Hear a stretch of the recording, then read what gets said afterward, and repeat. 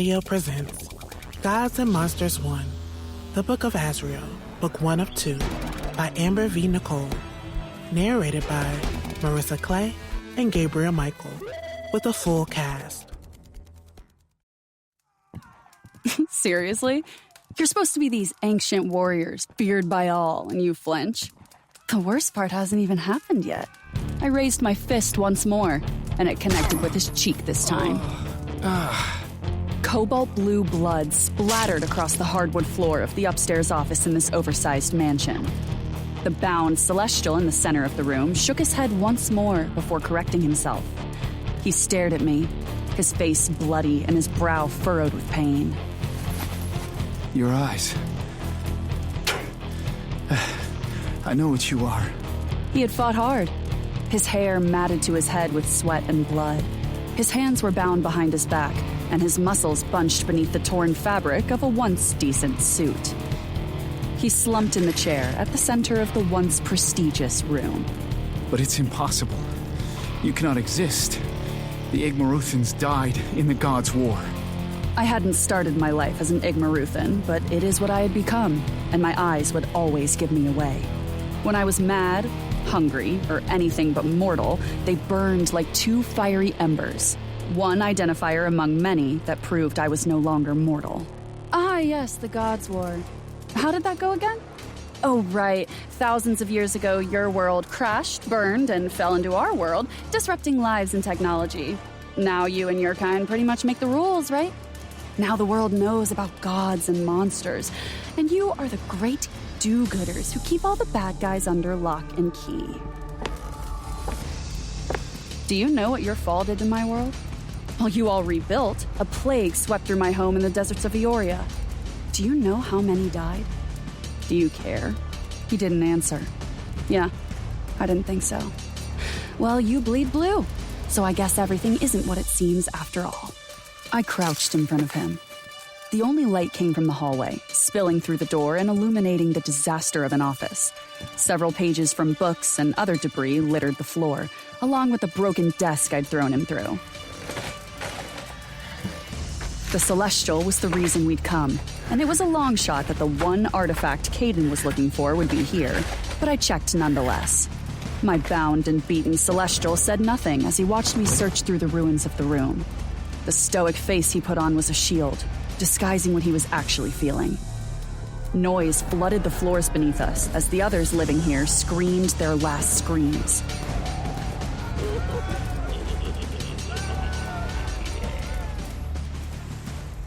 The Celestial's eyes flickered with rage as I walked back to him and placed my hands on his shoulders. In one fluid motion, I threw one leg over his lap and straddled him. He whipped his head toward me, a look of pure disgust and confusion edging into his features. Are you going to kill me? No, not yet. He tried to recoil, but I grabbed his chin, forcing him to face me. Don't worry, it's not going to hurt. I just need to make sure you are the one we're after. Bear with me. I need to concentrate for this to work. Blood trickled from one of the several gashes littering his face. I gripped his chin and angled his head before leaning forward to slide my tongue over the cut. I was then tossed out of this office and thrown into his memories between one heartbeat and the next. Blue light flashed across my subconscious as rooms I'd never been to appeared and disappeared. Laughter from a woman years older than him rang in my ears as she brought a tray of food into a small living room. She was his mother. Images converged, and I saw two gentlemen talking about sports and yelling in a crowded bar. My head throbbed as I probed deeper. The scene changed, and I was in a darkened room. Waves of golden brown hair danced around the edges of a woman's small frame. Her moans grew louder, and her back arched off the bed as she squeezed her breasts. Good for you, but not what I need. I closed my eyes tighter, trying to focus. I needed more. I was traveling the cobblestone streets of Ariel in a large vehicle with blacked-out windows. Sunlight darted behind the buildings, the shimmering yellows and golds enhancing the beauty of the scenery. People hurried along the sidewalks, and bicyclists wove through the traffic. Sunglasses shifted against the brim of my nose as I turned my head, looking at my companions.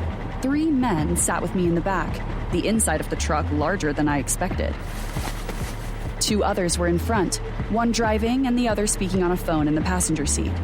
They were young, clean-shaven, and wearing the same fitted black clothes as the Celestial whose mind I was currently in. Have they heard anything else? My voice was no longer feminine, but his. No. His hair was swept to the side and held there with so much gel that I could smell it even in the blood dream.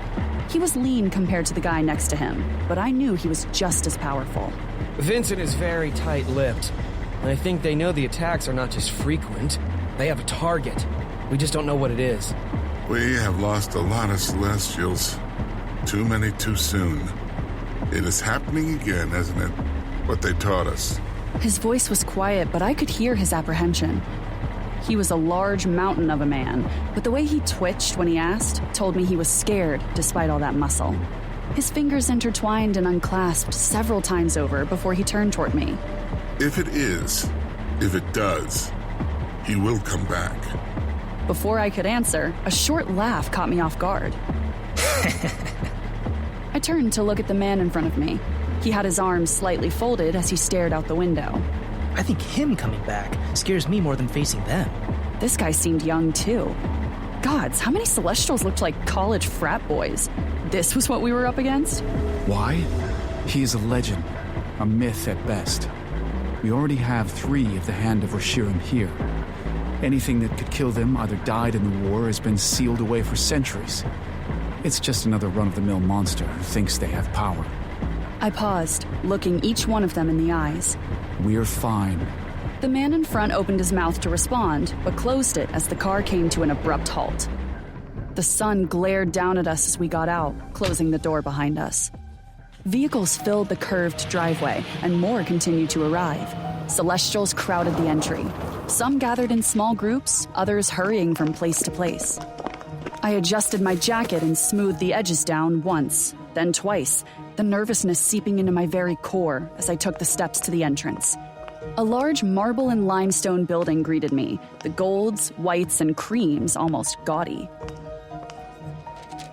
Several large domed wings swept out on either side, with large arched windows lining every floor. I saw people walking across the stone bridges that connected the various buildings. They all wore similar business clothing and carried folders and briefcases. As I watched, several people exited the building, talking and laughing. They headed down the street as if a fortress did not sit in the middle of the city. The city of Ariel. My vision blurred as I pulled myself from the memory. The beautiful streets of Ariel faded, and I was back in the wrecked and dimly lit office.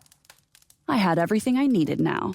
A small smile curved my lips as I turned his face toward me. See, I told you it wouldn't hurt. But this next part will. What did you see? A small thud sounded as he dropped something fleshy on the floor. He strode into the room, his presence almost as encompassing as my own. Everything we need. I stood from the chair and spun it around in one fluid motion. Peter faced Alistair. He is a Celestial. We have seen plenty of them, Diana. Blood stained his skin and clothing from the destruction he'd wreaked downstairs. His normally perfectly combed silver hair had a few strands out of place and was streaked with crimson. I saw Ariel. He was there. They spoke of Vincent, which means he works with the Hand. A grin, sharp and deadly, caressed his features. You're lying. I'm not. I've tasted it. This is Peter McBridge, 27, second-tier Celestial. His parents are retired, and he has no other connections to the mortal world. The fortress is in Ariel. His colleagues talked about us and what we've done so far. They spoke about the Hand of Reshiram and even mentioned Vincent. How did you see that? How can you know? I crouched and leaned in closer. Well, you see, Peter, every Igmaruthan has a little quirk. That was just one of mine. I patted Peter's face as he continued to look at us in horror before I met Alistair's gaze again. He gave me a slow, mischievous smile. If what you say is true, then Caden is going to be very, very happy. I found our way in. The rest is up to you. Now, Peter, do you want to see what Alistair can do?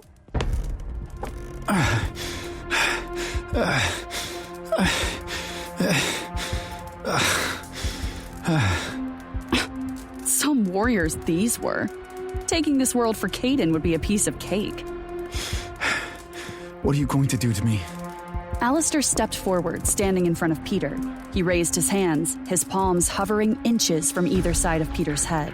Just relax. The more you struggle, the more it hurts. Alistair's eyes glowed the same blood red as mine as a black mist formed between his hands, connecting his palms. It rippled and danced between his fingers, passing through the Celestial's head. The screams were my least favorite part. They were always so loud. But I guess it was to be expected when someone was having their brain ripped apart and put back together again. Granted, Alistair had a few Celestials under his control, but none with a rank as high as this, and none that had been this close to that damned city. Caden would be happy for once. The screams abruptly stopped, and I raised my head. You always look away. I don't like it. I didn't mean for that to slip. Caden did not accept weakness, but I had been mortal before I'd given up my life. I had been mortal with mortal feelings, mortal views, and a mortal life. No matter how far I'd gone or what I'd done, my mortality sometimes snuck back in. Many would say it was a failing of my mortal heart. It was just another reason I had to be stronger, faster, meaner. There is a line you cross for survival. One I'd crossed centuries ago. After everything you've done, this disturbs you? It's annoying. Are we done? Depends. Did you happen to see anything about the book? Ah, yes, the book. The reason we were running all over, searching Onua. No, but if he can get close enough to the hand, then that's something. A start. Won't be good enough. I know. Just get on with it.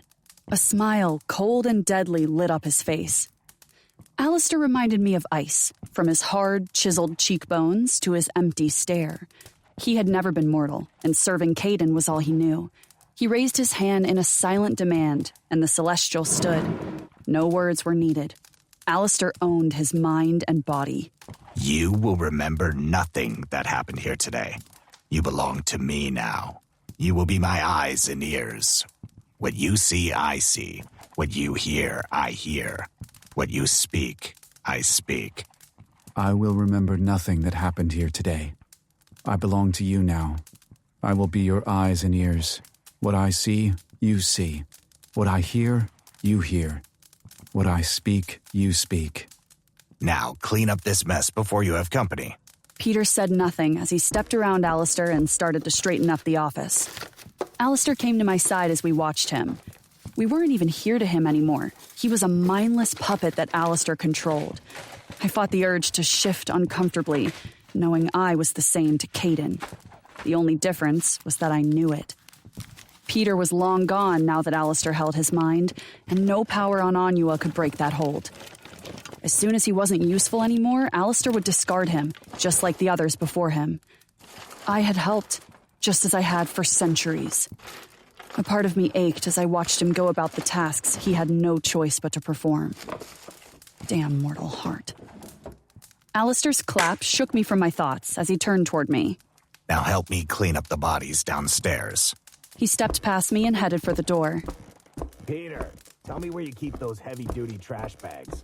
Kitchen, in the third cabinet on the bottom shelf. What are we going to do with them? The smile he threw over his shoulder was purely wicked. There are plenty of Igmaruthans at home who are probably starving. Shadows separated in waves around Alistair and me as we portaled home to Novus.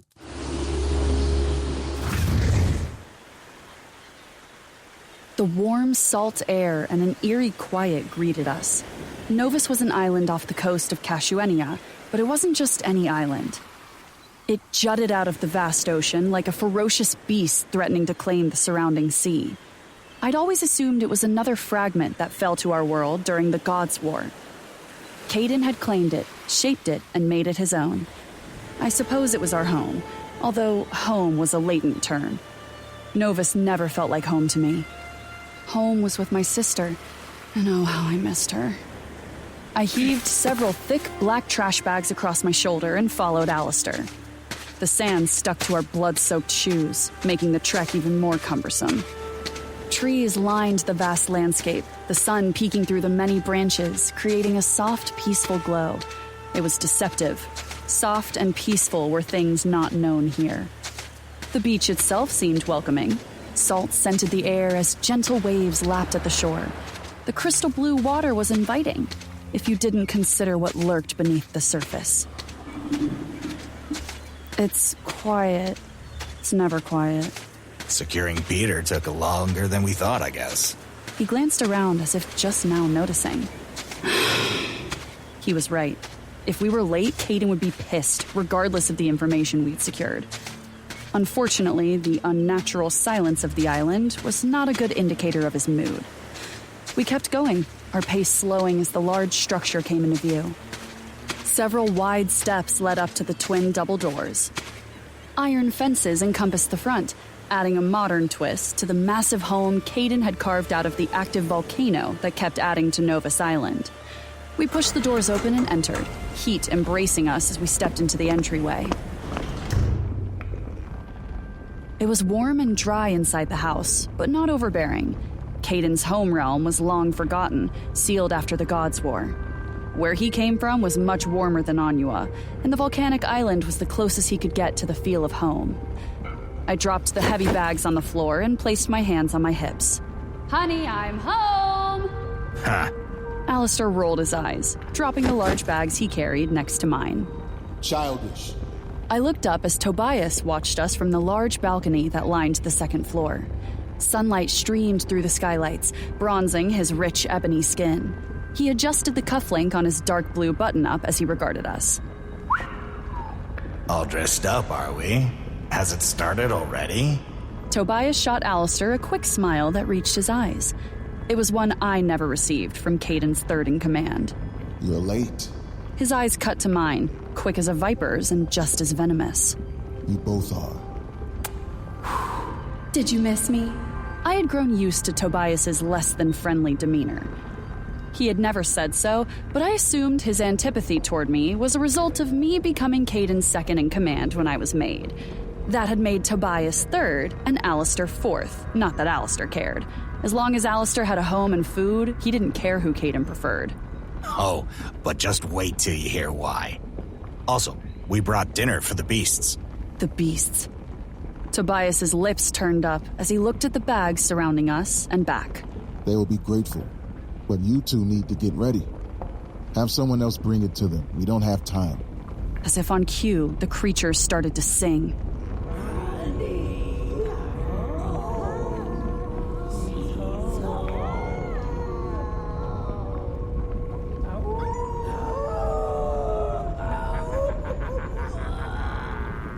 And my gaze dropped to the stone floor.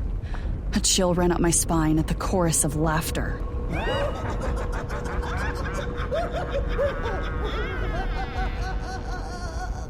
It always reminded me of hyenas, and it freaked me out.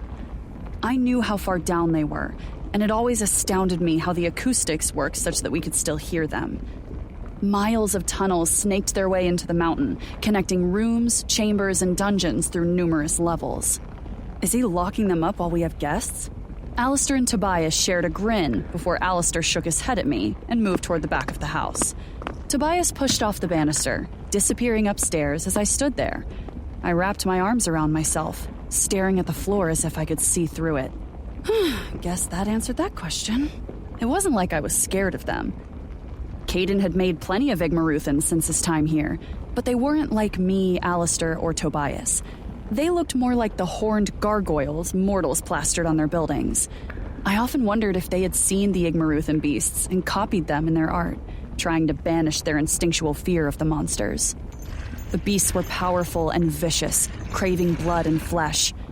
They could communicate, but saying they could talk was giving them too much credit. They could mimic, but their speech was limited. Footsteps came from the outer hall as a few of Caden's lackeys approached and stopped near me. I kicked the bag closest to me. Take these downstairs and make sure they eat. I have to get ready for a meeting with the who's who of the otherworld. I made my way down the winding obsidian staircase to Caden's main hall. I always referred to it as his ego feeder. It screamed megalomaniac, from the tapestries to the extravagant furniture. Voices filled the hallway as lights flickered against the stone walls. I picked up my pace, smoothing the edges of the sleek black dress I'd thrown on. I had known I was going to be late, but I'd had to take the time to wash the blood off of me. The voices grew louder as I got closer. Fuck, it sounded like a full house. 2 more of Caden's lackeys stood outside the double doors of the meeting hall. They wore suits I knew they couldn't afford, but were a part of their uniform for tonight. Caden had promised eternal life to those that pleased him and bent to his will, but I knew they would likely be reduced to mindless beasts rather than end up as Alistair, Tobias, or I. They bowed as I drew near, and I swallowed a breath to calm my nerves. Without breaking stride, I donned the face of the bloodthirsty queen. It was who they were expecting, who they feared, and rightly so. She had earned her reputation over the centuries. Voices died as soon as I stepped over the threshold and entered the massive meeting hall. There were way more otherworld creatures here than I had expected. Double fuck. The dark waves of my hair draped over my shoulders and back as I held my head high. I strode toward the long obsidian table that dominated the room. It was lined with chairs formed of the same sharp stone that made up this volcanic cavern. Tall cauldrons stood against the walls, each of them holding a small flame. Eyes bore into every inch of me, but the ones that made me hesitate were the ones that burned crimson. Caden. My maker. My lover. And the only reason my sister lived. She was why I did every single thing he asked. Caden stood at the helm of the table, his hands behind his back. His eyes met mine for a split second. He was gorgeous, the tan and white suit contrasting beautifully with his ebony skin. But only the ignorant would not see the monster that lay in wait beneath his handsome demeanor. I heard footsteps behind me. Good. I wasn't the last to arrive. I took my place at Caden's right as the remainder of the attendees entered. Caden did not speak or greet me, not that I expected him to. No, his focus stayed on who was coming and who hadn't shown. Murmurs and whispers slowly died as everyone filed in. They stood, waiting for Caden to sit before they would dare. Tobias stood on Caden's left, dressed in a dark blue button-up dress shirt and dark pants. He twirled the silver chain around his neck between his fingers as he surveyed the room. He was always keen and always watching. Alistair stood near him, no longer bloody, wearing a white button-up shirt and dress pants. They were both deadly and had earned their places as Caden's generals. I watched as Alistair leaned over to Tobias. The vampires sent a second. Neither he nor his brother showed. I looked at where the king of the vampires would normally sit and saw that Alistair was right. The area where Ethan and his people would have been was occupied by 4 lower members. Triple fuck. Tobias nodded, dropping his chain and looking toward Caden. Caden's nostrils flared, the only indicator of his anger. To the right of the table stood the Habrick Coven. At least 10 male and female witches were in attendance, all arranged perfectly around their leader, Santiago. His hair had so much gel in it that my nose burned. His suit fit tighter than the black dress I wore, and that was saying something. He met my gaze and smiled slowly, as if he'd caught me admiring him. His eyes roamed over me like they always did, and it made my stomach lurch. With his good looks, he assumed that no woman could resist him. He was wrong, and he had learned that over the last few years in his many failed attempts to get into my pants. I shook my head and turned back to face the room. Even with the number of otherworld creatures that had showed, I felt it still wasn't enough for Caden. He was their king, the king of all kings, and he wanted his due. As if he'd read my mind, he turned toward me and adjusted his suit jacket before giving me a regal nod. Showtime. I raised my hands, summoning the power he'd given me. Fire erupted in my palms, circling and dancing playfully. I tossed the balls of energy toward each torch. Flames grew, illuminating the room and casting shadows in the far corners as a hush came over all those present. Caden sat, and I lowered the flames to a dull, pulsating dance. One by one, the clans, covens, and their leaders sat. Caden's eyes swept the room as he drummed his fingers against the table in a steady beat. No one said anything. Not a word. I will say I am happy with those who made it. To some, Caden sounded calm and collected. All I heard was rage. Santiago, your coven is as lovely as ever. Caden nodded toward him as the witches held his gaze, proud and powerful. I admired them, even if I hated their leader. The Dream Eaters?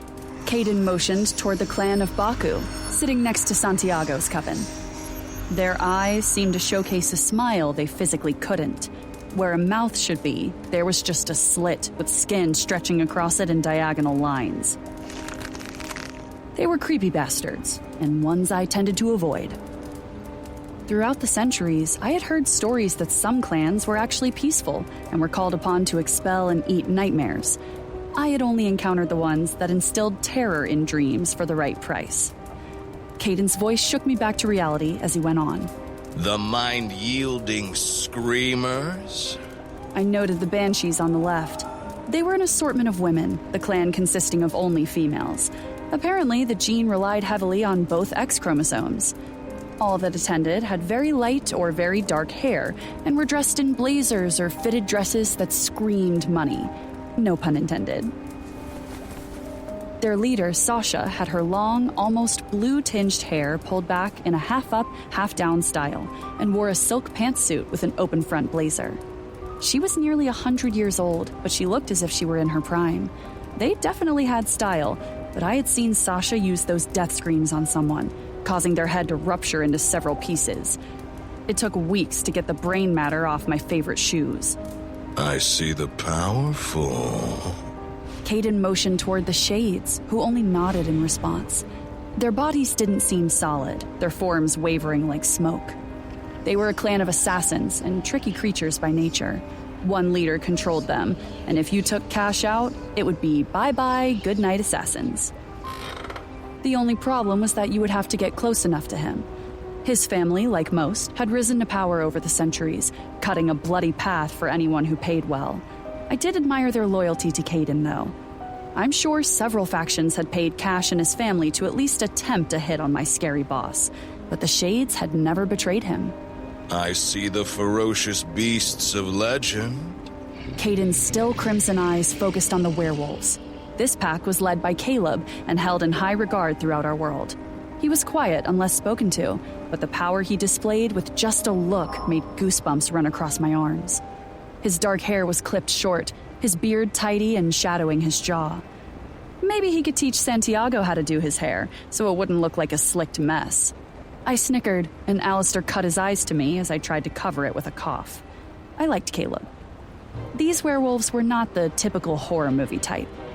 Their wolf forms were more wolf, but their size alone would scare anyone, mortal or not. The males tended to be a little more stout than the females of their pack, but the females were more vicious. Caleb kept his family to themselves, but they came every time Caden called. They were elusive and secretive, preferring to stay out of politics as much as possible, but they were all here. I mean, even the Mortal Council show. Caden gave Elijah and his group a slight nod. Elijah was middle-aged, with a distinguished smattering of gray at his temples. He adjusted his suit as if he were important in a room full of monsters. Caden had helped the politician rise through the ranks, gaining a great informant and an even better source of money laundering. The crimson fire in Caden's eyes flared as he focused on the 3 sitting vampires. And yet, only a handful of the Bloodstealers show. Everyone tensed, the quiet athrum against my senses as Caden's fingers stopped drumming against the table. Where is your king? It was a loaded question, and one I knew had no correct answer. One man stood, straightening his tie and suit jacket. Mr. Vanderkai was unable to make it and sends his deepest apologies. Others have been testing his current rule, and he is dealing with that at the moment. Caden leaned back in his chair, folding his hands in front of him as he stared at the vampire. It was quiet for what felt like ages. The man shifted from one foot to the other, and if vampires could sweat, I knew he would be. He seems to have a lot of those problems lately. When was the last time he showed? It's been a while, my liege. Months. Months. Yes. But the prince has taken his place at the last few meetings. Yes, the brother. And where is he? He couldn't make it. Both wanted to be here, I assure you, but they really needed a strong hand to deal with some of the issues we are currently experiencing. I get that. The tension subsided for some of those around the table, but not for me, and not for anyone who really knew him. It's hard keeping balance, especially among others during times like these. When compared to what we once were, what the world once was, our numbers are small in the grand scheme of things. Threats loom and anxiety and fear get the better of us. That's why, above all else, we have to stick together. The tapping stopped as he leaned forward. You know what I mean? The vampire nodded once. Yes, I agree. Lie. Caden smiled slowly, a pure white, menacing gleam. He slammed his hand onto the table, and the room shook. The doors at the entrance slammed shut, trapping all of us. The table split in half, separating and pushing everyone to the sides as blistering thick steam billowed into the room. No one jumped or moved, staying in their seats. If they felt fear, they didn't show it. They knew what was coming, and the one thing Caden hated more than anything was weakness. Caden stood, a king before his pit, because that's exactly what it was, a hollow, echoing pit. I swallowed the lump growing in my throat as I watched, keeping my hands folded in the center of my lap. I could see Tobias and Alistair with shit-eating grins lighting up their faces. The temperature increased, molten lava swirling in the hole at the center of the room. Smoke curled upward as hot volcanic bubbles popped on its surface. Go ahead. Get in. Caden waved the vampires toward the pit. You're insane! The female vampire scanned the room, looking for another exit. The other creatures made no move to help. They knew Caden's wrath wasn't for them, and they didn't want it turned their way.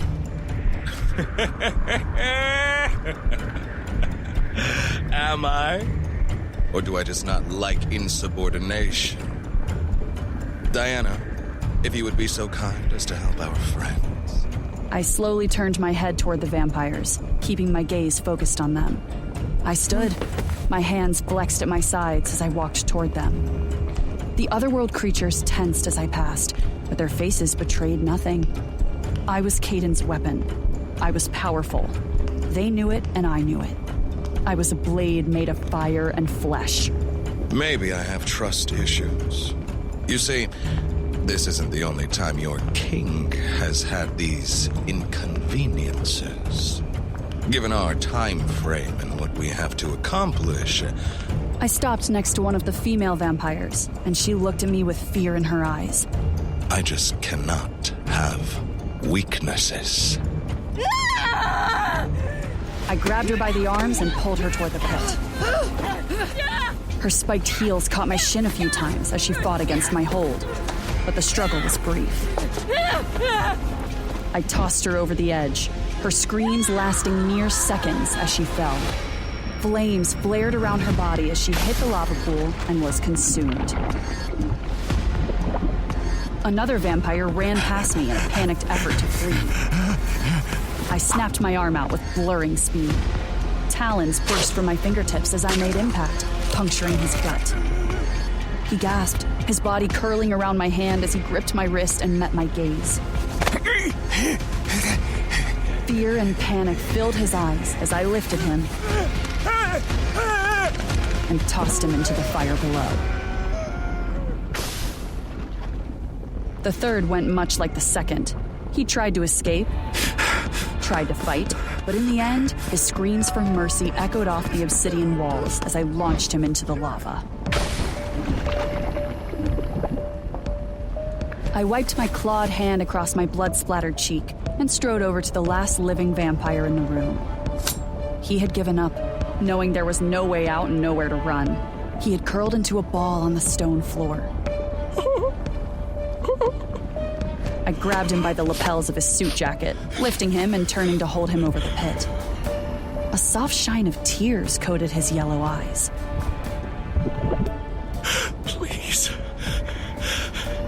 have a family. The word echoed in my mind. Family. And I felt my canines retract. The bloodlust nipped at my heels, begging me to succumb, to let my beast off the chain. You know you want to. Just one more. Burn him. Family. Do it. Unleash me. Family. The word was like a pulse, reminding me that this wasn't me. Each beat of my heart was for her, and remembering that she existed brought me back from the edge of madness. Family. This time, the word was wrapped in the sound of my sister's laughter. And with it came the memory. Gabby shook her head, laughing at me, as I tried and failed to land a piece of popcorn in her mouth. You have terrible aim for a super being. She threw a handful at me. I kicked my foot out, hitting her softly on the leg. Hey, I'm the trained killer here. Please? You cried at the end of The Locket. That was a sad movie. It had a sad ending. You just pick terrible movies. We laughed about that dumb movie for hours. We sat on the overpriced couch I'd bought her as a graduation gift and made a complete mess of the apartment she loved so much. Her graduation was months ago, and I hadn't seen her since.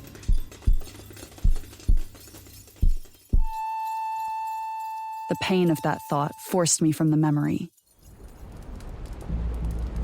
I blinked a few times at the vampire I held suspended over the void as the world came back into focus. Family. Beyond the hazy smoke, I met the twin red flames of Caden's eyes. The message was unspoken, but still clear. Don't hesitate. Don't think. Just finish it. Because if he sensed weakness in me, he would take her too. Without breaking eye contact with Caden, I retracted my claws from the vampire's neck and opened my hand.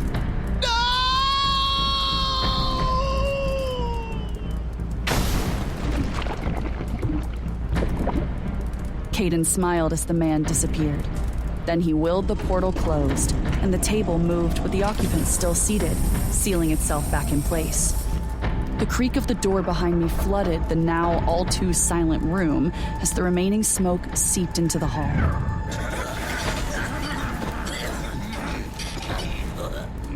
I looked at the crimson stain that decorated my knuckles and nails before dropping my hands to my sides. I held my head high, my feet moving before my brain registered what I was doing as I walked back to Caden's side. Alistair and Tobias were watching me, assessing me, but I was careful not to show my disgust at being covered in gore. I stood facing forward, my hands clasped in front of me. No weakness. Ever. Now that you've taken care of that, why have you called us here? Cash, the leader of the Shades, adjusted his suit. Simple. I have word of the Book of Azrael. Several gasps and whispers filled the room as Caden finally sat. Impossible. There was a moment of silence, and then everyone began talking at once. All agreeing with the Baku, arguing that the book was nothing more than a myth. The sound of so many raised voices was overwhelming in the stone hall. The werewolves were the only ones not speaking. They just sat, watching and listening. It didn't surprise me that the mortal politician, Elijah, was heard over the rest. Even if this text is found, it's been thousands of years since the Gods' War. How would we read it? Read it? If it's even real, you know what it brings with it. Silence fell as they all looked at Caden. The world ender. Everyone turned to look at Sasha and her sisters. The Banshees had been quiet since this started, almost as quiet as the werewolves. Sasha's eyes glazed over as if she were lost in thought. It wasn't until someone tapped her on the shoulder that she realized she'd spoken aloud. Her long blue hair shook with her head as she straightened her white suit coat and cleared her throat. Ah, yes. The fabled world ender. The legend. The son of Unir. Wielder of the Blade of Oblivion. And where is he? No one spoke. Exactly. He hasn't been seen or heard from since their homeworld, Reshiram, blew up. Destruction that was caused by him, correct? Isn't that how the story goes? He's the boogeyman of the other world? Tales to keep you all in line. They aren't stories. They are true. The other world itself is outside of our reach because of him. Because of them. The witches with him nodded, staying close. Their eyes were fixated on us, waiting for us to strike or make a move against them, for Santiago speaking out of turn. Celestials still walk this plane. The Hand still walks this plane. And if the Hand still exists, then it has a body, a head. The World Ender is that head. And heads can be severed. Silence fell once more, the words sinking in. I smelled it before the rest did. Fear. My life and time in Caden's world had not been as long as most, but to see how they feared this world ender more than Caden spoke volumes. I get it. You all fear him. But he is not what you think he is, even if he lives. He has not been seen for centuries. Pay no attention to the fables others have built in his image. If he was as strong and skilled as they say, where is he? I have destroyed hundreds of his kind, yet he does not show. He is a coward, weak, damaged. This world ender is not a god like the ones before him. He has no real power, but we do. They tell you their lies, trying to shove them down your throats. They want to bend you to their will. Once I have that book, we will rule, all of us. No longer bound to the shadows or repressed by those who deem us unworthy and less than. Change happened the minute they spilled their own blood in their own world. And now... He stood and leaned forward, his hands splayed against the table. He met the gaze of each leader, and only a few of them shifted in their seats. Now it's time to take back what is ours, what was stolen from us. We had no choice before they sealed the realms. None. How many of your people are behind those doors, Or yours? Or yours?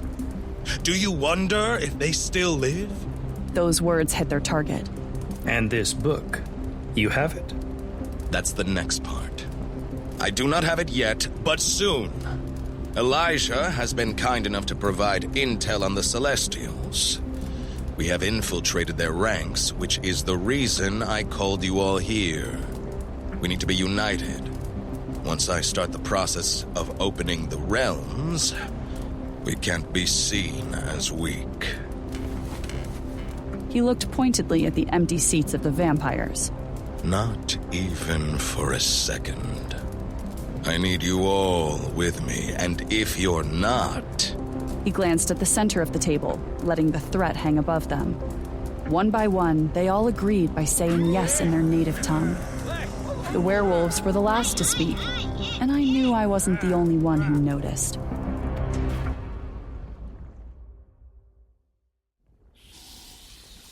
The water ran brown in the obsidian sink as I washed the gore from first my face, then my hands.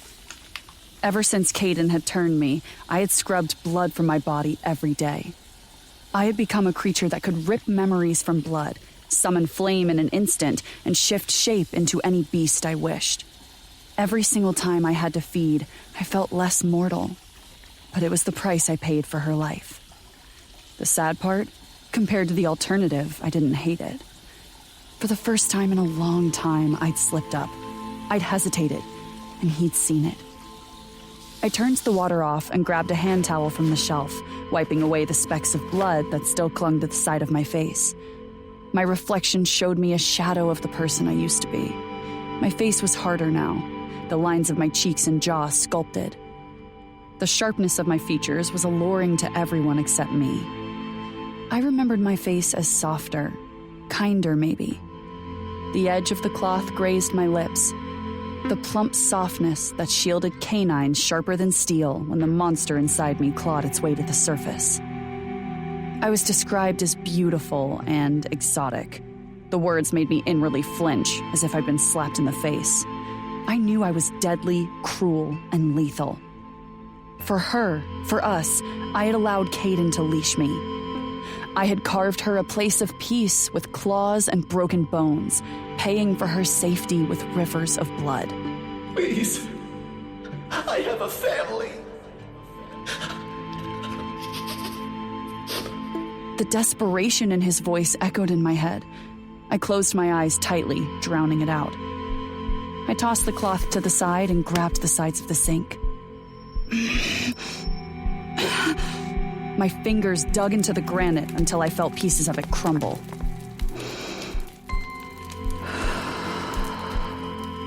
Were they not the same words I'd whispered that night years ago? I'd lain on the floor, holding her hand, as the cold feel of death had gripped her skin.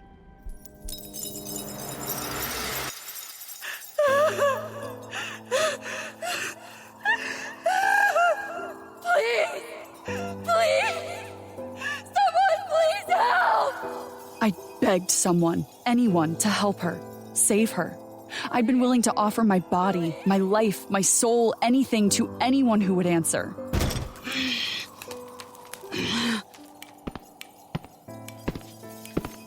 Everything okay?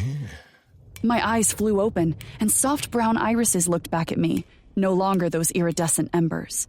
I stared at Caden through the mirror as he leaned against the bathroom door, seeming to take up more than his fair share of space. He was taller than me, which was saying something, because I was well over average height for most women. I wasn't a cute, petite little thing like every movie or book craves. I was lacking in the breast department, but made up for it in my hips. They were the only curvy part of me. I was lean, with strong, supple muscles, a fighter in every sense of the word. After my turning, I'd trained every day with Alistair, Tobias, and even Caden. I'd been beaten until I passed out more times than not. It had taken years before I'd learned to hold my own. Caden wanted warriors, and I'd soon learned why. He stood with his arms folded and a look of intrigue on his face. It wasn't the look of worry, like normal people would understand. I knew he didn't care about my well-being, only that I was still in line, still obedient. I'm fine. Just a little tired. His eyes narrowed slightly. I want to go see my sister. He pushed off the doorframe as his lips turned down in a small frown. Not now. I'd known he would say that. It had been months since I'd seen Gabby, and I missed her. He used her as bait. Do what he asked, and I would be rewarded with visits. Even as they became fewer and farther between. Remember that I love you. She had said those words just before we'd hung up the last time I'd spoken to her on the phone. Damn, I couldn't even remember when that was. It seemed her voice flooded my head often these last few weeks, keeping me grounded, and more importantly, keeping me mortal. Caden's footsteps were light as he came up behind me. I watched his reflection move closer. He stopped a few inches away from me, his chin resting above my head. He gathered the strands of hair from around my face, gently pulling them back. His fingers slid through the silky mass as if he enjoyed the sensation, his gaze holding mine captive in the mirror. You hesitated. He knew. His right hand slid down my hair once more before reaching the ends and drifting over my bare back. Something you want to tell me? Not for the reasons you think. I kept my eyes on him through the mirror, refusing to look away. Just like with an animal in the wild, if you took your eyes off your prey for a second, it was over. He traced my spine, stopping at my lower back. His fingers dipped beneath the thin seam of my dress, and I shivered against him, still not breaking eye contact. A small smile softened the curve of his lips before he dipped his head toward my neck. You're so beautiful. His words danced across my skin, his breath quickening the pulse thrumming beneath his mouth. His tongue flicked against my skin, sending another shudder through me as his hand moved higher to cup my breast. He teased his thumb across my nipple, slowly, deliberately dragging a soft moan from me. I leaned back against him, rocking my hips, feeling the hard length of him pressed against my ass. His lips trailed from my neck to my jaw, leaving a blistering trail. You belong to me. You are mine in every way. Do you understand? I nodded and let my head fall back against his shoulder, allowing him better access. The thin line between pleasure and pain always elicited a response from me, and he knew it.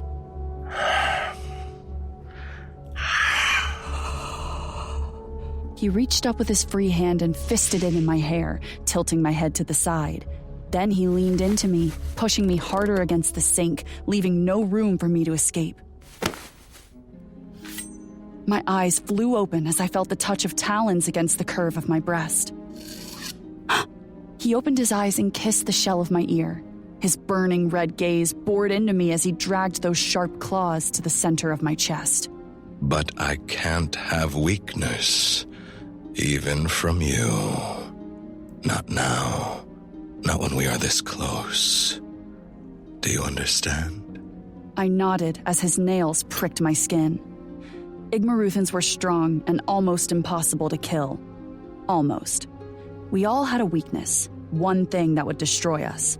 The trick was trying to figure it out before we ripped you to pieces.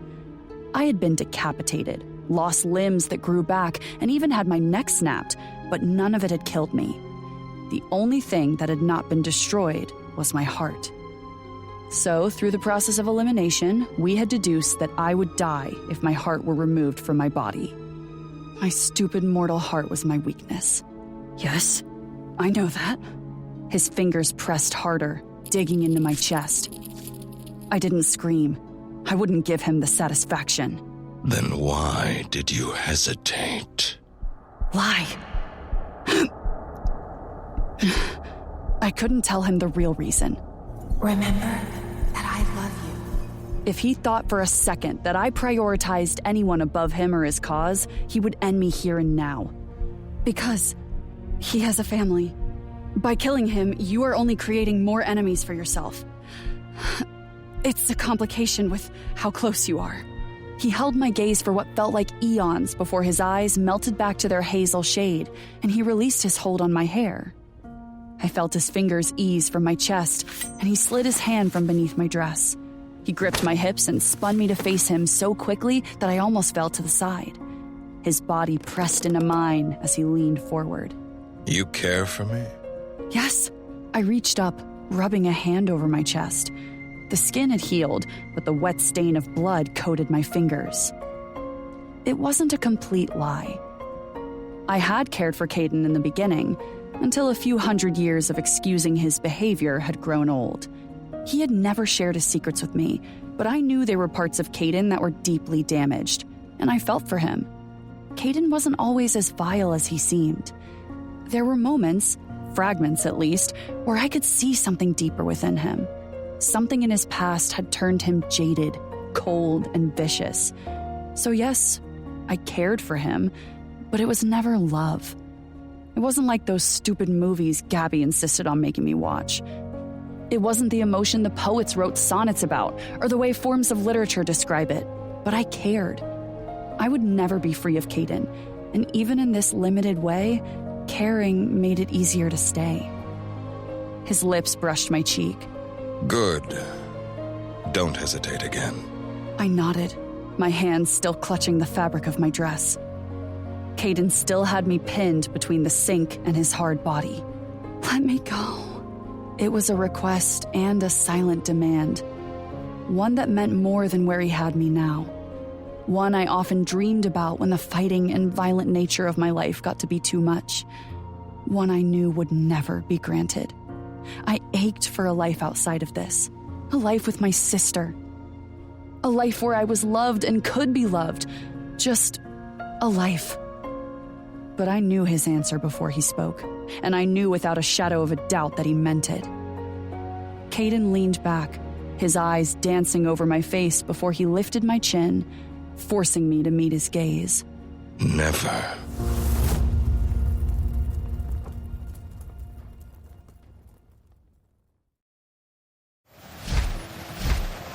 I flew through the crisp night air, high above the clouds, above civilization, above it all.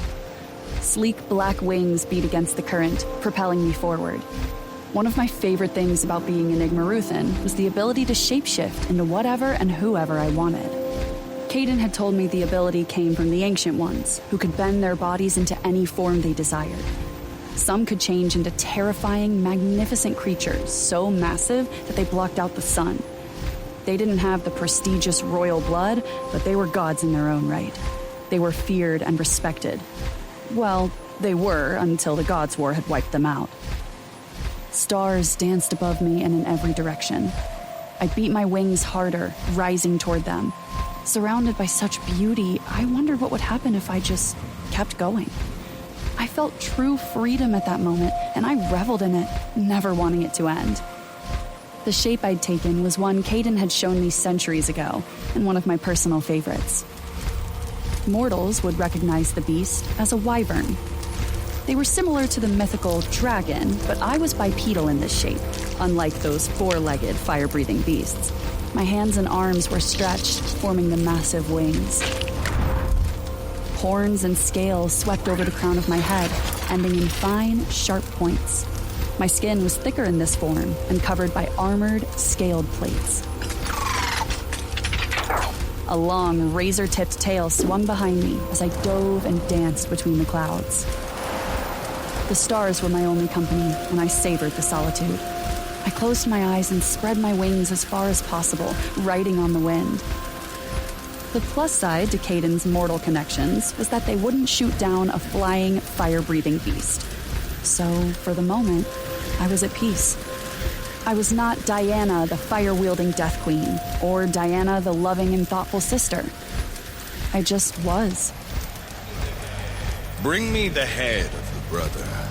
Reality intruded as Caden's voice echoed through my subconscious, the memory of the night before playing like a movie behind my closed eyelids.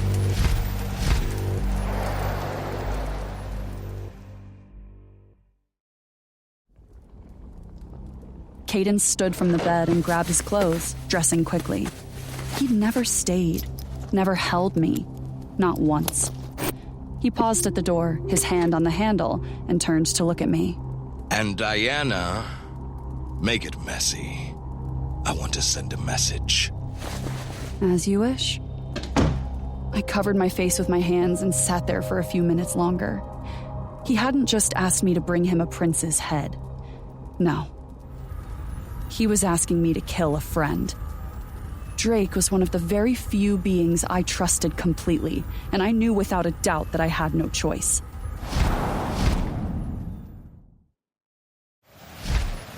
My eyes snapped open, and I concentrated on propelling my streamlined body faster through the night sky.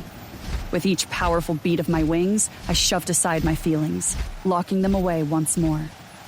I smelled the seawater from the Namir Sea before I saw it. Music and the sounds of a vibrant city soon filled my ears, telling me I was close. Tyrion was a beautiful city in the heart of Zoral and currently owned by the Vampire King. Actually, the entire continent of Zoral was owned by Ethan Vanderkai, Vampire King, and the sixth son of the royal bloodline. Every vampire that spawned from the eastern to the western hemisphere was under his rule, but he wasn't the one I was looking for tonight. No, I was here for his brother, the Prince of Night, Drake Vanderkai. Caden had introduced me to many beings through the centuries, and there were very few I would call friends. But Drake was different. I did consider us friends. His family had worked closely with Caden for years. They had their hands in almost everything, so they often knew how to obtain the artifacts and items Caden sought. That was the main reason Caden was so angry. He wanted that book, and he knew they would be a great source of help in finding it, but then they had stopped showing up to the meetings. At first, Ethan had sent Drake in his place. I hadn't minded. It was nice to have someone to talk to, laugh with, and not be on guard with all the fucking time. But then Drake had stopped coming, and this last time was enough for Caden. He wanted blood, and what Caden wanted, I provided. I knew it was another test of my resolve. When I had hesitated in front of Caden, his paranoid brain assumed I was slipping. I had to show him I wasn't, regardless of my friendship with Drake. I couldn't risk my reputation and position. If either were called into question, I risked her. That was unacceptable, so I would prove my loyalty, starting with Drake. I dove beneath the clouds, focusing on the valley below. Multicolored lights were scattered over the land, mirroring the stars above. People were out enjoying the night, and the sounds of voices, car horns honking, and music floated to me on the balmy air. Bright white beams of lights were beacons, calling all who were willing to the inner city. There was a party tonight, like all nights, and I was headed into the heart of it. The ocean danced off to my left, gentle waves lapping at the shore as I soared above the mountains. I glided around a neighboring cliff before pulling my wings back slowly, beating them against the air to slow my descent. The music drowned out any noise they made, and the mortals were too drunk and preoccupied to notice me. Black smoke curled around me as I shifted shape in midair and dropped to the street. I landed in a crouch, several people jumping out of the way. Oh, what the hell? Watch it! Spilled my damn drink.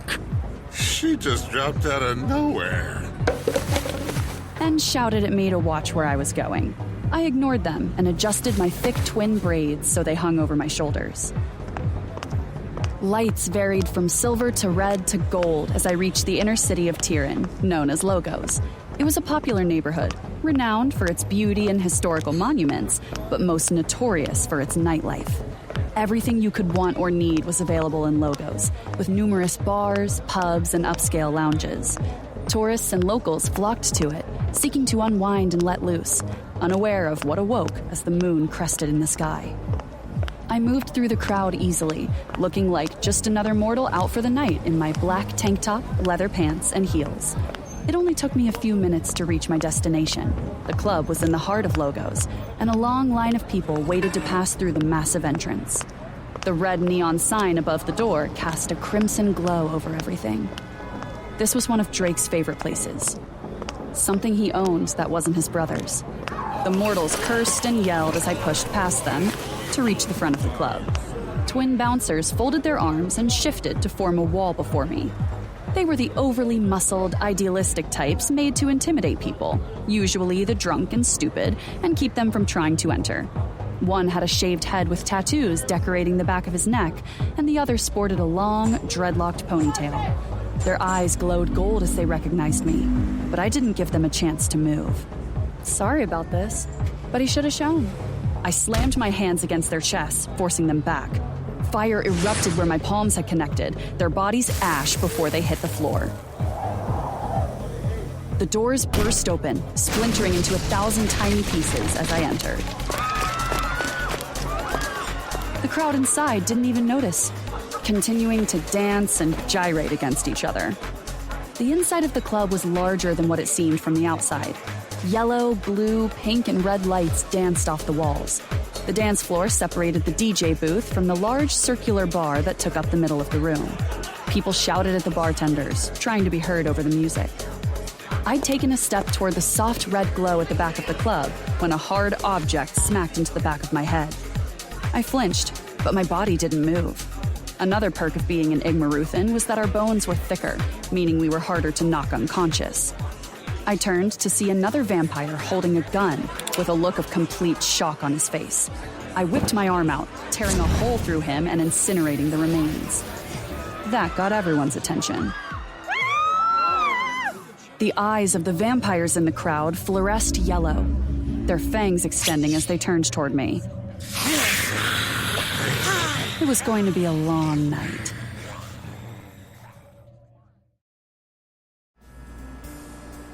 My blood-soaked shoes squeaked as I walked up the stairs. I was covered in ash, blood, and probably more than one being's visceral organs. I stopped short at the top of the stairs, scanning the large lounge. There were multiple black sofas against the back wall, with matching chairs and small tables placed around the area.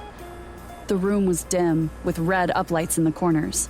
There was a smaller bar up here, but it only served the type of drinks the otherworld creatures craved. It was empty, except for the one person I was here for. Vampire royalty always made my skin crawl. Their power dated so far back that my senses weren't sure what to make of it. Only 4 vampire families had enough power to inherit the throne, and 1 had turned to dust before I was created. The remaining 3 hated each other and had fought savagely for a chance to rule. The Vanderkais won and had been in power for a while now. Their victory had been due in large part to Caden, but that didn't mean they were his lackeys. The older they got, the more powerful they became, and power was all I felt from the back area of the lounge. I strode toward the source, stopping to lean against the end of the crescent bar as our gazes met. His golden eyes bored into mine, but neither of us spoke. I swiped my arm across my forehead, but only managed to smear more gore across my face. He took a deep pull on his cigar, the red ember at the tip flaring. He was lounging on one of the large sofas with one arm draped across the back. He looked as if he didn't have a care in the world and wasn't bothered by the carnage I'd inflicted downstairs. Another pull on the cigar lit up the side of his face.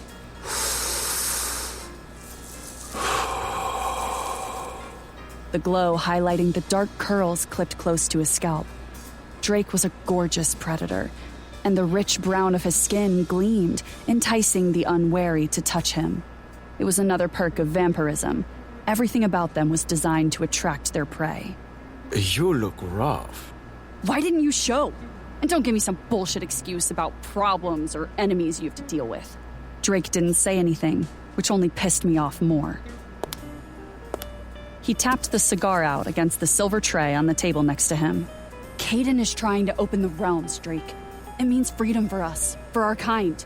No more worrying about the Celestials or the Hand. Why are you and Ethan suddenly so against that?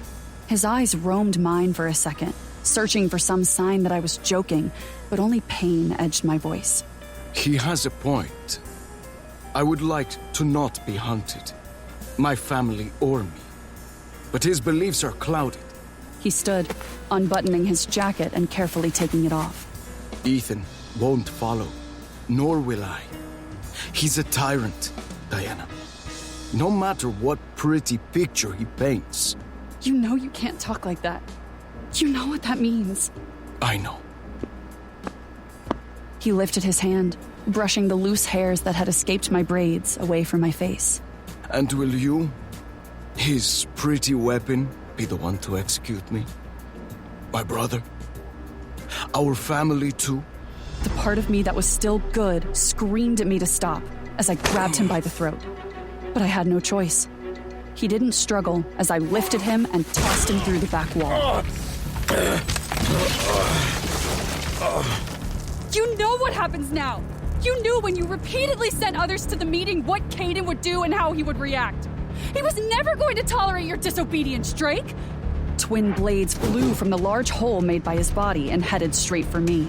I slapped one out of the air, and the other whizzed by my head. But they weren't meant to kill, only to distract. He tackled me to the floor.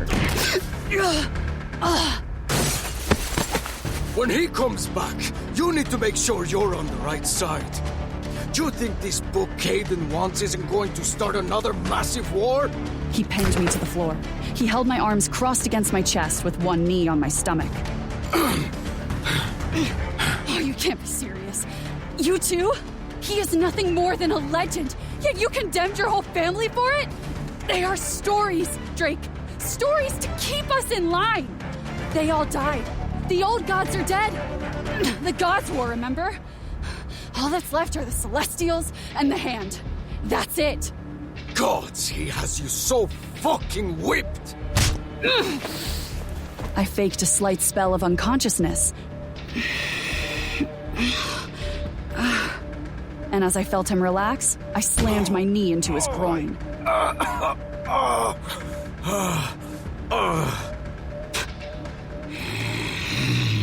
He lurched forward, and I freed my arms, tossing him off of me.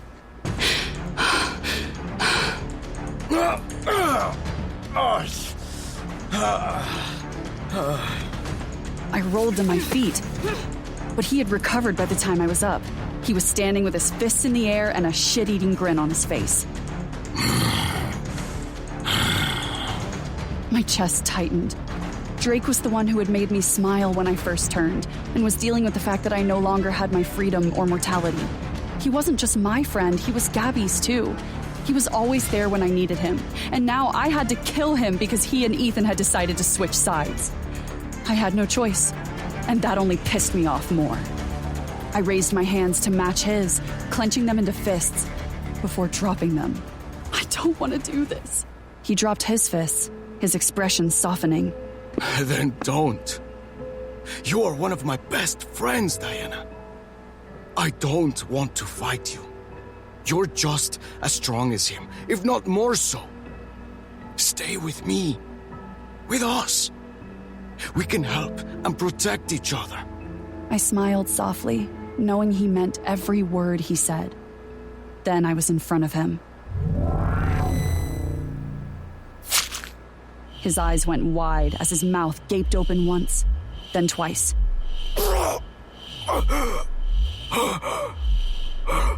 He looked down at my fist lodged in his chest. My hand curled around his heart and I felt it beat. His life was in my palm. I said I didn't want to. Not that I wouldn't. He smiled at me as his hands touched my wrist. Better to die by what you think is right than to live under a lie.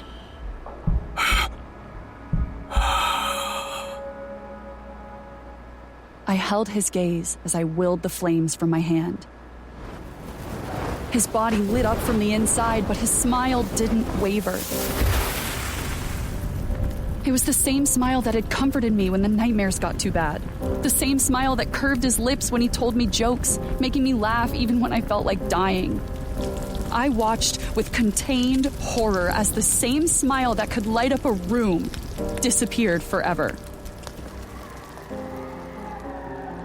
I stood there for I don't know how long, my hands still outstretched and full of what remained of my friend's heart. I felt the vibration against my hip and shook myself from my daze. I wiped my hands on my jeans and pulled the phone from my pocket. You can go see your sister now. I scanned the ruin of the room, my gaze catching on the camera mounted high on the wall. Caden had seen everything. I nodded once toward it and hung up the phone before disappearing from the wreckage.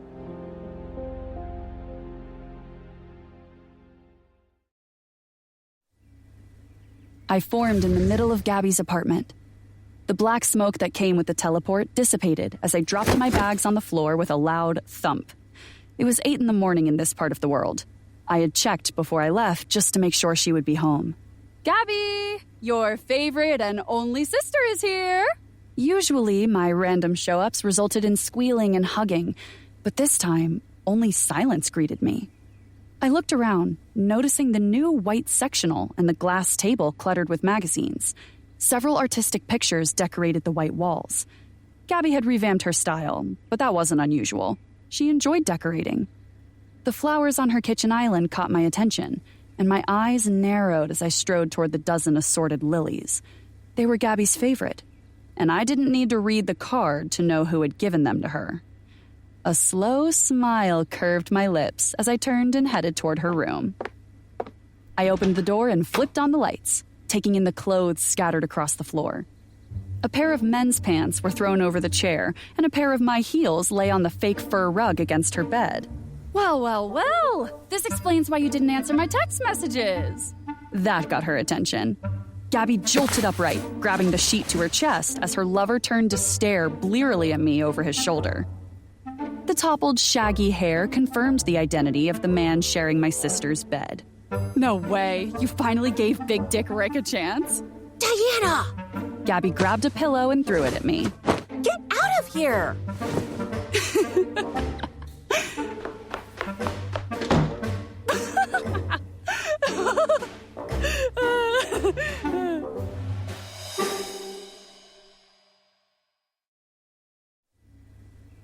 Plaques. There were so many plaques. I stood in the living room, staring at the degrees Gabby had earned from the University of Vale. She had a life now, and I couldn't be happier. She had graduated with the highest degree she could get in healthcare. Gabby had always loved helping people, just like our mother. She was the light and hope in the family, whereas I was the darkness and destruction. The door to Gabby's room opened, and she stepped out, followed closely by Rick. Seeing her happy made everything I'd suffered and endured worth it. Rick whispered to her as they came down the hallway. And she sent him a flirtatious wink over her shoulder. Gabby wore a blue robe belted tightly around her small frame, her hair still a slightly tangled mess. Nice to see you again, Diana. Rick Everdeen. The resident doctor had been after my sister since she moved to Sunny Vale a few years ago. I had met him a handful of times when I visited Gabby at work. My visits had become few and far between, and my heart ached at that fact. How much of her life had I missed this time? Rick, how long has it been? You look well? I let the last part linger, my gaze not leaving his. His scent changed, and I knew he feared me. His primitive mortal instincts were alerting him to danger, although he didn't know why. A few months at least. Gabby shook her head at the exchange, familiar with my overbearing ways by now. She gently grabbed his arm and ushered him to the door. You're going to be late for work. I watched them smile at each other as if nothing else mattered. His expression was lit with love and joy as he stepped out. I'll call you later. A dull ache formed in my chest, and I looked away as my throat tightened. I longed to have even the simplest form of that, but I'd given up any chance of normalcy eons ago. I had given it up when I traded a life for a life. Gabby's happy squeal pulled me from those dark memories. Ah! She ran to me and practically tackled me in a hug. Oh my God, Dee. I missed you so much. I missed you too. I returned her hug tightly. It was nice being embraced and not worrying about my heart getting ripped out. She pulled back, her eyes shining as she smiled. How long can you stay this time? It was the unspoken truth of my visits. I stayed as long as Caden allowed.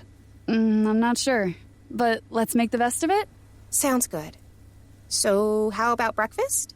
I nodded and gave her a bright smile. Gabby turned and walked into the kitchen. I followed and jumped up on the nearest bar stool at the long island. She reached into the fridge, pulling out an assortment of items before turning toward the coffee pot. I placed my hand under my chin as she stood on her tiptoes to take down 2 mugs. I like the white and brown theme you have for the place. The kitchen looks amazing. Thanks. It's actually new. Rick liked the marble finish, even though I told him I didn't need an upgrade. My eyebrow ticked upward as I leaned across the counter, baiting her. Oh, so now he buys you things for your apartment? Well, he has been staying here lately. What? You didn't tell me? You're not the easiest person to reach. A pang tightened my chest, stealing the excitement from me. I sank back into my chair and fumbled with my fingers. Gabby looked at me, catching the sudden shift in my mood. It hasn't been a long time. Rick and me. We had a few dates, and then he slowly just started staying over. I forced a smile, meeting her gaze as she prepared breakfast. I am happy for you. It's just the last time we talked, you guys were still playing the whole we don't like each other game. Dee, it's been months since you visited. Things change. Those months that Caden had me and the others searching for that book he was obsessed with. It had been months since I had been allowed to spend time with the only person in the world who loved me. Months. The word hung in the air a moment longer before I shook my head. Well, it's good to know that he's not just sending flowers to get in your pants. Gabby just gave me a small smile and shook her head. She knew me too well. She knew I used jokes and humor when my feelings got too real. You know, Dee, men sometimes do nice things just because they like you. It doesn't have to be about sex. She turned and held the spatula to her chest and mockingly placed the back of her free hand to her forehead. Even flowers! I wouldn't know. The words left my lips before I realized what I was saying. I hated when Gabby worried about me, and I knew that comment alone would piss her off. Her shoulders sagged. She didn't say anything, but I felt her anger. Gabby. I hate him. I stood and went to the fridge, pulling out the bacon. I know, but you don't have to like him. Regardless, he is the reason I still have you. I'm here because you gave up your life for mine. Which I couldn't have done without him. I hate that he holds it over your head. That you have to do everything he says because of me. I spun her to face me. My hands were firm on her shoulders as I held her gaze. I don't regret it. Never have and never will. I knew the price when I asked, and I would rather answer his every call like a dog on a leash than lose you. I know. I just worry about you. What have you been doing this entire time? Where have you been? Honestly, everywhere. Caden thinks he's getting close to finding the Book of Azrael. What? As in, the book? The one he's been looking for forever? Yep. But at this point, I don't think it's real. I mean, how could it be if he hasn't found it already?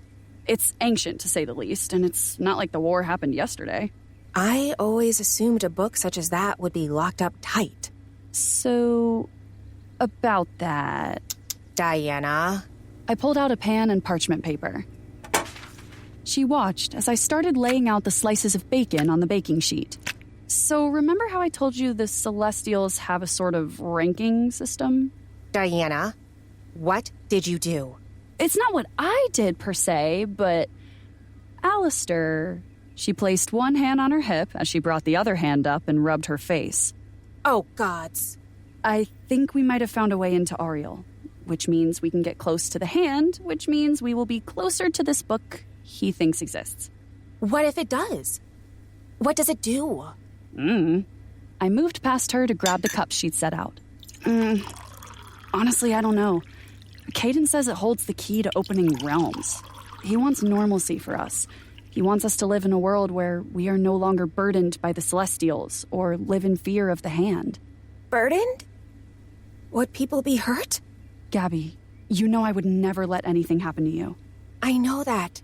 But what about everyone else, Dee? If this book supposedly creates normalcy for him and his kind... Our kind.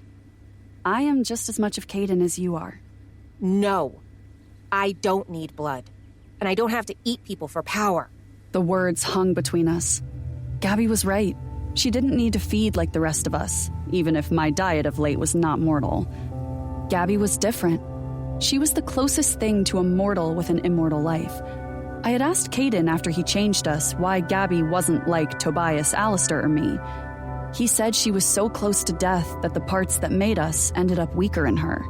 She would live longer, but she couldn't change into anything she wanted and didn't have the urges we did. Gabby was different, but so much better than any of us. The only power she seemed to have was a sort of empathy. That was the only way I could describe it. She could calm someone, heal them in a way. Her voice soothed, her touch brought comfort, and her presence alone seemed to make even the most irate patient quiet down. She wasn't a monster like us. No, she was an angel born out of the most brutal darkness. Gabby, there is nothing to worry about. The book doesn't exist. It's been centuries since the gods' war and the fall of Reshiram. There is nothing left, no matter what Caden believes. She held my gaze for a moment, the look of concern never leaving her amber eyes. I hope you're right, Dee. I do. Hey, I'm the big sister, remember? I've always taken care of us, and I always will. Besides, I'm always right. Whatever. So, about Rick. I looked at her through the steam wafting from my cup. Oh, gods. Here we go. I'm all for happy naked fun, but you know it's temporary, right? I mean, I'm super happy you're finally getting laid, but I don't want this to be like that puppy you adopted years ago. He lived a long, happy life and died of old age, but you still cried for almost 6 years. She turned away as the oven beeped, alerting us it was ready for whatever delicious dish Gabby was about to make for breakfast. She opened the refrigerator door and leaned over to grab a few items. First off, I loved that dog. And second, Why does it have to be temporary? Gabby, we talked about this. If you're going to date seriously, they have to be otherworldly. Rick is mortal. He will grow old while you stay pretty and annoying forever. What will he do when he sees that you never get wrinkles or age spots, and your hair stays perfect for eternity? She opened the freezer, pulling out what looked like rolls of some sort before looking back at me. Well, what if I asked Drake to change him? I nearly spit out my coffee at the mention of his name. Wait, what? I grabbed a paper towel and wiped my mouth. She moved around the kitchen, avoiding eye contact as she pulled a baking pan from the cupboard. You would want Rick to be an otherworld creature? Gabby, that's permanent. You can't just decide to make the guy you're interested in into a vampire. Well, I kind of want Rick to be a permanent fixture in my life. Maybe even marriage. My shock must have shown on my face because she started to chew on her lip, a clear sign she was nervous and unsure of my reaction. I didn't speak because I didn't know what to say. I knew they'd been flirting for a while, but what Gabby was talking about meant she wanted him in her life forever. Since the Gods' War, the rules and customs had changed. Shit, even the technology was different. Marriage wasn't a piece of paper you got that said you were bound to one another. It was beyond permanent and meant you were one in almost every sense of the word. When you married, you became true partners, the bond that of soulmates. Gabby! She placed the rolls in the oven and turned back to me. She raised her hand, cutting me off before I could go on. Diana, I know it's sudden from your perspective, but you've been gone for months. Rick and I have gotten very close, and something changed. Even before I saw him as anything more than a friend, he was there for me. He is there on the days when it's hard to get out of bed because work is exhausting. He's there on the days when I'm sad or stressed. I think I'm falling in love with him. I know it probably sounds stupid to you. It doesn't, though a part of me was sad I'd missed out on this part of her life. I felt like an intruder at times. I would swoop in, seeing bits and pieces, but was never truly here for her. Now my sister was in love, and I'd missed her telling me about it. There had been no phone calls where she gushed about him because I hardly got to speak to her. There were no late-night movies or talks where she told me about the joys and struggles of her day because I wasn't here. If this is what you want, I am happy for you. I'm happy that someone can be here for you when I can't. I just want you to be happy. You know that. She engulfed me in a sideways hug, swaying with me. I promise, he is great and funny, and you will love him too. Yeah. If he breaks your heart, I'll eat his. Okay. Ew. I'm just saying. She shook her head and rolled her eyes. Okay. Evisceration aside, do you think Drake would do it? Change him? The corners of my mouth turned up as I gave her an innocent smile. So, funny story. My time with Gabby was the only time I felt mortal. On the first day, we stayed on the beach almost all day. Then that night, we went out for drinks before heading back to her apartment. The next day was nothing but lounging around and singing karaoke as we jumped from couch to couch. Our hair was up in lopsided ponytails, and our faces were covered in some weird face mask Gabby had spent way too much money on. Why do you only have mint ice cream? Why do you hate things that are delicious? We need to go buy the 12 new flavors that came out because this is just sad.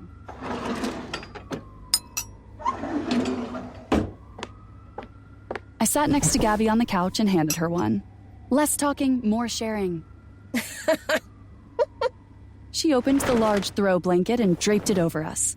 I scooped a heaping spoonful of ice cream before passing her the carton and turning on the TV. What do you want to watch? Oh, check Channel 31. There was a cute movie I wanted to watch. I turned to look at her as she shoved a spoonful of ice cream into her mouth. Is this a romance again? Maybe. I shook my head and ate my ice cream. As I scrolled through the channels toward the show she wanted, I stopped when the words dancing across the bottom of the screen caught my attention. Local officials say the tremor registered low on the scale, but caused an unusual pattern of destruction centered entirely on Econis's ancient temple sites. The strange thing about this was that it wasn't even a large quake for the area. The only real damage was to the 3 ancient temples. Images of the ancient ruins flashed up on the screen. They were similar to others that had appeared on Onua at the end of the Gods' War. My stomach sank, and I stood abruptly, nearly knocking over the coffee table. My phone. Where was my phone? Diana? Is everything okay? Fuck, I had to find my phone. What if Caden had called and I'd missed it? A quake in Econis? It was rare to say the least, and the temples couldn't be a coincidence. I pushed her bedroom door open and stopped just inside, looking around her room. Her bed was made, and the bathroom door to my left was cracked open. I spotted my phone on the dresser. I breathed out a sigh of relief and grabbed it. My heart calmed in my chest when I saw I didn't have any new messages. Okay, I hadn't missed a call, but I knew the quake wasn't just a random act of nature. I felt it in my gut. I turned and left the room. Gabby stood up and placed her ice cream on the table when I walked back in. Everything okay? I nodded and sat back down. Gabby curled up beside me, waiting for me to answer, her eyes filled with confusion and concern. Yes, sorry. I thought I heard my phone. Her eyes narrowed. She didn't believe me. She looked from the phone in my hand back to the TV. I picked up the remote and changed the channel. So, what was that movie you wanted to watch?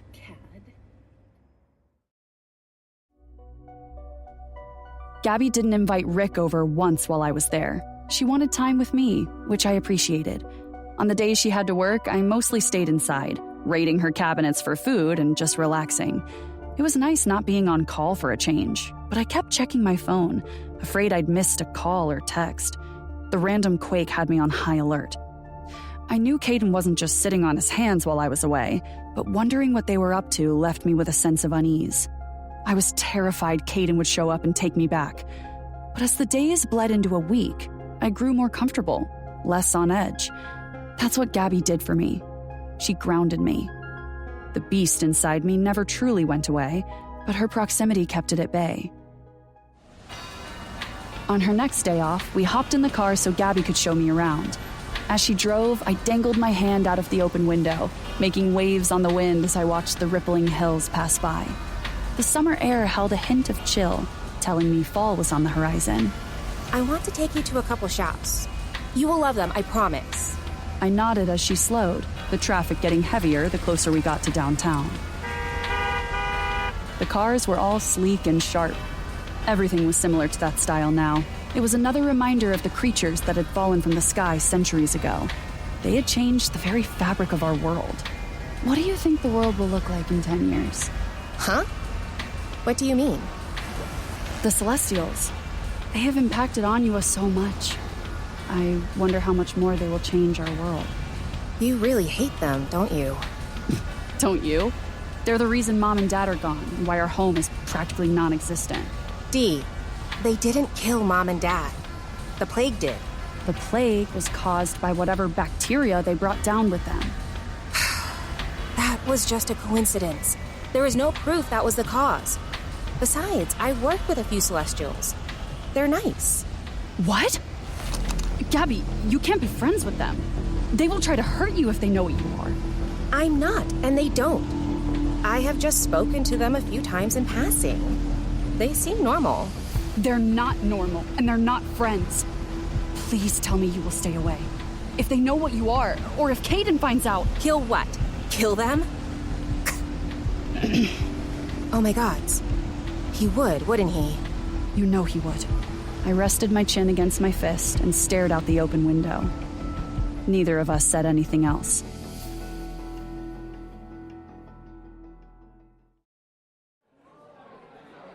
We parked and wandered through the market area she was obsessed with.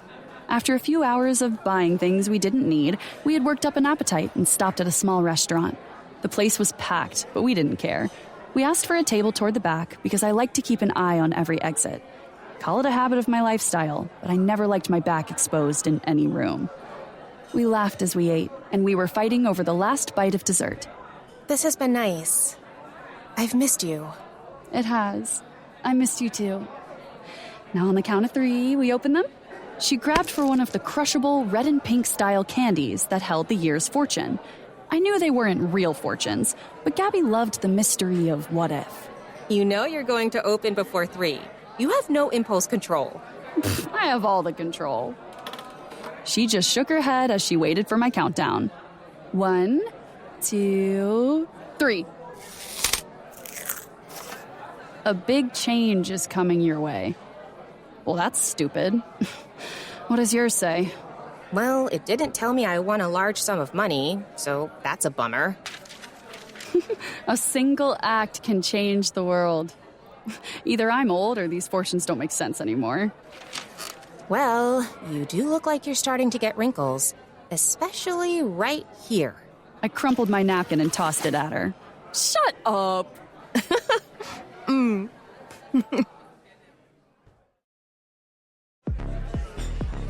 Not wanting to stay in that night, I convinced Gabby to go out. I told her to invite Rick, but she said he was working late. Our game plan was to hit as many places as possible before the sun rose. Gabby's ombre brown and blonde hair was curled, the waves dancing against the back of her white fitted dress. It stopped mid-thigh, and I practically had to beg her to wear it tonight. I told her that if Rick did stop by, he would love it. I even convinced her to take some sexy selfies and send them to him on the car ride to the club. My short, soft green dress had a halter top that tied around my neck, leaving my arms, shoulders, and back exposed. I had let Gabby curl my hair and pull it into a half-up, half-down style. The club had 3 levels, and people were packed in on every floor, dancing, laughing, and flirting. The memory of the destruction I had inflicted on Drake and his club in Tyrion threatened to overwhelm me with grief. I closed my eyes tightly, trying to shut it out. You good? My smile was forced as I opened my eyes and nodded. I wasn't there. I was with her, and I was okay. We shuffled further inside, and I pushed thoughts of Drake aside. We danced for what felt like hours, pausing only to take a shot before going back to the dance floor. You couldn't move without bumping into someone. A large chandelier took up the ceiling from the front of the club to the back door. Colored lights danced over the crowd as everyone laughed and sang along with the music. It had been so long since I'd felt so free. I'd forgotten what it was like to just let go for a night. We danced with anyone who approached. Men or women, it didn't matter. We just had fun. After the next song, Gabby snagged me and pointed toward the back and the bathroom. A flashing neon sign signaled our target as we made our way through the crowd, bumping into people and apologizing mid-laugh like fools. But our amusement fled when we saw the line. We sighed, knowing we didn't have much choice in the matter. Gabby sagged against the wall, reaching down to massage her ankles while we waited. I haven't done this in so long. I forgot how much my feet usually hurt in the morning. Well, except that you practically live in heels. Yeah, but that's also because I'm a masochist. She swatted my arm. Gross. I'm kidding. Mostly. I am having fun, though. We should definitely do this more often. Well, when we can. I nodded, knowing that once I had to leave, we probably wouldn't be together again for months. The line shuffled forward, and we moved up a few paces. Gabby leaned against the wall as I rocked back and forth on my heels. Several women passed as they exited the bathroom, but only one stood out to me. I stopped rocking and stood straight, my every instinct going on alert. She was tall, and her skin was darker than mine, a deeper shade of brown. Her unbound, jet-black hair cascaded in thick curls down her back. The purple, sparkly dress she wore accentuated curves that would make any living creature take notice. She reminded me of a goddess given mortal life. The women in line stared, their comments and whispers tinting the air with jealousy. Seriously? Like, she needs to look that perfect tonight? Probably spent 6 hours getting ready, and that's what she came up with? Bet she's not even real. No one looks like that naturally. She made eye contact with me, smiling as she waved. The silver rings decorating the fingers of both her hands caught the flashing lights and seemed to glow. She continued down the hall and back into the club. My gaze followed her as she disappeared into a wave of dancing people. I turned back to Gabby, a weird sensation flushing my body. The hairs on my arms bristled, and a chill caused me to shudder. celestial? I pushed off the wall slightly, waiting to feel that static-like tingle they gave off, but there was nothing. She's so pretty. Unnaturally pretty. Do you want to go talk to her? I shook my head at her and smiled, but the pit in my stomach told me something was wrong. No, I'm good. Besides, I really have to pee. We shuffled forward, the hairs on my arms still raised in alert, and my heart pounding as if a threat lingered nearby. Had Caden called and I did not answer? Was he here now? I held my hand out. Gabby, I need my phone. She reached into her small clutch and handed it to me. I checked and breathed out a silent sigh of relief. I had no missed calls or texts. Everything okay? I turned to stare at where the woman had disappeared into the writhing crowd of dancers. I nodded as the line moved forward again. Yeah, everything is fine.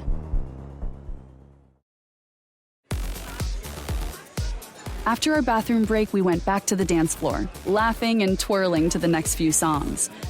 I still had an uneasy feeling creeping up my spine that I couldn't explain. It was like my brain was trying to tell me something, but I didn't have the words for it. We were mid-song when Gabby broke away and started squealing. I turned to see what had caused her excitement and saw Rick pushing through the crowd as best he could. She shifted around me and ran into his arms. Her delight in seeing him was obvious in her smile and the kisses she pressed to his face as he lifted her against him. I just smiled and gestured toward the bar, leaving them to dance while I went to get more shots. I leaned over the bar to get the bartender's attention. He did a double take and finished the drinks he was making before coming over. 2 tequila shots. He nodded and tossed a small towel over his shoulder before turning to get the drinks. When he set them in front of me, I slammed the first one back. Not even a burn tickling my throat. I sighed and turned back toward the dance floor. I could see Gabby's smile from here as she peered up at Rick. A warm bubble wrapped around my heart. I loved seeing her happy. Your friend looks happy. The words caught me off guard. I was so distracted watching Gabby that I hadn't felt him approach. I turned to face the stranger, angling my body in a more defensible pose. His hair was cut close to the sides of his head in a fade, deep waves layering the top. He leaned against the bar next to me, his muscular build taking up more than his fair share of space. How long had he been there without me noticing? He was watching where Gabby and Rick had been swallowed up by the crowd, but glanced at me as he turned back toward the bar and took a sip of his drink. Not my friend, my sister. He smiled, the shine of his perfect teeth sending goosebumps along my arms. Sister, my apologies. I smiled back, focusing intently on him, all of my instincts roused and on alert. He was handsome in that bad boy kind of way. His beard was perfectly trimmed and neat. The tattoos that graced the back of his left hand and arm were etched with beautiful precision against his dark complexion. They disappeared beneath the rolled-up sleeve of his shirt and made him look even sexier and more dangerous. My eyes caught on the thick silver rings that decorated a few of his fingers. They had a strange assortment of twists and turns, solid metal seeming to glow, radiating an unfamiliar power. He wiggled his fingers. Family heirlooms. I met his eyes, realizing I must have been staring, and gave him a small smile. Cool. Something about him felt off. Wrong. The goosebumps still decorated my arms as I focused on filtering out the blaring music and smells of every mortal here. The sweat, lust, vomit, and alcohol faded. I heard the beat of his heart, the rhythm slow and steady. He smelled mortal, his scent one of cologne and a hint of citrus, but nothing otherworldly. The music came back, and his voice flooded my ears once more. You all right? Fine. So, are you just here with your sister, or...? He let the words trail off, and I knew what he was implying. Normally, I would have been more than happy to indulge him. I would have been tempted had it been any other time, but I was here with Gabby, the sister I rarely got to see. I took my last shot, slamming it back before placing the empty glass on the bar in front of me. I stepped forward, and he straightened to his full height as I invaded his space. It annoyed me to discover that he was indeed taller than I. Many men could not claim the same. Look, I get it. You have this whole bad boy thing going for you, and I'm sure plenty of women here would love for you to bend them over this very bar. But it's not going to be me. Trust me. I am actually doing you a favor, because I mean it when I say I would eat you alive. I patted him on the arm and walked away, leaving him at the bar. I shoved through the crowd, trying to make a path toward Gabby. Rick and she were still laughing as they danced around each other. As soon as she saw my face, she stopped, causing Rick to bump into her. What's wrong? Nothing. I'm just a little tired. Give me my phone and I'll meet you back at the apartment. I shoved past the growing crowd of newcomers and out the door, where the cool night air greeted me. People milled about on the boardwalk, laughing and joking in the pools of light created by the street lamps. I raised my phone to check for any missed calls or texts, but the screen remained clear. My unease didn't lessen as I lowered it to my side and willed my body into shadowy black mist.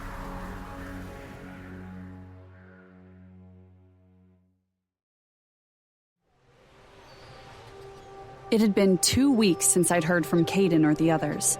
2 weeks to spend time with my sister. I loved it, but that gnawing sense of unease kept forcing me to check my phone. I couldn't place it, but I knew something must be wrong. Gabby and I had just finished watching a movie at the local theater and were walking down the sunny boardwalk toward an outdoor restaurant. Birds chirped in the trees lining the path, and the people we passed were laughing and happy. Everyone was out enjoying the afternoon sun. Gabby wore a large brown hat and a pair of the largest black sunglasses I had ever seen. I had been teasing her about them all day. Her bronze skin glistened, offset by her white tank and tattered blue shorts. Her simple, understated beauty drew a few second glances and compliments from passing pedestrians. I'd opted for a black spaghetti strap tank, the hem fluttering over a white leather skirt. I was her opposite in every way, although we were both wearing matching pairs of white sandals. She liked them because they showed off the pedicures we'd gotten that morning. This is one of my favorite places.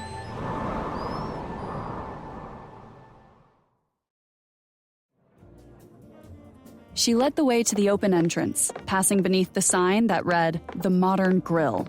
Tables and chairs surrounded the bar, and TVs hung from the ceiling.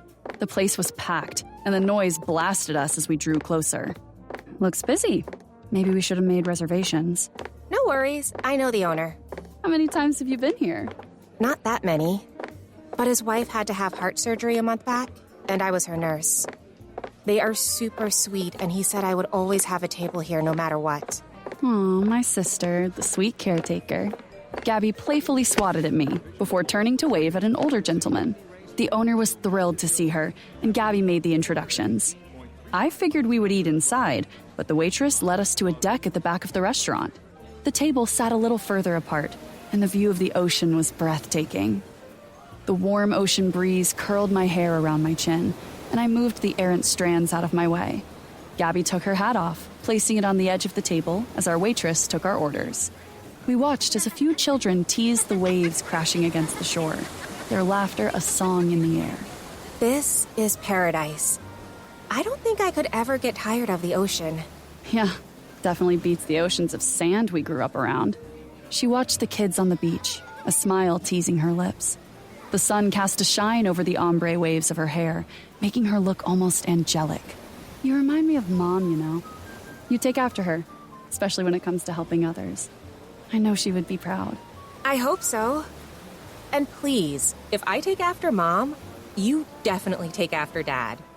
Headstrong, always trying to take care of everyone else but themselves, and that attitude. Definitely Dad. I miss them. Sometimes I wonder what our life would have been like had they not gotten sick. Me too. But I have to believe everything happens for a reason. Even stuff like that. We can't live in the past, Dee. Nothing grows there. Oh, you and that pesky optimism.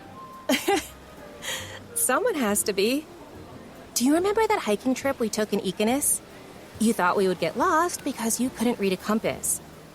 That was one of my favorite vacations, even if I did get in trouble for feeding the wildlife. I love the freedom you gave me. Gabby dropped her hand and smiled at me, but I felt mine slowly slipping. We never really talked about my sacrifice, what I gave so that she could live.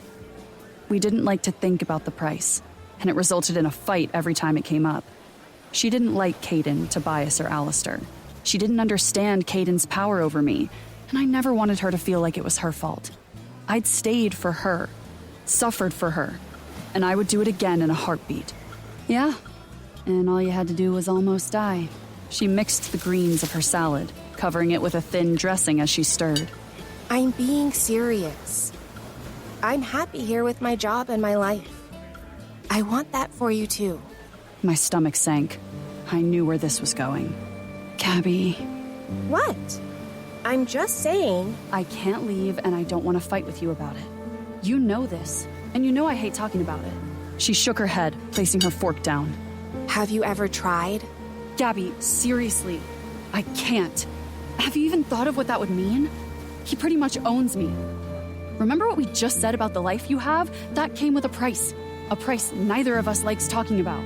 I know that. Her voice was soft, but held a hint of the same temper we both carried. She may not have had my powers, but my sister was feisty, especially when it came to those she considered hers. The fire that burned beneath our skin was there in her. Mine was just literal. But... There is no but, Gabs. He owns me. I don't know how much clearer I can make that. No one owns you. I felt the Igmaruthan that lay beneath my skin wake, and I dropped my hands. My eyes flared, and I could see the embers reflected in the sunglasses atop her head. He does, and in every way. We can pretend that these last 2 weeks are real and that we are the perfect sisters who braid each other's hair, go out for drinks, and paint our nails. But the absolute truth of it is that we are not. We both died centuries ago in that damn desert. Whether you want to admit it to yourself or not, we're different. I'm different. My sister didn't flinch. She wasn't afraid of me and knew I would never hurt her. You can't blame me for wanting you to be happy. I want something normal for you. Something besides the breadcrumbs he feeds you to keep you in line. Gabby, this isn't some movie you watch on TV where everyone gets to live happily ever after. That's not my world. It never was. There are no flowers, no cute words, and no sweet promises. My world is violent and real and permanent. You think I don't know what's going on, even though you don't tell me? I saw the bruises when you arrived. You don't sleep, tossing and turning every night. You're on edge all the time. I see the way you watch doors and windows, how you act when we go out. I see the way you flinch when someone brushes up against you. Why don't you fight back? You have the skills and are strong. Why do you let him? Stop! I knew it had split from the force, but the tablecloth hid the cracks. Several people stopped eating and stared at us. Those inside the building didn't notice the commotion, the noise drowning us out. I closed my eyes tightly, willing the flames to recede. Look, I have everything I could want. Money, way too many clothes that you steal whenever you can, and I can literally go anywhere in the world. I mean, you like the vacations we've had. You said it yourself. That stuff is material, Dee. It doesn't make you whole.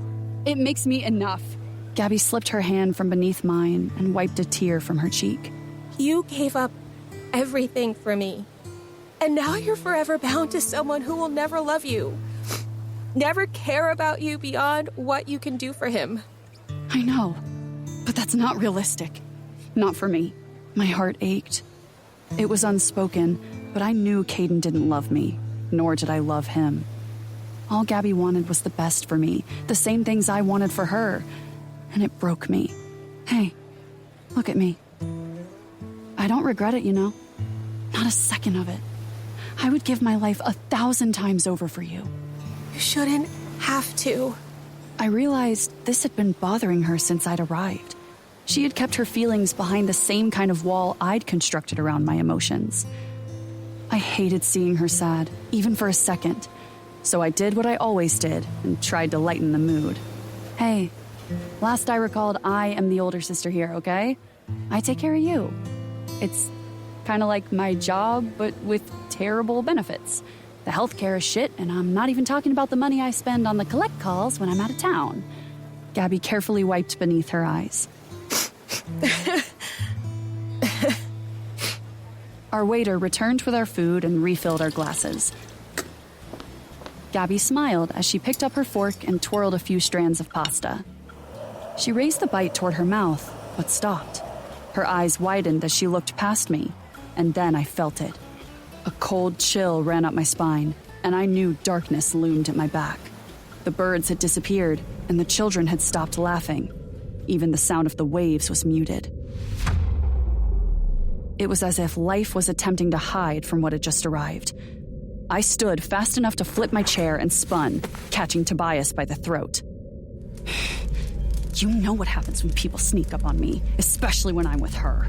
My nails elongated and pressed into his throat. He only smiled at my threat, his eyes a reflection of mine as he leaned into my grasp. He knew I couldn't hurt him or Alistair. I couldn't kill them, because it would be a death sentence for Gabby and me.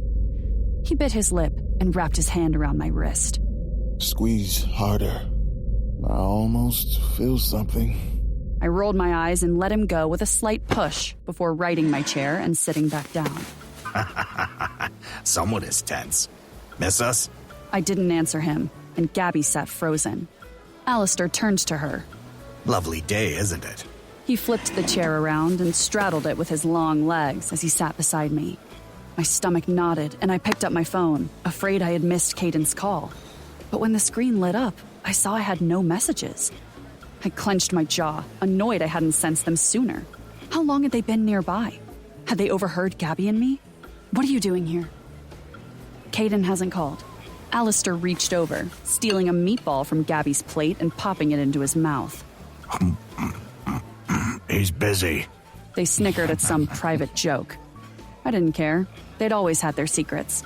It was something I'd grown accustomed to over the years. The wind shifted, and my mouth watered. You both reek of blood, with a hint of something foreign. What's happening? Why hasn't he called? Aren't you always complaining that you never get to see your lovely sister here? He looked pointedly at Gabby, a predatory sheen in his eyes. Gabby remained silent and still, not taking her eyes from them. Besides, you weren't needed.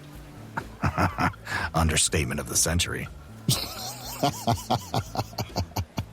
Gabby slammed her fork down on the table. Don't talk to her like that. They both turned to her, quick as vipers in the flesh, their smiles and laughter gone. Oh, yeah? And how do you want me to talk to her, huh? Or perhaps talk to you? Alistair's grin was cold as he leaned in close to her. You know, it wouldn't take much to get into that pretty little head of yours. I could make you do whatever I wanted. Anytime, any place, anywhere. Alistair. They could talk to me however they wanted, threaten me, but no one disrespected Gabby. He turned back, knowing damn well he'd pissed me off. Gabby didn't say anything as she leaned back in her chair, inching away from him. Don't worry, Diana. We know the rules. No one touches your precious sister. He was clearly annoyed, but lost interest as a pretty little waitress passed. Enough small talk. Caden is tied up at the moment, so we're here to collect you. Your visitation is over. Gabby's eyes met mine, and my heart sank. 2 weeks. At least I had gotten 2 weeks. Alistair pushed to his feet, and I stood. I walked over to Gabby, and she rose to hug me tight. I'll be back as soon as possible. I promise. I pulled back, holding her gently by the arms. Remember that I love you. She nodded once before I let her go.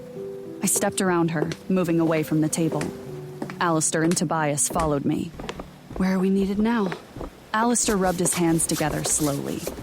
Oh, you'll love it. We're going back to Eldon Yuma. My stomach dropped. Ophanium, to be exact. Our little celestial friend Peter finally came through. Eldon Yuma? But that's Camilla's territory. You know she hates me. She fears Caden a lot more. Stop talking. I turned to look at Tobias. His eyes weren't on me, but on something or someone inside the restaurant. The red around his irises began to burn, and I followed his gaze. I didn't see any threats. No otherworld beings were in the vicinity. Here?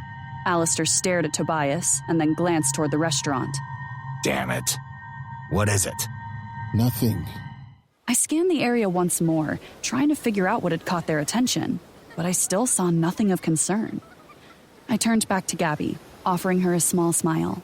I'll be back as soon as I can. Okay. I waved as we left my sister, the restaurant, and whatever had spooked two of the most terrifying creatures I knew.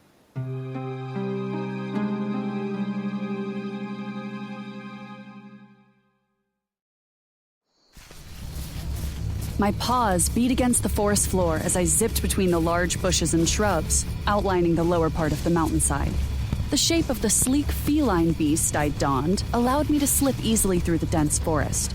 The animal's smooth black fur and dusky rosettes blended perfectly into the shadows beneath the trees. We had made it to Ophanium hours ago. Caden wasn't waiting for us, and when I asked about him, all Tobias and Alistair would tell me was that Caden had sent us ahead to scout the area. A large tomb had been found in a remote area of the forest. It was interesting that it wasn't on any local maps, and the residents that lived closest to it seemed unaware of its existence. Alistair had pulled the information from Peter's mind. Peter had heard talk of moving relics closer to Ariel. They were planning to clear Ophanium in the next few days, so we made sure to arrive first. A deep roar cut through the trees, causing birds to take flight. My ears tipped forward, and I cut to my left, running toward the sound. I raced up an incline, passing a small ravine as the trees thinned. I slowed as I caught Tobias's scent. He sat on his haunches with ears forward and his tail twitching.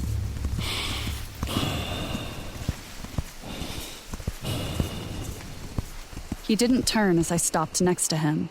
His red eyes focused on the overgrown dirt road that wound toward the top of the hill.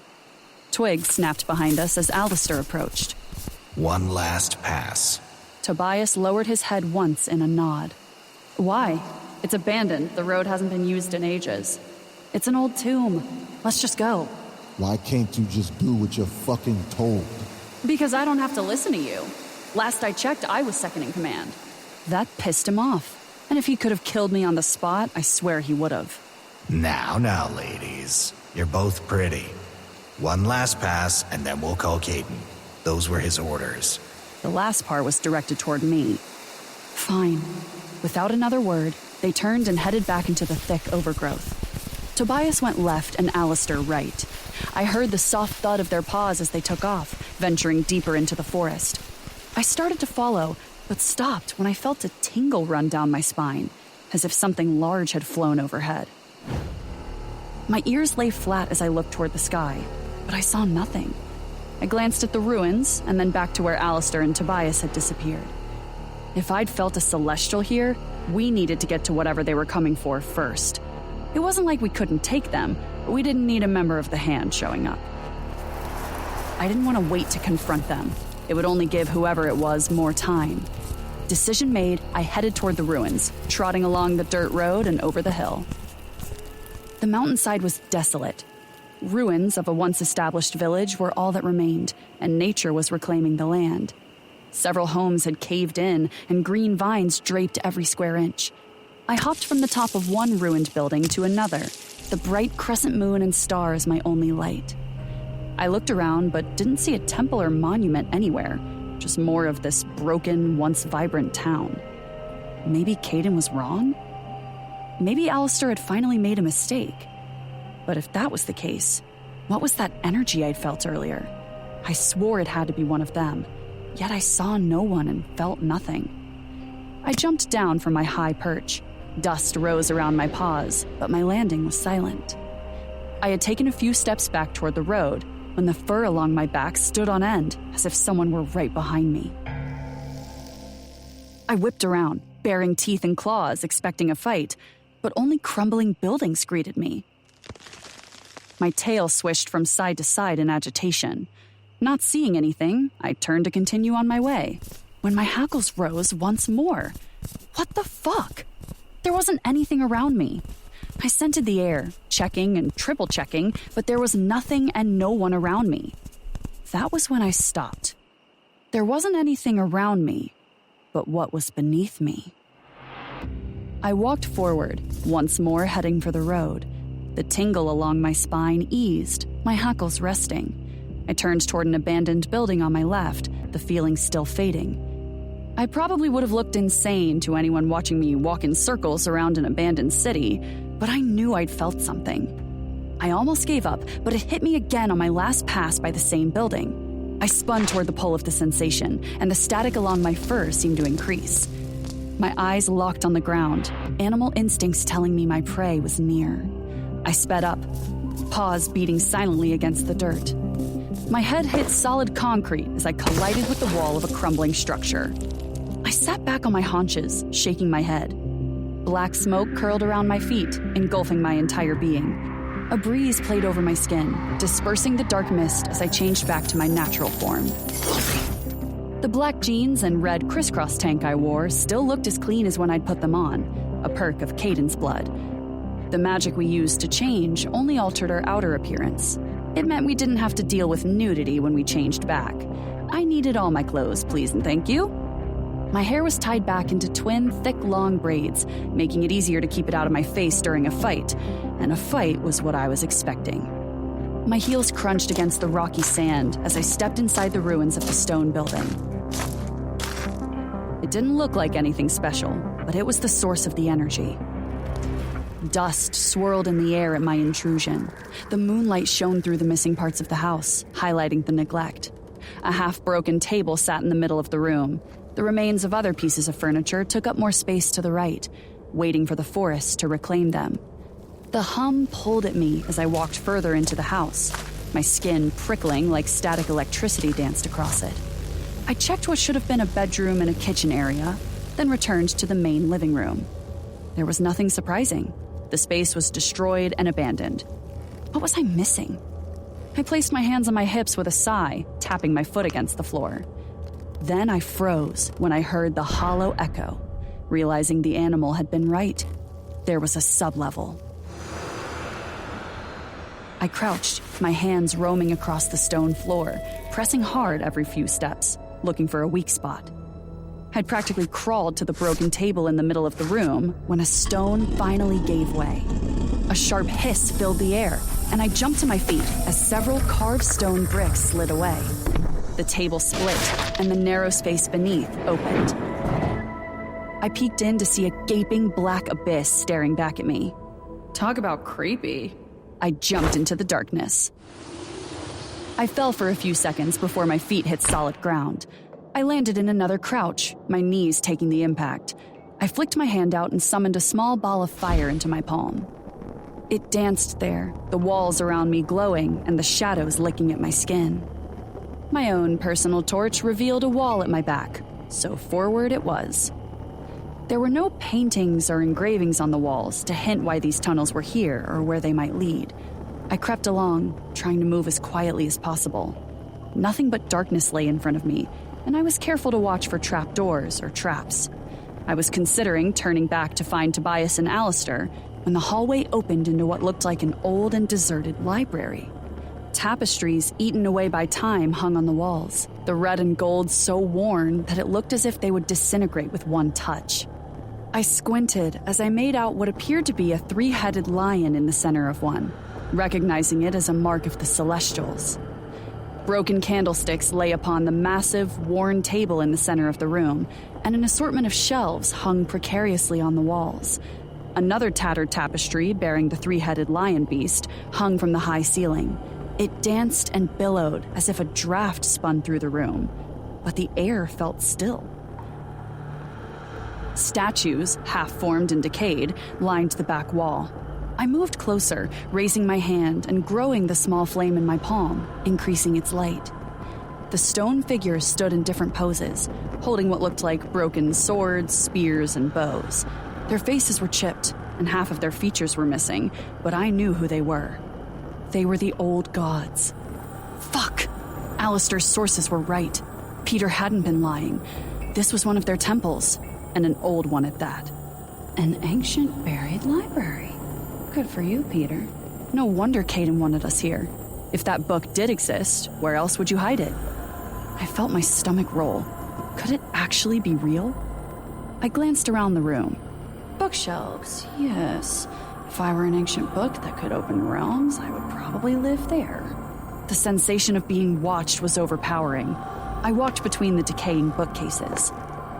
Some still stood while others were broken in half, nothing but heaps of wood. I ran my finger through a layer of dust before wiping my hands on my pants. Other than the grime, the shelves were mostly empty.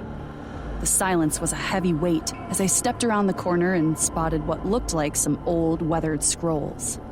The crunch of debris beneath my shoes was the only sound in the room as I drew closer. I reached forward, picking up a scroll. The rough texture was abrasive against my hands, the material made from something not of this world. As I read through the ancient texts, I noticed that most of these dated back hundreds of years or further. They spoke of mortals and how they interacted, their languages, and the places of the world. I didn't see anything of importance, but I would take them anyway. Caden wanted anything that belonged to the Celestials. I started gathering what I could, placing them on the heavy wooden table in the center of the room. I figured I would collect as much as I could and carry it out. Alistair and Tobias would be here soon anyway. They would come looking for me once they figured out I hadn't followed. The air in the room shifted, and I paused. Maybe they were here already. I spun toward the door, expecting to see them glaring at me, but the carved arch doorway was empty. I shook my head and turned back, searching the room again. There was nothing that should have my instincts screaming at me, but I couldn't shake the feeling of unease. I stayed on alert as I walked back to the shelves, searching for anything else that might interest Caden. Some of the texts I found were so old and fragile that they crumbled to dust in my hands. The shelves of the last bookcase were bare. It was another dead end, which meant another useless mission. I extinguished the flame from my hand and closed my eyes, pressing my forehead to the ancient wood of the bookcase. I was so over this. So... Goosebumps slid up my arms as a chill danced along my spine. I opened my eyes, raising my head slowly. Vibrant blue light filled the room, casting eerie shadows in the corners. The darkened silhouette of a man stared back at me, cobalt lines glowing beneath his eyes. Not a man, was the only thought I had before a silver knife cut through the shelf in front of me, splitting it in half like it wasn't as thick as a tree. The wood sizzled and popped as if the blade were hot. I jumped back to avoid being split in two and landed on my ass.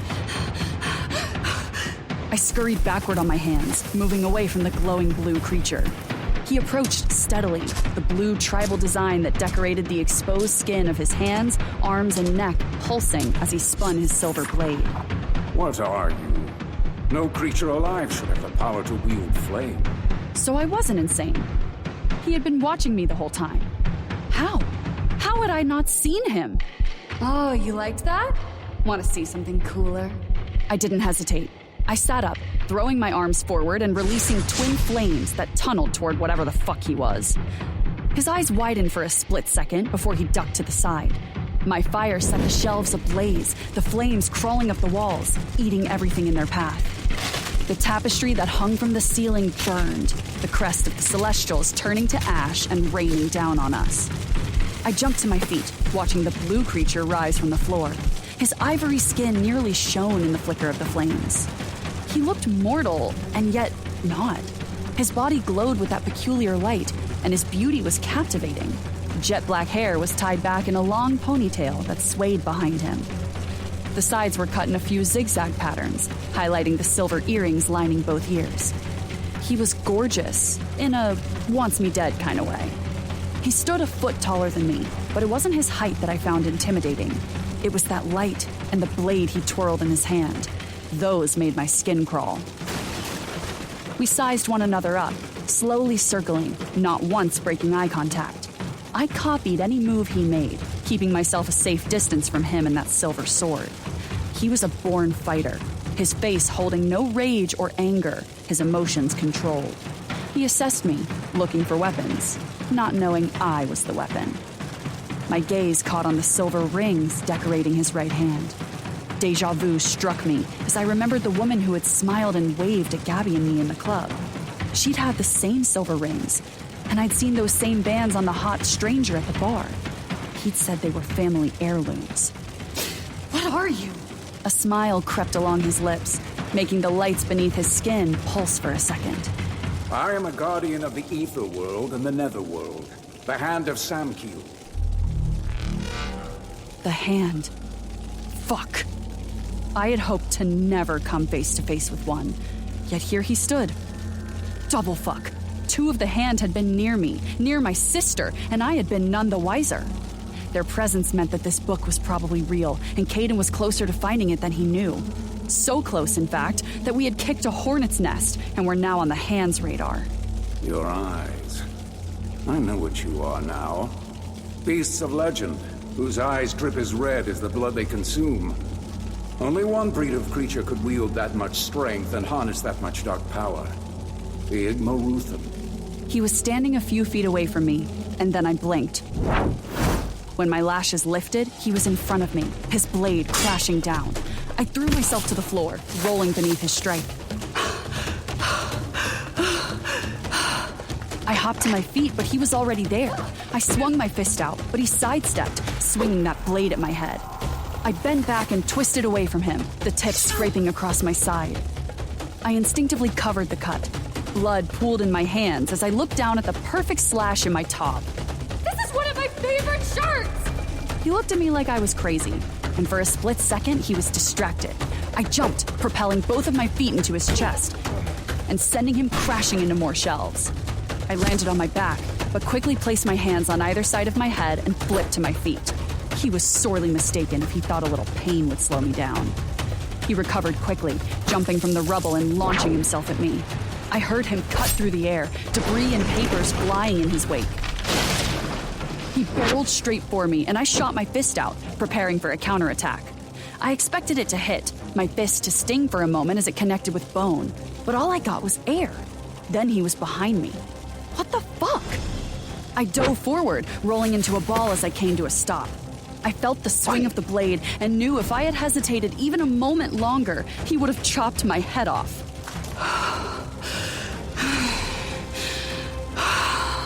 He advanced on me again, faster this time, driving his blade down at me.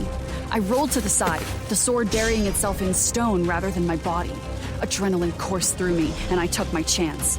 I jumped to my feet and brought my knee up to smash against his face. He straightened and wiped blood from his nose, the same color as the light that shone upon his skin. You're a fast creature, but I am faster. Yeah, I'm learning. How do you exist? His words were as swift as the blade he sliced toward me. You and your species were extinguished when Rasharan fell. I dodged two more of those powerful swipes. He didn't make contact, but the blade made my skin tingle just being near it. I could ask you the same thing. He lunged forward as I jumped over the large table in the center of the room. I landed on the floor and spun. I kicked the table, sending the massive structure flying toward him. The lights on his flesh seemed to dance as he turned, slicing through the table with ease. The two halves clattered to the floor, a new cloud of dust rising into the air.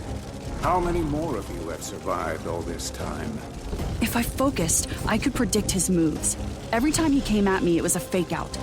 He wanted to play this game, pulling information from me until he had what he wanted. I wouldn't fall for it, and I needed to remain focused. You know, I heard stories about the Hand. Fabled warriors hand-selected by some douchebag god. All special in their own way, all powerful, and yet, only a few survived the Gods' War. Some warriors. The shelf behind me crumbled as two arms shot out, grabbing me around the waist and yanking me back with enough force to send me sailing across the room. You know nothing of us, creature. None of the Hand fell. We are still as many as the day Samkiel chose us. And once he learns of your existence, he will come back. Come back? I pushed up on my arms as his words blasted through my subconscious. Did he mean the god Samkiel? You're lying. All the old gods are dead. Is that what you believe? He lunged again at blurring speed, but this time I was prepared. I waited, counting the seconds it usually took for him to disappear and reappear before rolling away.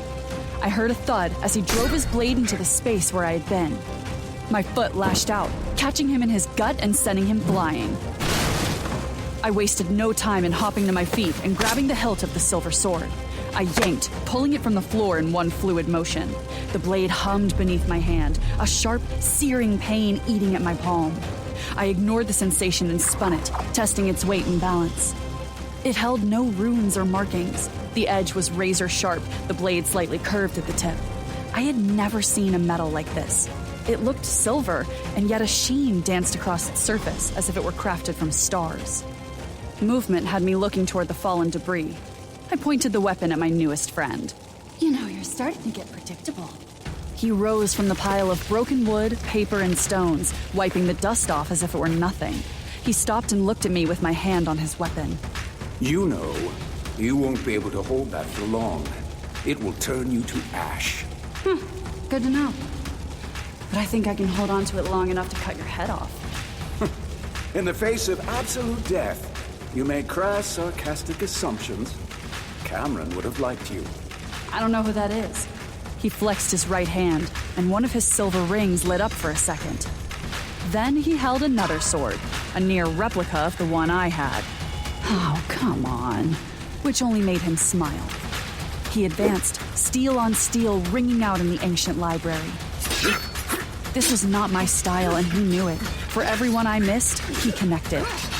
I had cuts along my arms and legs, and a fresh one across my cheek.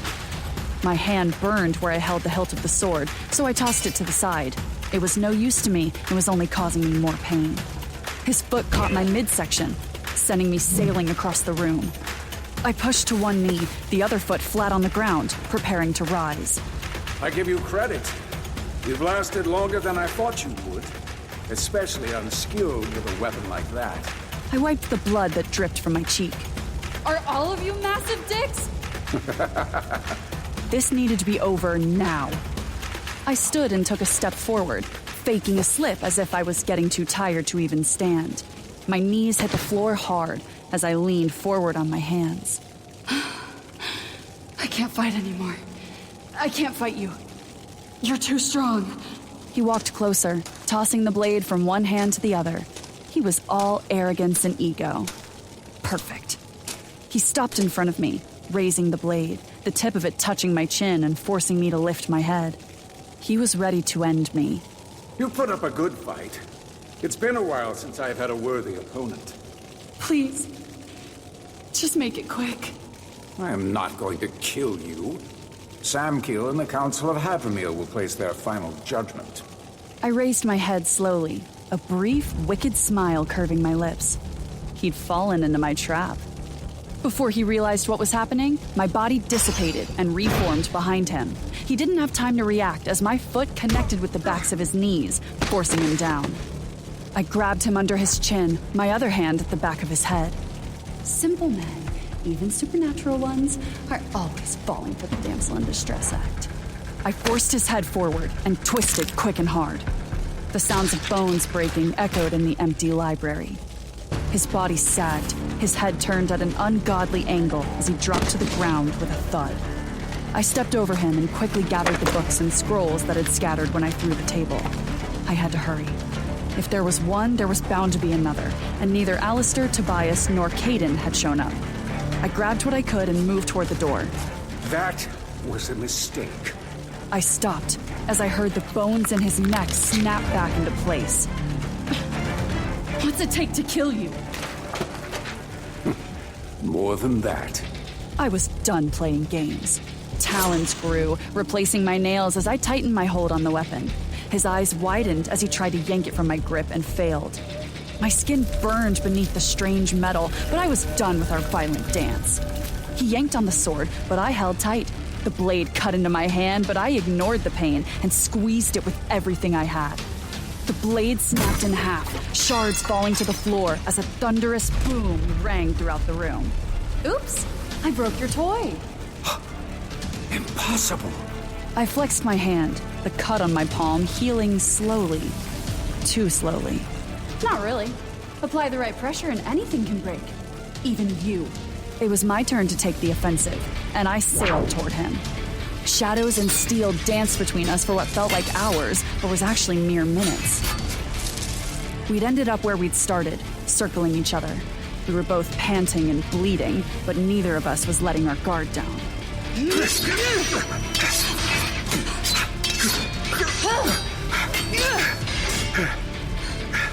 It didn't matter how much I hurt him. He still fought. He was a true warrior. Looking a little worn out there, champ. Stamina giving out? Don't be so cocky. I fought creatures far bigger and far worse than you. You really don't know who you're dealing with, do... His words cut off as a clawed hand burst through the center of him. I do.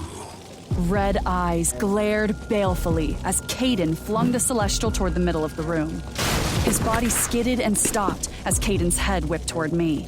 You were told to wait. I thought it was abandoned. His eyes bored into mine a moment longer before I heard footsteps behind me.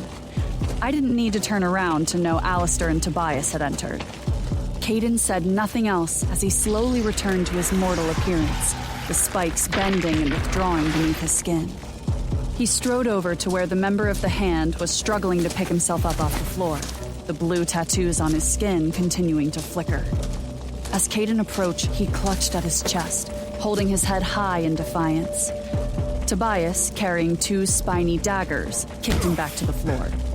Alistair stood at Caden's side, a knife held in his hand. The warrior looked up at Caden, then at Tobias and Alistair, before speaking in a language I had never heard. Shaku Ventarimo. The judgment is already coming. He spat that colorful blood on the floor near Caden's foot as he struggled back into a sitting position. The ancient language of Reshiram. I admit, it has been a while since I have heard those words. He took the spiny blade that Tobias offered him. He held it in front of the man on the floor. Do you know what this is? The Forsaken Blade. Made from the bones of ancient Igmaruthans. Good, good. And you know what it does to you and your kind, yes? I would return the compliment he had given me.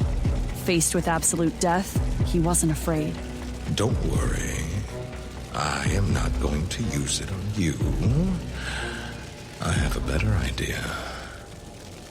Alistair has this nasty habit of ripping into minds and pulling out any information I need, turning them into a shivering pile of useless goo in the process. Now, I am going to have him make you my mindless slave, like several of your brothers before you. The warrior grimaced at Caden's words, continuing to hold his chest. He looked at Alistair, who gave him a sadistic grin. I'm not afraid of you, any of you. Caden flashed a crooked smile. So cocky, so arrogant. Just like him to believe that you are the only powerful force in this realm or the next. Isn't that right, Ezekiel? The warrior's brows furrowed, and for the first time, I saw a touch of fear in his gaze. You know my name. How much did Caden know? And how much had he not told me? The Hand of Reshiram. Samkiel's guard. Or is his name Liam now? Once I get what I need, I'm going to enjoy ripping you to pieces and sending the parts back to your brethren. I hope he sees what is left of you. Ezekiel's eyes widened at Caden's words. He was prepared to fight. I knew from the way Caden tilted his head and smiled that he smelled it too. Speaking of hands... Caden flipped his sword and severed Ezekiel's hand. Caden wiped the blade against his pants before handing it back to Tobias.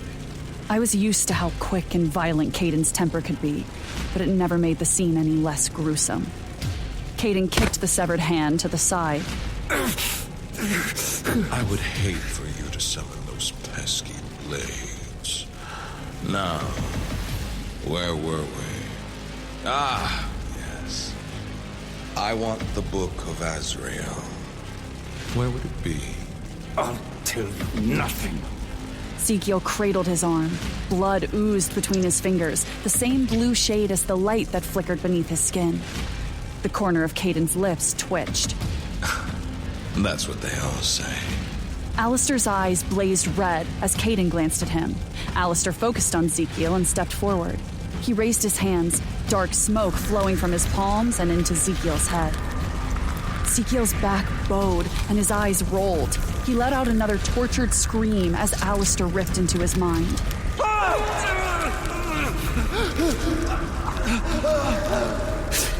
It was a few agonizing seconds that felt like years before Alistair stopped. Ezekiel pressed his hand to the floor and panted as he lifted his head.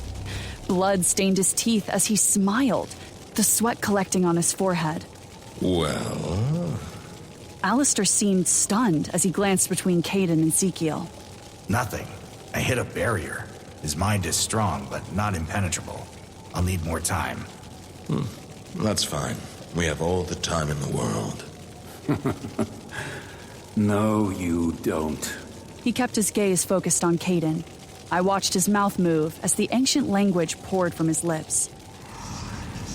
Caden growled, but only managed one step forward before Ezekiel slammed his hand upon the ground. Circles of pure silver formed around each of us. I looked down as several glowing symbols appeared in the one encasing me. Alistair and Tobias screamed as a surge of electricity shot through me. I fell to my knees, the pain blinding. My limbs felt weak and constricted, but I forced my head up. I tried to control the agony surging through my body.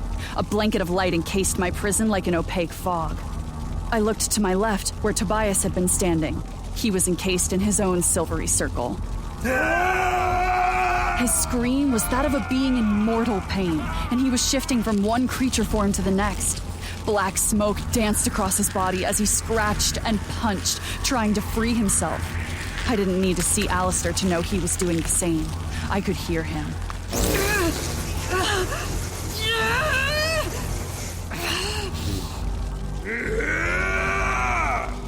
My head snapped toward the center of the room, and I saw that Ezekiel had managed to stand. His eyes met mine for just a moment, and then he tore past us without a second glance, limping and cradling his arm against his midsection. I willed myself to turn, watching as he cleared the door. Fuck! We were going to lose him! A part of me snapped.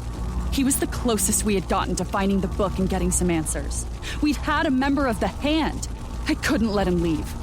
I wouldn't. My bones ached, but I pushed against the power holding me in place. The shapeless mass swirling around me, bending. My knee wobbled as I slammed my foot to the ground. I strained, sweat dripping from my forehead. My teeth ached at how tightly I'd clenched my jaw. I shoved upward, propelling myself into a standing position. I placed my hand on the barrier surrounded me and hissed as my skin blistered. It was going to hurt, but I needed to get out. I summoned every bit of resolve I had and closed my eyes, focusing as I blocked out the pain, the screams, and the shouts. My body shook as scales replaced skin, and wings, talons, and a tail formed as I became the beast of legends. I didn't hesitate to think about it, but shot out of the circular entrapment and through the roof. The beast screamed in pain and fury, my body feeling as if it had been scoured by fire and glass. I burst through the cavern ceiling, dust and dirt spewing into the air around me. My thick wings beat once, twice, and I was airborne. I shook to settle my new skin and remove the memory of the pain. I spotted Ezekiel limping toward the entrance of the ruined city and slammed into the ground in front of him. Inky black smoke covered my body as I shifted back into my mortal form. No! You shouldn't be able to escape that! Not unless you are one of... You can't. Samkiel must know. I took a step forward, and he took two back. I can't let you leave. You really have no idea, do you? Your powers, your strength? I stopped and shook my head. He was still bleeding from both his chest and his wrist, the wounds Caden had inflicted doing their job. The only thing that could truly kill the Celestials, besides weapons made by the Divine, was us. We were mortal enemies in every sense of the word, and looking at him now, I could see why. The light that had shone so brightly in the library was now dim and fading. He looked mortal. He looked as if he were dying, but I couldn't let that happen. Not before we got the information we needed from him. Look, you're bleeding out, and once I drag you back downstairs, Alistair is going to shred you from the inside out for what you did. There is no escape, no running. Never. He reached up, grabbed one of his earrings, and snatched it off. It glowed in his hand before turning into a silver knife. Oh, come on! How many of those things do you have? He didn't respond, other than to twist the blade and press it directly over his heart. Instinct took over, and I grabbed the dagger before it pierced his chest. I held his hand between mine as he met my gaze, his expression shocked and sad. He knew there was no escaping, and this was his last choice. I couldn't help but feel for him. Gabby had the same look in her eyes when the desert had tried to claim us. It was the look you got when you had given up all hope, abandoned all reason, and accepted your fate. He can't get his hands on that book. You don't even know who Azrael was. If he made a book and hid it, then it's not meant for your kind to find. I tried to pull the knife farther away from his chest, but his grip was strong even with one hand. And killing yourself is going to stop that? You know where it is? No, but my death will have a purpose. It will bring Samkiel back. My heart thudded loudly in my chest. You mean the Samkiel? He was real? Fuck. Sekiel didn't answer, so I shook him again. Isn't he the World Ender? Sekiel's knee shot upward, connecting with my gut. I doubled over and he twisted out of my grip. His fist connected with my cheek, hard enough to send me flying. I landed on my ass and whipped my head back toward him. Atheos, she, Grail, this man, Farha, Unir, Samkiel. Grab the passage from here to the asteroid. Astaroth? No, that was the heavenly dimension, far beyond time and space. Fuck! He glanced at me one last time, and I saw tears form in his eyes. He tipped his head back to face the sky and plunged the dagger into his chest. I was on my feet in a second, but it was too late. My fingertips barely touched the silver hilt before he twisted the blade. His body went stiff as the tattoos on his skin lit up. The light raced to the center of his chest and then exploded in the most vibrant, blinding blue beam shooting straight into the sky. I raised my hand to shield my eyes and spun away. I peeked back, expecting to still see the beam, but nothing other than darkness greeted me again. I looked down at my hand and the silver blade I still held, both coated in the blood of the man who was no longer here. What did you do? My head snapped up to see Caden staring at me from the ruined building. One of his hands gripped the side of the house, his clothes disheveled from the assault within the Silver Circle death traps. What I saw in his eyes had me questioning everything and filled me with terror. For the first time in centuries, I saw fear in his eyes.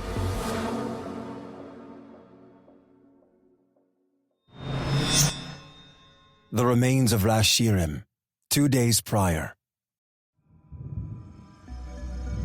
It happened almost every night. Every night, my body willed itself to sleep regardless of my rebellion. And every night, the dreams assaulted my conscience. Upon waking, the room would be vibrating from the energy pouring from my body. The carved wooden furniture would bend until breaking.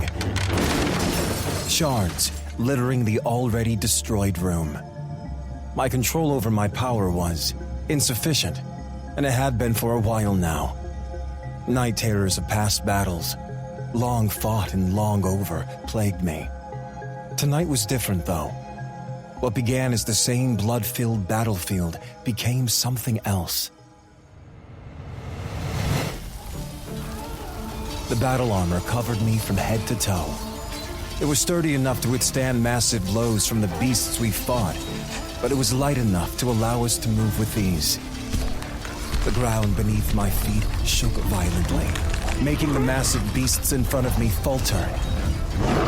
It was only a moment, but it was a moment too long for them. I swung the double-edged sword high, slicing the head off of 2 advancing serpentine Igmoruthans. Viridescent blood leaked from their carcasses as they fell to the ground, and steam billowed from the wounds my blade had made. The traitorous gods had called upon our mortal enemies, the Igmoruthans, to aid in their rebellion, and it had cost us so many lives. The flames rolled over the landscape, limiting my field of vision. The fire consumed any material it could find, and my heart bled at the sight of what remained of our ruined world. A loud boom punched my ears, accompanied by the vibration of something landing behind me. I spun, raising my sword in expectation of another enemy. The goddess Cryella blocked my strike with her broadsword. Rest, Samkil. She lowered her blade, wiping it on her beige armor. Her long auburn twists peeked out beneath the slightly dented helmet she wore. Cryella was one of Reshiram's fiercest goddesses. I lowered my weapon, the battle raging around us. I saw the silver and blue specks of gods and celestials spattered across her brown skin, and the droplets of gore beneath her eyes were reminiscent of some primal war paint. She was covered in the blood of our own. How many? Cryella lifted her helmet, allowing parts of her face to show. Her gaze remained fixed on me, the silver of her eyes piercing. She shook her head. Too many. Get to your father. If he falls, our world does too. She said no more as the silver light grew on the exposed parts of her armor, and she shot back into the heart of the battle. I stumbled forward, catching myself as the rounds shook. Gods were dying, their bodies erupting like miniature stars. Rashirim burned as far as the eye could see. Once plentiful mountains and valleys were now a desolate wasteland. The structures of gold, our homes and our city were now concave, broken, and destroyed. The sky screamed as the monstrous Igmor Ruthin responsible for the flames that consumed our world flew above. Fire erupted from its throat as it lit more Rashirim aflame. It was winged death and large enough for target practice. The silver lines on my skin glowed brighter as I picked up my spear and sent my power into it. The shaft shook as I held it above my head. Another large flap of its wings, and the beast dipped behind a rolling black cloud. I waited, poised and precise for it to circle around. It was aiming for any infrastructure it could find in its quest to demolish our people. But unbeknownst to the Igmor Ruthins and the traitorous gods, my father and I had sent as many as we could to the nearest livable planet for refuge. Another blast of flame erupted, sending embers sparking through the smoke, and I heard the telltale beat of wings. I followed the sound, and when I saw the tip of a wing and tail dance out of the thick, dark cloud, I threw my spear. The bright silver projectile tore through the air and disappeared. A loud, ear-shattering scream echoed as my weapon hit its mark, and the beast fell. Its body landed amongst several of its brethren, smashing a few beneath its bulk. The uninjured monsters turned scolding red eyes on my men. Fury radiated off of them as they prepared to charge. Twin silver beams landed next to the enormous beast. The traitorous gods didn't hesitate to join in the slaughter of the Celestials. Then they spotted me. I summoned a sword into each hand and ran toward them. The ground beneath my feet vibrated and my surroundings shimmered. Everything blurred. And then I was in a different location.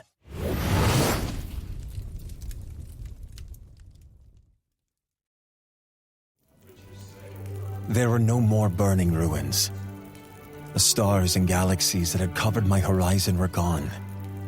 Instead, I was in a large bronze room.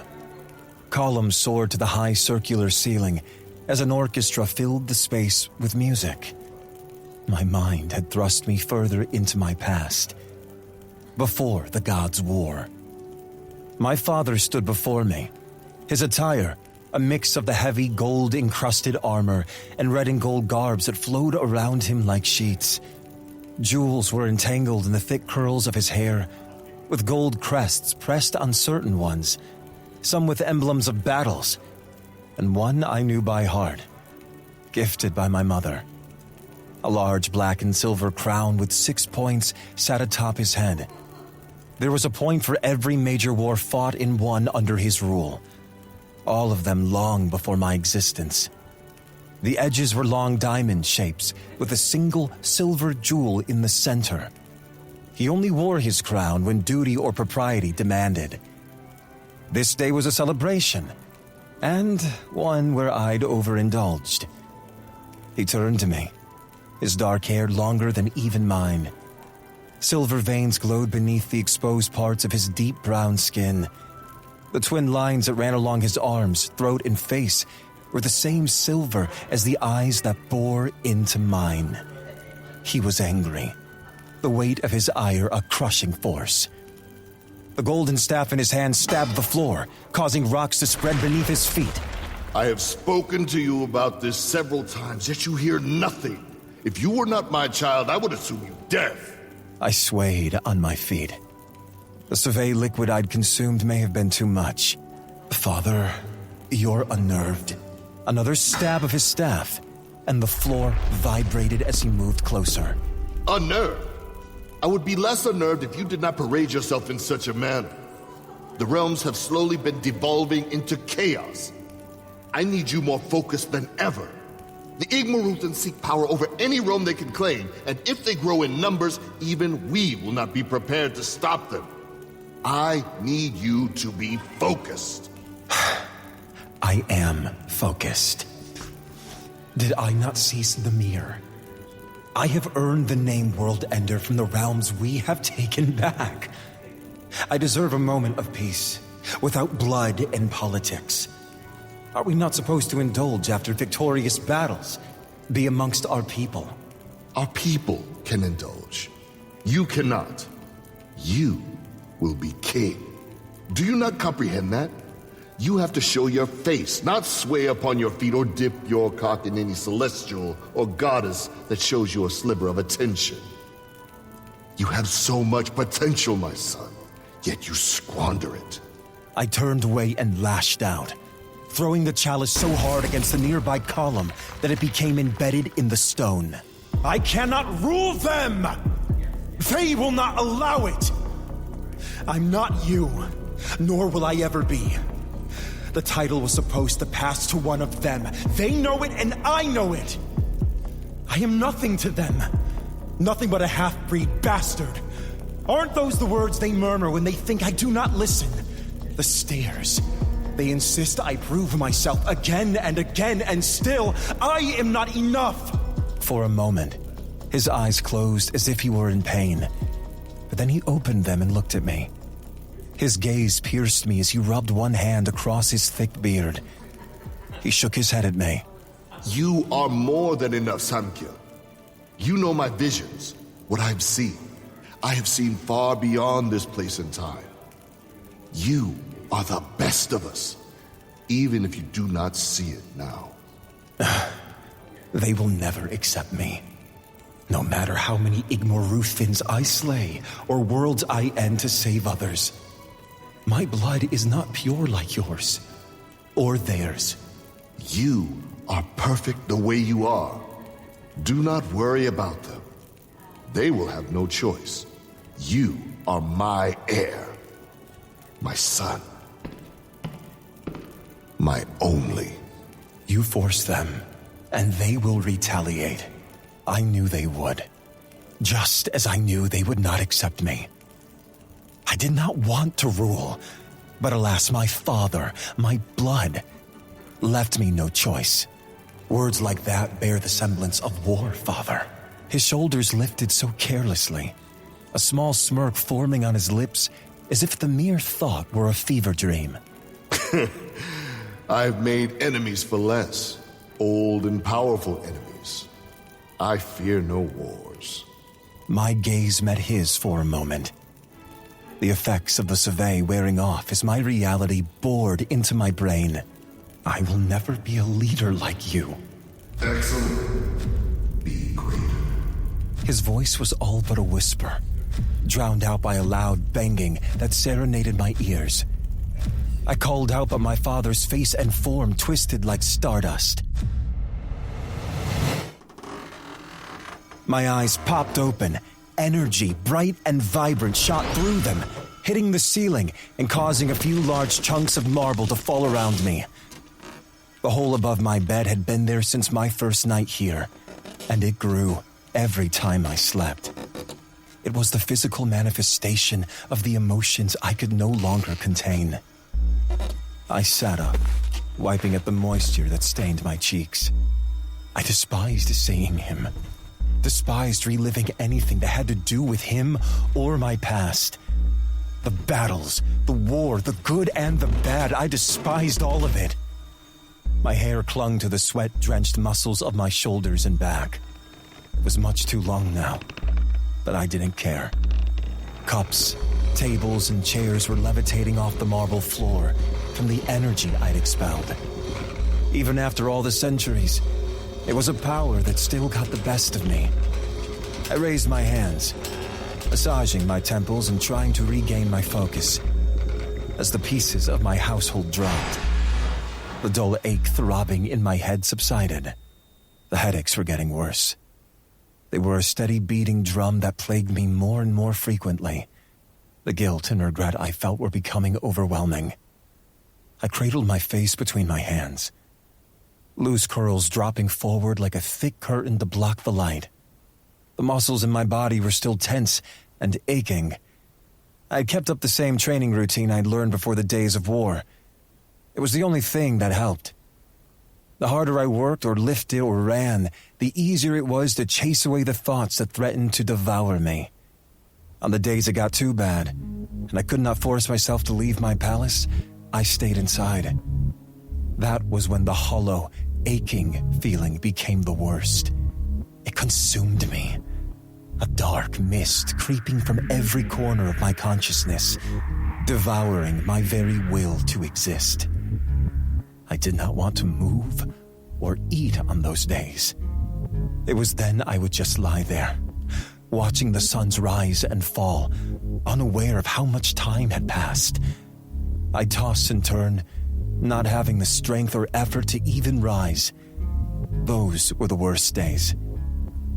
How many years had it been since I'd shut myself away? I had lost count. The battered and worn sheets bunched around my hips as I placed my feet on the floor. Scars ran in zigzag patterns over my thighs and knees. My body was littered with them. The one I hated the most was the deep one on my shin. The memory of that one always brought back the night terrors. If I had only been a little faster. I closed my eyes again, drowning out the cries before I opened them. I scanned the room, stopping at the long gold-framed reflective glass on the far wall. Silver lines decorated my feet, legs, stomach, back, and neck, and under my eyes. I immediately regretted seeing my reflection. A thick, dark mass of hair reached to the middle of my back, and an overgrown, unkempt beard obscured most of my face. The glow of my eyes reflected off the mirror, casting the room in a silver haze that reminded me who I was, where I was, and what a failure I was. They called me a protector. I threw a blast of blinding power at my reflection, reducing the glass to mere particles of sand.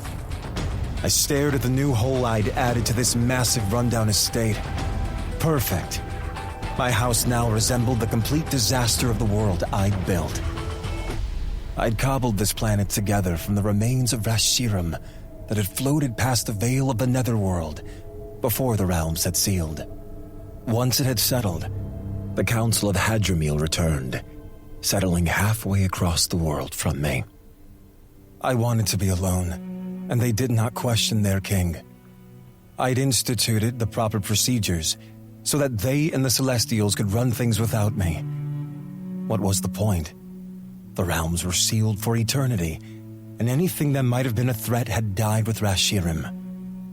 Light, clear and crisp, peeked from the open expanse above my head as the sun pressed against the horizon. I stood and shuffled to the hollowed-out portion of the room where I kept my clothes. The space was a disaster, with fabrics lining the floor in clusters and hanging off the shelves.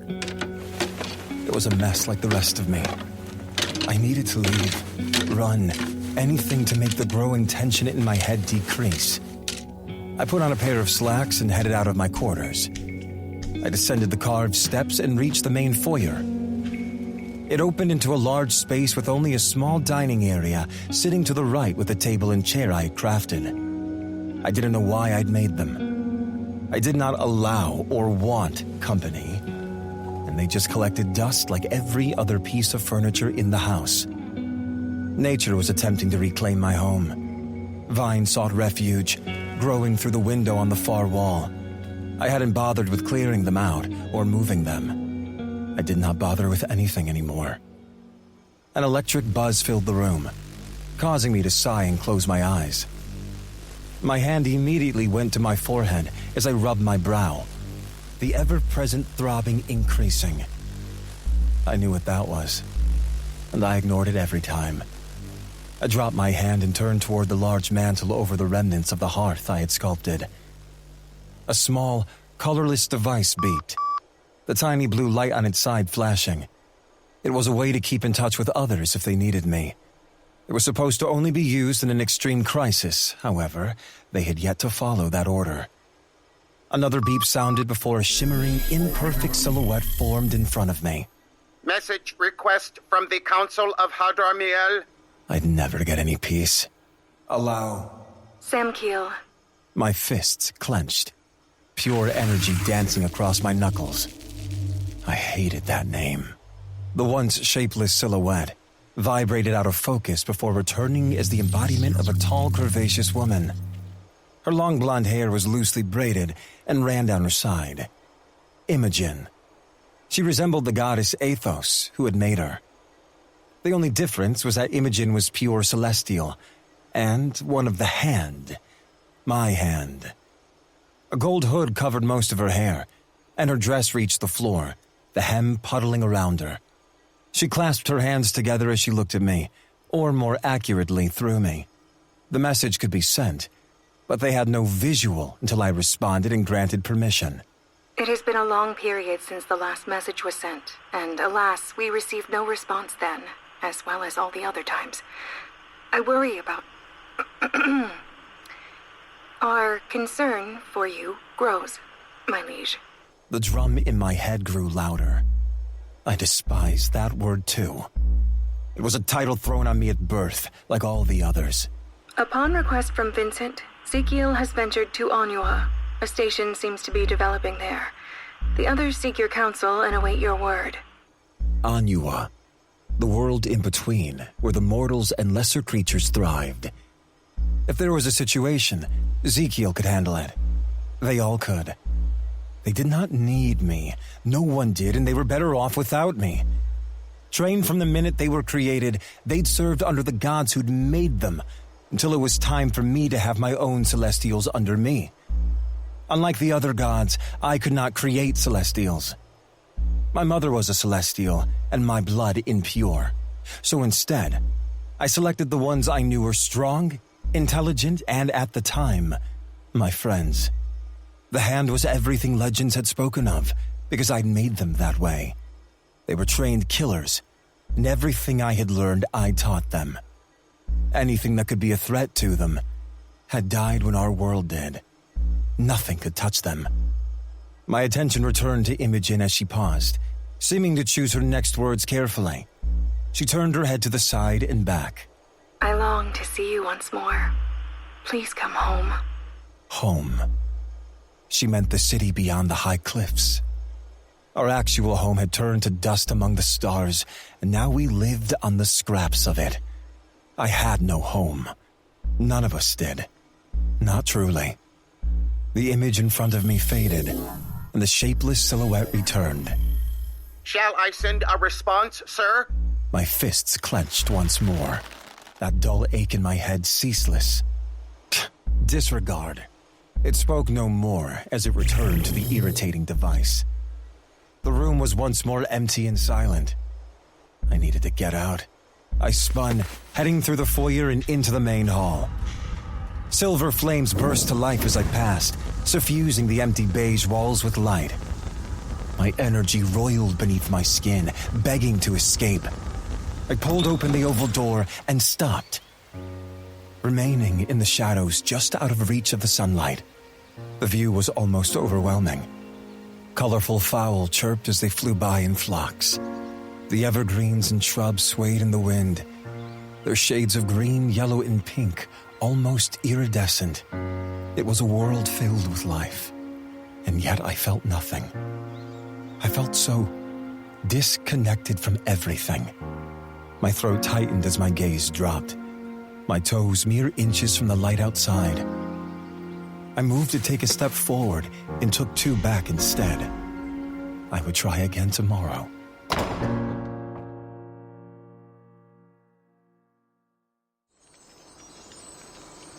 Tomorrow came, and so did the night terrors. They were worse than the last, and I woke when I erupted out of my bed, clutching my chest.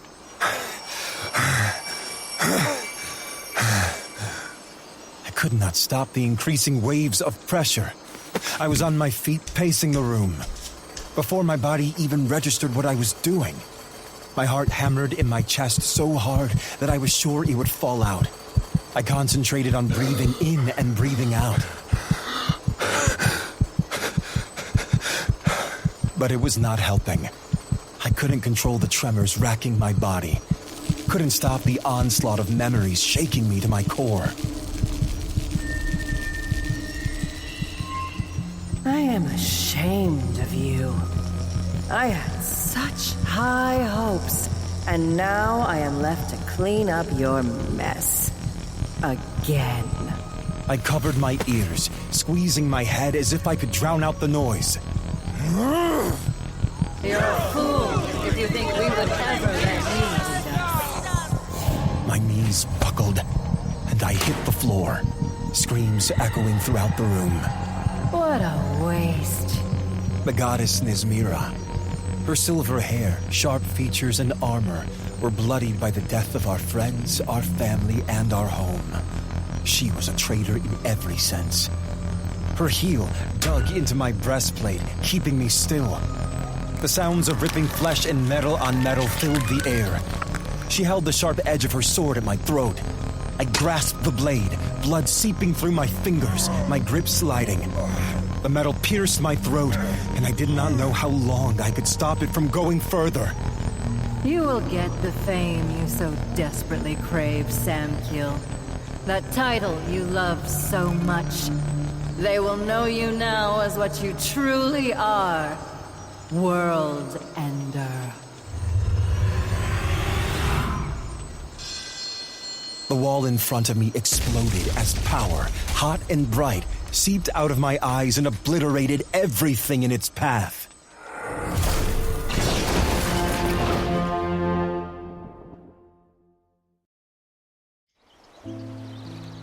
Two suns I had been running and training. My body ached from overexertion. I didn't stop until my right leg slipped out from under me, my muscles yielding when I would not. I tumbled over a small incline and through a few bushes. Twigs snapped and bit into my skin as I landed on my back in the foliage near a small ravine.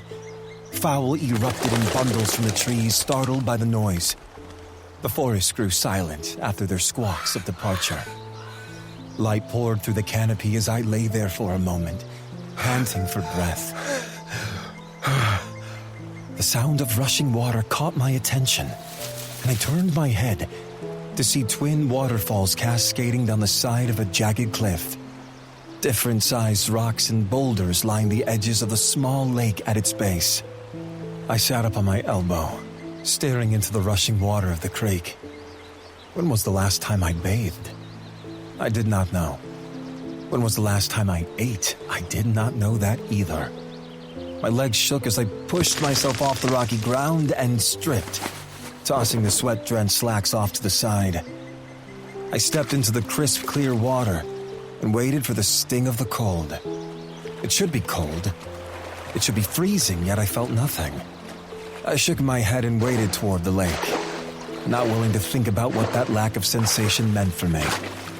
After rinsing the ghastly odors from my body, I put my slacks back on. Regardless of them not being the cleanest, I had nothing else. I had forgotten a shirt and shoes when I'd run from the house after my most recent night terror. but I didn't want to go home. I did not belong there. But then, I didn't belong anywhere. Not having anywhere else to go, I stayed close to the lake. Night fell, and 1 million or more stars lit up the sky, casting a similar reflection across the water. I sat with my knees raised and my arms resting upon them. I gathered a few woodson berries from a nearby hanging branch. My appetite was limited as of late, but I forced myself to eat, and the nutrient-rich fruit eased the headache some. As the broken moon rose high, the forest creatures began their unique orchestra of howls and yips.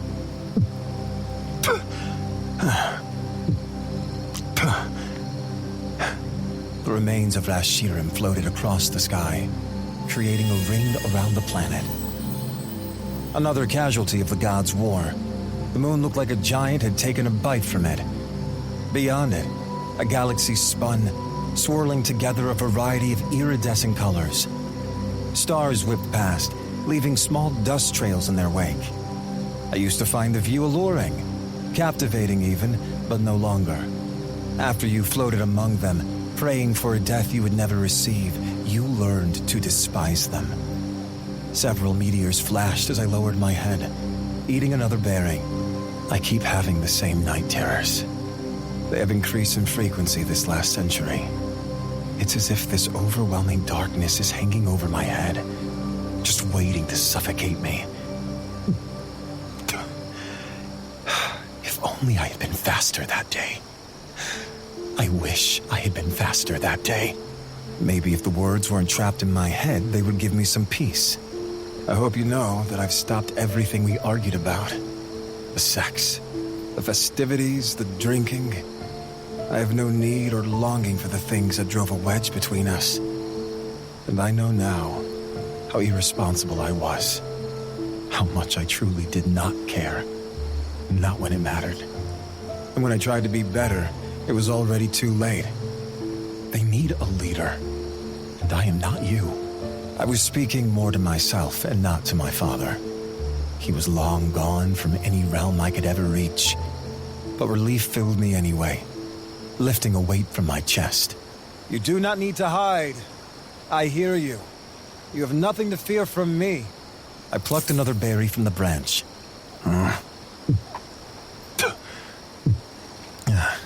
Fallen leaves crunched beneath the powerful hooves of the Lorveg stag as he stepped into the clearing. I watched as his antlers broke through the bushes, 6 on each side. He was old. His pure white fur was spotted around the front, and he nearly glowed in the moonlight. He was lean, but massive at the same time. This was one of the several creatures we'd managed to save. We'd placed them here, and then, like any creature, they'd evolved. The stag had 4 eyes, and his clear gaze never left mine as he continued to take one step after another. He stopped at the water's edge, and I waited for more to come. They usually stayed in groups. Where is your family? No response. Not that I'd really expected one. He lowered his head to take a long drink, and I turned back to picking at the berries, the purple hue staining my thumb, alone as well. I am assuming that is not by choice, and for that, I apologize. He paused as I spoke, lifting that massive head and staring at me. She keeps trying to reach out. I know she cares for me. They all do. But I told them to only contact me for the utmost of emergencies. But there are none. Because they are the hand, the best of the best. Instead, they send messages inquiring how I am and if I am well. The man she knew, they knew, isn't here anymore. He has been gone for quite some time now. I do not know who I am anymore.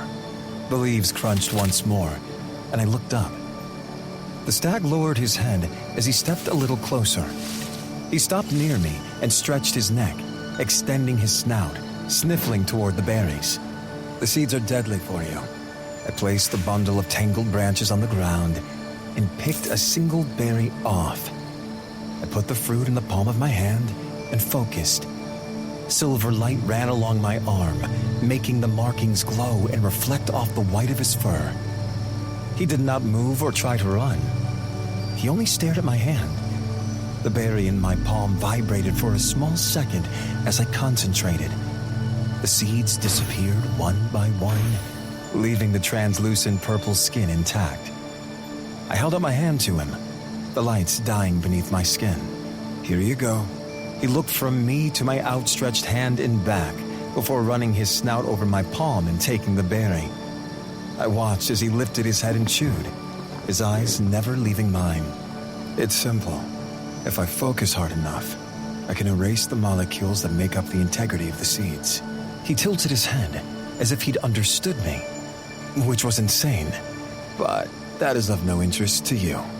I forced a small smile and rested my arms on my knees again. All this power, and still I could not save him.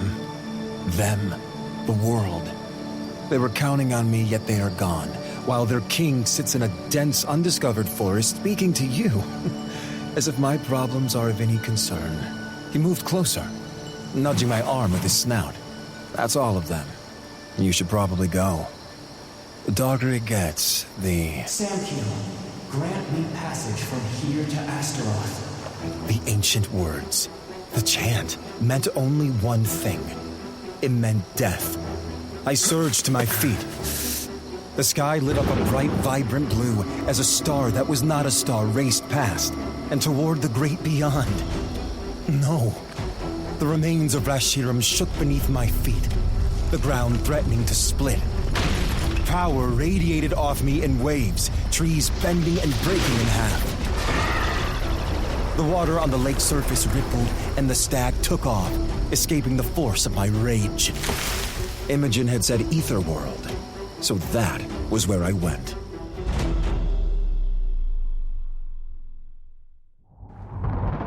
I broke through their atmosphere, a crescendo of sound following my entry.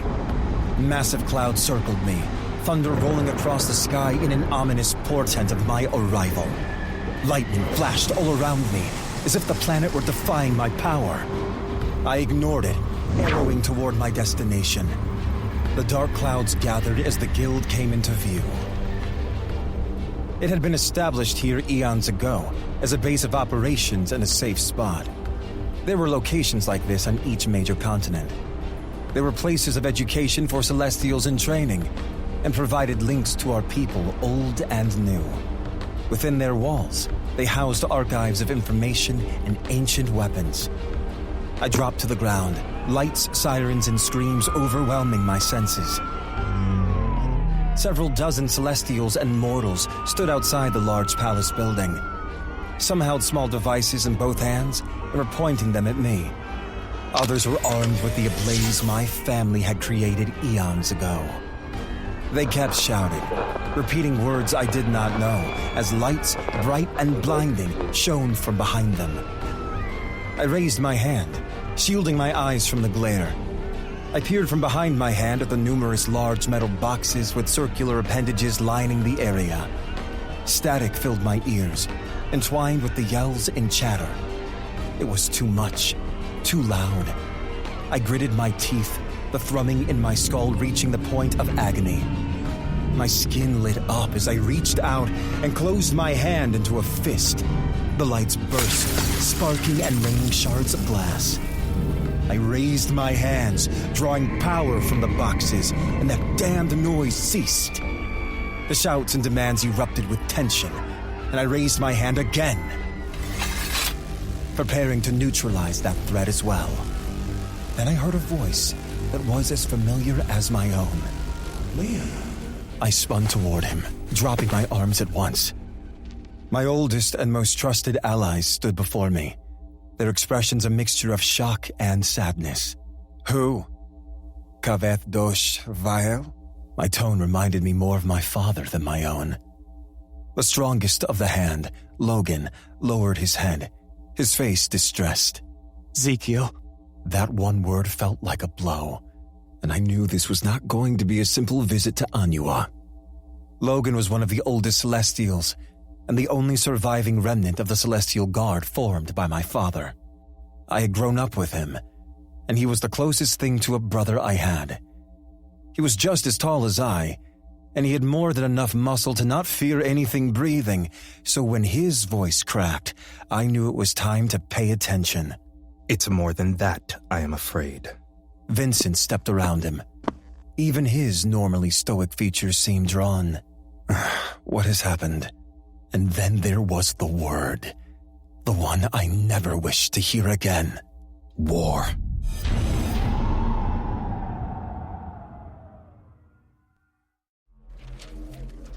The day since my arrival was spent with Celestials and humans I didn't know, trying to greet me and fawning over my arrival.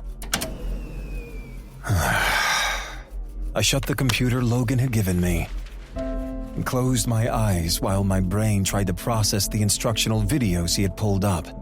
Languages, time zones, politics, and every major event that had transpired since I'd left Anua centuries ago. My temples ached, and I rubbed them as I heard footsteps drawing near. Everyone was so eager and invasive, fawning over me in their eagerness to greet me. I braced myself for an onslaught of more people, and was relieved to see just Logan walk in. I have some clothes for you. They should fit well enough until we get you something in your size. I recognized the language he used as the one native to the area. Over 6,000 languages existed on this plane, and I had only learned half in the last 24 hours. I know it's a lot to take in at once, but I'm here to help, like always. How are you? I mean, it's been centuries. I've missed you, brother. My eyes opened as I dropped my hands. There was that word again. Imogen had said she missed me as well, just in a different language. It was genuine, yet I felt nothing. I hadn't felt anything in years, and I knew what it was. Knew what was happening to me. The worst part was that a part of me didn't care. I nodded again as I stood. The colors on Anua were a duller version of those found on Reshiram. The golds and reds looked rustic, and the room was a weak attempt to recreate what we'd had back home. Logan said nothing as I walked to the oversized bed, where he had draped clothes in shades of black, white, and gray. I picked out an ensemble and started to change. A suit was what Logan had called it. Parts of it were too tight. The jacket digging into my biceps and the pants into my thighs. Logan was leaner than me by a few pounds. Nothing drastic, but enough to make the clothes uncomfortable. I leaned over to tie the shoes, and my hair swung down into my face. Do you want to shave or get a haircut, maybe? No. I'm just saying, you're about to meet a lot of people and... I do not care about my appearance, and I'm not staying. I did not mean the words to come out as harsh as they did. The look in his eyes reminded me of the many times my father had raised his voice. I apologize.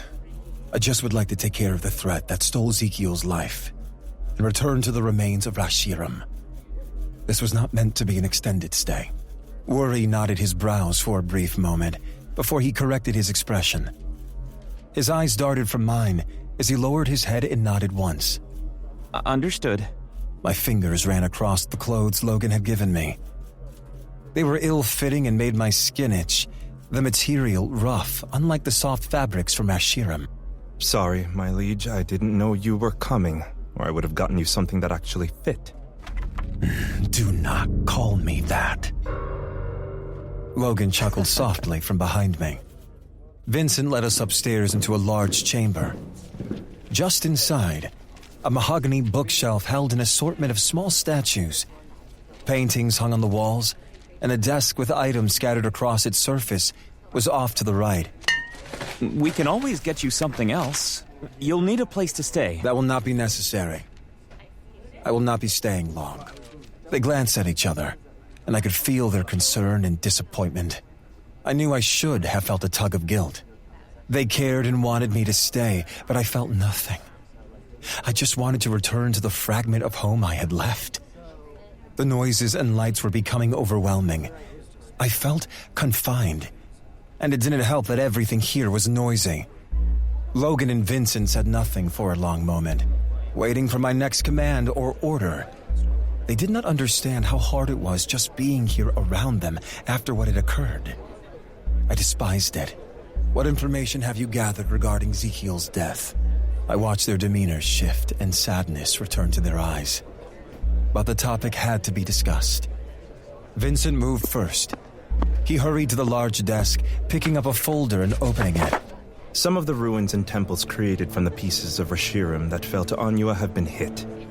Whoever these creatures are, they seem to be searching for some old texts or items. We do not know what they are seeking, but they are determined to find it. Vincent handed me a stack of photos.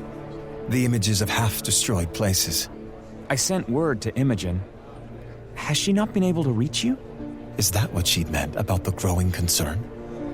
I did not raise my gaze to look at him, but responded as Vincent handed me another photo.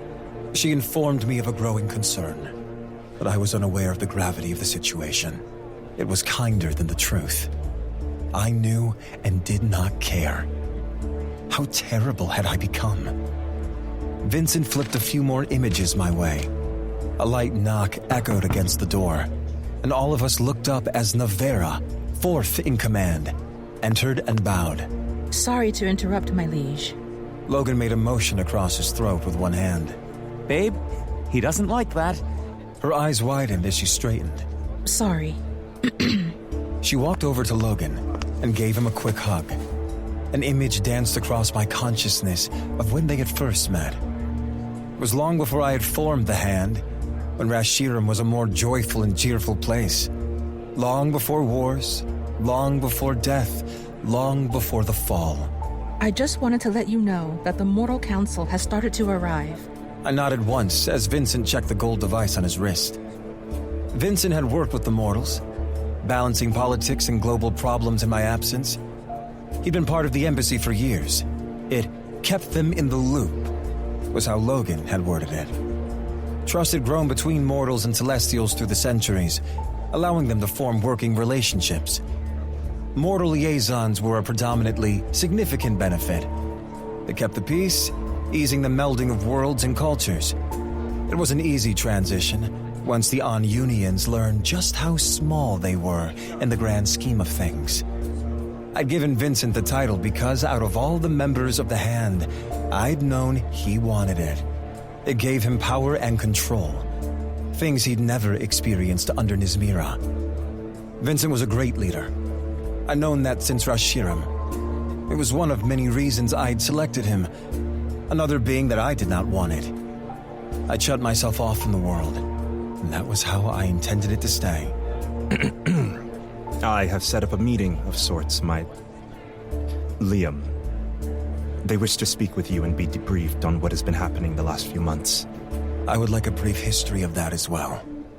You spoke about sending Ezekiel to one of our bibliotoses. Why did he not return? Aetherworld is one of the simplest realms to run.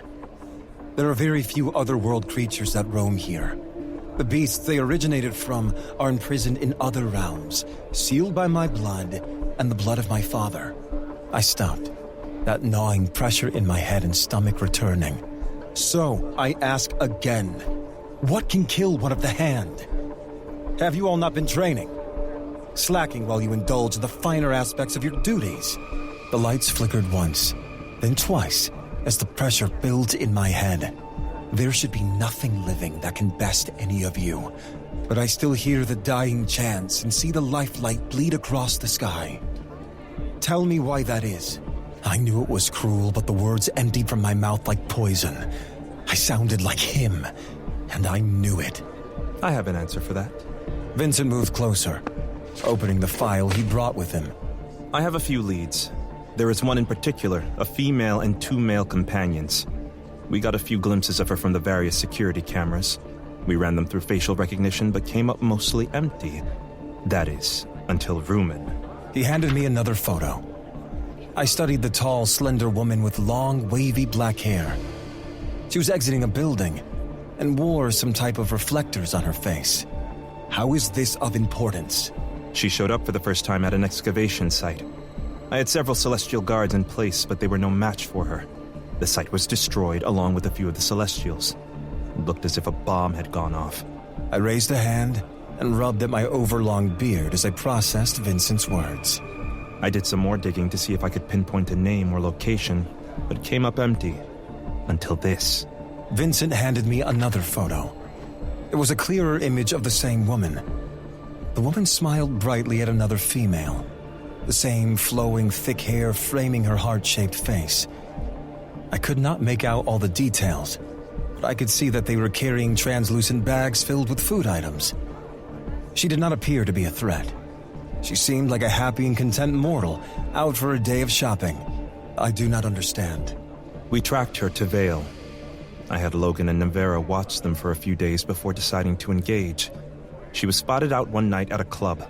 My brows furrowed. A club? My brain ran through the mountains of information I had gained over the last few hours.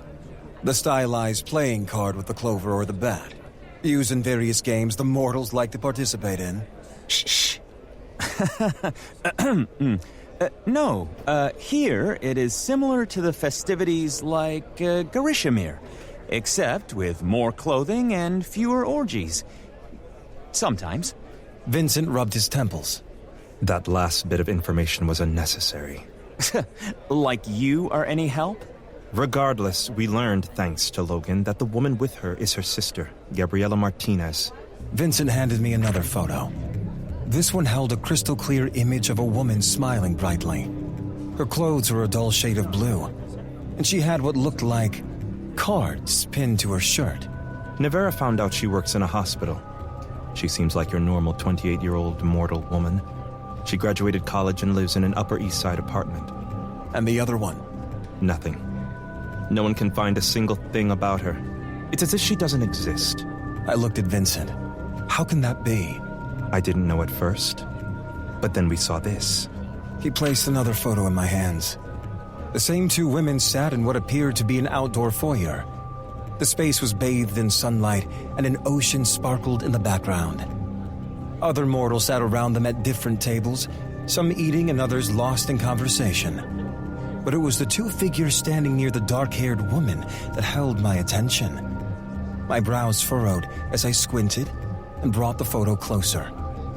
I froze but did not speak as my grip tightened on the image, crinkling the edges. From the woman's posture, they appeared to have been mid-argument. There was no mistaking the crimson glow of their eyes. My heart skipped for the first time in a millennium. My chest tightened painfully, and a wave of nausea hit me as I broke out in a cold sweat. The sound of metal clanging against metal rang in my ears. The smell of blood and sweat from battles long since fought assaulted my nose. I heard the roar of the fabled beasts as they destroyed my friends, my family, and my home. The sound pierced my ears like blades, reminding me of the powerful wings beating against the sky. Flames poured down in torrents, the heat so strong that ashes were all that was left of anything. The world shook with their roars as hundreds of gods and celestials were incinerated around us. I whispered the one word I thought had died with Rashiram: Igmoruthans. Logan, Vincent, and Nevera stayed close to me as we headed to the main floor. I flipped compulsively through the images Vincent had shown me. Igmoruthans, alive, and on Anua. How? It shouldn't be possible. Those that had not died in Rashiram were locked behind the realms.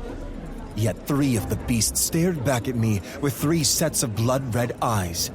3 monsters from the other world were on Anua. Voices filled the main foyer. Aides and support staff accompanied their leaders, mortals milling about within the cavernous room, but I barely noticed. I closed the file and handed it back to Vincent. Fire sizzled down my spine and lit up my nervous system. I stopped so abruptly that Logan nearly ran into me. My head whipped to the side, and I scanned the room, looking for the source of my unease. Is everything all right? Nevera placed a gentle hand on my arm. The touch grounded me as the burning awareness eased. I saw nothing but felt something. I searched the crowd but only found the faces and heartbeats of mortals. Yes, I shifted away from Nevera's touch and closed my eyes. It was the only thing I could say. What else could I tell them? Their worry would only increase if they knew that the images alone had sent me straight back into the war. After one look at the growing embers of their eyes, I could feel and see everyone dying around me. My hands slick with blood no matter how many times I washed them. I am fine. I opened my eyes and held out my hand. Shall we continue? The three of them shared a concerned look, before Vincent nodded and took the lead.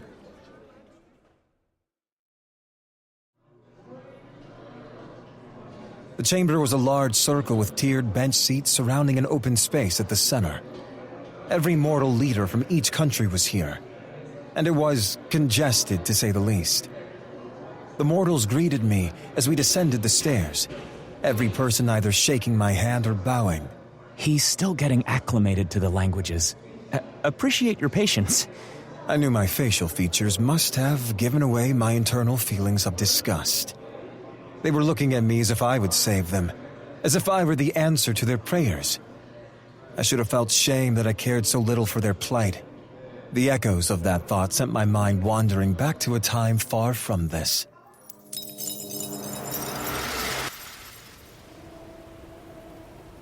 Samkiel is king now, regardless of my place, which you would have known had you and your ilk accepted the formal invitation to the royal ceremony. The ancient words inscribed on the staff he held glowed slightly, a clear sign of his irritation. I stood beside him, covered head to toe in plated armor. The only thing visible were my eyes. The Fieldren bowed. Their small, compact shape and pointed ears reminded me of green-skinned children, but they were much more mischievous. My apologies, my king. His eyes darted to me before he straightened. We sent a distress beacon a few days ago. Igmaruthans advanced and we'd lost several... I will evacuate you, your family, and as many as I can from this planet. You have a day to prepare. A day was all he'd given them, and that time had passed. We stood at the edge of a cliff, overlooking a desolate wasteland. A camp of Igmaruthans occupied the once thriving valley. The sun still shone, but it was nearing the horizon. As soon as it set, the beasts would wake and continue to destroy this planet. They would conquer and twist it, claiming it for their armies. You must teach me that one day. My father had removed every Fieldren from this planet. He'd sent them out of the star system and to the safety on a new world where they could live without having to worry about monsters slaughtering them. My father glanced at me, his helmet resting at his feet as he sliced a round yellow fruit with his dagger. I would hope you would never have to use it. I wish for no more wars, no more evacuations, no more suffering. He peeled a thick piece from the fruit and offered it to me. I removed my helmet, tucking it beneath my arm before accepting it. Samkiel, do you remember what I taught you? About the Igmaruthans and who they follow since the primordials fell?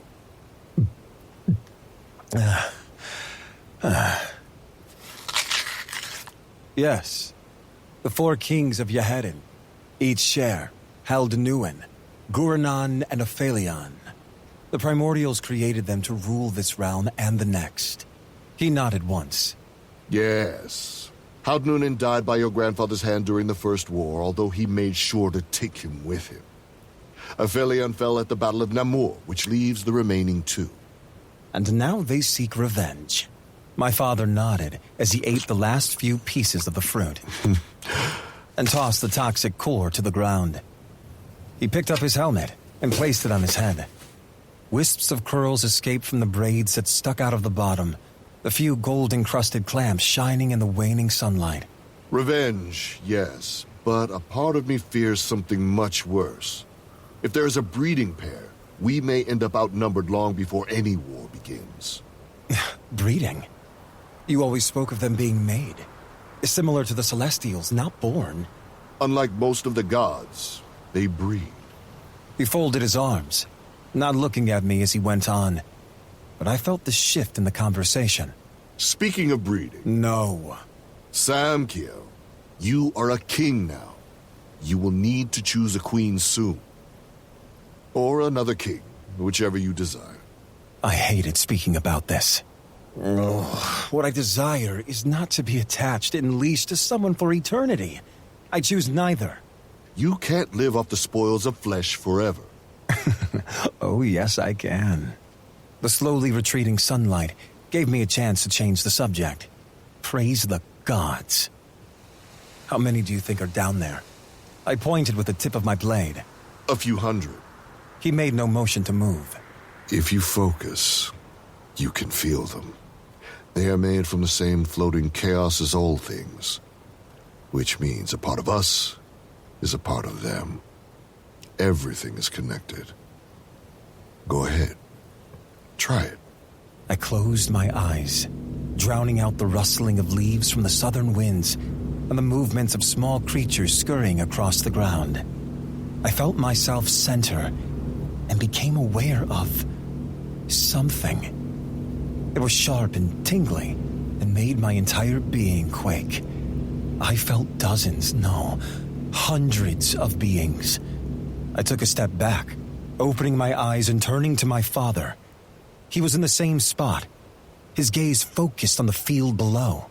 You felt it? Yes. Hundreds. Is that why you said not to call for the others? You knew. With your power and strength, you should not require an army for hundreds. He was right. I had taken back several worlds from the Igmaruthans over the years. A few hundred would not be a problem. Do not get above yourself. The Igmaruthans are an arrogant species, but they are not ignorant. They are smart and calculated, which makes them more than a normal threat. Even with what they lost, they will not bend willingly. I heard the rumble before I felt the planet shake beneath our feet. The sun had made its descent, and night was making its presence known, as were the creatures below. I turned to watch the cavern and the barren land around their camp. Flames slowly lit, one by one, as the Igmaruthans began to stir. They resembled thick-horned beasts, some walking upon two legs, and others multiple. Weapons were draped across their backs, but my focus was on the beast chained in the cave. The massive creature was meant to burrow into the ground and erupt on command, demolishing cities. They used it to terraform planets, and I had witnessed its effectiveness several times.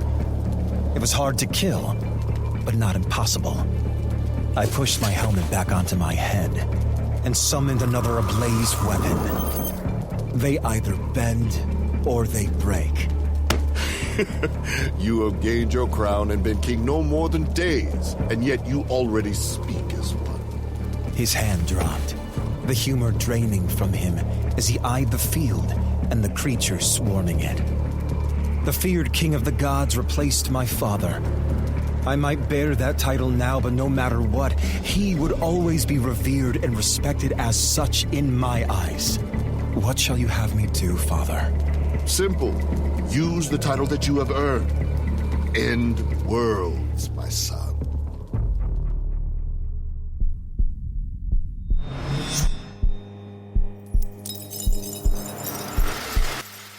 And what do we do while these beasts destroy our cities and homes? I sat up straighter as the world rushed back. I shook my head, trying to banish another memory from my past. Logan's gaze fixated on me, worry etched on his brow. I waved him off, and after holding my gaze a moment longer, he returned his attention to the room. Several voices spoke at once, exclaiming their support of the question and demanding an answer. It seemed that while I had been lost in the past, the reverence the mortals had felt for me had morphed into frustration and anger. We have kept our eyes on the creatures of the other world. A civil war seems to have started among whoever they are. A vampire prince has been murdered. There have been multiple disappearances, not to mention the destruction of property. We have reports of attacks and missing people throughout our world. Something is stirring between the otherworld creatures. I have entire towns afraid to venture out at night for fear of being taken by red-eyed monsters. Yes, and I have sent Celestials to those areas. They have neither seen nor found anything close. A woman stood, slamming her hands down on the table. The suit she wore was similar to that of her colleagues.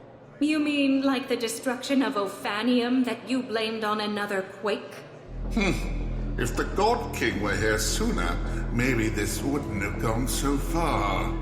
That ache formed once more in my head as a muscle in my jaw ticked. Logan cleared his throat before I had a chance to speak. Your world lives because of what Liam sacrificed. Do not forget that. We are here, and we are doing everything in our power to help you and the mortals. It's not enough. Something is coming, and even if we don't have your powers, we can still feel it. How many things can we blame on natural disasters? The mortals spoke all at once again, arguing and agreeing with each other. I pressed my fingers against my brow, the pain in my head growing with each beat of my heart. It was worse now than before, an overwhelming pressure staring at the top of my neck and radiating through my skull.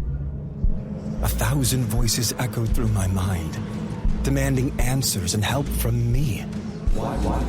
Where is our protection? They say he's a king, but I see nothing. Silence! I swept my gaze over them. Logan and Vincent sprang to their feet, preparing for a danger that was not there, and I realized I'd spoken louder than I intended. I lifted my hand to run it through my hair and saw that my skin was lit with silver. I stood. Aware that my eyes were glowing, I closed them and took a shaky breath, pulling the energy back. When I opened my eyes, my skin had returned to what they would consider normal. Their gazes were alert, filled with wariness as they waited to see what I would do next. What was happening on Anua was nothing compared to the horrors I had witnessed over the centuries. Yet they needed reassurance as a child would. The mortals reeked of fear, and fear was a powerful motivator. You're frightened. I understand that. You're mortal. We are not. The monsters and beasts of legends died eons ago. The seals that hold the barriers to the realms are intact. Your world is safe, and will remain so as long as I breathe. It was a half-truth, given the pictures I had seen, but I hoped it would reassure them. I'd locked myself away, thinking the threats had died with everything else. I'd made no effort to know this world or these people. Truth be told, I did not care much about their petty concerns, even if I understood them. I had not been here, and I had no right to claim to be their protector. Vincent stood, raising a single hand as if to calm a growing, thrashing sea. Yes, there is nothing we cannot handle. The female ambassador from Ipukin spoke up, her voice rising above the others. I mean no disrespect to your majesty, but we are worried. Our ancestors passed down the stories of the fall of Resharam. You cannot blame us for being unnerved. Is this the beginning of what our ancestors feared? Have you and the Celestials brought the war here to Anua? I met her unwavering gaze, her eyes filled with anger and accusation. Her attitude and the fact that she had even asked set my blood to boiling. It is not. The ones who started the Gods' War are long turned to ash. She shook her head and gestured to the room. You will have a civil war on your hands if the population of Anua thinks those beasts of legend have returned. We will not lose our world as you lost yours. Voices rose in unison as all those gathered added their agreement. The words stung, hitting a part of me I hated. I should lash out, correct them, but the words froze in my throat. I understood they wanted to keep their people safe. It was the very thing we had fought and died for on Reshiram. They were afraid of another cosmic event. One of your own died, yet you promised to keep us safe. Tell me, God King, why should we trust anything you say? Vincent's features tightened, and Logan lowered his gaze at the mention of Ezekiel's demise. Yet again, the mortals raised their voices, speaking over each other in their attempts to be heard. I searched my mind, needing the right words, but the languages and image I had absorbed in the last few hours were still being processed. I raised my hand once more, the crowd falling silent after a few moments. I understand. I do, and... Boring. All heads turned toward a young man, lounging on one of the benches. He wore the same colors and style of clothing as his colleagues, but I could not place which region he represented. The only thing that set him apart was a nonchalant expression on his face. His legs were outstretched in front of him, and he held a cup in his hand. He shook it before slurping loudly from the small plastic tube attached to it. Excuse me? Do you realize who you're speaking to? Yeah. And like I said, boring. When do we get to the part where you all slaughter millions? Or, oh, I know, how exactly you became king. Or what about how the destruction of your planet destroyed ours? You all act as if you're a gift to Anua, when in reality you are a curse on this world. Vincent looked at the people sitting around the bold man. The lead ambassador, whose face had turned a bright shade of red. I apologize on behalf of Henry's behavior. He is still new and learning. His radical views. People moved out of the way as Henry shoved past, still sipping from that cup.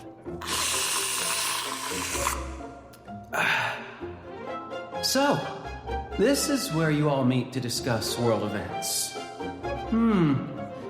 I expected more.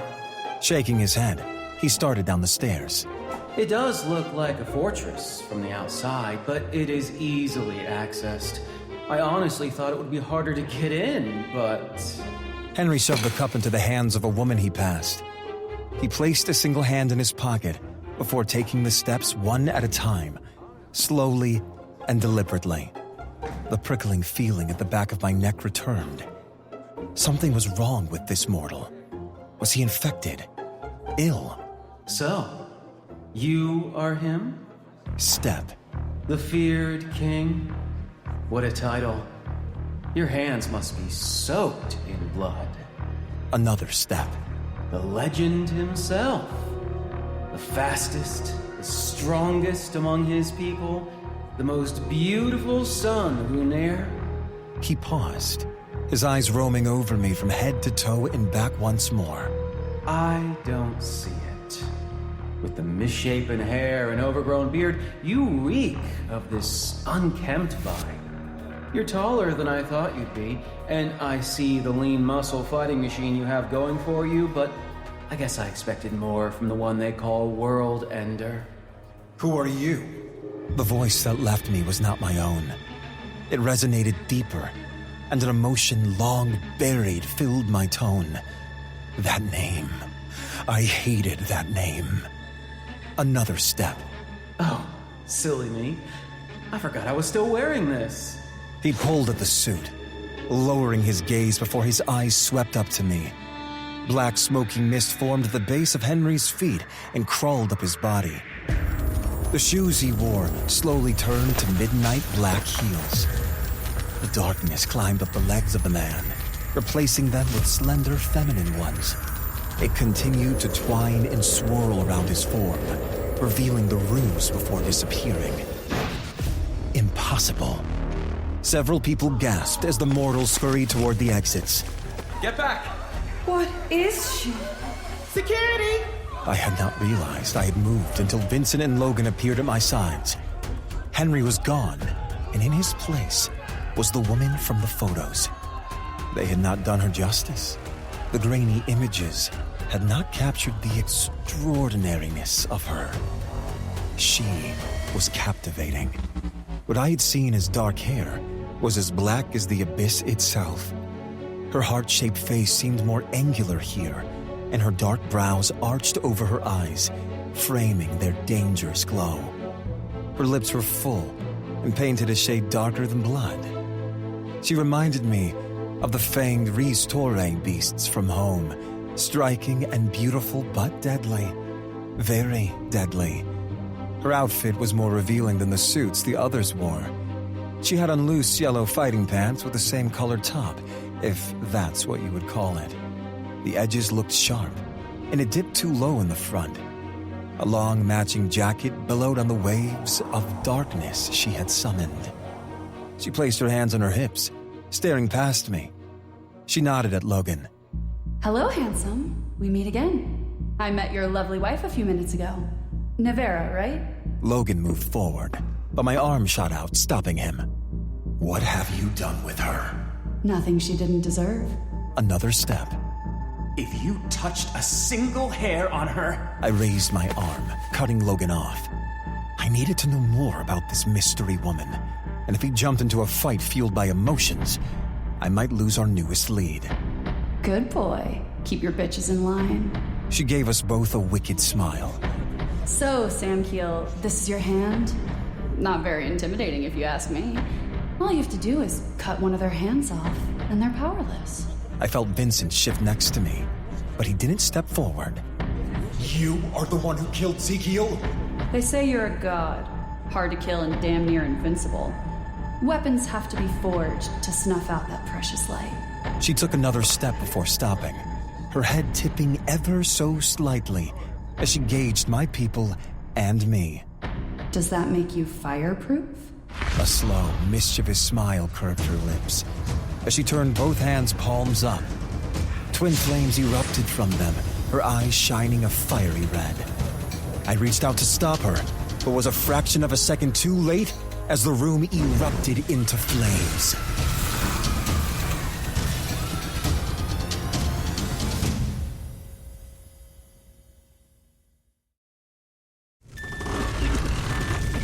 Flames danced and spread in every direction, as a loud beeping noise screamed in every room. Black clouds of smoke rolled along the ceiling. My ears rang as I looked around at the wreckage. The room was completely demolished. Large support beams had fallen from the ceiling, and sparks popped from broken wires. Many of the mortals had been crushed beneath the debris, and the smell of blood was overwhelming.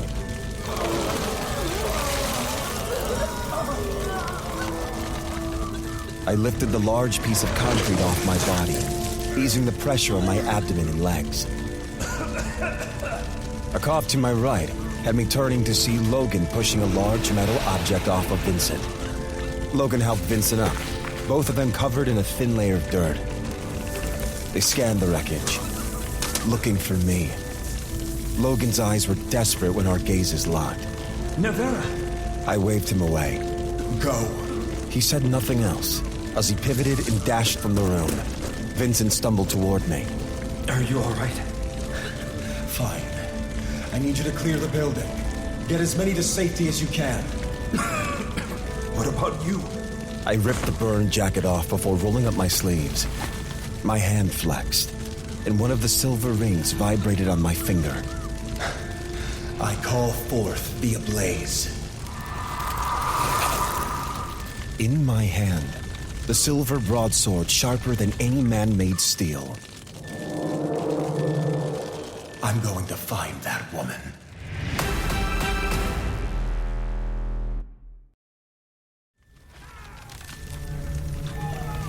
Smoke hung heavy in the air, casting a hazy glow. Several people ran past me, coughing as they darted toward the exit. The building shook once more, telling me she was still here and on the warpath. I pushed a stranger out of the way as large chunks of stone fell. Get to the exit! Her eyes, large and glazed, stared at me. Go! She didn't wait. Thank you so much. Another explosion shook the cavern, and I stumbled slightly. My mind reeled as memories of Rashiram tried to overcome me. But this was different. It wasn't war. There weren't thousands of them. There was only one, only her.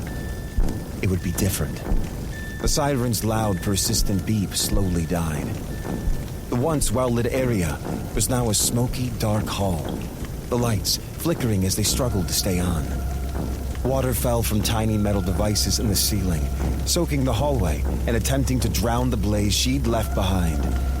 I heard murmurs and shouts mixed with the sloshing of wet footsteps as more people hurried out. I closed my eyes and rolled my shoulders, slowing my breathing as I tried to pinpoint her location. If you focus, you can feel them. They are made from the same floating chaos as all things. The screams of the mortals, scared and in pain, faded away. I cast my senses out like a net and heard the clicking of heels. A shiver ran through my entire being, causing the pit of my stomach to roll. I hated the way they felt. It reminded me of the horrors of war and ruin. I shook off the memories as awareness of her filled me. My eyes flew open, and I snapped my head back to look at the ceiling. Found you. The silver glow of my eyes shone brightly in the dark waterlogged space. I focused my gaze on the ceiling and crouched. With a powerful push of my legs, I shot upward at blinding speed. I smashed through several layers of stone and marble before coming to a stop several stories up. A hallway stretched before me, and large, charred archways stood to my left and right. The staircase was broken, the steps leading into thin air. This woman was the definition of destruction. My steps were light as I moved down the hall. I felt her before I heard her, my senses pulling me left. I crept closer, peering from behind the half-singed wall, and saw her tossing things out of the room. What was she doing? I tightened my grip on the ablaze sword as I stalked forward, my shoes making a small squeak with every step. There was no point in hiding. There was no other way out of that room. Something heavy hit the wall, making the picture shake. A thunderous roar washed over me as another piece of furniture flew through the open doorway and burst into 1,000 pieces. I moved quickly, afraid she would leave the room and continue her reign of destruction. That was something I could not allow. I stopped at the entrance, shards of wood and glass crunching beneath my feet. The door lay off to the side, ripped from its hinges and discarded. You seem to be in distress. Her head snapped toward me. She gripped the large table in the middle of the room, a deep scowl of frustration twisting her features. Books and other sacred items filled the enormous shelves lining the walls. Vincent had said that they were storing most of the relics they had collected from our other guilds. I placed one foot past the threshold, then the other. She straightened and squared her shoulders, but did not move to escape. I gave her credit. Most beings who knew of me ran the second they saw me with a blade. The flashing lights behind me lit the room, but it was not on fire or covered in water. That meant whatever she was hunting, she thought it wasn't here. Looking for something. I pointed my blade toward the piles of discarded books, scrolls, and papers. Her eyes never left mine, nor did she make a move. Interesting. Her gaze narrowed. Damn, you are durable. I really thought dropping 3 stories on you would buy me a little more time. I took another step forward, and she finally stepped back. Time for what? What are you looking for? Her eyes flashed red as she shifted a bit, unhappy that she had given ground. Loving the new outfit and hair. So, fire burns you but doesn't hurt you? Good to know. That moment caught me off guard. My hair was singed, but that wasn't what caused me to pause. She was testing me, as I was her. The Igmaruthans are an arrogant species, but they are not ignorant. They are smart and calculated, which makes them more than a normal threat. I wanted to continue this small game and find out exactly what she knew of me. Maybe she would give me a hint of who the 2 men in the photos were. It is true. Fire, while a nuisance, cannot kill me. Nothing can. A small quirk of her lips was the only indicator that my words had any effect on her. She stepped away from the table. It was a small move, but I saw her place one foot behind the other. It was not much to the untrained eye, but I knew she was preparing for an attack. I've heard that. They say you can't be killed, but I don't think that's true. Everything has a weakness, even you. I mean, if that were the case, then where are the rest of the gods? Her smile returned, the one that made me clench my teeth. She was all poison and acid with her words, throwing them as weapons. It was a way to distract your enemy, and a smart tactic. If your opponent allowed their emotions to override their senses, it gave you a huge advantage. I would be a liar if I said it did not sting. That topic was an open, bleeding wound for me, one that refused to heal. The only problem was that it only fueled my anger and resolve. What she assumed would weaken me only made me stronger. Her smile lingered, her arrogance showing its face as she raised a single painted nail and tapped her cheek before pointing it at me. You see, I think you can be killed. I just think I need to try a little harder. My grip tightened on the hilt of the blade. Many thought the same. Many are dead. Her smile remained in place as she charged at me. She was quicker than I expected, a dark dagger flashing toward me. I tilted my body to the side as she drove the blade toward my throat. She paused, her eyes going wide with frustrated anger as she realized I stood there no longer. Her irises pulsed with a crimson glow as she struck at me again. I raised my blade, the dagger connecting with my sword. I held her there, studying the knife. A forsaken blade. How do you have that? Blade had been made by the primordials and handed down to the four kings eons ago. They were weapons made of bone and blood, made to destroy gods. Her smile turned lethal as she tried to force it closer to me, but to no avail. Was she really going to try to fight me? Kill me?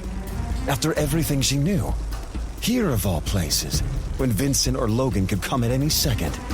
I cannot tell if it is ignorance or stupidity that has driven your decisions today. She hopped backward, flipping the blade to her other hand and whipping it toward me. I blocked it. She threw a kick, but I knocked her foot away, sending her off balance for a mere second. She corrected herself, flipping her hair from her face as she held the blade in front of her. Oh, don't pretend to want to understand me. You and I are nothing alike. She launched at me once more. She did not stop, no matter how many times I blocked her or sent her flying off her feet. She was fierce, using any object around her to her advantage. I lost count of how many tables and chairs I had cut in half after she used them as both weapons and shields. We went blade to blade again and again, but she gave no quarter. She was quick, and I realized I recognized her style of fighting. You fight like one of the hand. She used a backflip to correct herself from her fallen position and raised the blade to attack once more. You like that? I'm a quick learner.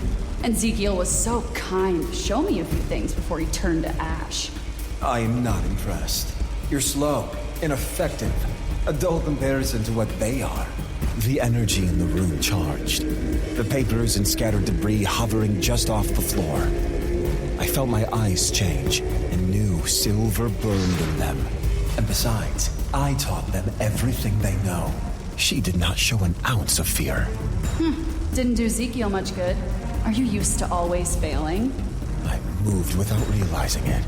Emotion drowned out logic, which was ignorant on my part, and a win on hers. My blade swiped to where she had stood, only she was not there anymore. I had only a moment to realize she baited me before I felt her blade ram itself into my back. If it was meant to be painful, I did not feel it. Her painted nails grasped my upper arm as she stood on her tiptoes to whisper in my ear. You know, I thought you didn't even exist. It wasn't until Ezekiel exploded into ash and light that I knew he was right. His death would bring you back. I felt her twist the dagger in a tight jerk as she spoke. Do you burst into light when you die too? She yanked back, ripping the blade free. I turned my head and saw her eyes widen in confusion. Anger flashed across her face, and she actually growled. I cannot die. That's impossible. So is the power you possess. I turned fully, and she took a step back. She realized what she'd done and stopped short. I hope you know you will not be leaving this building. We'll see about that. Her arrogance and anger outweighed the sane part of her brain. I needed to immobilize her, and she'd given me the perfect opportunity to damage her without killing her. She was the closest we'd gotten to any lead, and she was not leaving. I would not allow it. I swiped my blade upward as she passed me. She took one step, then another, before stopping. I turned and flicked the blood from my blade as her arm fell to the floor with a thud. That was $100 jacket, you asshole! She looked at her ruined clothes, unconcerned with the missing limb. Excuse me? Her lip curled upward as she took the ruined jacket off and threw it to the side. Her crimson eyes seemed to glow a shade brighter as her lips formed a thin line. Veins protruded upon her neck from the strain, and a small crack echoed through the room. I watched in shock as her arm grew back, tissue and muscle forming from the stump of her missing limb. Regeneration. No living creature should have that power. Funny, that's exactly what your boy said. Actually, it was... Her words died in her throat as a sharp whistle rang out. She glanced at me, and my stomach rolled. She was a distraction, and she was not alone. Sorry, lover. Playtime is over. The gleam of her teeth as she smiled was the last thing I saw, before black smoke encompassed her. Her shape grew, and massive black wings emerged from the cloud. They were no fragile appendages, but thick and powerful, with tips as sharp and lethal as any blade. She slammed them against the floor, bracing them against the stone for support. I took a step back as a long, spiked tail whipped out, shattering the nearby table and sending paper and priceless artifacts in every direction. A large taloned foot stepped out of the darkness, and then the smoke completely cleared, revealing the beast from my night terrors. My heart stilled. I could not deny or question it. The pictures were true. Imogen's message, the reports, the urgency, everything Logan and Vincent had suspected. The Igmoruthans were alive, and they were in the ether world. They were on Anua. She looked at me, and if monsters could smile, I swear she did. She winked one massive glowing eye and went airborne. The ceiling exploded under her massive strength, rubble raining down from the hole she made. Her black wings beat once, the downdraft sending debris spinning around the ruined room as she rose toward the sky and away. No, I would not lose, not again. I tapped the power my father had passed down to me. I had locked it away, the feel of it too painful and reminding me too much of him. The books, broken tables and chairs and discarded glass rose, every object near me levitating. I lifted my hand and grappled, trying to get a hold of the invisible force that allowed me to connect with any living or inanimate object. My teeth bared in a feral smile as my fingers found purchase. Then, using every bit of my will and raw strength, I braced my feet and pulled hard. Her scream nearly shattered the sky as she stopped mid-flight. Her head went back, the look of shock on her reptilian features nearly comical as I forced her to sit. I stepped to the side, continuing to pull at her massive form. She beat her wings and clawed at the air as I pulled her back, forcing her through several layers of the building. I let up, everything near me dropping to the floor. The beast's outraged shrieks drowned out the crash as it all fell. A wave of dizziness washed over me before I steadied myself. I'd expended too much power way too fast, and I had not been training or eating properly.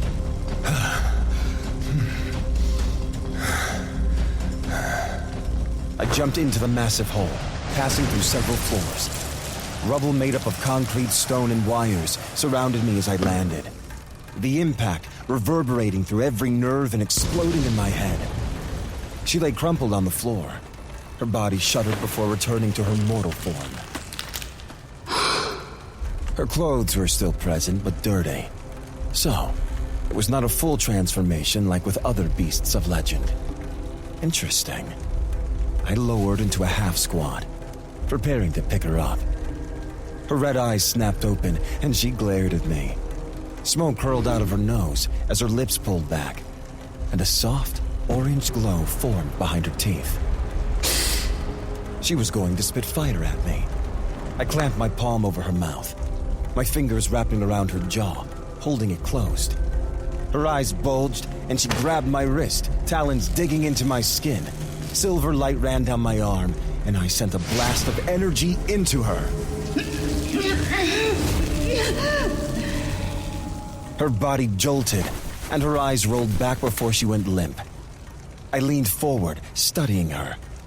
The glossy dark strands of her hair covered half of her face. In sleep, she looked normal, and not the destructive creature that had showed up only an hour prior.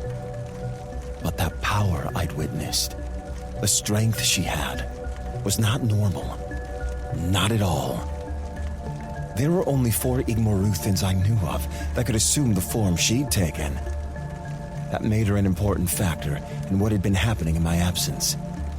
I slid my hands beneath her and stood, hoisting her into my arms. I cradled her against my chest and walked down the destroyed hall.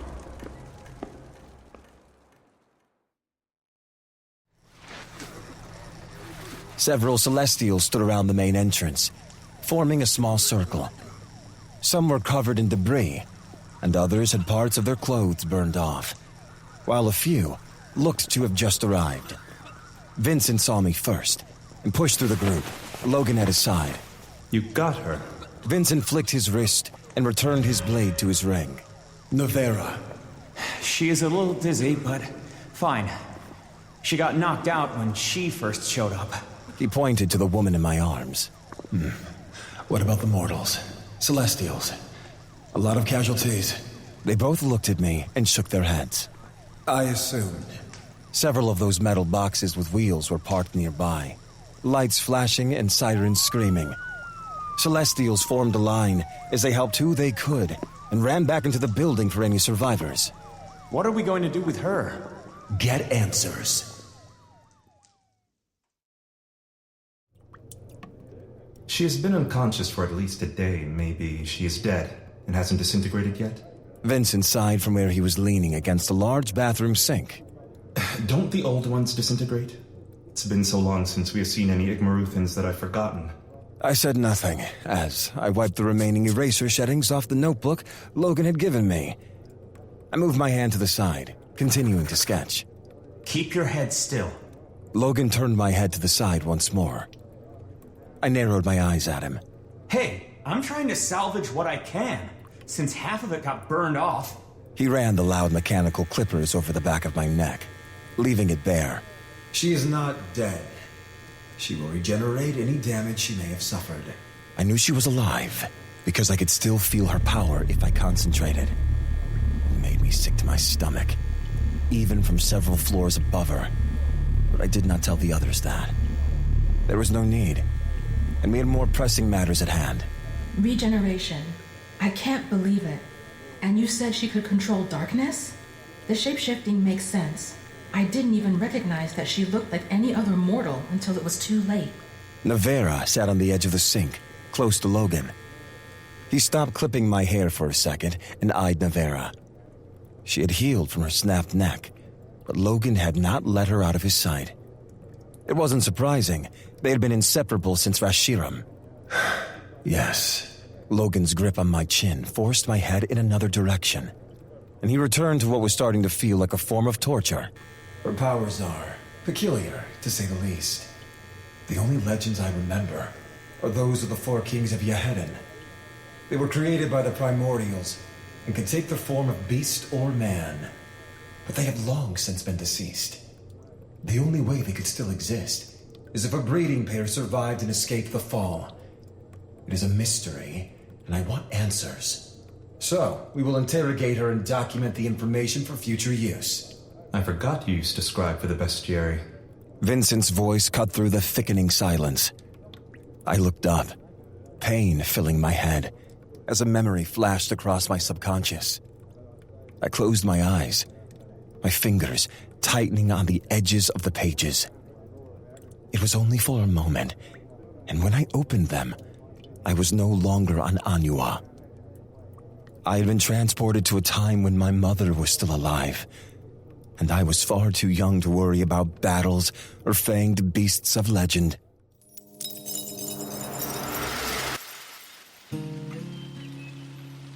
I sat cross-legged on the stone floor as my mama hummed to herself, contentedly pruning the flowers. The garden made her happy, and I think that's why my father continued to add to her collection.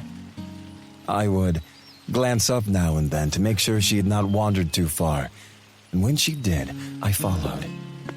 The many rows and variety of plants she had here created a small labyrinth. Several Celestials greeted us as we moved further into the garden. Guards stood at the entrances and bowed whenever we passed. I did not think I would ever tire of that. After a brisk walk, she stopped and started picking once more. I sat on the edge of a nearby fountain and swung my legs back and forth.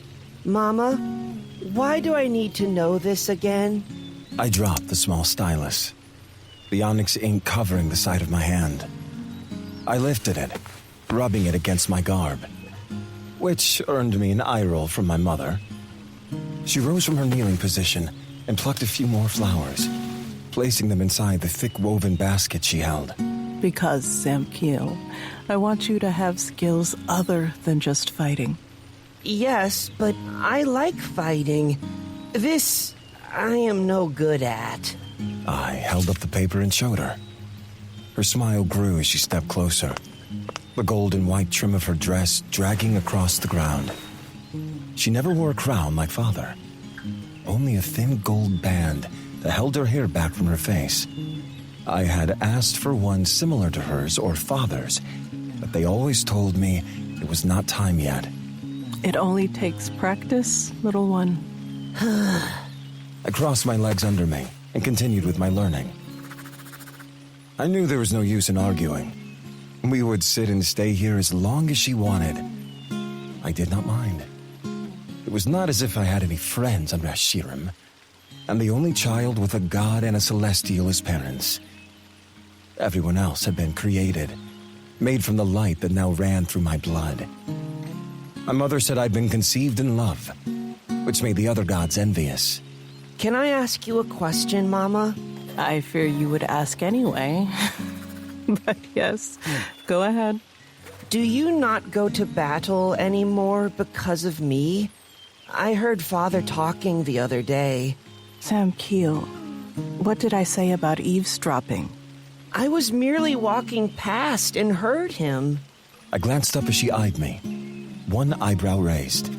He said you were sick because of me, and that is why you do not fight anymore. The wind picked up as she strode over, making the colorful shrubbery around us dance. She stopped and knelt next to me, curving her long dress around her knees. She reached out and rubbed her hand over my head once before lifting my chin to look me in the eyes. I fear sometimes your father speaks too much, but I will not lie to you. I do not feel like I used to, but in no way is that your fault. Your father cares and is just worried is all. Besides, I would give up fighting and battles to spend 1,000 days with you. Now tell me, what have you drawn today? I lifted the paper and turned it toward her. Monsters? This one Father showed me the other day when he returned. She took in the massive creature I'd drawn. I had mimicked the shades and patterns as best I could. Her brows rose once more, but she smiled. Another conversation I will need to have with your father. I turned it back toward me and squinted at my drawing. It was not the response I had hoped for. Do you not like it, Mama? Her hand went under her chin as she eyed me. Why do you call it a monster, little one? I opened my mouth, then stopped. Could she not see it? Because that is what it is? See the teeth and claws? I see it. She reached inside the woven basket, pulling out a single flower. It was yellow with black dots lining the petals. And what do you think of this? It is a flower. Yes, but do you think it's pretty? Yes. Do you know that a single petal can be toxic? It can even make a god sick if enough of it is consumed. So, even this could be a monster. It does not need teeth, claws, or any other scary feature to be deadly. I watched as she slowly spun the flower by the stem, the sun dancing off the colorful petals. It was pretty, but it looked harmless. So, it can hurt someone? Kill? She nodded before placing it back into her basket. In the right hands, yes. But give it a good home, a little care, and it can heal too. She wiped her hands on her dress and stood in one graceful motion, smiling down at me. So you see, looks can be deceiving. The sound of approaching footsteps had us both turning. Guards flanked my father, the clang of their armor as they walked a discordant note in the peace of the garden. Adelphia, what are you teaching my son in a garden made for you? My mother's smile turned luminescent at the sound of my father's booming voice. Your son? I presume I also had a hand in this? The guard stopped short as my father reached my mother and swept her up in his arms to spin her around. You reek of the battlefield and sweat.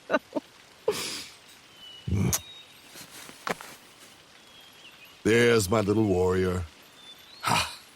He picked me up, slinging me onto his hip and pressing a kiss to my cheek. And what is this? He set me down and picked up my drawing. Samkiel, I am impressed. You draw beasts as a scribe would. Yes. My mother reached into her basket, taking the same flower out once more. We were talking about monsters and how looks can be deceiving. Ah, yes. But a monster is still a monster, no matter how pretty it is. The look they exchanged made it seem as if they were having a conversation I could not hear. It lasted only a second before the smile returned to my father's face and my mother's lips curved. She reached out and gently placed her hand on my cheek. Come now. Let's go home. It's time for dinner.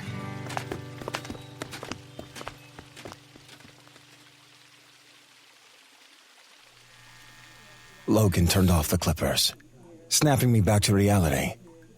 He stepped back, allowing me to see my reflection. It took me a second to clear my thoughts. Memories of her always hurt, and I was glad they were few and far between. What do you think? I mean, it looks better than the charred remains that were there before. It's not terrible. I caught Vincent's grimace in the mirror and watched as Logan turned to glare at him. For once, my appearance did not bring me immense revulsion. I did not resemble either of my parents now. The massive waves that resembled my mother's chestnut hair were gone, as was the thick beard that so often reminded me of my father. It was new, a change I dreadfully needed. I touched my cheek, rubbing my hand over the soft stubble that shadowed my jaw. I ran my fingers through the hair atop my head. The contrast to my old self was alarming, but necessary. My neck and head felt lighter, and the cut was more in style with the mortals of this world. I know it's different, and probably not as perfect as a professional job, but... Logan reached out, brushing away the small pieces of hair that had fallen on my shirt. No, you look fantastic, Liam. I never pictured you with short hair, but it looks great. We definitely would have had way more problems on Reshiram if you had done his hair back then, babe. Memories of days long past danced through my mind, before a title, before a crown, before the fall. I wanted that again, to go back to how we used to be. They had not changed much, but I had. I watched them and knew some part of me was long gone. It had been so long since I felt a twinge of humor or joy. I wanted to laugh and remember how much beauty life could hold. I just wanted to feel. It will do. Everyone fell silent again as I stood, nearly toppling my chair. The bathroom felt too small and I just wanted to leave. I grabbed the cloth Logan had used as a drape and ripped it off. We have an interrogation to perform. I need all the information we have on her and those she came with. They nodded, and the energy in the room shifted again. It was familiar but not comforting. It was how the room had felt every time my father entered. Are you positive there were others? Yes, I heard it, and so did she. It was a whistle that was a summons. I should have paid more attention. Maybe I would have felt them sooner. It's not your fault. We all... Yes, it is. Everything is. It is my reign. Any death is on my hands, and any form of destruction is a sign of failure. I should be better prepared. I am not. But that is not your concern. What I need from you, I have already asked. Nevera nodded once. Logan and Vincent both lowered their gazes, and all three stood up straight, their humor from earlier gone. Yes, my liege. I grabbed the notepad and handed it to Nevera as she passed. Add this to the bestiary. I added the details of the attack, what form she took, and the abilities I observed. I need it updated. And once we find out about her colleagues, I will have that too. Nevera's gaze dropped to the sketch. She is pretty for a fire-wielding death bitch that tried to kill us all. Remember, Igmoruthins are smart, calculated, and above all, monsters. A monster is still a monster, no matter what pretty shell it wears. She nodded and left. A monster is still a monster, no matter what pretty shell it wears. Those words rang in my head. Had I become my father so completely? I gazed at my reflection in the large bathroom mirror. I stared as the image of my father, armor and all, flickered before me. No matter the shell I wore, I would still be Samkiel. I was the reason he was dead and Rashirim had fallen. I was the world ender.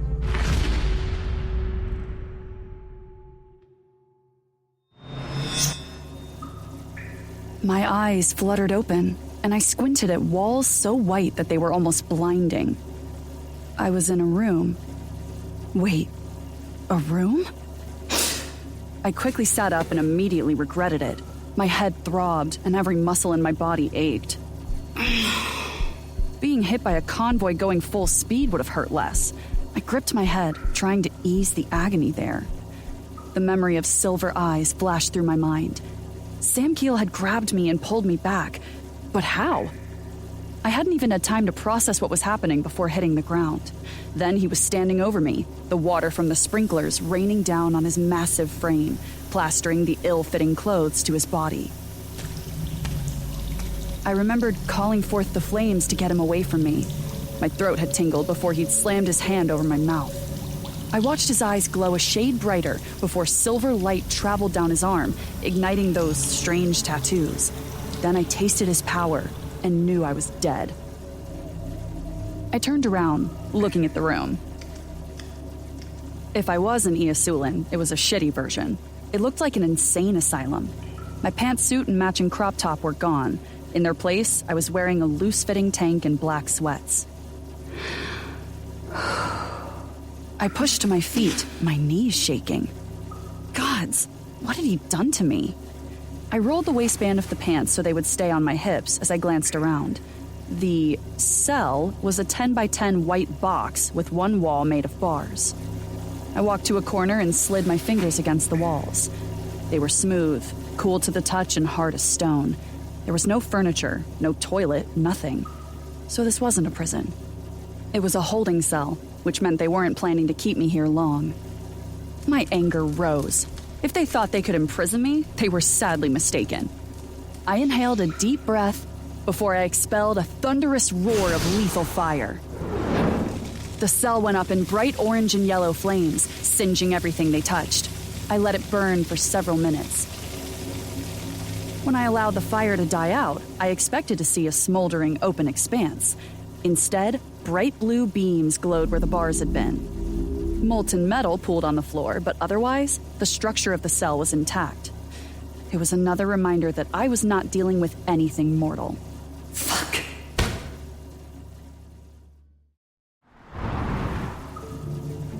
It had been 2 days. 2 days of lighting this place up and nothing. I tried changing shapes and slipping through the beams, but I'd been electrocuted, my body thrown against the back wall. I sat cross-legged, my cheek resting on my fist. I stared at the beams for a long time before I got up. Maybe if I endured the pain long enough, I could get out. I had gone through worse. How bad could it be? I stopped in front of them, the electric buzz filling my ears as I got closer. I reached out, my hand hovering mere inches away.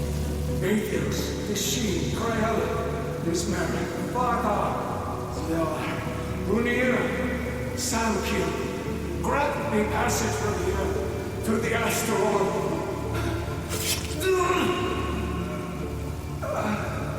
I jerked my hand back as that night played through my memories again. Everyone thought I had killed him, and I let them. It had earned me immunity from Caden and his horde. They saw me as a threat, and now so did Samkiel and his people. Little did they know those memories haunted me. The look on Zekiel's face as he plunged that knife into his chest was one I was all too familiar with. I had seen it on Gabby's face and my own as I fought to save her life. It was the look you got when you'd lost all hope. I would never forget the sound of the blade entering his body. The single tear that fell from his eye before the blue light burst from him and he exploded into the sky would haunt me forever. I would advise that you don't touch those. His voice preceded the 3 forms that shimmered and solidified in front of me. Flames burst in my hands, and I didn't hesitate to throw a fireball straight at his head. Samkiel sidestepped and lifted his hand, stopping the ball of roiling flame. It rotated for a second beneath his palm, those damned gray eyes boring into mine, as he extinguished it with a single clench of his fist. I couldn't hide my shock. How did you do that? Samkiel. No, Liam. Caden said they called him Liam now. He looked at me as he lowered his hand to his side, keeping the other in his pocket. I am more prepared now that I am aware of your powers. He looked so different. Who had made him hot? Why was he hot now? His shorter hair looked more modern than I thought it could. It was cut close to his head and styled with gel that made it stick out in different directions. His beard was barely a whisper of what it used to be, more a 5 o'clock shadow that curved along his annoyingly perfect jawline. It didn't matter, the perfect sculpture they'd tried to make. He was still the world ender. He was still the hated and feared god who would gladly end me and those I cared about. They could dress him up all they wanted, but I could still see the truth of him. He may not have had fangs, but I sensed the predator beneath those sad gray eyes. And if you are referring to how we appeared before you, as you were preparing to throw another tantrum, what is the word for that, Logan? The mortals call it teleporting, sir, or portaling. His hands gripped the front of the tactical gear that all but Liam wore. Liam wore a casual white shirt with the sleeves rolled up and black slacks. Just as with the suit, they seemed too tight. I could see his muscles tense with every move he made. He had a strong yet lean build, made for speed, power, and killing. I could see why they called him the most beautiful son of Unir, and how he could have brought even goddesses to their knees. He was every bit as magnificent as the books had described. He knew he was powerful, and it showed in the way he held himself. The gray hue of his eyes sparked with intelligence, and the bronzed color of his skin glowed with health. But beneath his new and improved mask, self-loathing lay heavy on him. He had it wrapped around himself like a cloak. I'd seen it at the meeting and how he'd responded and talked. He'd zoned out a couple of times, as if he weren't even on this plane anymore. Maybe talking him down would be easier than I thought. Ah, yes. Teleporting. Think of it as a refraction of light, or displacement. Molecules are broken down to their purest form and reformed in another space, so to speak. That's so cool. I kept my eyes on him, ignoring the others. After tasting his power, I had no desire to experience it again. If I felt it even stir, I was prepared to fight. I don't care. Do you know who you speak to? A slow, mischievous smile spread across my face, but I never turned away from Liam. The shadows danced lazily around me.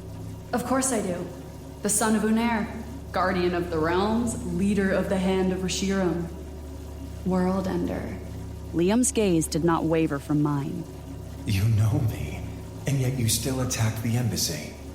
Why fight? Call it a personality flaw. He shook his head as if he couldn't believe it. That's an arrogant notion. You know what I can do. And that death would be imminent. Yet you risked it regardless. My lip curled up in a half smile, my canines slowly descending. Arrogant? I heard that's your thing, not mine. I stepped closer, the shadows beneath me bending. But I am curious, World Ender. What do you fear? My shape changed as my voice deepened, going dark, thick, and rich. Most men fear the forests at night and the creatures that hunt. My form changed to a massive canine beast as I paced, snapping my jaws at them. Shadows danced once more as I changed. Or is it beasts of legend that drive the hairs erect in your body? I took up the entire space as I shifted into my favorite shape, the black winged wyvern. Or, this time, I took the form of a man. I stopped in front of him, the same height, same look, same posture. Is it what you see in the mirror? He held my stare for only a moment before his eyes darted away, and I knew I'd hit my mark. My smile was cruel, but it didn't last long. The Celestial on his left stepped forward. Earrings lined his ears as they had Zekiel's, and I had no doubt that each of them would produce a weapon. His eyes were the same blue as the ball of light that shot from his hand, sending me sailing across the room. Vincent, it is fine. Okay, so that was Vincent.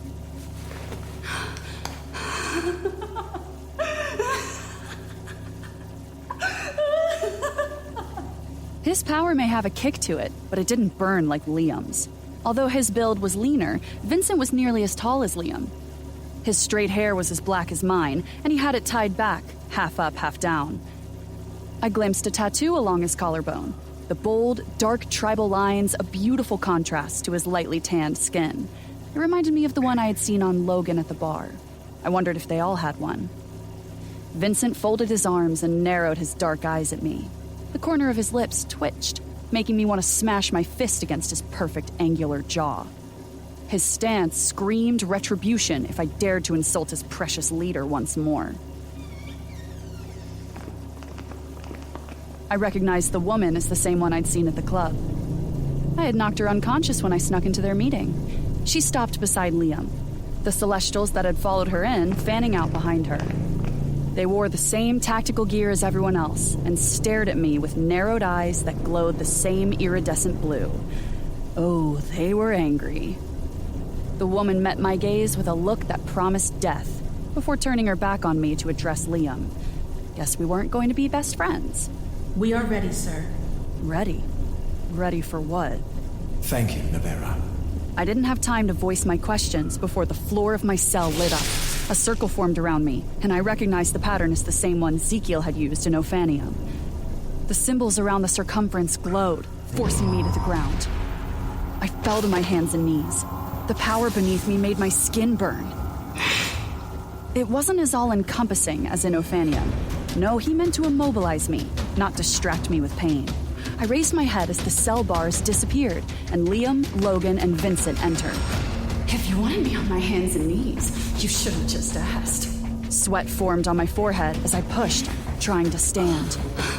I managed to lift my hands the tiniest bit before the circle pulsed indigo and the invisible bonds on me tightened. My palms slammed against the floor again. Logan paused, surprise and caution flaring in his eyes. Good. They were scared. They should be, because a cool metal cuff was slapped onto my wrist. Ow! Vincent placed another on my ankle. Before I could try to make a move to kick him in the face, Logan had my other wrist shackled. As soon as the last cuff snapped closed around my ankle, I felt as if the air were being sucked from my lungs. I fell to the floor. You will be weak while the chains of Aberith are upon you. A safety precaution for your interrogation. The circle beneath me disappeared, and Liam stared down at me, his arms behind his back. He nodded toward Logan and Vincent. A low grunt escaped me as they grabbed me under my arms and hoisted me up. Any fight I had in me was gone. I felt weak and sick. They dragged me out of my cell, my feet dragging on the floor. For the first time in centuries, I couldn't feel my fire, and that terrified me.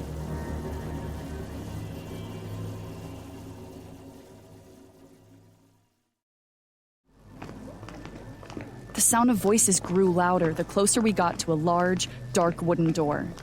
The Celestials in front stopped, opening it wide enough for us to enter. Nevera went in first, and then they dragged me inside. I saw what looked like a large, brown, four-poster chair. The heavy wood was engraved with alien symbols, and the seat looked like it had seen better days. When Logan and Vincent hoisted me onto the seat, the cuffs around my wrists and ankles locked into place, securing them against the arms and legs of the chair. I tilted my head back, shaking the hair out of my face as I scanned the room. A woman in a pencil skirt and a matching blouse sat at the end of a long metal table. She had a laptop in front of her, and several notebooks were piled beside her. She didn't even look at me, her attention on Liam. I craned my neck, seeing several blue-eyed Celestials glaring at me, and I recognized a few mortals from Ariel. Rows of seats formed a circle around the chair, so all could see the prisoner at the center. So this was how they did interrogations. I thought I had killed you. I looked at the mortal man wearing a sling. He had bruises and a few burn marks, but I remembered him as one of the ambassadors. He glared past his swollen eyes, but took a step back. Do not fear the Igmoruthan. She is completely disabled. Liam stood in the center of the room. Logan, Nevera, and Vincent flanked him, stoic and ready to defend him. Not that he needed defending. I pulled at my bonds, testing them, but I was held tight.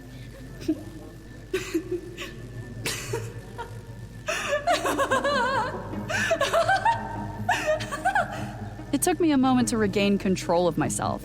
I watched everyone look at me and then at each other, and couldn't stop another fit of giggles.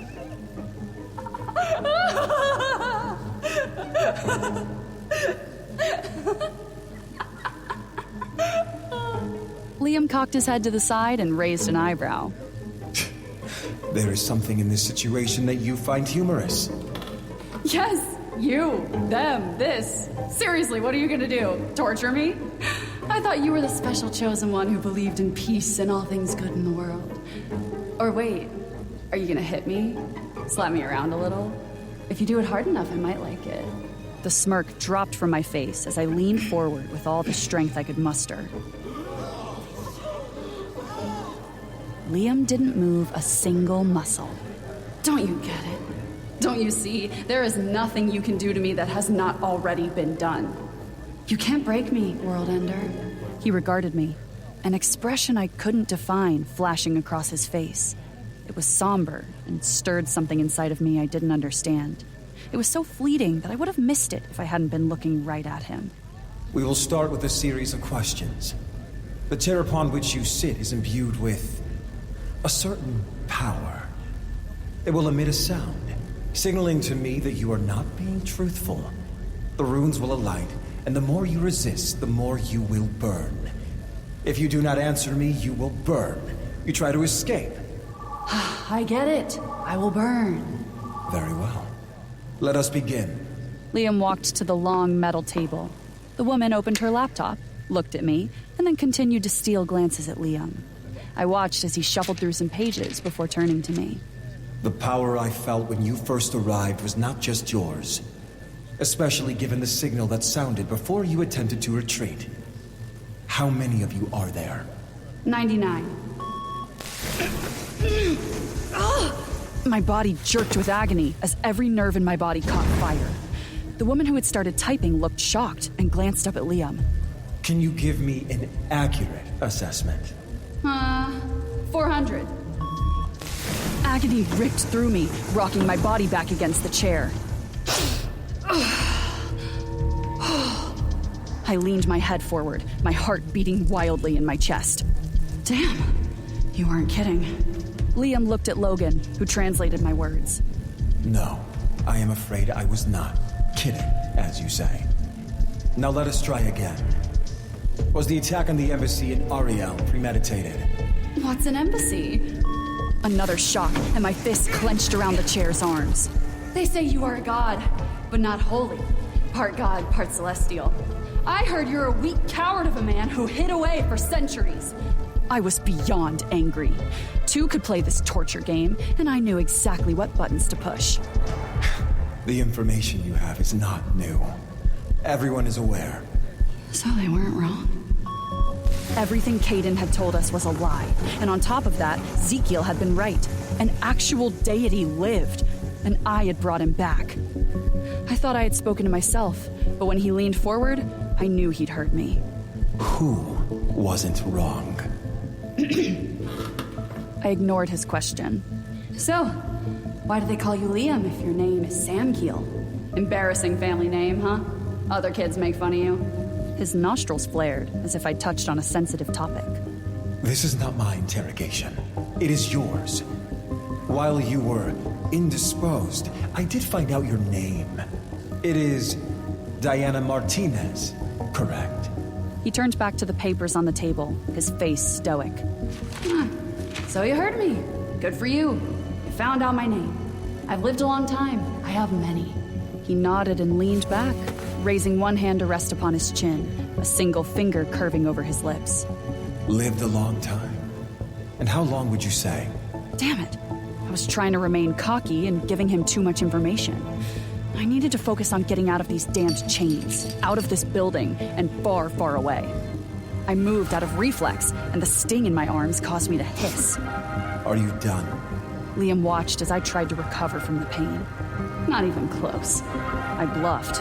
Those shocks hurt too damn much for me not to respect them. He gauged my expression and leaned back, turning the contents of the folder toward me. He licked his thumb and flipped through the pages. I didn't have time to read any of it and completely lost interest until he held up the pictures. Rage twisted in my gut as I blinked at the images of Gabby, Tobias, Alistair, and me. My breath hitched as I recognized where these had been taken. It was during my lunch date with Gabby. Fuck! That was what Tobias and Alistair had sensed. One of them had been close to us, and I hadn't known. My heart raced in my chest. As you can see, you and your comrades have been on our radar for a while now.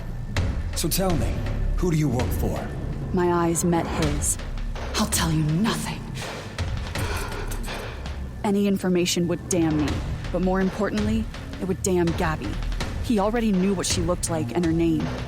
I would rather have burned 1,000 times over in this chair than allow anything to happen to her.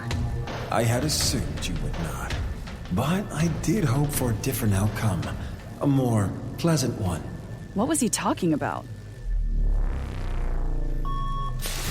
My head snapped back, and my body lifted off the chair as much as the magic would allow. The sudden burst of electricity was much stronger this time. It felt like I was burning from the inside out. It stopped as quickly as it had begun.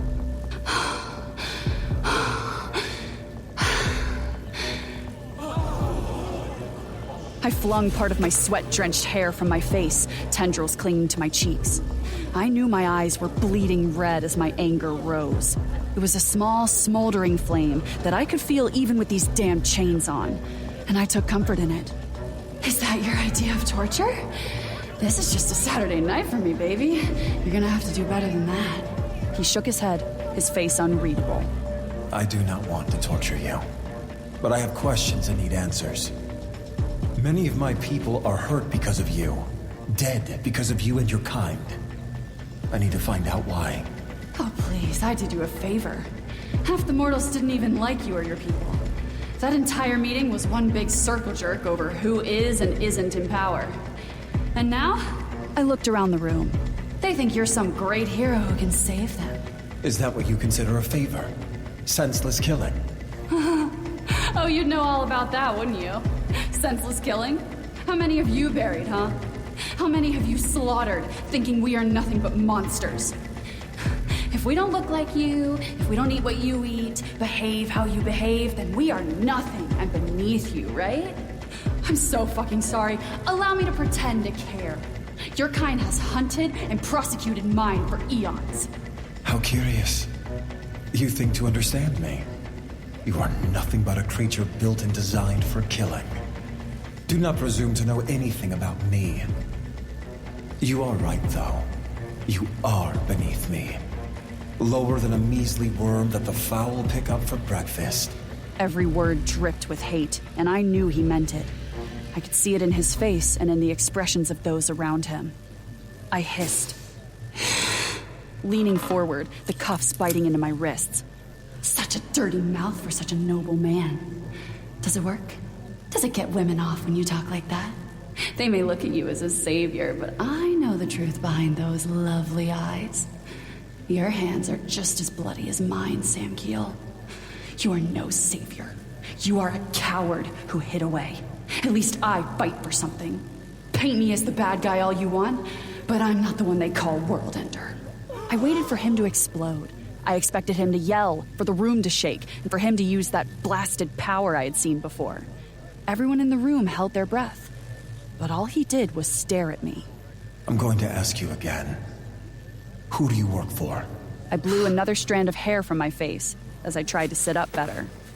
Are you ignorant enough to think a woman couldn't lead all by herself? Did they not do that on Reshiram? The women on Reshiram are very different from you. They are respectful, with tremendous strength and intelligence. I know goddesses who led armies and fought with dignity, not cheap tricks. You don't compare at all, and couldn't touch them. I have met women like you. Do you know where the vile, vicious, and vindictive women like you are now? They are dead. Oh, baby, I doubt you've met anyone like me before. Liam nodded once and dropped his hand, returning his gaze to the pages in front of him. I thought I had earned a small reprieve, since I didn't immediately feel like I was being set aflame. Unfortunately, my relief was short-lived as the power ran through me again. My body rocked back as my hands clenched, the cuffs biting into my flesh. I felt the beast in me try to break free, the dark power coiling beneath my skin. The pain ended after what felt like an eternity, and I sagged in my seat. I'll ask you again. I didn't have the strength to move. Sweat drenched every part of me, and my body trembled. Ask me over and over, and I'll tell you nothing.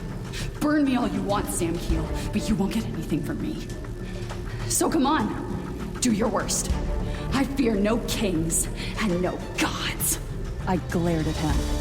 Liam didn't move, but annoyance flickered in his eyes. He was growing bored with this, and so was I. Are you sure about that?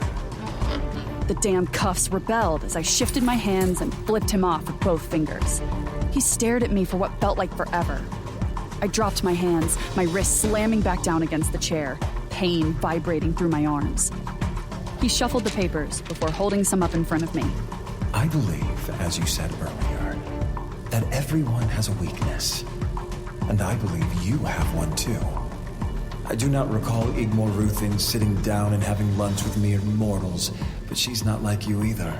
I blinked a few times, trying to stay calm and not show the terror slithering through me.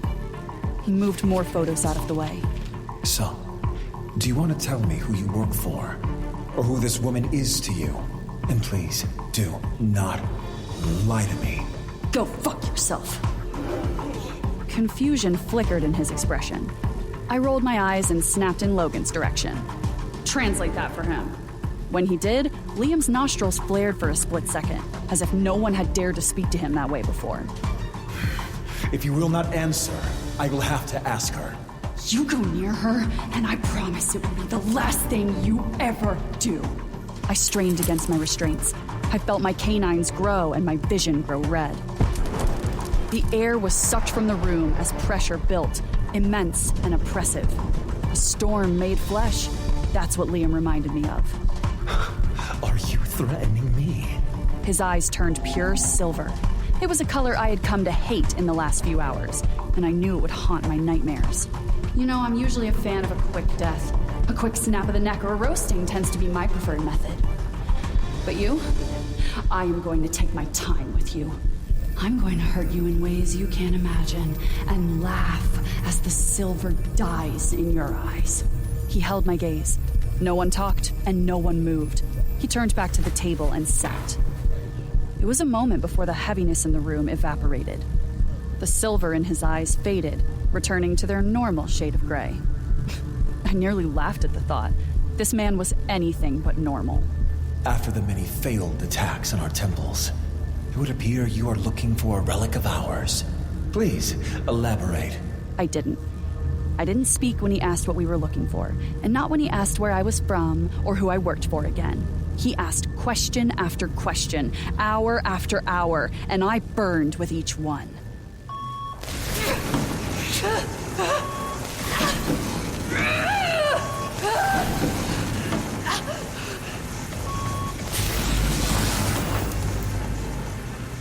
I can't remember which one finally knocked me out.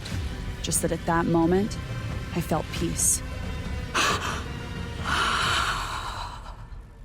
How strange.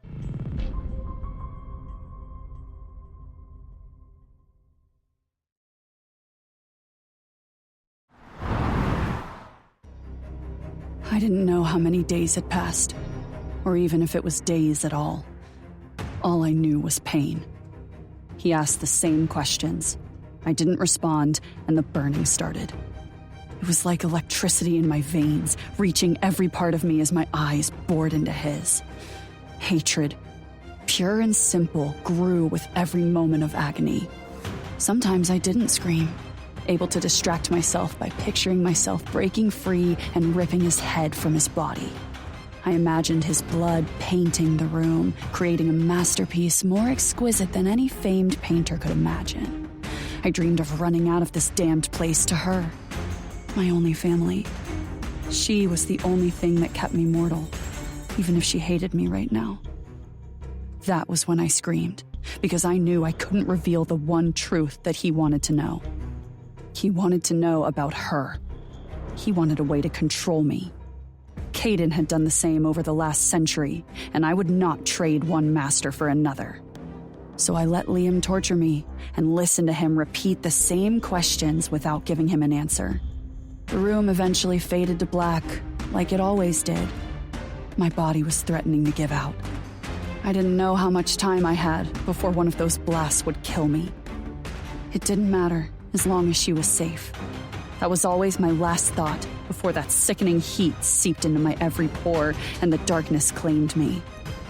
There, in that empty space, my mind drifted off to relive the days leading up to this. I landed outside her apartment, my feet leaving cracks in the concrete, but I didn't care. Several bystanders gasped, staring at me in shock before running away. It was barely 7 a.m, but this couldn't wait. I pushed past the doorman and looked toward the nearest elevator. Several mortals were shuffling out, probably on their way to work. I didn't have time to wait and ran toward the stairs, taking them 2 at a time. I could have portaled to her floor, but I needed to run and feel something in my lungs besides the dust and destruction I had endured. Not bothering to knock, I nearly yanked her door from its hinges. Gabby and Rick were in the kitchen. They were busy, and I would have to bleach my eyes later, but I didn't care. We didn't have time. Get dressed. I grabbed the blanket from the back of the couch and threw it at her. Diana! What are you doing here? Gabby grabbed the blanket and wrapped it around her. Oh, what the fuck happened? Is that blood? I was covered in blood, mine mixed with Ezekiel's. My eyes lit up as his widened. Get out. Leave. Go to work and forget you were ever here. Forget what you saw. Rick's eyes glazed over, and he nodded. He grabbed his clothes and left, not caring that he was naked. Diana, what the hell is going on? Why are you breaking into my apartment this early? Why are you covered in... I didn't respond as I turned down the hall, going to her room. My feet barely touched the ground as I pushed past her open door. She followed me, still yelling, but I could only hear Caden's voice ringing in my head. Tell me what's going on! I stormed after him, nearly running to keep up. You knew! I grabbed the nearest object, a small antique vase, and hurled it at his back. It missed, my aim completely off as my anger rose. It shattered near his feet, and he finally stopped. You knew he was still alive! He turned slowly, the beast beneath his skin slithering, reminding me how alien he truly was. His ember-filled eyes burned as he stormed toward me, a single finger raised. I took a step back before stopping and squaring my shoulders. I knew his temper, yet I'd played with fire anyway. You killed a member of the Hand.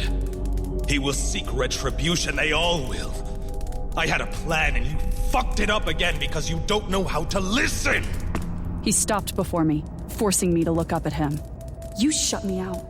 You knew this whole time, and here I was, thinking he was a fairy tale. Does Alistair know? Tobias? He didn't answer, just looked to the side, and I knew they did. I threw my hands up. Gods, Caden, you don't tell me anything! How long has the Hand known about us, huh? How long have they been following us? You know, 2 of them found me while you were doing gods know what. You bark orders and demand I follow. One moment he was glaring down at me, and the next he was gripping my chin painfully tight. He moved so quickly that I barely saw it.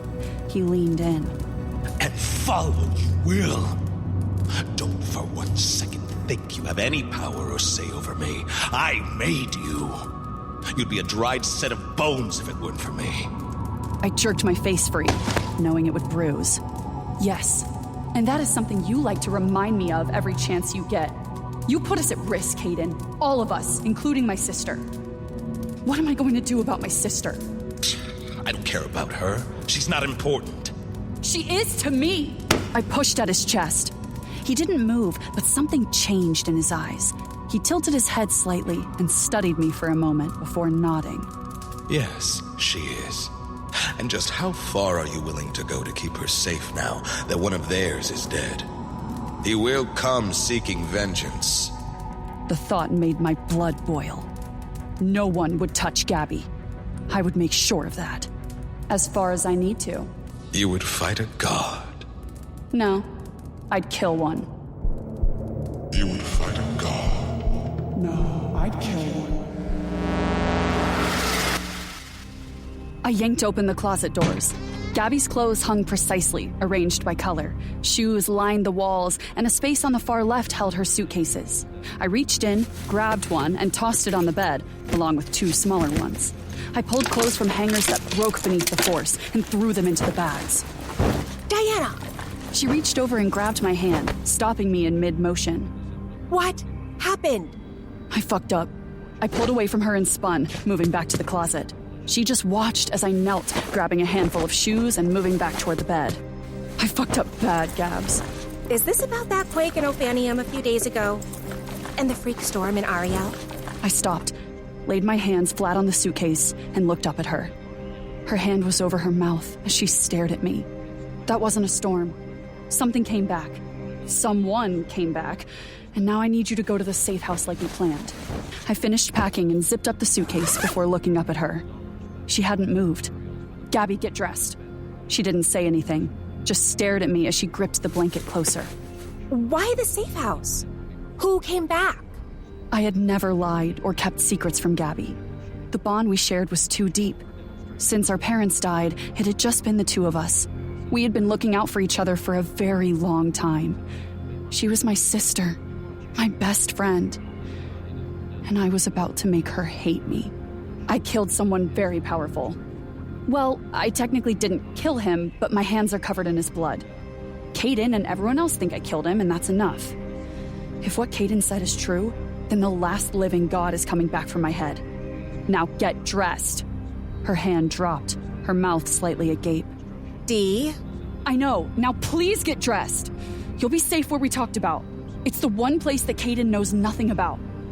Remember what I said. You will need to change your hair, change your style, don't use your name, and no passports. I have several credit cards stashed there too. You'll wait until I come back to get you. It's just like we practiced. The only difference was that we'd practiced this for when I eventually left Caden, not for when I was about to be hunted down by an ancient god. She said nothing, but I saw panic settle into her eyes. Finally, she moved toward the dresser, dropped the blanket, and got dressed. I grabbed her suitcases, tucking the small ones under my arms. Grab any pictures you have of us, just like we talked about. We have to— Diana, what about Rick? She followed me, jogging pants rolled at the waist, pulling a shirt over her head. She sat on the couch and tugged on her shoes.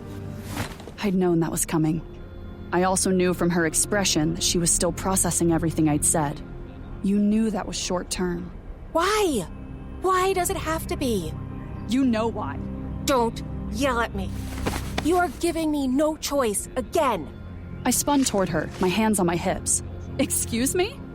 I do this because I have to. All I am trying to do is give you choices while I have none. You could have choices if you really wanted. How, Gabby? Do you have any idea how strong he is? Do you know the power he has over the other world and me? I know we talked about me walking away, but it was merely a dream. How can I? I'm sorry we have to move, okay? I'm trying to give you somewhat of a normal life. I will never have a normal life because of what you did. Her words were like a slap to the face. Because of what I did? You mean what I gave to save you? How dare you? She spun, placing her hand against her forehead. You saved my life. I know that. And I'm not unappreciative. But at what cost, Dee? I'm moving all the time. The secrets, the blood-stained clothes, the monsters. And what about your life? Your happiness? She stopped, pointing toward the suitcases. This isn't living. Not for me, and not for you. I threw my arms up this time, my chest aching at her words. They'd sliced me open and left me raw. What do you want me to do, Gabby? What do you want me to do, huh? Leave. Whether or not you believe it, you're just as strong as him. He made you, and some of him is a part of you. You need to fight back. Or at least fight for something. I can't. Why? Because if I slip, if I mess up, he will come after you. My vision blurred. But it was the truth. The absolute truth. And I can't lose you. I wouldn't survive it. She shook her head as tears formed in her eyes. I can't do this anymore. I know you love me. And I love you too. But Diana, I can't be the reason you suffer. It hurts me to know that you have to stay with him because of me. All I ever wanted was for both of us to be happy. You can't protect me forever. There was no point in saving me if I can't even live. She paused and shook her head. I'll go to the safe house. But after that, I am done. We have been doing this for centuries, and I'm tired. I can't do this anymore. If the price of my freedom is to watch my sister become a... She stopped, and I felt my heart break further. My fist clenched like iron, just like my heart. Say it. If you have to watch me, what? She held my gaze. I could see the pain there, just as I knew she could see mine. Her lips formed into a thin line. If I have to watch you become a monster. I nodded slowly and dropped my gaze. Ask me again why I didn't tell you what I've done. I felt the sting as more tears pricked my eyes, the room becoming blurry. A monster. She was right. But if a monster was what I was, then so be it. I wiped away the few tears that had escaped from my cheeks and strode toward her. I pulled one of the forsaken blades from the sheath on my back and stopped in front of Gabby. She looked from the blade to me and back. I reached out, grabbed her hand, and placed the hilt in her palm. If worst comes to worst and I don't come back for you, use this. Remember what we practiced. Groin, thigh, throat, or eyes. Take it. And when you use it, mean it. I looked at her once more, memorizing her face, remembering her being happy and healthy. What I was about to do would either set us free or end me. And I wanted that image. I pulled her to me and placed a kiss atop her head. I'm sorry that I stuck you with this horrible life. Just remember that I love you. I turned away from her without saying another word and left the apartment. I was barely out of the building before my phone rang. What? We found a way in. Get back to Nova's. I didn't bother to respond. I turned back, taking one last look as if I could see her through the walls. Black mist swirled around my feet and caressed my body before I disappeared. After my fight with Sekiel, my fight with Kaden, and then my fight with Gabby, it had been a day. We were currently in a hotel suite in Ariel, where the ambassadors we would take over were staying. They had the information we needed, and were on our way into the meeting. Tobias stood in the blood-stained room. He had assumed the form of a celestial female and was stretching. Out of the corner of my eye, I saw Alistair mimicking him. I wiped the blood off my face with the back of my hand, the memories of the mortal I'd eaten flooding my subconscious. I hadn't killed in years, not truly consumed, and my body felt like it was running on hot. A part of me loved this feeling, a part of me that wasn't mortal. Don't make that face. You'll need every bit of strength if you are to survive a second with him. I know. Bloodthirsty Diana is always my favorite. I ignored Alistair as I finished off the mortal I would become. I played back every bit of information from his memories. After I was done, I abandoned my sleek feminine form and shifted into the average male named Henry. I adjusted the suit, making sure it was clear of blood. Meeting is in 30 minutes. There should be a car out front in about 5. They have every mortal council member present, the Hand and him. Tobias's smile was lethal, even in his prettier form. Good. Alistair stepped over a few bodies, stopping in front of me. Remember the plan. Distraction, that's it. Keep them busy while we search for the book. I nodded, agreeing to their plan, absently rubbing the forsaken blade strapped to my thigh. I smiled in my new form. Of course. My dreams faded as I woke up in my bright cell. I lifted my head from my half-slumped position on the cold floor, my body screaming. The tears I had wiped from my face were not from the pain I was in, but from that memory. I hoped she was safe, even if she hated me. Sweat drenched my clothes, but I refused to change, setting any clean clothing they provided on fire. I hoped I smelled bad. I hoped I was revolting and a complete mess. My arms wobbled as I pushed up on my hands. The torture and the chains had sucked my usual strength out of me.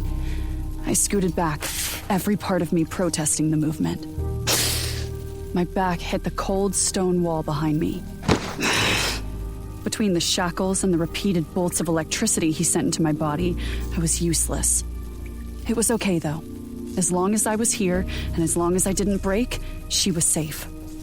Footsteps descended the stairs, and I lifted my eyes toward the entrance to my cell. It was all the strength I could muster. Well, well, well. You really have taken a beating these last few weeks. Peter came into view. He was dressed in overly cumbersome tactical gear.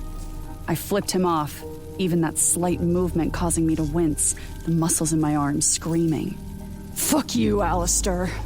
Peter's head tilted, and I saw the shine that let me know Alistair was in full control. He clicked his tongue as he stood in front of me, hands in his pockets. You look terrible.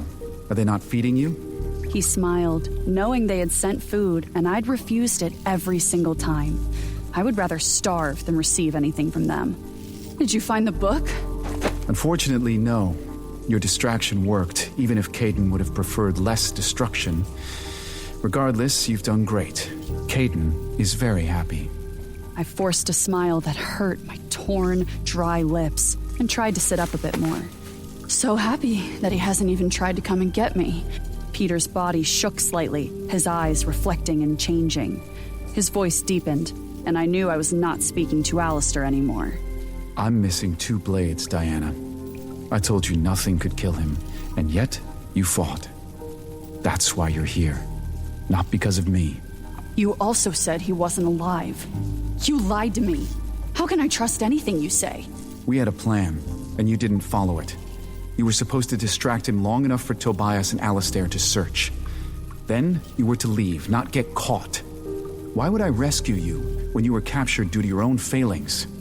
I guess it was the mortal part in me thinking I meant something to someone, but that stung too. I had been here for weeks, and none of them made a move to help me. Like always, I was alone. I will admit, your efforts have put Elijah right in the prime spot of power. Now I have a mortal working alongside the World Ender. It's only a matter of time before we find the book. Lovely. I won't risk exposure coming for you. This is a fortress meant to hold, Diana. Besides, we are too close now. The book is what is important, not you. I didn't look at him. Maybe this will teach you to listen to me. You got yourself into this. Get yourself out.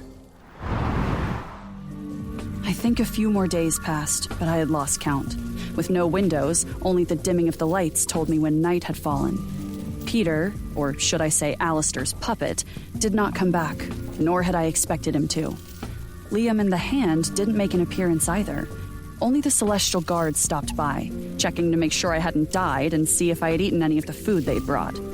I would rather have starved than accept anything from them, so I stayed in the corner and slept. I dreamed of simpler times before the fall, when I had a home, a family, and the world made sense. The lights came on in my cell, startling me from my dream. I raised my hand to cover my eyes as a group of Celestials stomped inside. All were dressed from head to toe in what looked like their normal tactical gear, but as they drew closer, I saw that the padded parts were fireproof. Smart? I thought we were going for another round of interrogation, and I had no strength to even attempt to fight. They hoisted me up by my arms, and I realized all the ones in my cell were regular guards. Liam and the members of the Hand were not in attendance. Maybe my interrogation was officially over, and they were finally going to kill me. It would be a welcome respite. There was no strength left in my body, and my feet dragged on the floor. They hauled me through the underground prison, and as they pulled me through the doors, I heard people talking and chattering. Maybe he had decided to make a show of it when he burned me for the final time. I tried to focus, blinking blearily, and was surprised when we turned down a small hall. A double set of sliding glass doors opened, and the noise intensified as they pulled me over the threshold. Light hit my face, and I winced. I forced my eyes to remain open, and as they adjusted, I looked around, hungry for the sunlight. It spilled into the underground garage through the wide-open doors on my right. Large, heavy vehicles were parked on the concrete floor, their doors standing open. Are they transporting me? Where? The Celestials carried me to the back of a large armored truck. One of them reached forward, twisting some lock that lit up a light blue before opening. Damn, they were serious. They hoisted me up and sat me on one of the long benches. The cold metal nipped at my exposed skin. 2 loud clunks, and my arms and feet were secured with more chains imbued with magic. I looked behind the guard as he bent to secure my feet. The vehicle reminded me of an iron cage on wheels. The 2 behind were similar, and I would bet that the 2 in front were the same. It was a common tactic. It disguised the location of whatever cargo you were transporting, making rescue more difficult. Smart man, Liam, but it was a wasted effort. I knew no one was coming. The book is what matters, not you. I would be lying if I said those words didn't sting. I felt the kiss of the now familiar power that preceded a member of the Hand and lowered my head. A chill ran up my spine as I peered through the tangled mass of hair veiling my face. The truck shifted beneath Logan's weight, and he spoke in that language I didn't know. The other Celestials looked from me to him and back. They shook their heads before closing and sealing the door. It was another smart move, not to let me overhear whatever they were planning. Taking me out on a date, lover boy? Logan sat down across from me, his gear sleeker and less bulky than the others. I looked him over as he crossed his arms and rested one ankle on his opposite knee. He wore no weapons that I could see. Not that he needed them. Logan was a member of the Hand. He was a weapon. You know, I have not killed an Igmaruthan in ages, so please, make a mistake. Liam said that if you try to escape or do anything that could endanger the team or me, I have permission to make you a footnote in history. I forced a fake pout on my lips, the effort painful. Oh, do you always do what Daddy says? I didn't have a moment to savor my smart quip before he punched me so hard that my head hit the metal wall, and I blacked out. That burning pinched my wrists and ankles as my body bounced, once more pulling me from my dreams. It stopped, then happened once more. I squinted and bit back a groan as I pulled my head up. My neck hurt from being slumped over. I rested my head against the metal wall behind me, my nose throbbing. Someone was talking, and I slowly opened my eyes, expecting to see the white walls of my little cell. I focused on Logan, and memories washed over me. Another bump rattled my aching body, proving their veracity. Logan sat in front of me with a phone pressed to his ear as he spoke with that beast he called a wife. Look, It's simple. We're dropping her off and heading to Silver City of Hadramil for the meeting. Just meet me there, babe. Please, just be careful. We believed them to be extinct, and now there are at least 3. I'm just worried about another surprise. I rolled my eyes. If I had to listen to this the whole ride, I would vomit. Logan turned, realizing I was awake. His eyes narrowed in disdain. I'll be careful, and I'll return to you, as I always do. Promise me. I promise. I have to go now. I love you. Logan gave me a look of pure contempt. I knew he felt they had won and taken care of the problem. He was a fool, not only in love, but in that he didn't recognize the threat looming over him and his precious friends. He was so mistaken if he thought I was the worst he would face. Compared to Caden, I was damned near angelic. What? Oh, it's probably strange for you to hear someone care. I doubt anyone loves you. Ouch. Logan was right. Caden didn't love me. I doubt he'd ever use the word. What would it be like to truly be loved? I wondered what it would be like to be wanted for me and not my powers of destruction. I gave Gabby a hard time about the silly movie she loved so much, but I think a part of me craved it deep down. In the small amount of time I had been held captive, I had seen the members of the guild show signs of caring for each other. I didn't know why, but a part of me hungered for that connection, and I was afraid Caden knew it. My kin and I weren't big on feelings and emotions. I blamed it on our intense need for blood and sex. I felt less mortal the more I fed. The more I drank and killed, the happier Caden was. Those were the only times I felt he truly cared for me. No sassy comeback? Oh, come on. Where is the brazen woman who blew up an entire building and then threatened the king of this realm and the next? I glared and slid forward as much as my bindings would allow. Pop open an artery and I'll introduce you again. I mustered as much power as I could, given my circumstances, and knew my eyes flashed red. The energy in the van changed, the tension prickling at my nerves. Logan might seem sweet to those he loved, but he was part of the hand for a reason. I half expected him to punch me again, or maybe he would kill me and claim it was an accident. If he moved closer, I knew I could use what strength I had left to strangle him with the chains. But if he managed to draw a weapon, it was all over for me. He must have gauged my thought process or come to the same realization, because his only response was a small chuckle. I would be lying if I said I wasn't slightly relieved. I didn't feel like fighting right now. My entire being still hurt from the power Liam had slammed through me over these last few weeks, and my hunger strike was affecting my healing. Time passed, and Logan answered more calls, but he switched to that beautiful language. When he wasn't on the phone, the ride was silent, neither of us interested in another exchange. Why would we be? Our species had been mortal enemies since the dawn of time, or so we were told. Yes, the good guys are always straight and true. They sacrifice themselves for the ones they love and save the day at the last minute. In contrast, my kin and I were always subjugated as the villains. History portrayed us as merciless, cruel, vile creatures who sometimes oozed slime. I didn't know anyone who did, but I had heard stories of Igmaruthans that had in the past. Gabby was right. I was a monster. So, where exactly are you taking me? He didn't answer. What's the point of keeping me alive? You all know I won't talk. You're talking just fine right now. I nodded, relaxing my head against the back of the vehicle. So it's the big boss who decided then. Because I get the feeling that you and the rest would gladly have me roasted and toasted. Oh, absolutely. After what you did to Ezekiel, you'll be lucky to be free ever again. The sound of his name made me look away.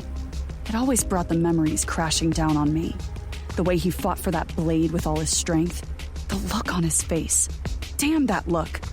He'd known that everything was hopeless. What? I hadn't realized I'd spoken aloud and quickly changed the subject. So, if the big guy wants me alive, I'm assuming it's not to ask me out on a date?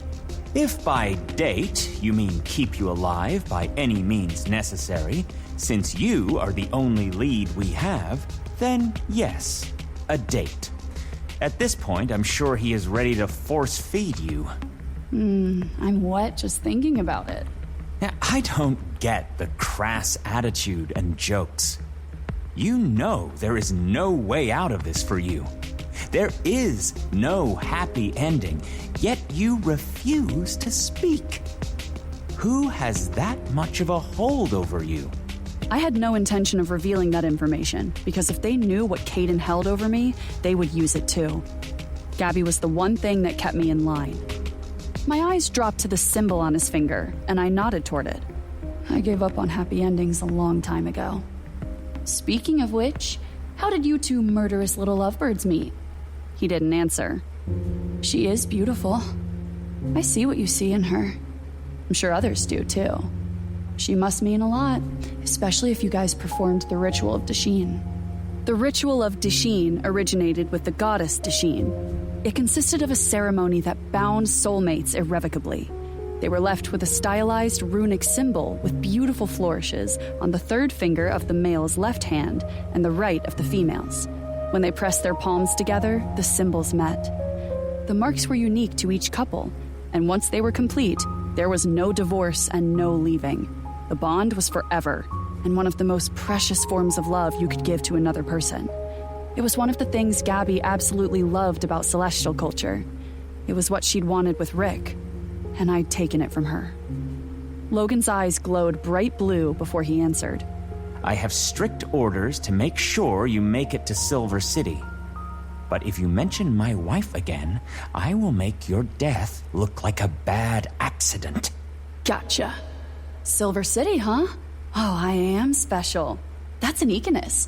So, that's where we're going? Silver City was exactly that, and it made the rest of the world look pathetic. I had heard it was one of the Celestials' famed locations, not that I or anyone I knew had ever been there. Legend said that those that entered never made it out. He realized what I'd said, and his eyes widened slightly. Say something else, and I'll knock you out again. I have no problem doing it for the rest of the ride. He folded his arms and sat back, his eyes narrowing into slits. Don't worry. I think I preferred a nap willingly. There were no windows in the truck, but we both looked in opposite directions to avoid eye contact. I decided to tilt my head back to try to get some sleep. He did say this ride would be a few hours, and trying to talk with him wouldn't get me anywhere. The hard floor I had been sleeping on was not comfortable, and for some reason, this metal bench felt better. I shut my eyes and drifted off. I was jarred awake as the truck rocked violently. My eyes snapped open, and my senses went on alert when I heard the stress in Logan's voice. Convey 2, do you read me? Convey 1, repeat what you said. Come in! Come in! Logan was shaking me, one hand on my shoulder, the other on a black handheld radio. Diana, this isn't time for fucking beauty sleep! I'm awake, you idiot. Calm down. I shrugged his hand off me, but he didn't even notice. His eyes were alight again as he lowered the radio and shook it. Static burst from the speaker, followed by screams and a loud whooshing sound. He looked at me, fear creasing his features. What's going? My sentence was abruptly cut off as the truck slammed to the right. We tumbled inside, bouncing off each other as we flipped several times. I tried to stabilize myself by holding on to anything I could reach, but the chains were too constricting. Suddenly, the truck stopped rolling, coming to a screeching halt. I pushed myself up and looked at Logan, both of us bruised and bloody. The vehicle lurched forward again, as if something had kicked us like a child would a ball. The truck rolled twice more before coming to an abrupt halt, hitting something with a loud crunch. Logan's body crashed onto me, his weight pinning me to the metal floor. The edges of my vision went dark. I tried to blink myself out of the gray haze. The back door was ripped off, the reinforced steel tearing like a sheet of paper. A dark figure stood silhouetted in the opening.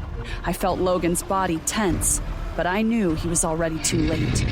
The monster reached in and dragged him out. The last thing I heard before I blacked out was his scream.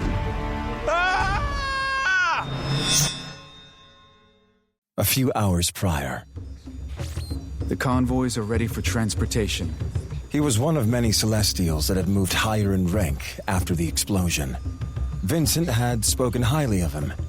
He, along with a couple of recent graduates, seemed to want to help as much as possible. They even offered advice when needed, which Vincent liked. Back during my father's rule, only the council or high-ranking officials had the ear of their superiors. I turned, nodding toward him and moving from the large window. Peter and 3 other men stood at attention, their hands behind their backs and eyes forward. All seemed right, but something felt off about Peter and a few others I'd come into contact with. I could not pinpoint the issue, so I just blamed it on not being around anyone for centuries. They all had the potential to be more, which was good if war was where we were headed. You are dismissed. One by one, they nodded and exited the room. I took one last look at the fog rolling off the mountains. Ariel was magnificent, but nothing compared to anything in Rashirim. These mountains, although beautiful, were small, and their foliage dull in comparison. I just wanted to be done with this and go home. The longer I stayed, the worse the blasted headaches were becoming. It did not help that I had not slept, and had no intention of doing so. I did appreciate all the various ways the mortals and celestials had found to burn off excess energy. Logan had shown me the gym, and that was where I spent most of my time. As I worked my body, I tried to figure out what these creatures were after and what their next move would be. It kept me awake, but so did the fear. I did not fear the Igmoruthan in the lower levels, but I did fear what would happen if I slept. I needed this to be done so I could leave. I had turned away from the view when Logan opened the door and stepped inside. Vincent and Navera filing into the room after him. They bristled with weapons and wore the new armored suits I had ordered. I may have been fireproof to some degree, but they were not. If she could wield such power, who was to say the others couldn't as well? It was a necessary precaution to move her, but I would make sure they were as safe as I could make them. We are ready. I nodded and headed out of the room, the 3 of them falling in behind me. We'd made it halfway down the hallway before anyone spoke. You were too kind. He flanked me on my left, while Logan and Navera took up my right. I knew this was a topic they had previously discussed from the way they tensed. Vincent and I had always held each other to a high standard. Our friendship had begun on Rashirim, when I was just the son of Unair. He had no qualms about questioning me. I sometimes liked it, but there were those moments he annoyed me to no end. Was I now? Was torturing the beast not enough? The clothes and food sent down afterward? What for? After what she and her kind did, let her starve. His anger and hatred had matured over the centuries. I knew it wouldn't work. There is no kindness inside of them. Unir taught us that. All the gods did. She is a monster. Several Celestials bowed as we passed. I despised it. Logan, Vincent, and Navera headed toward the elevator, but stopped when I shook my head. My control over my powers was erratic at times, but I did not care to share that information with them. Instead, I led the way to the stairs, and we took them down to the main foyer. It was an open-ended space that led to the front of the building. Yes, that is correct. But I feel there is more. There is more to her than just evil and destruction. I merely tried to appeal to those pieces. Besides, I cannot question a dried-up husk, and that's what she will become if she does not eat. Yes, but we cannot forget that she murdered almost the entirety of the Mortal Council.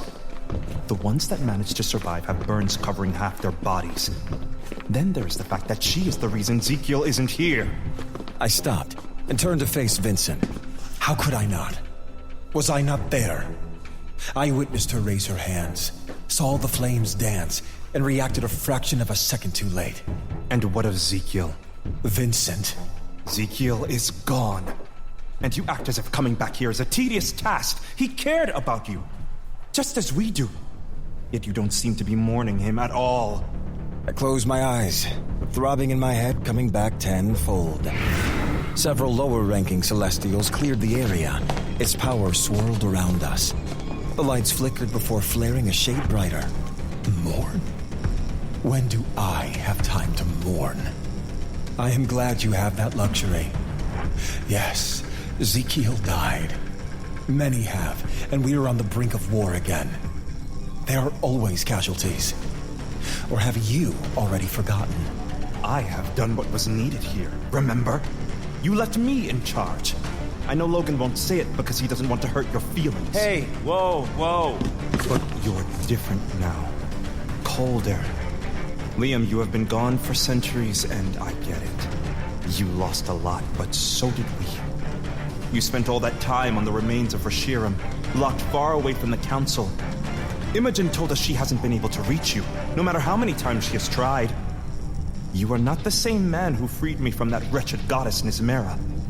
You are not the same man who laughed and joked and drank with us like we were brothers. You are not the same man who forged the hand long before the war.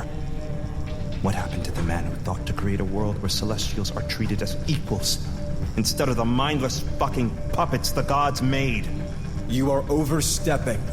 I stepped forward, invading his space. Several lights busted in the hallway, and I heard Navera usher out the remaining Celestials.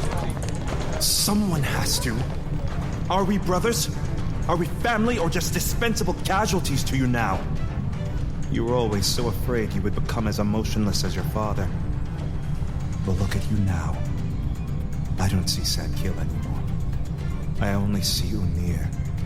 You are no better than him. Am I?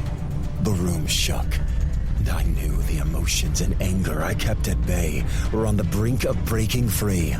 I do not wish to be a judge and executioner as he was. Someone needs to make accurate and concise decisions, and that has to be me. I left you in charge. You're right. You wanted to rule. That has always been your goal.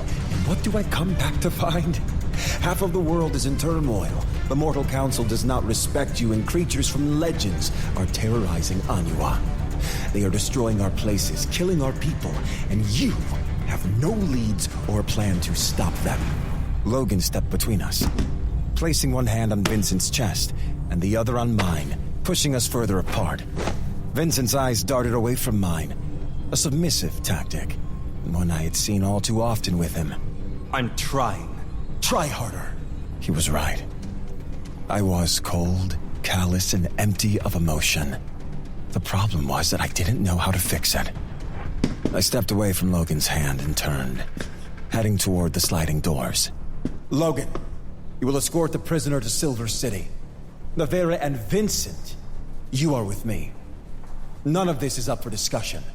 No one else spoke as we walked out the doors into the garage. Several Celestials were packing ammunition and supplies into the armored cars. The precaution was not for her, but the ones who would follow, whom she refused to mention. Someone had a strong enough hold over her that she had not broken, no matter what I'd done. I would admire that kind of loyalty if it were not attached to such a creature. Sir! A young Celestial opened the door to the nearest vehicle. I despised that as well. In my youth, I might have enjoyed the attention and praise, but I had come to realize it came with blood and death. My jaw clenched as I slid into the back of the luxury armored vehicle. It had 2 rows of seats, which seemed excessive, and I opted for the one closest to the window. I turned my head just as Logan and Navera were saying their goodbyes. She watched him leave before climbing into the car with me. Logan had supplied me with more videos of the mortal world, so I at least knew what these mechanical boxes were called now. I watched Vincent take the lead vehicle with several other Celestials, who beamed in his presence. He was right. He had led them while I was away, and I respected that. I would gladly hand it back to him the minute this was over. He was still upset. I could sense it, and I didn't blame him. I had come back and taken the title he loved so much. He probably hated me, but he could not hate me more than I hated myself.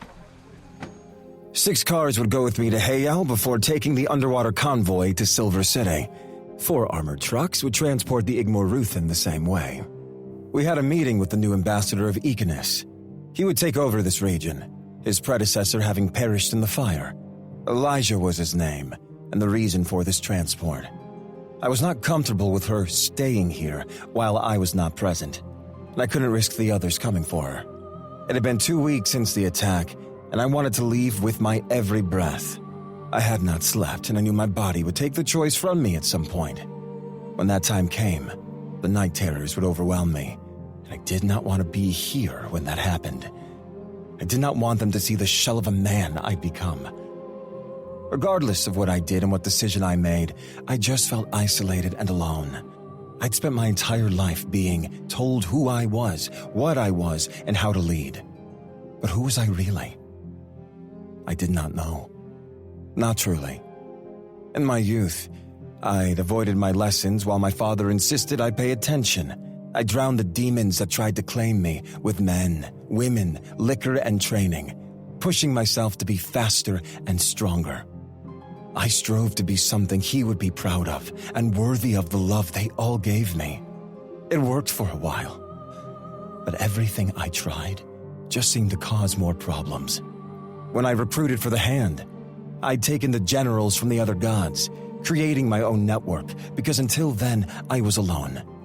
It was selfish and I knew it. I had no siblings. My mother had passed away when I was young, and my father only cared about me becoming king. A king had to love, and love was not selfish or cruel. I wasn't sure I knew how to love, if I were truly honest with myself. Duty and honor, I knew. I knew how to fight and kill, but not love. As king of the gods, my father had loved those he ruled, and I had witnessed his undying love for my mother. It had stood unwavering against all obstacles and even survived her death. Logan and Navera had been together for centuries. They never tired of one another and never sought more outside of their relationship. They were the definition of soulmates, if there ever was such a thing, and I envied what they had. I'd never felt that way about anyone. I'd betted, but never loved. Not even Imogen, though she'd begged for it. Vincent was correct. I had turned cold, or perhaps I'd always been cold. Ezekiel had perished and I did not mourn. I shed no tears, even though he was a part of the Hand, had been with me since the beginning, and was part of the select few I called friends. Vincent called Diana a monster, but I knew that title belonged to me as well. The vehicle took a turn as we descended into the mountains. I had not realized how quiet I had been. Don't blame them. They've missed you. Even Vincent, when he isn't being a complete ass. She smiled at me. I missed you too. That's what everyone keeps telling me. Well, it's nice to hear from your friends. I only nodded. Look, I don't know what happened when Reshiram fell, but I know you lost more than we did. And for that, I'm sorry. You've done a lot for us, Liam. In forming the Hand, you gave us a life we can be proud of. You saved so many during the war and gave us what we needed to rebuild on Anua before you left. We have never forgotten what you did and the sacrifices you made. I watched out the window as the road turned, snow-capped mountains and trees surrounding us on all sides. You always were kind, Navera. No matter the battles, you never lost that. It's my gift, and how I tricked Logan into bonding with me. I faced her, attempting some sort of emotion. I thought I helped with that. She smiled playfully, kicking me as the ponytail she wore swayed. Not even. Although, I guess, kind of. I do miss those days on Reshiram. The parties we would have, and the times we would all get together to talk shit about the gods. They were always so uptight. Her eyes glazed over as she pulled at the sleeve of her tactical suit. I miss Cameron, even though he is annoying at times. And I miss Xavier correcting him. I miss sparring with Imogen and the crazy dancing when she wasn't completely wrapped around you.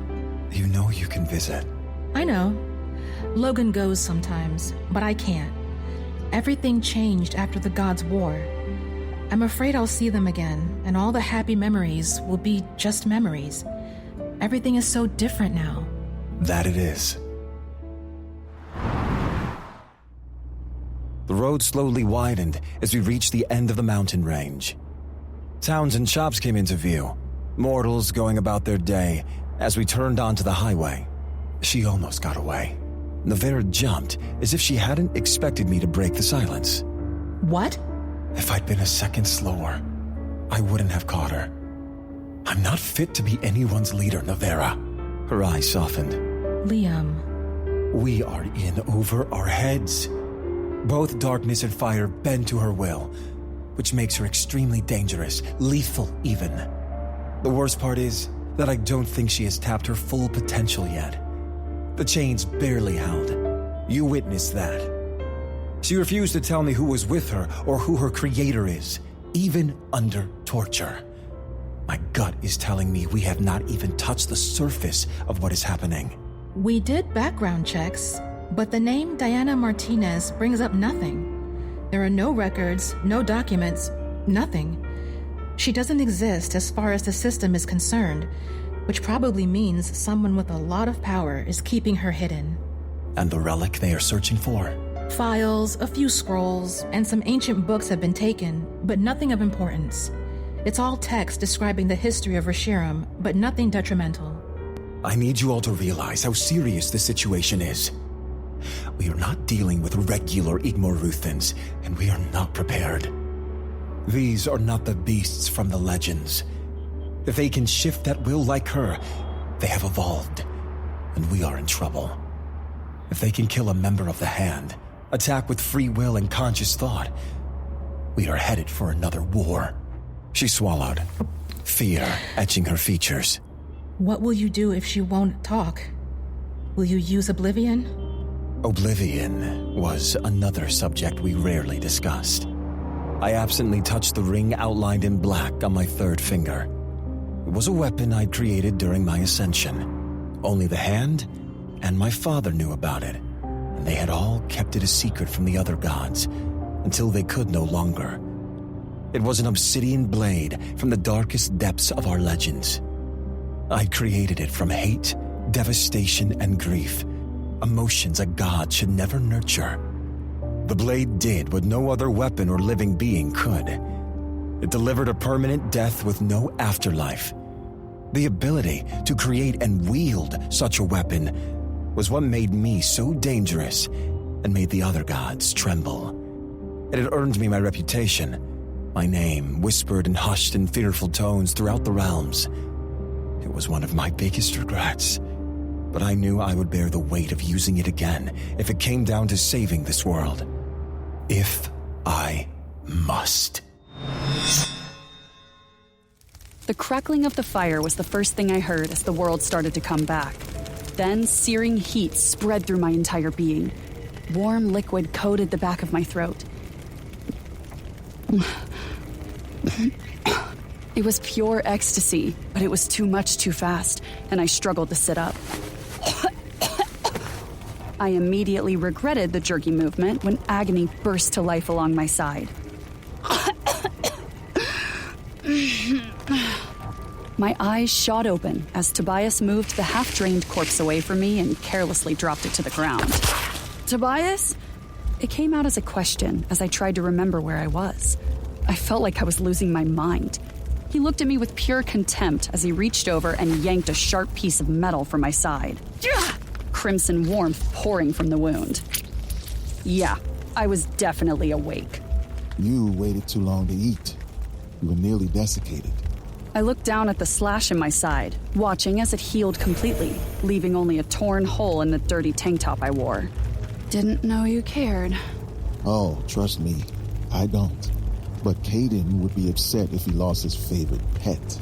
I rested my hand against my forehead as memories that were not my own flashed through my mind. Not one or two Celestials, but several. How many people had Tobias fed me? Was I that far gone? After a few minutes of concentration, the noises stopped.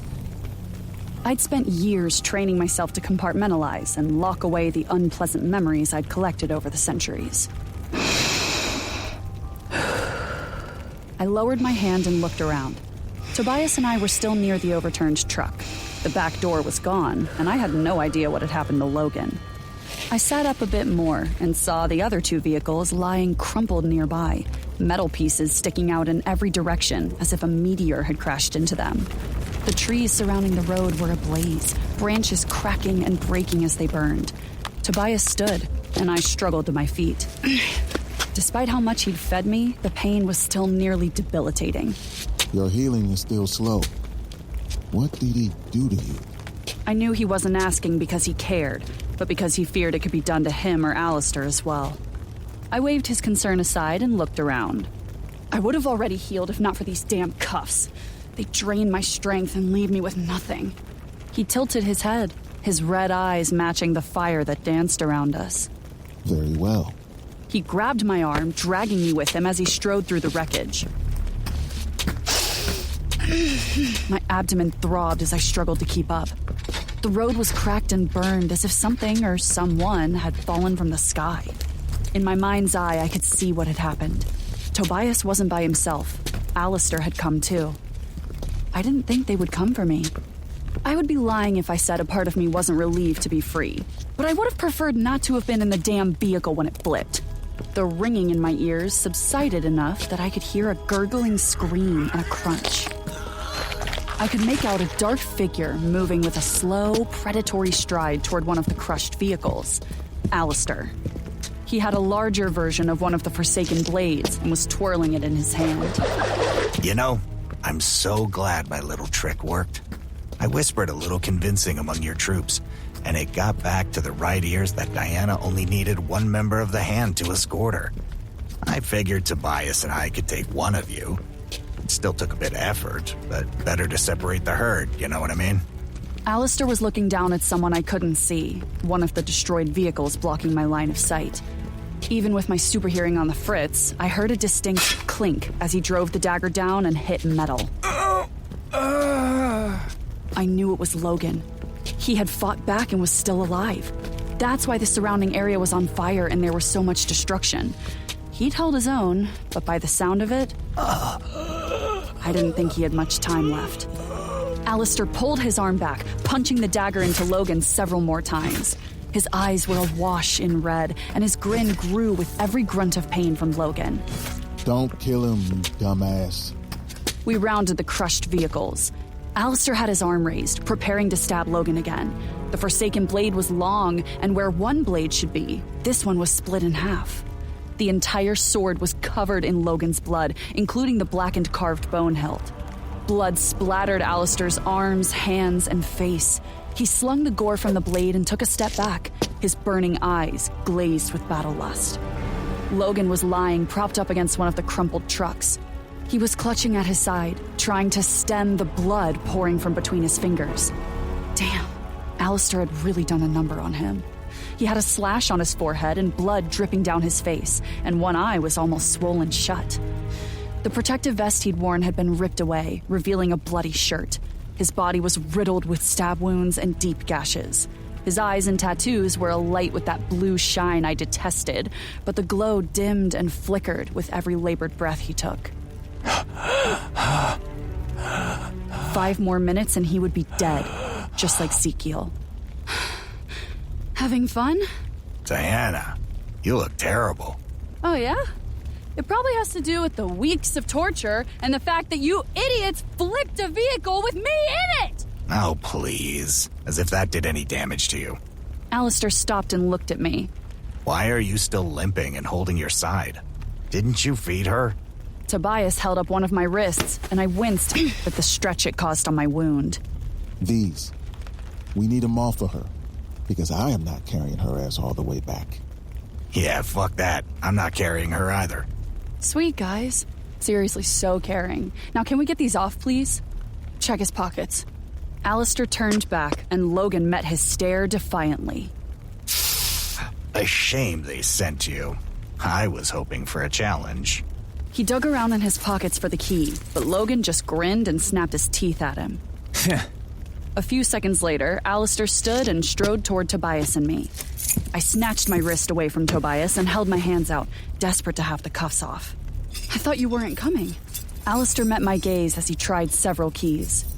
He glanced toward Tobias and then focused again on the cuffs. I didn't think Caden would come for me. Well, Caden wants his bitch back. After Alistair heard they were transporting you with a member of the Hand, he formed a plan. How did you hear that? Alistair grinned, still working on the cuffs. Oh, we have spies everywhere in your little establishment. I guess you can know now. You will be dead soon anyway. No, he wants him back alive. He may know where the book is. I felt my power rush back tenfold as the cuffs on my wrists fell away. They hit the concrete, that damned blue light of the runes blinking out. I took the key from Alistair and unlocked the ones on my ankles. It was as if I'd slipped into a warm bath after a long day. The surge of energy was almost orgasmic. The wound on my abdomen healed instantly, and the broken bones I had ignored popped back into place. I stretched my body and neck like an athlete preparing for a match. The color returned to my skin, and my body filled out now that the cuffs weren't suppressing the absorption of the fresh blood. It felt so good to feel like myself again. I hadn't realized how draining the enchantments were. I felt my eyes light up as I narrowed my gaze at Tobias and Alistair. Now I feel better. My voice was my own again. You almost look pretty again, except for the massive tangled mess on your head. I flipped him off as we turned toward Logan. He saw me healed and tried and failed to sit up. You won't win. No matter how many of us you kill. I could have sworn I saw tears forming in his eyes, the shine reflecting the flickering flames. The light is fading fast, and we need to move quick if we're going to get any answers. Alistair moved in to finish the kill, and I saw regret soften Logan's eyes. He knew what fate awaited him. Alistair crouched beside Logan. Look, Diana, he wears the mark of Dinson on his finger. Yes, I know. He's married to another member of the Hand. Whew. That's a big step, my dying friend. I hear the mark seals your life to theirs. Your power becomes their power, and vice versa. I always wondered, if one died, if the other would soon follow. What does she look like? Shall we pay her a visit next? So tell me, do you love her? It was nothing more than a taunt. He knew the answer just as I did, but Alistair was a pure sadist, and he had found a raw nerve in this topic. Logan's eyes burned with desperate rage. Fuck you! I hope for her sake that she does die with you, because what Caden has planned is gonna shake this entire realm. Planned? What did he mean? Did he know something I didn't? Was Caden keeping more secrets from me? My irritation grew as I felt Tobias look at me and smirk as if he could read my mind. You'll lose. You all will. Alistair lifted the Forsaken blade again. After all my kin you have killed, I'm going to enjoy this. He pressed the sword to a leaking wound, allowing the blood to pool on the tip of it. Alistair stood and walked over to me, the blade dripping. Let's make sure he's even worth it before we bring him in. Alistair held the blade toward me. Come now, give it a taste. I scowled at his double meaning before grabbing his wrist and bringing the sword closer. I ran my tongue over the flat of the blade. The sweet blood of the Celestial filling my mouth. Logan's blood was like drinking straight sugar. My cheeks tightened as my jaw clenched, and I shut my eyes hard enough to scrunch my nose. Several images flashed through my mind all at once. Logan was surrounded by Liam and the Hand. I recognized Vincent and Ezekiel, but not the other two men. Their hair was long and in an assortment of braids and twists. They wore silver battle armor that clung to their muscular frames, and their helmets rested near their feet. They stood around 3 massive golden statues in a large, well-manicured garden. I knew instantly that this was not Onua. Their surroundings were foreign and breathtaking. Mountains higher than I had ever seen rose in the distance, clouds thick and opaque crowning the tops. Large, double-winged birds in an array of colors flew overhead, chirping actual melodies that filled the air. It seemed as if they had all snuck away from something important and were hiding out. Liam looked younger, healthier, and happier. He smiled, proving that the rumors of his beauty were true. They were joking and goading each other. Face it, Samuel. I was faster and better looking. Always have been. Keep talking like that, and I'll tell everyone who really cried during the trials. Liam playfully slapped a blonde man on the arm. He was not the cold, hard torturer I had known the last few weeks.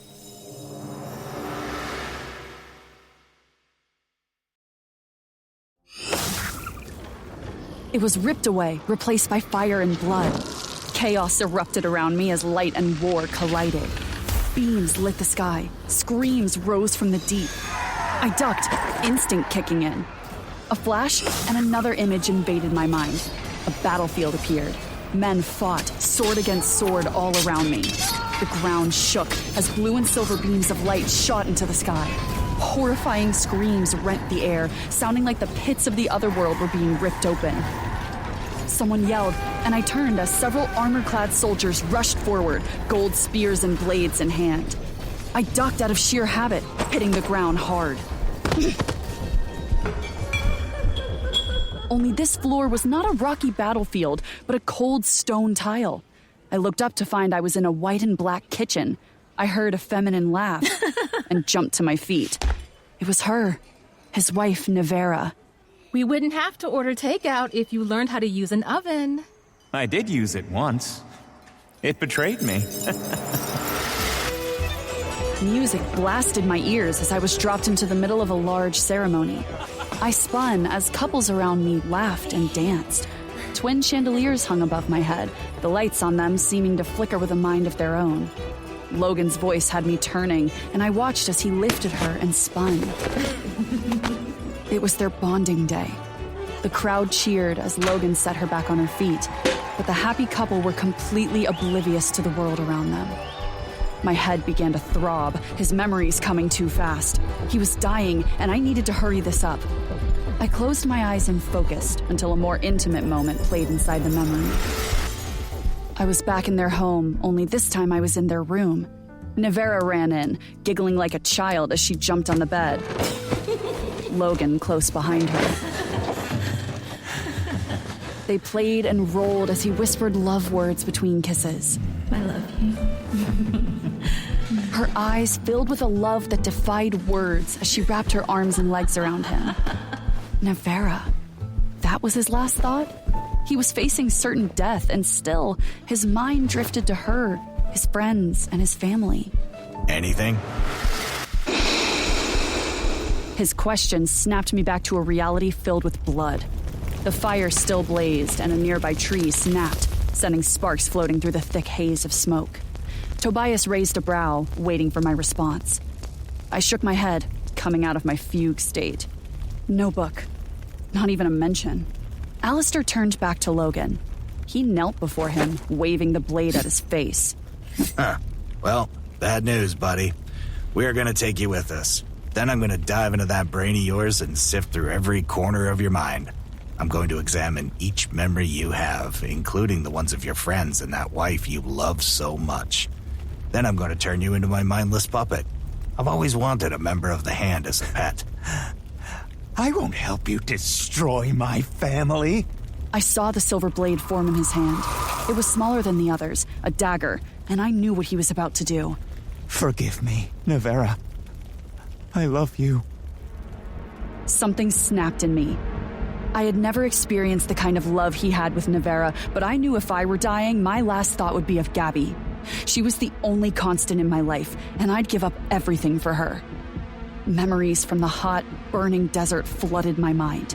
The empty, hollow ache of starvation and the chill of an incurable illness made my stomach clench. I would never forget how I held onto her, feeling her slip further away with each labored breath.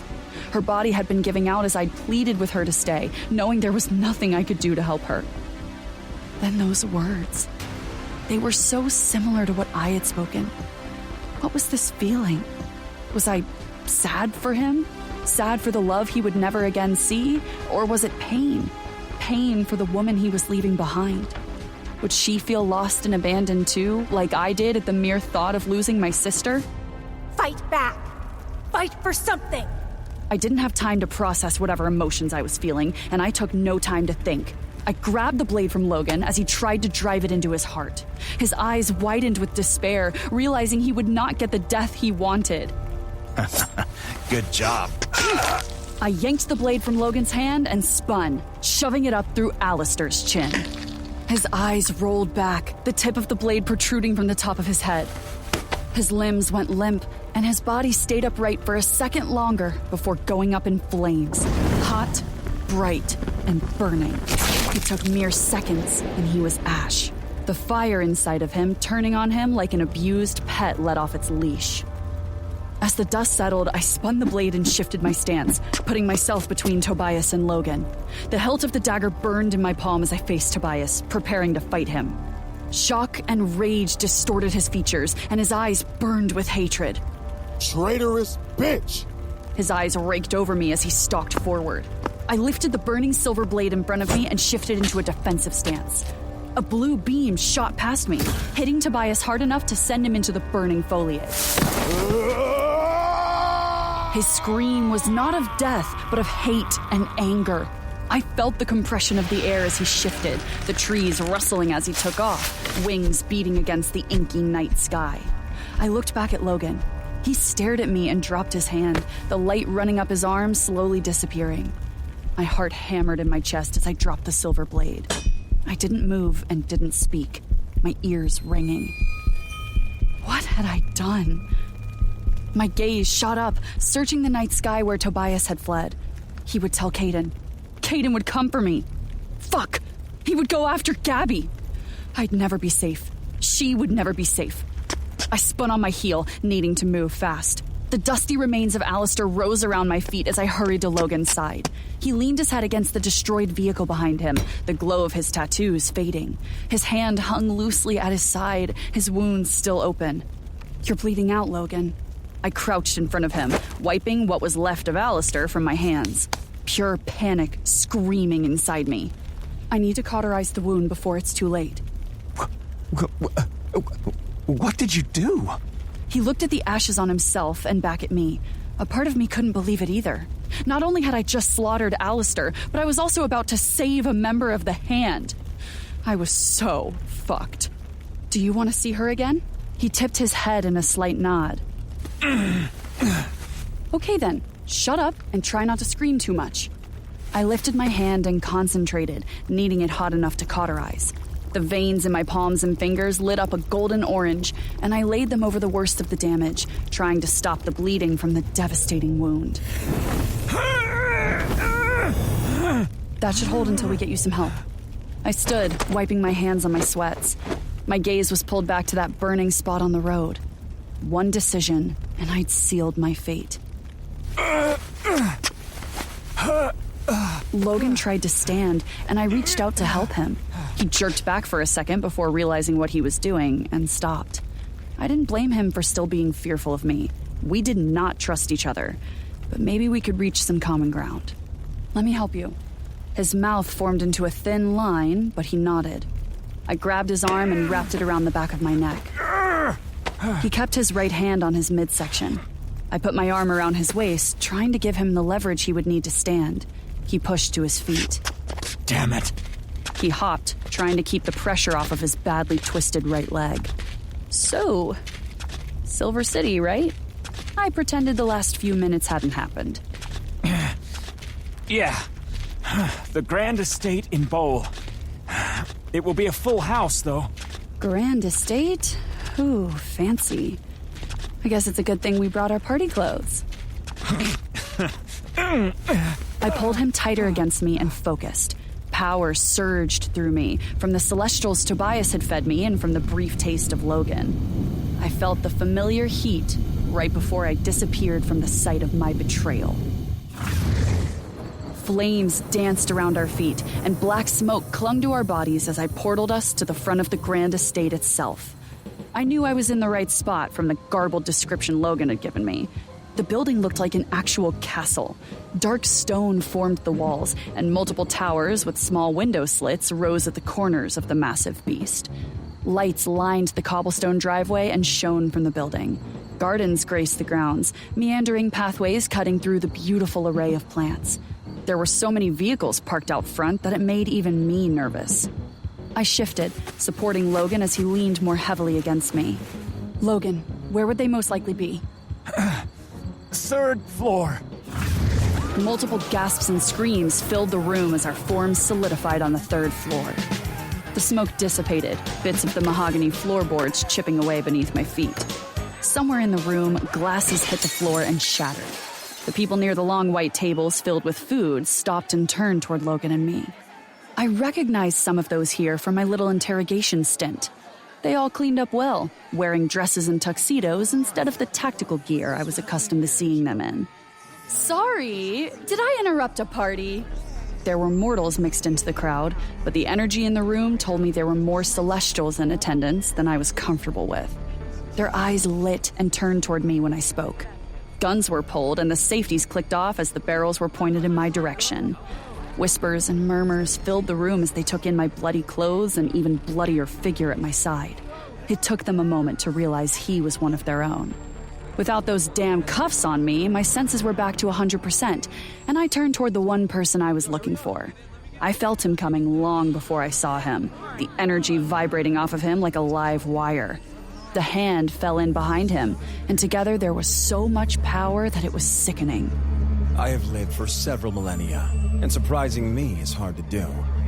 But you continue to surprise me. Hello, lover. I missed you too. The crowd parted, and Liam appeared. I held Logan up by his torn collar.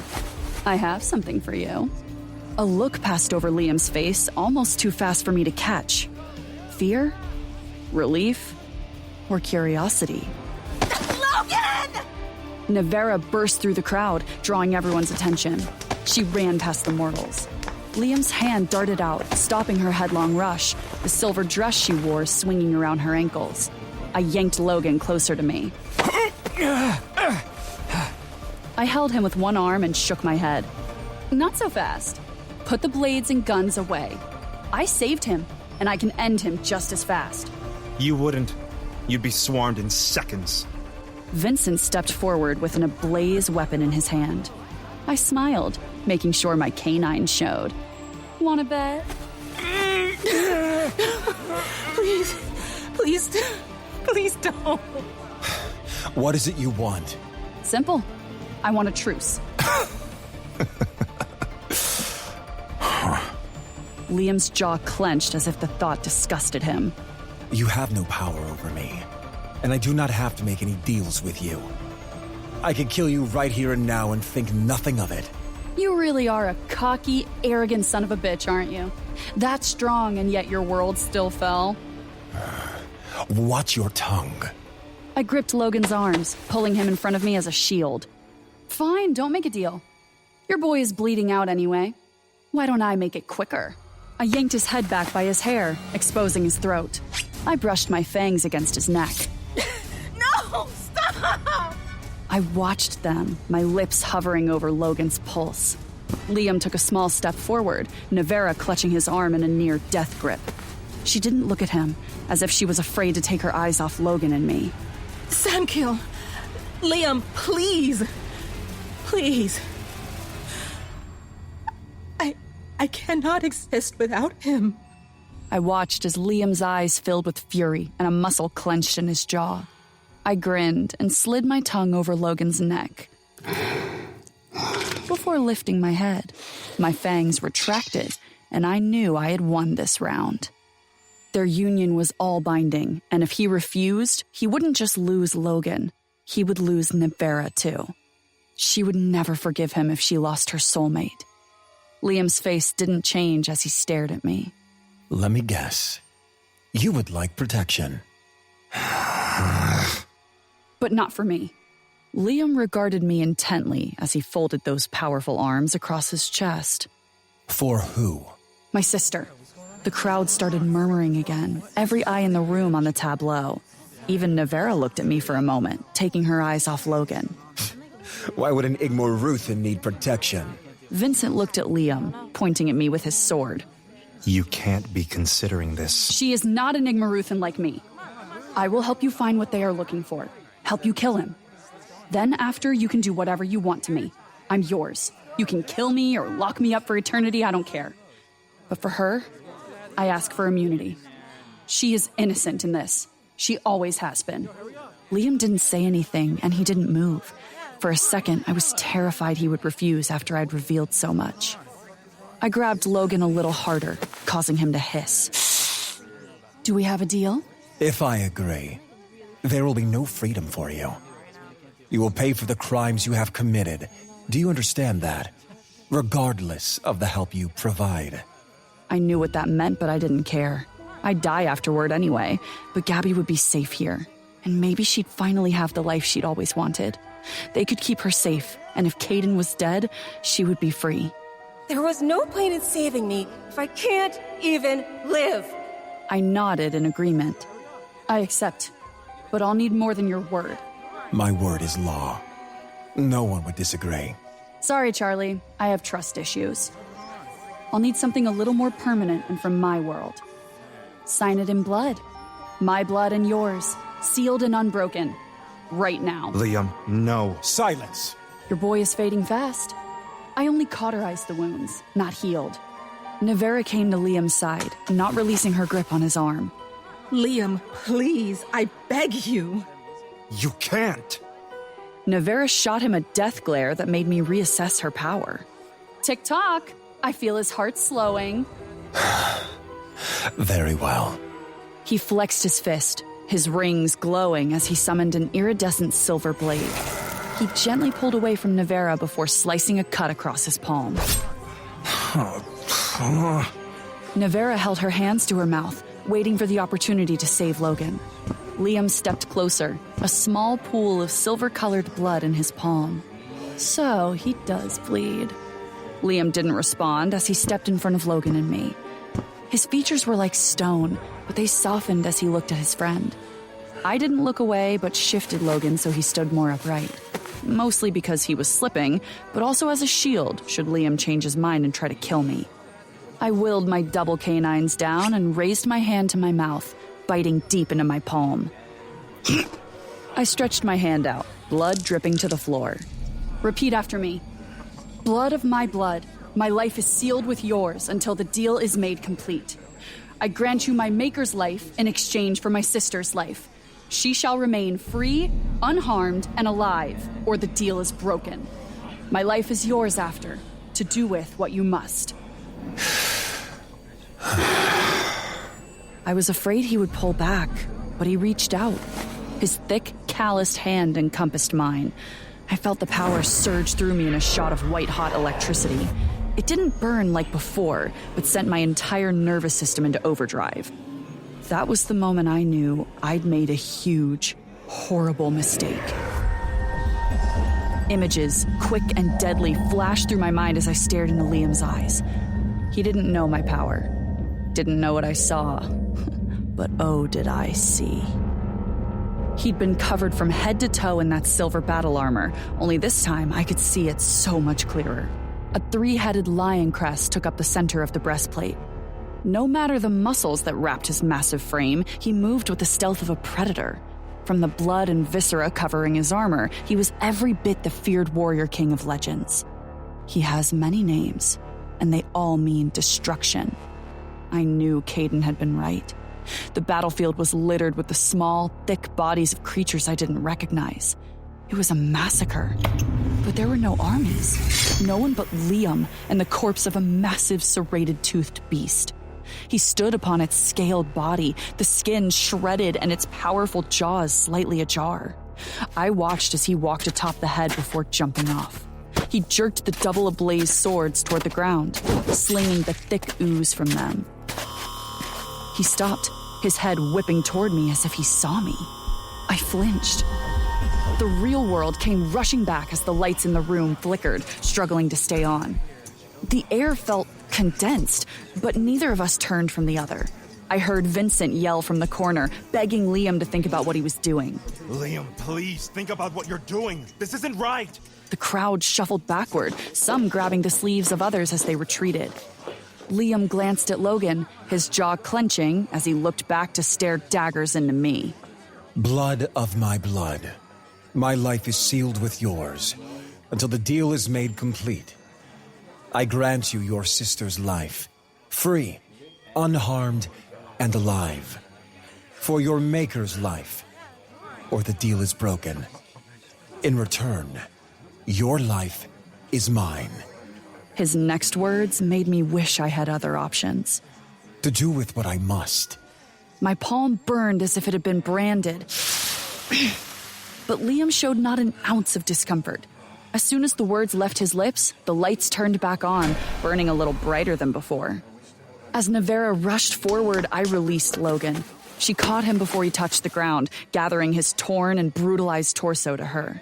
His blood stained her silk dress, but he didn't make a sound as he somehow found the strength to wrap his arms around her and hold tight.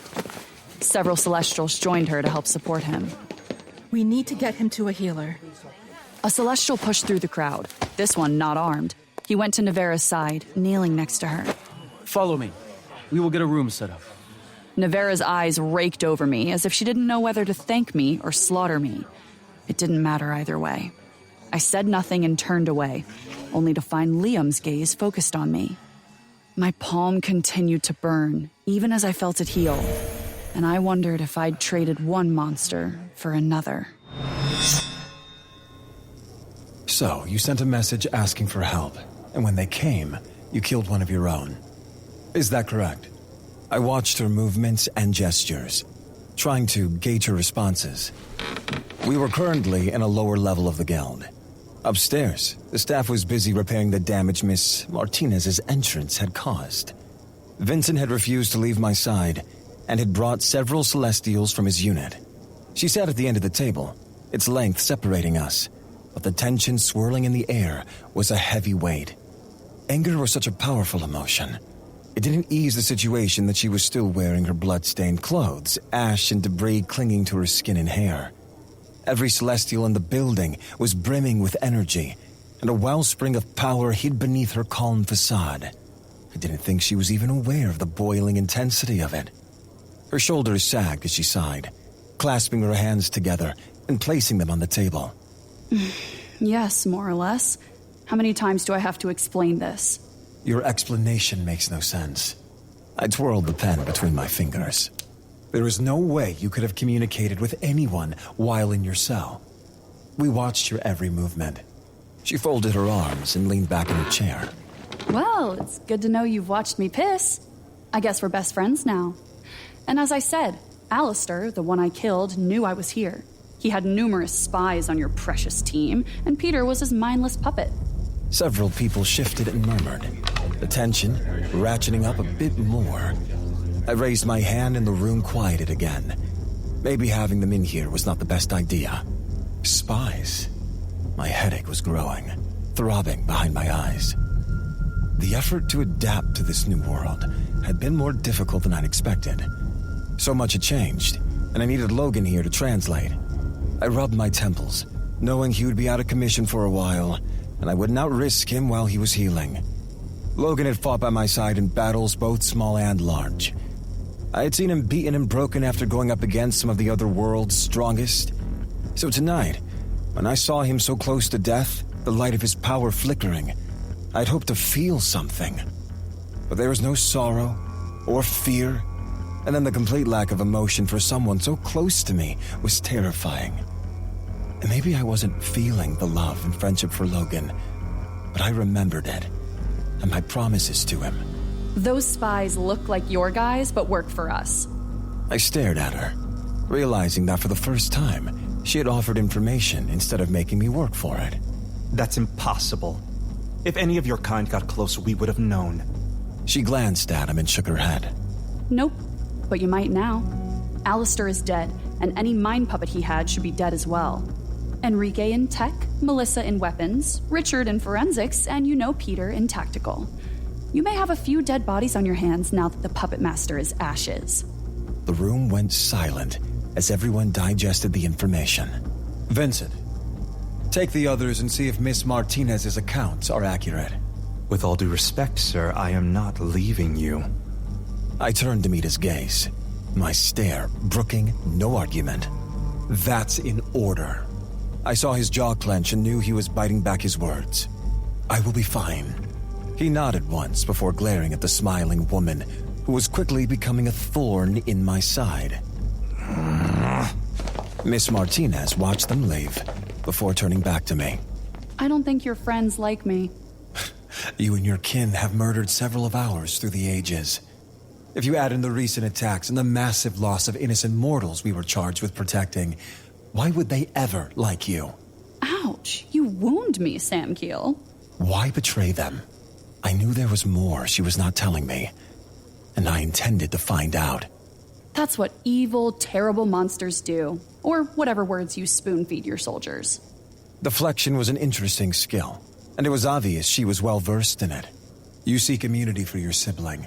That I understand. But you risked it without any assurance I would agree.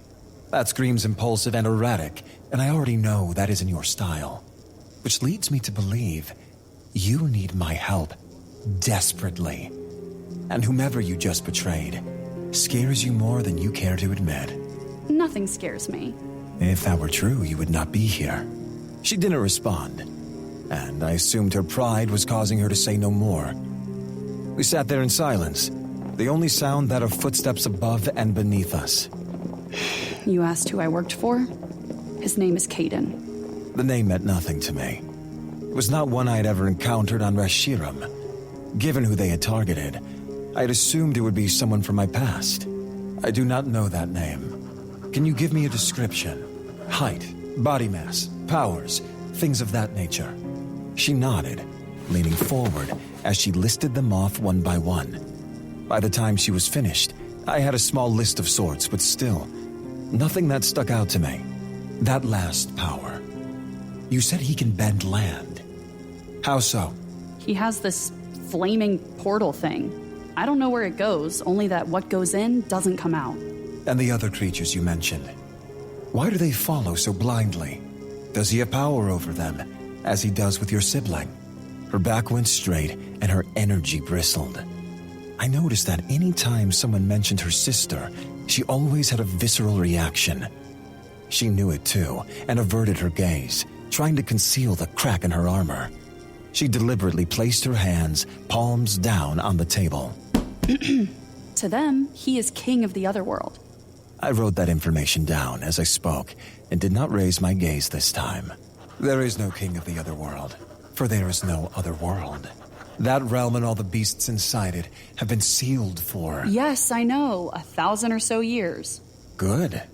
You know your history. So, is this the reason you work for him? She was choosing her words carefully, but she was still answering my questions. Working for, yes, and more. More? Well, I was fucking him. The word did not register. Fucking. Oh gods, that explains so much about you. Anyway, I'm talking about sex. You know, intimacy? That thing 2 or more people do, usually without clothes, but sometimes with? She made a descriptive gesture with her hand, and I rubbed the bridge of my nose before lowering my hand. I was losing my patience. I didn't understand how she could be this bloodthirsty beast, and yet make light of the grave situation we were in. Yes, I am aware of what that is, and it is irrelevant. I need something I can work with, not past interactions. I do not care what you have been through, only how you can be of use. She folded her arms and leaned on the table. Since we're being honest, I don't give a shit if he wins or kills you or this precious family you have. I'll help you, as I said, but only if Gabby gets what we agreed on. The second you try to back out or double-cross me, you're dead. Her threats meant nothing to me. I had fought and killed creatures far worse than her. Besides, I could not die, no matter how many nights I wished for it. True, immortality had been thrust on me for the salvation of every world. It was a lonely, detrimental burden. It is sealed in blood, so you have my word. I've seen greater men betray for less. Who are the other 2 that were with you? Since you and Caden are mates, are they your children? What? The shrill tone hurt my ears, and I flinched. She shook her head with a look of pure disgust on her features. Caden and I are not mates, or whatever you people believe in, and I do not have children. You know people also have sex for fun, right? I am very aware.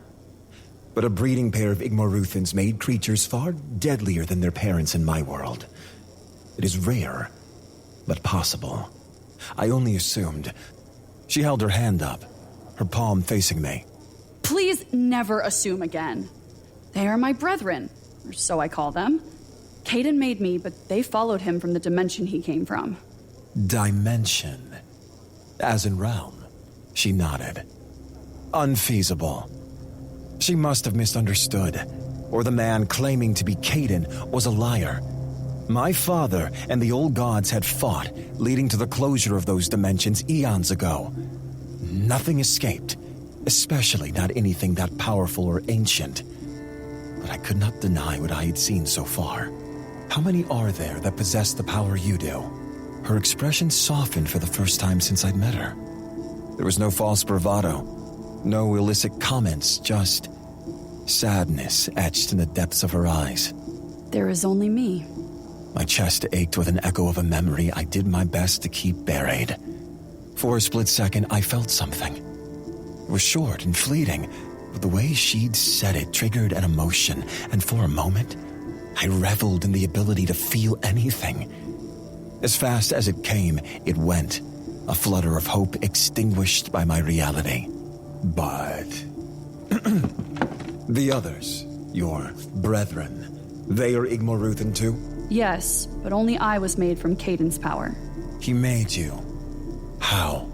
She avoided my gaze, as if the memory were too painful and poisoned her mind. It was something I was intimately familiar with. My sister was dying. I offered my life and he took it. That's all you need to know. I wrote down everything she said. Very well. So then, you were mortal before. Where did you come from? Eoria. I felt the energy in the room change and watched her warily. The name was familiar, and it took me a moment to recall why. Eoria is a lost civilization, dating back 1,000 years. Her eyes held mine, all power and mystery. Not lost. Destroyed by the fall of yours. That put her age far greater than I had imagined. I was surprised, given how she looked and the nature of her speech. I flipped a page before continuing. So, in all this time, he has not made another. He's tried, but failed. The ones who have taken his blood turned into these winged beasts, lacking any mortal emotions. They are loyal only to him, following his every command.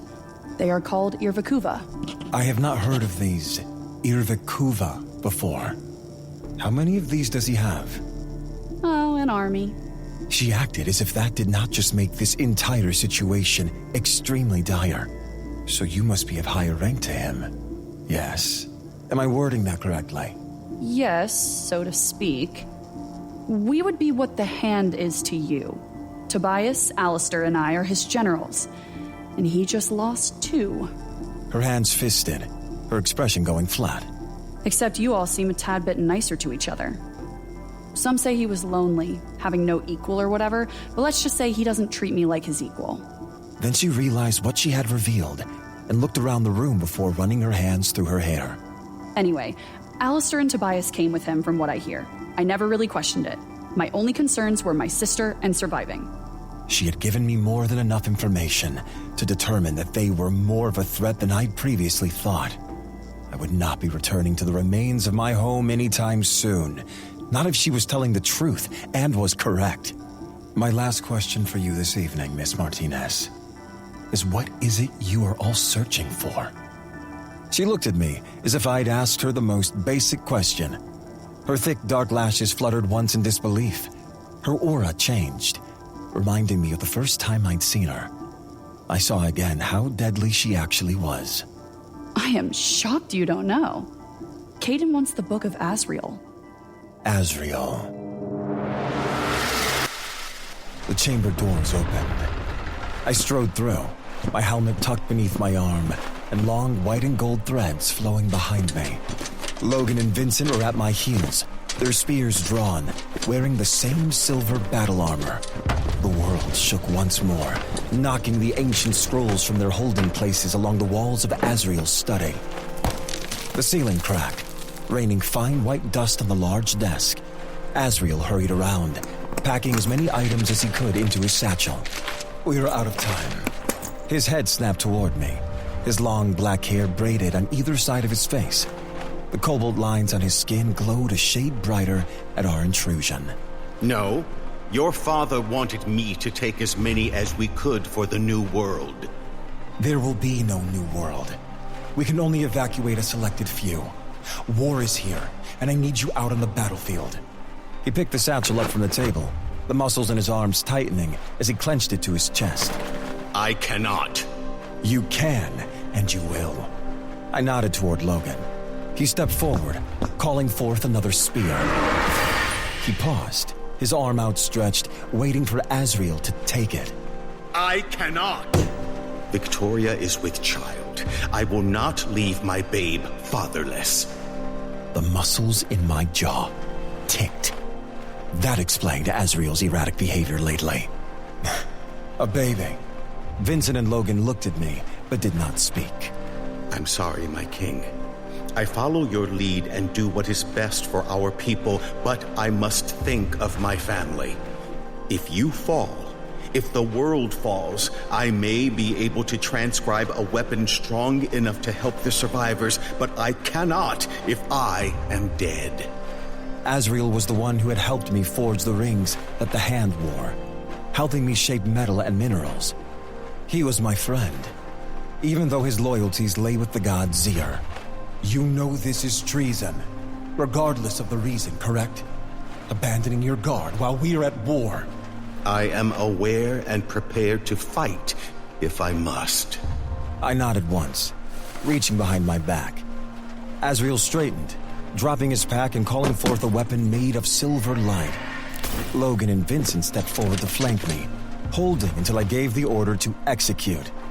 I ripped 3 long threads from my back and stepped forward, placing them in his hands. For your child. If I cannot save this world, I hope you find another one. His eyes held a fine sheen of moisture as the silver weapon he held disappeared.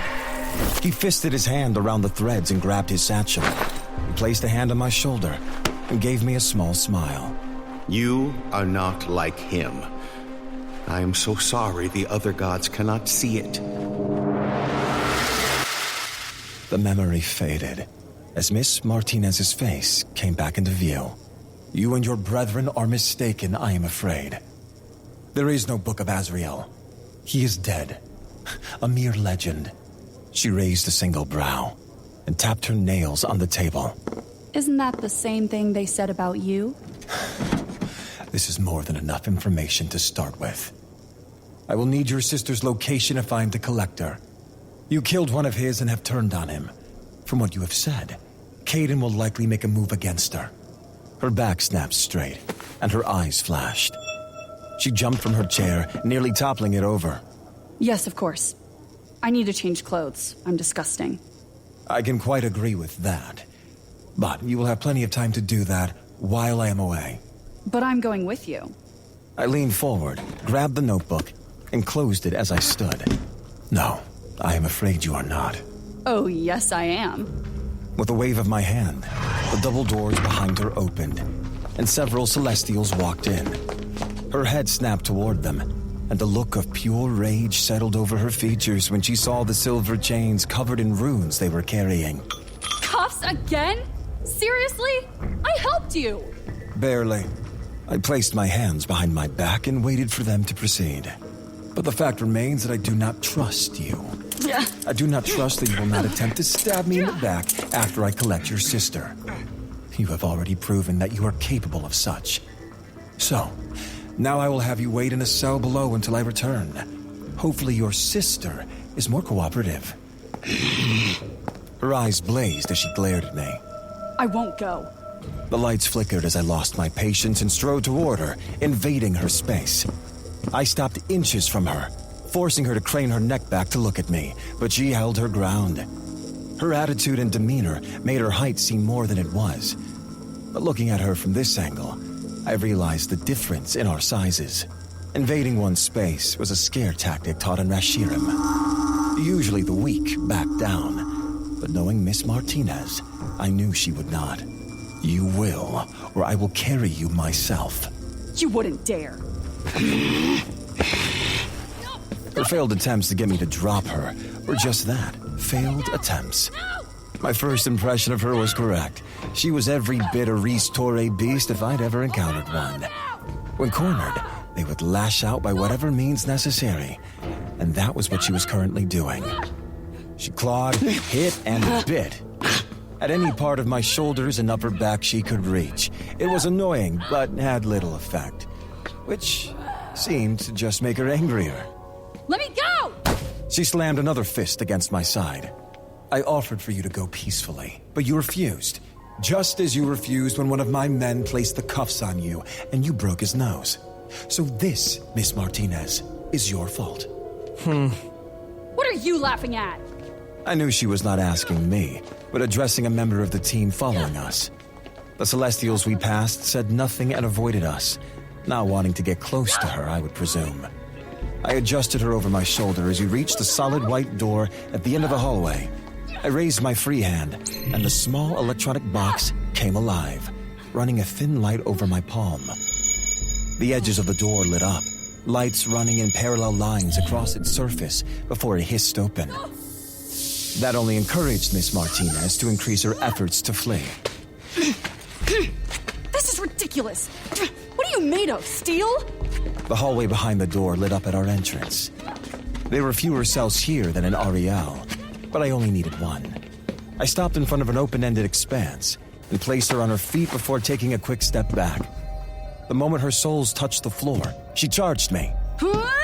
She stopped short when several cerulean bars slammed down in front of me.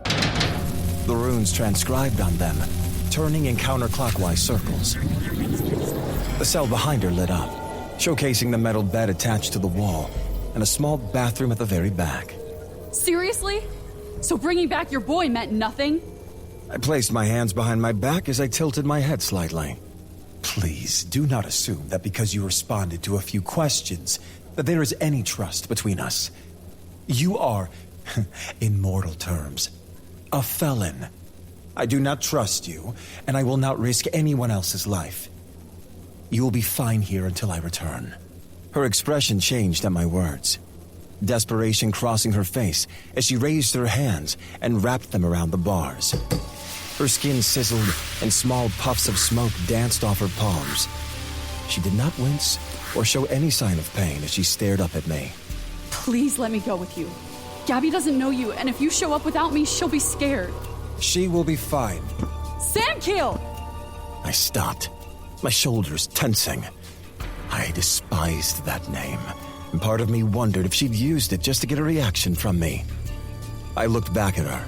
Vincent will be down to monitor you while I am gone. You should have fresh clothing in your cell, and you might want to take a shower. If you value your modesty, I suggest you change before Vincent arrives, for he is not to leave your side until I return. Please let me come with you. She looked at me with those big hazel eyes and thick lashes. I wondered how many men had fallen for this act. No. Samkill! I turned my back on her. I could smell the sickening stench of burning skin as she unleashed her fury against the bars. The Celestials followed me out, the thick doors sealing behind us and cutting off the sound of her protests. I turned toward the Celestial closest to me as we paused in the main hall. Do you have the address? He flipped through a small tablet, and several pictures popped onto the screen. I saw trees lining a white sand beach, an ocean stretching toward the horizon. There were small domed buildings and one large one with a lot of windows. Barely clothed mortals were everywhere. I took the tablet, bringing it closer as I looked through the images. This is where we think she is. It looks like a resort of some sort. Very well. I handed the tablet back and turned to leave. Stay with Vincent. I'm afraid our guest will be less than cooperative until I return.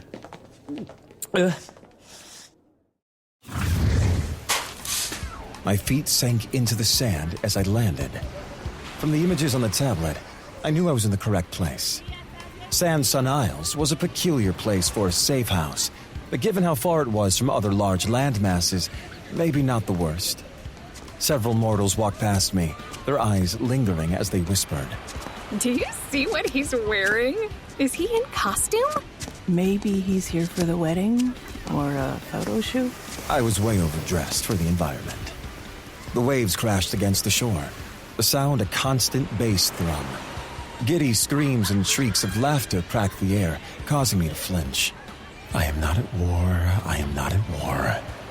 I needed to get this over with promptly. The rustic brick path beneath my feet meandered forward, in loops and curves, breaking off in multiple directions. One led to the massive multi-windowed building in front. I could hear every person residing at the resort, their laughter, snores, and screams of pleasure.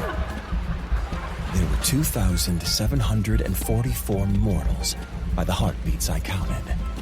It was not a hideout at all, but a smart tactic nonetheless. If Miss Martinez wanted to hide something precious to her, it was a good idea to put it in a large group where it wouldn't stand out. I passed beneath several trees, the path skirting 2 large pools of water with multiple people either sitting around them or swimming. It seemed idiotic, considering the ocean was mere feet away, but I had not been around mortals nearly enough to know if that was normal behavior. I shielded my eyes as I entered the building. The lights were almost brighter than the sun Anua orbited. I came to a stop, uneasiness gripping me. Several people paused mid-motion, staring at me as they whispered amongst themselves. That did not unnerve me. I'd been the center of conversation since the day I was born. No, there was something else, but I couldn't pinpoint it. I scanned the room, but only mortal heartbeats took up this main area and the floors above me. What was it? After several moments of searching and not finding anything, I shook off the feeling, assuming the noises were just getting to me. People gathered around a massive statue spewing water at the center of the lobby. Large potted plants graced the corners of the room. One wall was nothing but clear glass, showcasing a breathtaking view overlooking the rest of the island. Several mortals stood near or around 2 long, large white desks, like the ones at the guild. The staff there was helping and answering questions for the guests. Maybe that's where I needed to go. I strode forward, looking for a way to get upstairs.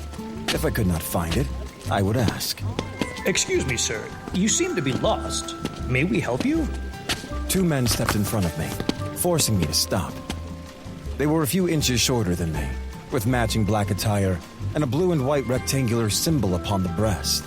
Their posture told me they assumed some position of importance here. Yes, how do I reach the 26th floor?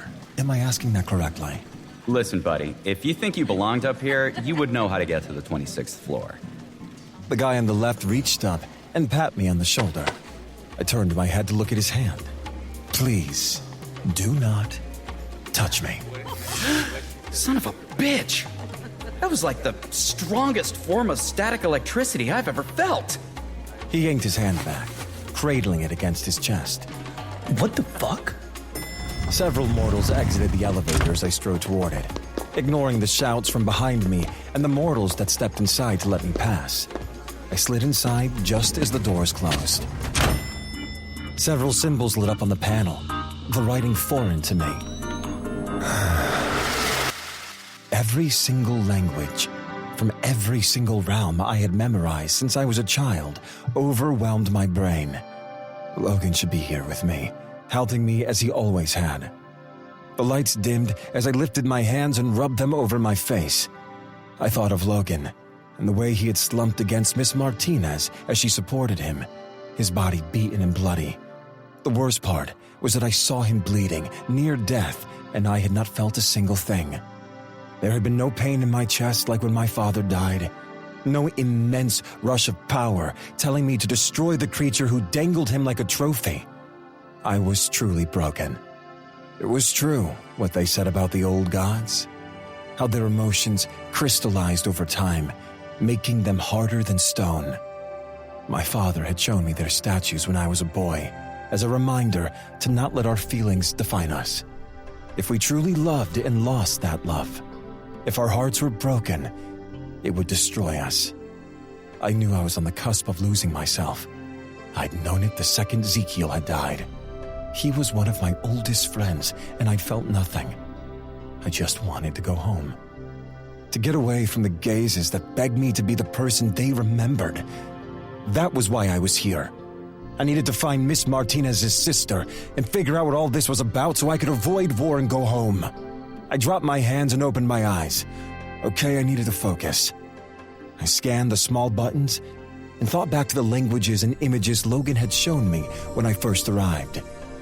There had been letters, numbers, and signs. Wait, numbers. I needed 26. The images blurred as my mind connected. I blinked, and suddenly I could read them. I pressed the number 26, and the button lit up. The elevator opened on a long hallway lined with doors. I stepped out onto a shiny stone floor and paused, unsure how to proceed. I finally found the one I was looking for. It was subtle, barely there, but I could feel the hum of power. She was like a small flicker of flame where her sister was a raging wildfire. The scent she carried was similar to Miss Martinez's spicy cinnamon, but with a hint of something more, something pure. I knocked lightly on the door and waited. Who is it? Shit. I scratched my head, pondering how to word it correctly without frightening her. Miss Martinez works for me, and she sent me to retrieve you. I hoped that was adequate. Shoes met the floor, and I heard shuffling inside. Then there was a loud crash and more rustling. I stared at the door, wondering what she was doing in there. 1 minute. I placed my hands behind my back, waiting patiently. A small ding sounded, causing me to turn toward the end of the hall. The elevator opened and paused as if someone had stepped off, but no one was there. The hairs on the back of my neck rose, and I felt my nostrils flare as I inhaled deeply. A small breeze traveled down the corridor, yet there was no scent, no footsteps, nothing. Peculiar. A small click pulled my attention back to the door as it creaked open. I had time to register that she looked very similar to Miss Martinez, but there were some differences. Her hair was darker on the top, turning lighter toward the ends, and her aura was striking. It was iridescent and danced around her, calm and peaceful. I stared at it, studying the colors, watching as they morphed to dark intensity as her arms swung out. A forsaken blade sank into my abdomen. She let go, leaving the blade protruding from my stomach, and covered her mouth with both hands. I put my hands on my hips, glanced down, and then back up at her. Her eyes widened, and she stepped back a few paces. I grabbed the hilt of the dagger and pulled it from my gut. It seems you are more like your sister than I previously thought. Her eyes bulged, but her gaze was focused behind me, her body frozen with fear. I felt my nape prickle, and my instincts blared in alarm. I spun to face the three figures. Their outlines resembled men, but they were nothing but a black void of tendrils of smoke dancing off of them. Where eyes and features should have been, there was nothing but darkness. I flipped the forsaken blade in my hand and slammed it into the formless skull of the one nearest me. Its scream was a pulse of air as it shook and burst into a million bits of darkened debris. The two next to it bent their heads as if looking at the remains of their kin. They snapped their attention back to me, their hands twisting simultaneously, larger copies of the Forsaken Blade forming in their palms. As one, they swung, aiming for my head. I darted into the room and slammed the door shut, before turning to look at the terrified woman. I grabbed her hand and placed the hilt of the dagger into her palm, firmly closing her fingers around it. Take this. That door will not hold, and you will need protection. She looked at her hand, at me, and then back. A blade slammed through the door, splinters of wood falling to the carpet. I grabbed her shoulders and shook her, trying to jar her from the fugue-like state. Gabby, focus. Hide behind any large object you can find. She closed her mouth and scurried away to duck behind one of the large sofas. The door burst off its hinges, sailing across the room toward me. I batted it away and faced the two shadow figures, brushing the dust and wood splinters from my shoulders. That was quite rude. When the lights in the room flickered, I knew my eyes had changed to that pure silver glow. I rolled up the sleeves of my white button-up shirt. I am assuming Caden is sent you for retrieval. They steadily made their way toward me. They did not speak nor respond to my question. As they stepped into the sunlight streaming in through the window, I could see they were not pure shadow. They had form and wore ancient battle garb. Very well then. A single ring on my right hand vibrated as I summoned the ablaze weapon. Their formless faces tilted toward it, and I felt another slight breeze as 4 more forms walked through the walls. Interesting. I twisted my blade and stepped forward, just as the one closest to me advanced. Metal met metals, I blocked his attack and sent my sword through his darkened skull. The other spectral creature came at me from the side. I twisted, meeting his blade next. With our blades locked, I backed away as they advanced. Out of the corner of my eye, I saw one dart past me. I dropped one hand from the hilt of my sword and summoned a second blade. In one swift motion, I spun and threw the dagger at the creature, impaling it against the wall as it reached for the woman. I completed the turn, using my momentum to sweep the legs out from under the one I'd been fighting. I dropped to one knee, plunging my blade into his chest. A third ran from the wall. I caught my sword before it hit the ground and pivoted as he came at me. I sliced the air, the tip sliding through his stomach. Shadows burst from the cut as he disintegrated. 2 more came from the wall. How many of them were there? One rushed me, the other went for Gabby. I slid under its outstretched arm as he thrust his blade at me. And I cut out the back of his knees in one fluid motion. I stood up, slicing off his head. It rolled to the end of the couch before disappearing in the same smoke they'd come in on. The center of my palm burned, sending searing pain up my arm. One of the creatures dragged Gabby by her hair. He had a blade sticking out of his leg, but continued to walk toward the door. She fought, fists flying, but her blows just went through his body. I looked down at my palm, and the glowing pale orange symbol beneath my skin. Blood of my blood. My life is sealed with yours until the deal is made complete. I grant you my maker's life in exchange for my sister's life. She shall remain free, unharmed, and alive where the deal is broken. My life is yours after, to do with what you must. The blood deal. She was harmed, and it was threatening to break. I strode toward the spectral creature, and he stopped. Gabby's struggles increased. Terror and adrenaline aiding her efforts. He dropped her, turned toward me, yanking his blade up to block my swing. His head hit the floor and exploded into ash. Gabby looked up at me, the front of her completely covered in his remains. I sent the ablaze weapon back into my ring and held out my hand. Come now. We are leaving. She grabbed my hand, and I hoisted her to her feet. Her entire body was trembling, but she still stopped to pick up one of the forsaken blades. Maybe she was a fighter, just like her sister. She clutched it to her chest as she looked up at me. You killed them? You're so fast. And your eyes. Are you the one that came from the storm? Are you the good guy? Where is my sister? Is she okay? If you come with me, I will take you to her. She nodded eagerly, and I ushered her toward the door. I stopped short when black smoke shimmered in the room. It bent and twisted, and I knew the creatures were reforming. Without asking, I pulled her to me. I lifted her off her feet before heading for the door. I apologize for my roughness, but we must leave this instant, and I am much faster on my feet than you.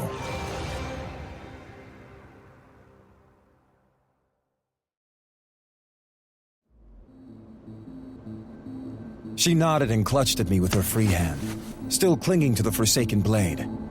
I tucked her close to me and rushed down the hallway. I turned briefly, shielding her as best I could, and shot a ball of pure energy at the shadow figures that followed. One jumped aside and continued toward me. I had clenched my hand to call forth my blade, when a pat on my back made me stop. I spun around, putting Gabby back on her feet and pressing her behind me in one smooth movement. She gripped the back of my shirt and moved with me as I backed her against the wall. A man, or something that resembled one, stood before us. So, you are him, the world ender in the flesh. I am honored. He was entirely encased in inky black armor, his head covered with a dark hood. One opaque eye stared back at me, the other hidden or missing. He held his hands in front of him, passing a small black orb between them. The shadow creatures emerged from the room and went to the man's side. You are their conjurer? I slowly shifted to make sure the woman was still shielded. Her grip tightened on my shirt, and I could feel her peering around my arm. Conjurer, you are from a different time. He smiled, and it was far wider than it should have been. Hand over the horse, sister. That is all we came for. Such a derogatory term. And unfortunately, I cannot do that. His head tilted to the side as he spun the orb on his palm. Shadows curled around his feet, and one by one, creatures formed until they surrounded him. Do you really want to risk more lives for someone that means absolutely nothing to you? She is innocent. Therefore, she means everything. The creatures next to him drew their weapons and stepped forward in unison. Then you are truly a fool. You can't save everyone, and soon this world will belong to him. My wrist flicked, the silver ablaze weapon forming in my hand. The probability of ending them all while keeping her alive was slim, but not completely zero. I just had to be fast enough to cut a path to him. The floor shook, causing all of us to pause and catch our footing to stay upright. The conjurer looked as surprised as I felt. Does the ground frequently shake here? She shook her head. That's not a quake. That's my sister. The words had barely left her lips when flames burst through the floor. The fire consumed the conjurer and his creatures as if it had intelligence. It burned hotter than the curse to Otherworld, destroying everything in its path. A black figure shot through the hole in the floor and out through the ceiling. The hallway went dark, and a loud, piercing alarm went off as water rained down from the sprinklers. I shielded Gabby with my body so she was not blinded or scorched. The creature flew back through the massive hole in the roof and landed. The fire died quickly, as if sucked back into the beast. It glared balefully up and down the hallway before settling back on its haunches and folding its wings against its sides. It tossed its head as a shimmer ran over its body, and damp, raven-colored hair was thrown over its shoulder. How did you get out? You son of a bitch! I stomped forward, my hands clenched into fists. The smoke alarm continued to blare, and water from the sprinklers soaked us. I told you to take me with you! I swear to any gods that are left, I will decapitate you if she is so much as... I stopped as Gabby's head poked out from behind Liam's massive frame. My heart stuttered with relief. The last time I had seen her played over in my mind, and my gut ached.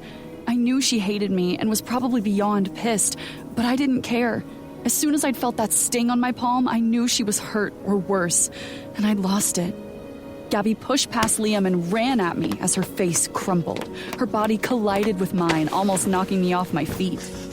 I stood there in shock as she squeezed me tighter, her head nestled in the crook of my shoulder. I'm so sorry for what I said. I haven't heard from you in weeks, and then he shows up and not you, and I was so worried that the last thing you would ever hear me say were those words, and I'm so sorry. She pulled back. I didn't mean it. I'm just so scared and... Gabby. I reached up, cupping her face. The sprinklers above us died, and I gently wiped the water and tears from her cheeks. My eyes burned, her words meaning more than she knew, but I hadn't forgotten we were not alone or safe. I know. It's okay. I love you. I'm just glad you're okay. We will talk about it later. I glanced at Liam. Gabby nodded, remembering where we were. She tightened her hold on me, and I hugged her back before stepping away. Her body continued to tremble as she wiped her nose on her soaked sleeve. Liam stared at us with the strangest expression on his face. I stepped in front of Gabby as she tried to compose herself, and I glared at him. He ran his hand through his hair, slicking back the dark, wet strands. His biceps bulged with the movement, and his drenched shirt clung to him, revealing muscles I didn't know he had. Gods, he was beautiful, but he was a complete and utter dick, and I was over beautiful but cruel men. So, I did what I did best and poked at the beast. You look like a drowned rat. Oh, and Vincent is downstairs and pissed. He is a terrible bodyguard, by the way. Anger replaced whatever emotion had caused that look on his face. He took a few steps forward, stopping a few inches from me. Gabby shifted so that she stood next to me, her gaze wary. How did you escape? Escape? Oh, I broke my wrist to get those damned cuffs off. Vincent became concerned, so he rushed in to stop me, and, well, here we are. It seems I will have to try something else then. I pushed at that thick chest. Liam barely moved. No, you're not locking me up again. He looked from his chest to my hand, the corner of his lips tilting. Did you just strike me? Lock her up. I cannot trust you. Well, you need to learn, and quick. I didn't make a blood bond with you to have you keep me in a damn cell while you try to do everything yourself. Especially when it puts my sister at risk. He finally glanced at Gabby and then back at me. She was fine. Oh yeah? Then you guys didn't just get attacked by shades? He didn't respond. Exactly. So I say you needed me. And you will need me even more if we are to look for this book. You don't know my world. His lips formed into a thin line as his hands went to his hips. The white, wet shirt strained over his chest and shoulders, momentarily distracting me. I watched a single muscle tick in his jaw before he sighed. We cannot work together if you do not listen to orders. I am not yours to order around. Isn't that what you said with that deal we made? For your sister's life, you are mine. The fuck I am? The way he said it made me want to light him on fire. I opened my mouth to set him straight, but stopped when Gabby slapped my arm. Seriously, Dee? Again? Another deal? I turned toward her, rubbing my arm. Ouch! It's different this time. It's nothing like Caden's deal. Liam didn't say anything else as he stepped past us. Gabby glared at me, shaking her head as we both turned to follow him. Liam stopped, standing over the hole I'd made in the floor. It was one more reason he would hunt me.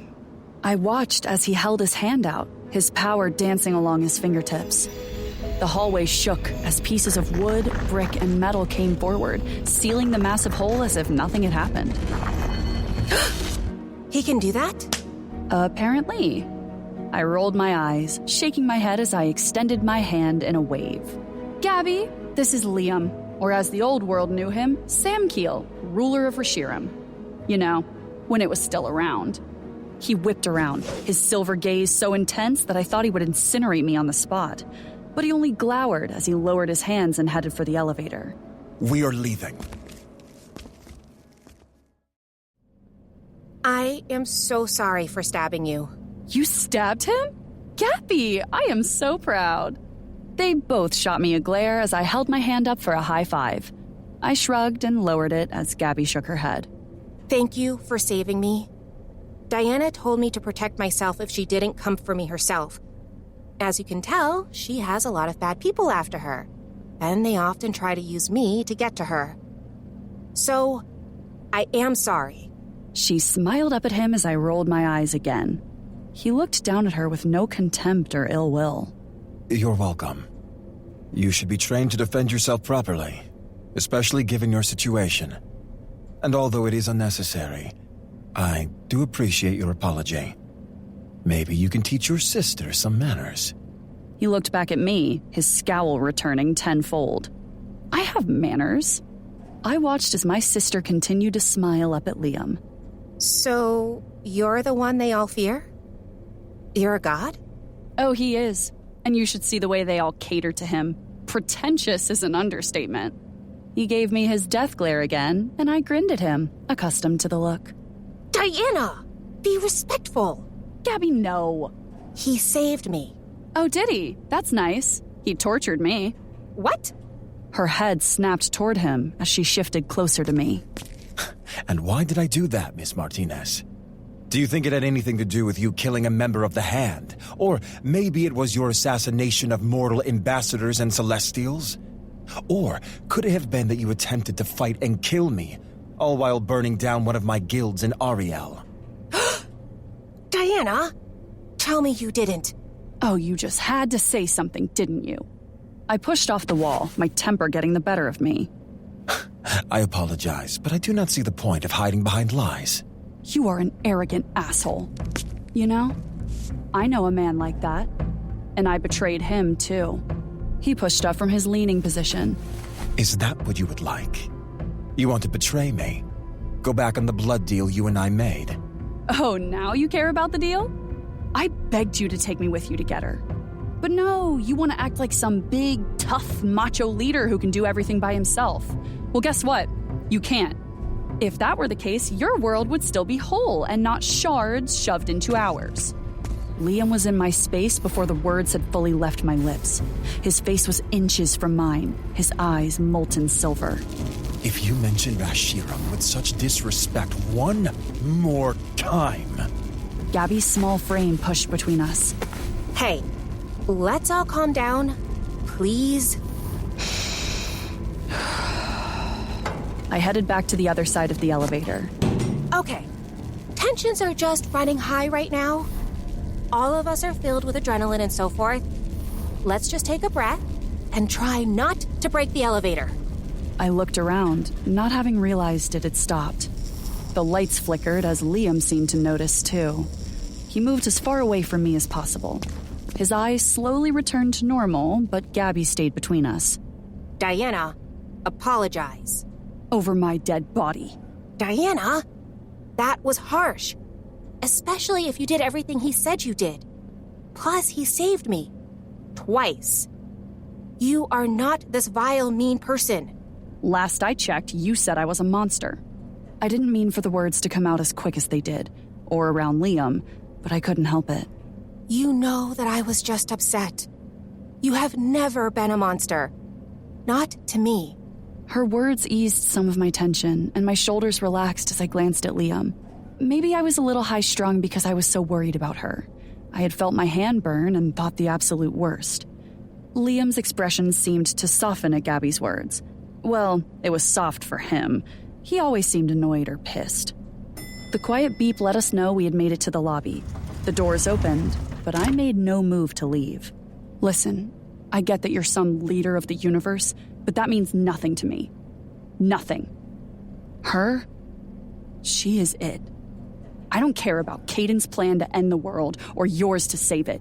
It's all just one giant cock-measuring contest anyway. Neither of us broke eye contact. But if you can promise me that whatever you do, she can at least have a happy, normal life after this, then I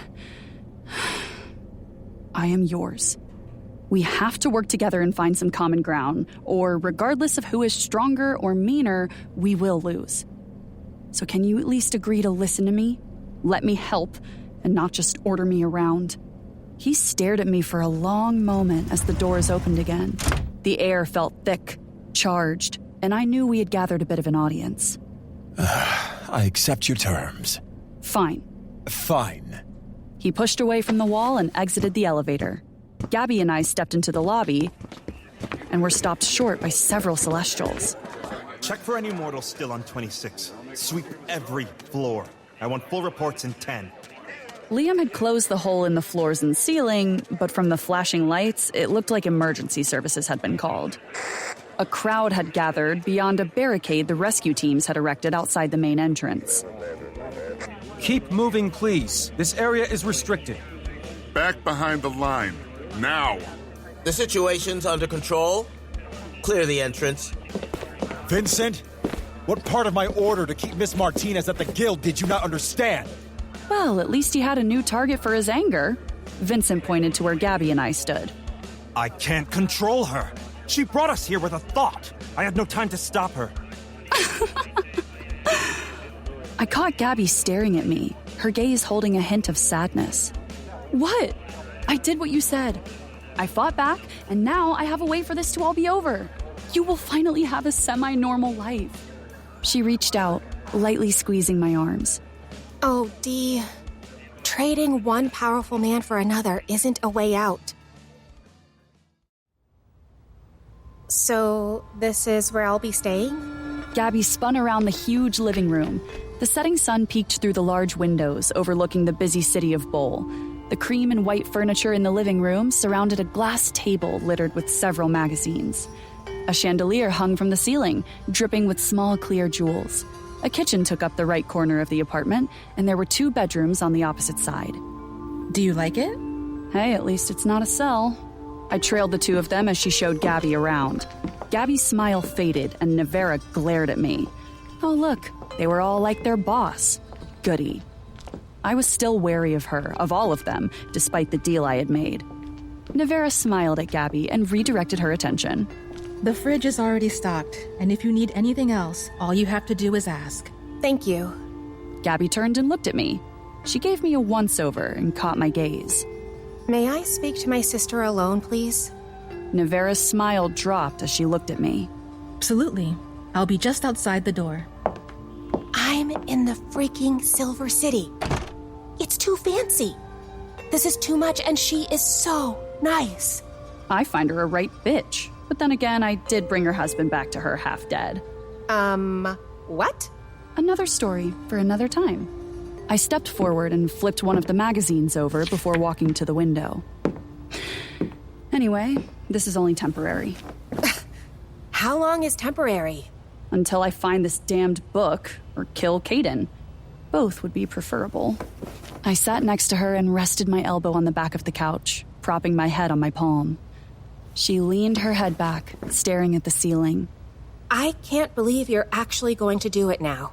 Well, you told me I needed to stand up, and I guess I finally listened.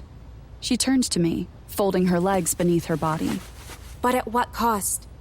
What happens to you once this is over? That I didn't know. In my head, I had assumed jail or some weird godly prison. But in my heart, I felt that once this was over, I would be executed after everything I had done. I was well aware that Liam and his celestial entourage didn't like me, but none of it mattered as long as Gabby was safe. Honestly, I don't know. Did you even ask before you entered into another wager? No. She rolled her eyes, the act so familiar that it was soothing. I hate that you do that self-sacrificing bullshit. You're not Mom or Dad, Diana. You don't have to take care of us like that anymore. I twirled a piece of my hair, avoiding her gaze. We've been doing this for how long now? Fighting, protecting, hiding. I just want it to end. I killed Alistair. Gabby sat up so suddenly that she almost fell off the couch. What? They were transporting me to a different location. Tobias and Alistair showed up and almost killed Logan, one of Liam's men and Nevera's mate. Anyway, I saw his dying thoughts through his blood, and they were all of her. That was it. No malice or cruelty. Everything he felt was just love and happiness, and I couldn't do it. So when Alistair moved in to finish Logan, I killed Alistair. My vision became blurry, and I tipped my head back, trying to stop my emotions from overwhelming me. When I met her gaze again, I knew my attempts had been futile, and tears filled my eyes. You were right. I haven't been happy for a long time. I am not happy with Caden, and I have been faking it for so long. These last few weeks have been terrible. Gabby gathered me into a hug, and I wrapped my arms around her. She ran her hands through my hair as I quietly cried. I could always confide in Gabby. Sure, we fought over everything. What sisters didn't? But we always had each other's back. She was the part of me that kept me mortal and sane. Dee, you are my sister, and I love you. What he had you doing was wrong. You didn't have a choice, but now you do. If you can save a few people or make it right with the littlest of things, try, okay? I'll try. And be nicer to Liam. Now you're asking too much. He saved my life, and it was so cool. You should have seen how fast he moved when he was cutting those shadow guys in half. He is not cool or anything pleasant, Gabby. I didn't mean it like that. You always try to see the good in people. It's a terrible flaw. I grinned at her and hopped off the couch, running away before she could retaliate. Hey! The pillow hit my back just as I opened the door. Navera raised an eyebrow as it bounced off of me and out into the hallway. Don't worry about it. Just some sisterly bonding. Her expression was familiar, but I was used to being judged. A shimmer appeared on my left, and I spun toward it to see Vincent there, adrenaline pounding through me. I will never get used to that. Hopefully you won't be here long enough that it will matter. Okay, I deserve that. Navera nodded at him. What's wrong?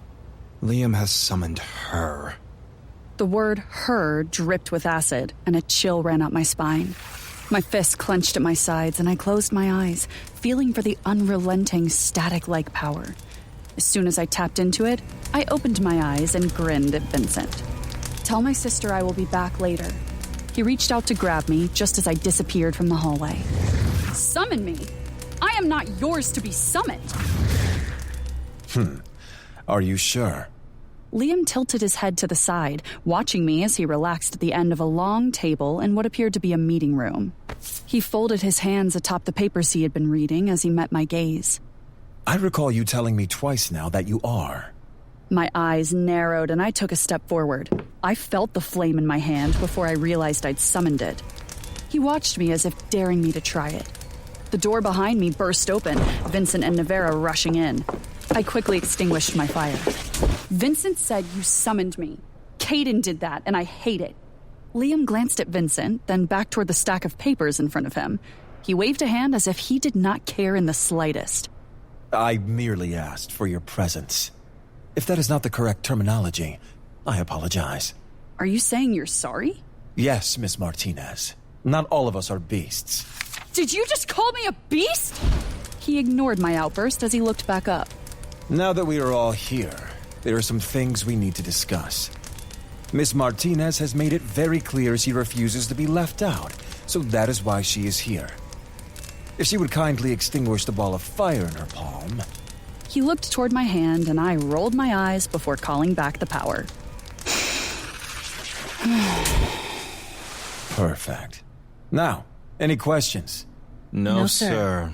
Excellent. Let's begin. He waved his hand toward the seats. Just to be obnoxious, I took the chair next to Vincent. He glared at me but said nothing. Liam ignored the byplay. As you said, several of the Celestials Alistair had control over have died. He had completely destroyed their minds. I have funerals to prepare and staff unavailable as they mourn. Thanks to your efforts, Logan is going to live, but he will remain in the med wing until the end of the week. I felt Navera's eyes boring into my skull, and I swallowed a growing lump in my throat. Vincent, the leads you had have run cold. Movement has increased, but not by much. They are no longer actively coming after us. And I assume it is because Caden has lost most of his muscle. Aw, you think I'm muscle. They all glared at me, and I mouthed, sorry, before sitting back in my seat. When retrieving Miss Martinez's sister, I was attacked by a creature that looked like this. He slid a paper forward. He had drawn several of the shades, and the likeness was impressive. You can draw? They all just stared at me. Okay, not the point. Tough crowd. I can find no records of these beings in this world, and I don't recall them from Ashiram. As I was saying, I don't know what they are called, but they seem to follow and respond to a conjure of sorts. They're called Shades. They are a large clan led by Hellman, and they are not morally good or evil. The ones we fought work for Caden. Or, well, they did. You won't have to worry about seeing them anymore. At least not that clan. Just add that to the growing list of reasons Caden will want me dead. They all seemed taken aback and stared at me in shock. I smiled like it was no big deal.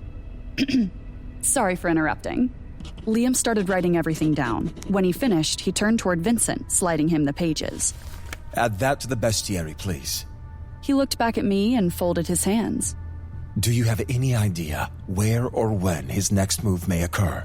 I don't, but I knew the next words out of my mouth would probably result in either his death or mine.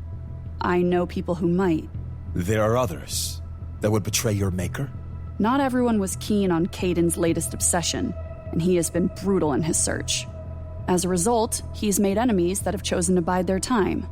Liam steepled his fingers, studying me across the table. And who are these people? Let's just say I have connections. I would assume your connections are the same as his. So tell me how you perceive them helping us if you, his consort, killed one of his generals in cold blood. Simple. Caden's ego is almost as big as yours, if not more so.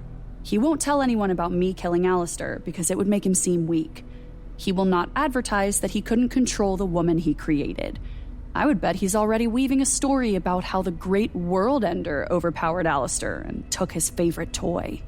I hated referring to myself as such, but I did so nonetheless. None of them moved as I leaned back in my chair, folding my arms. So, you figure out what you are willing to do, while I go pack and say goodbye to my sister. Again. I pushed away from the table and stood. Vincent's and Navera's chairs went tumbling as they jumped to their feet, blades appearing in their hands. I pushed my chair in.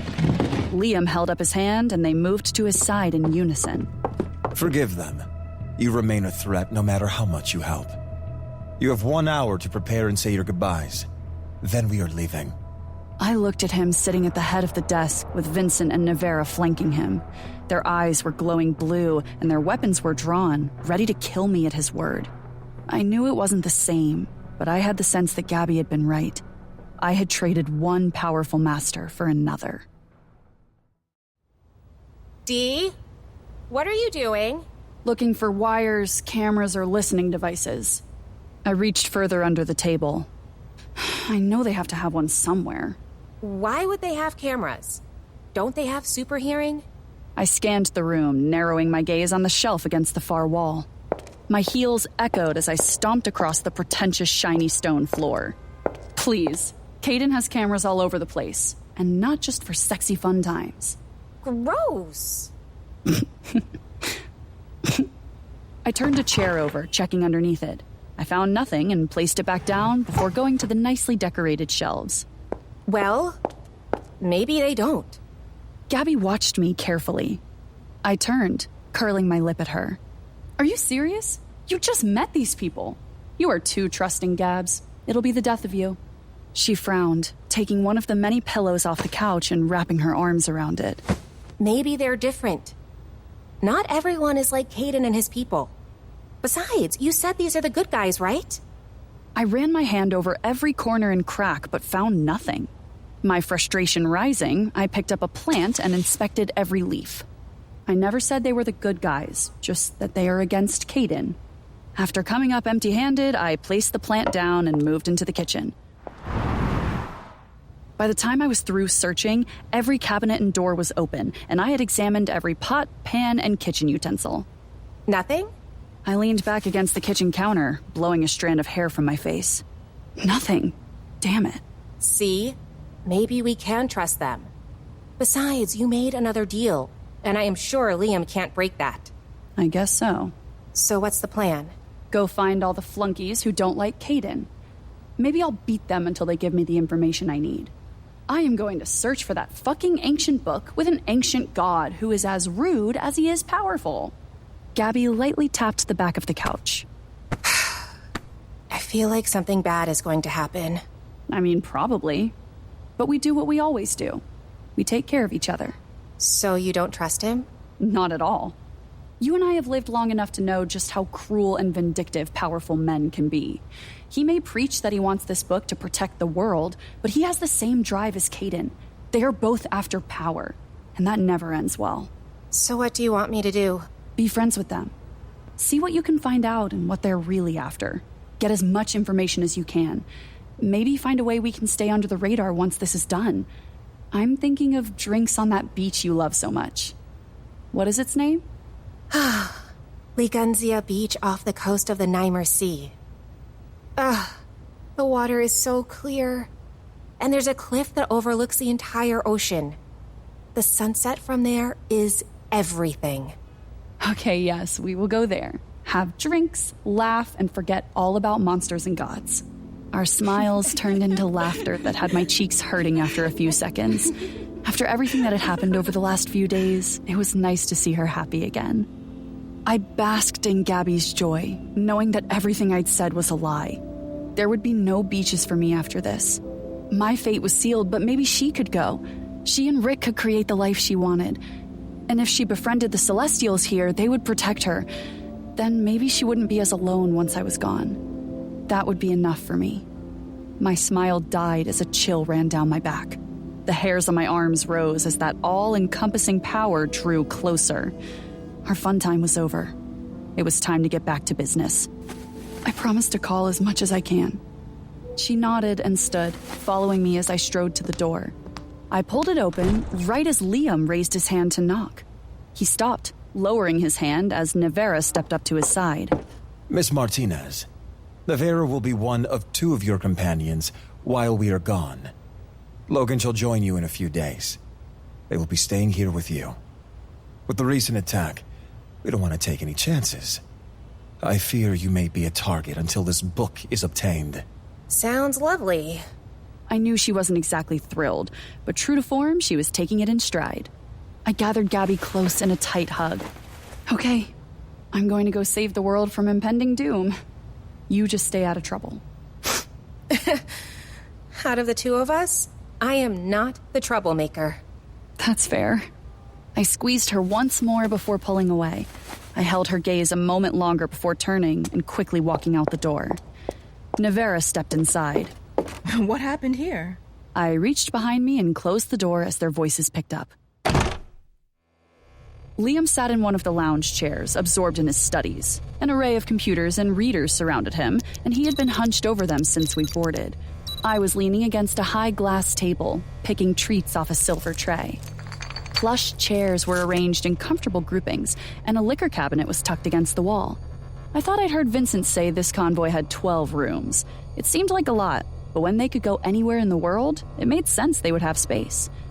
The convoys had replaced trains once celestial magic and technology became one. You know, I'd always wondered if the Celestials' convoys were nicer than the public ones used in the cities. I can definitely say that they are. Liam glowered at me, which had been his response each time I said something.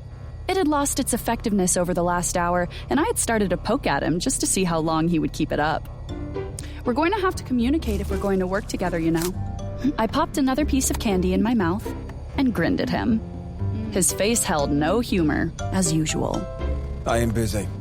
I rolled my eyes as I pushed off the edge of the table and walked to the large window. We were passing through the mountain range, the various shades of green and brown broken by the foamy white of cascading waterfalls.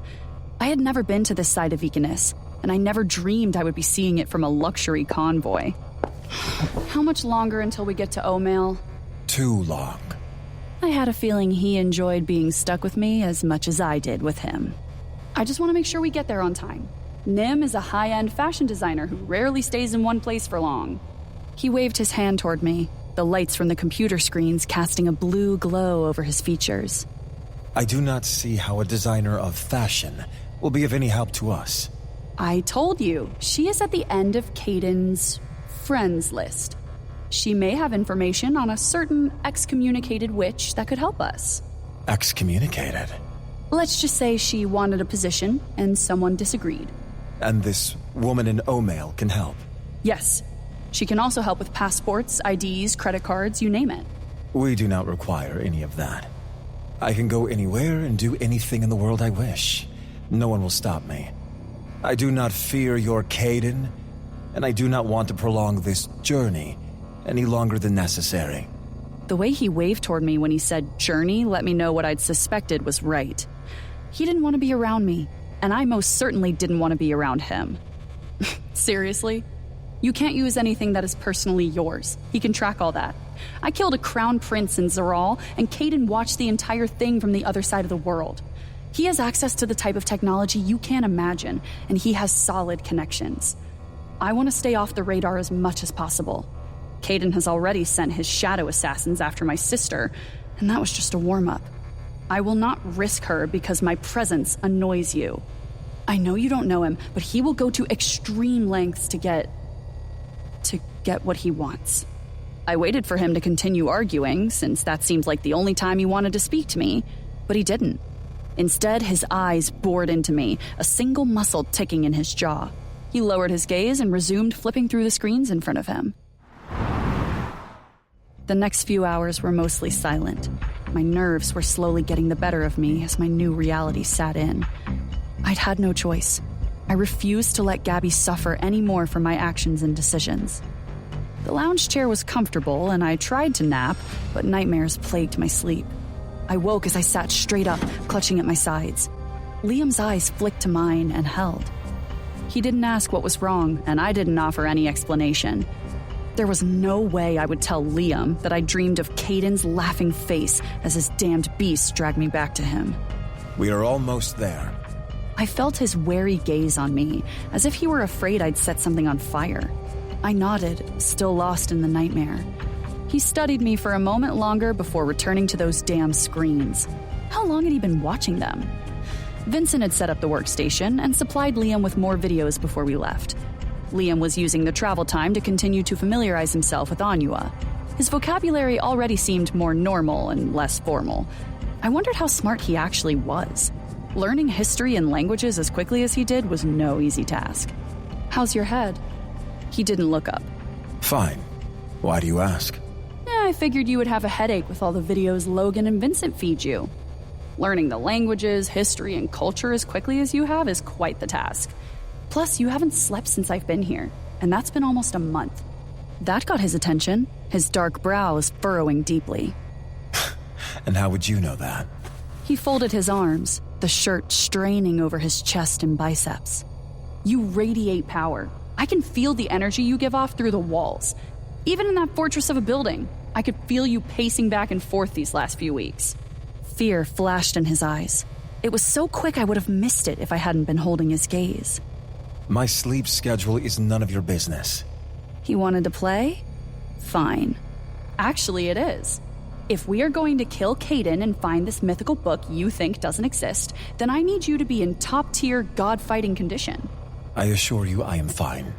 He shifted in his seat as if the mere conversation were uncomfortable. Besides, I was more than capable of taking care of you and the shades your maker sent. I shook my head and rolled my eyes. It's honestly surprising how I can even sit in this convoy without being suffocated by your massive ego. It is not ego.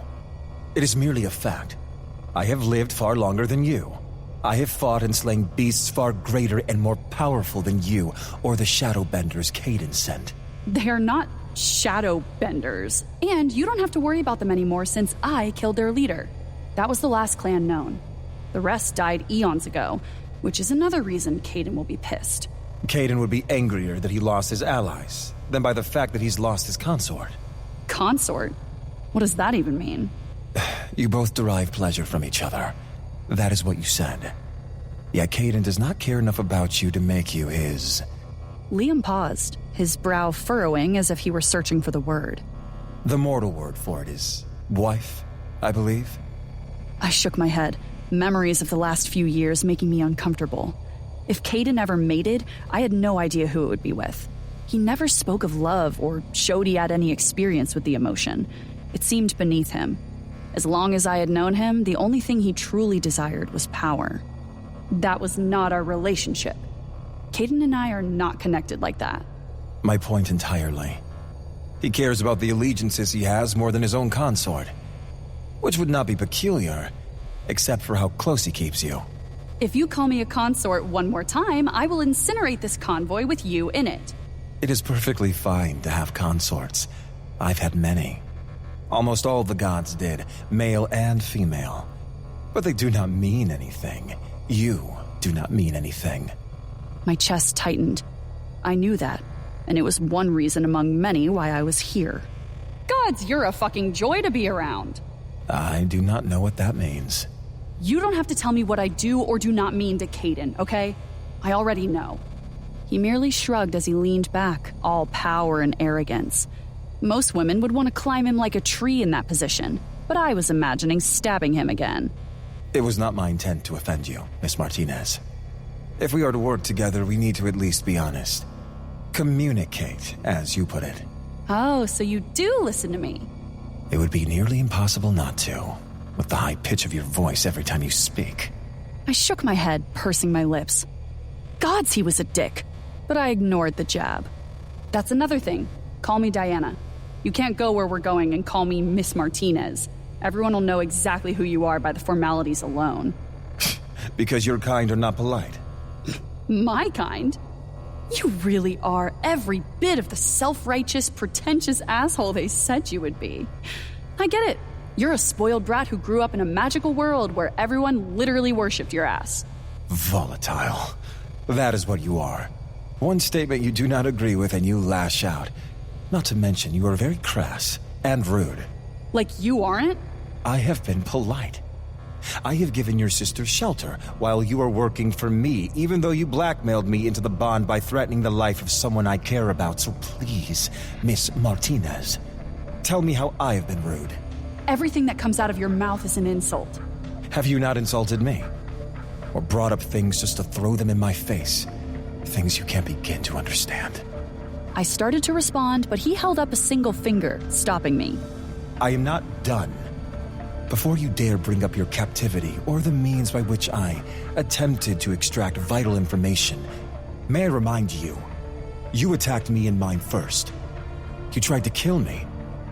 I also explained the consequences if you did not tell the truth, and you proceeded regardless. Oh, don't play the martyr. Your precious hand isn't around, and you don't have to save face here. You would have killed me the second I gave you what you wanted. I watched the muscle tick in his jaw once more before he gave a curt nod. You are correct. If you had given me the information I needed, I would have had no further use for you. Do not forget, Miss Martinez. You made yourself a threat, and one very similar to those I have executed in the past. Is that what you plan to do to me after this is over? Execute me? The corners of his mouth turned up.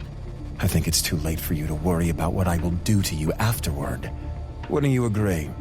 I swallowed hard at the realization because it was true. It wasn't a surprise. I had considered the possibility, and we hadn't discussed the fine print when I made the deal. My focus had been on ensuring Gabby remained safe and alive. Maybe a godly prison was not in my future. Maybe he really would end me. I looked away from his penetrating gaze, watching as the mountains and trees zipped by. I changed my mind. Maybe we shouldn't talk.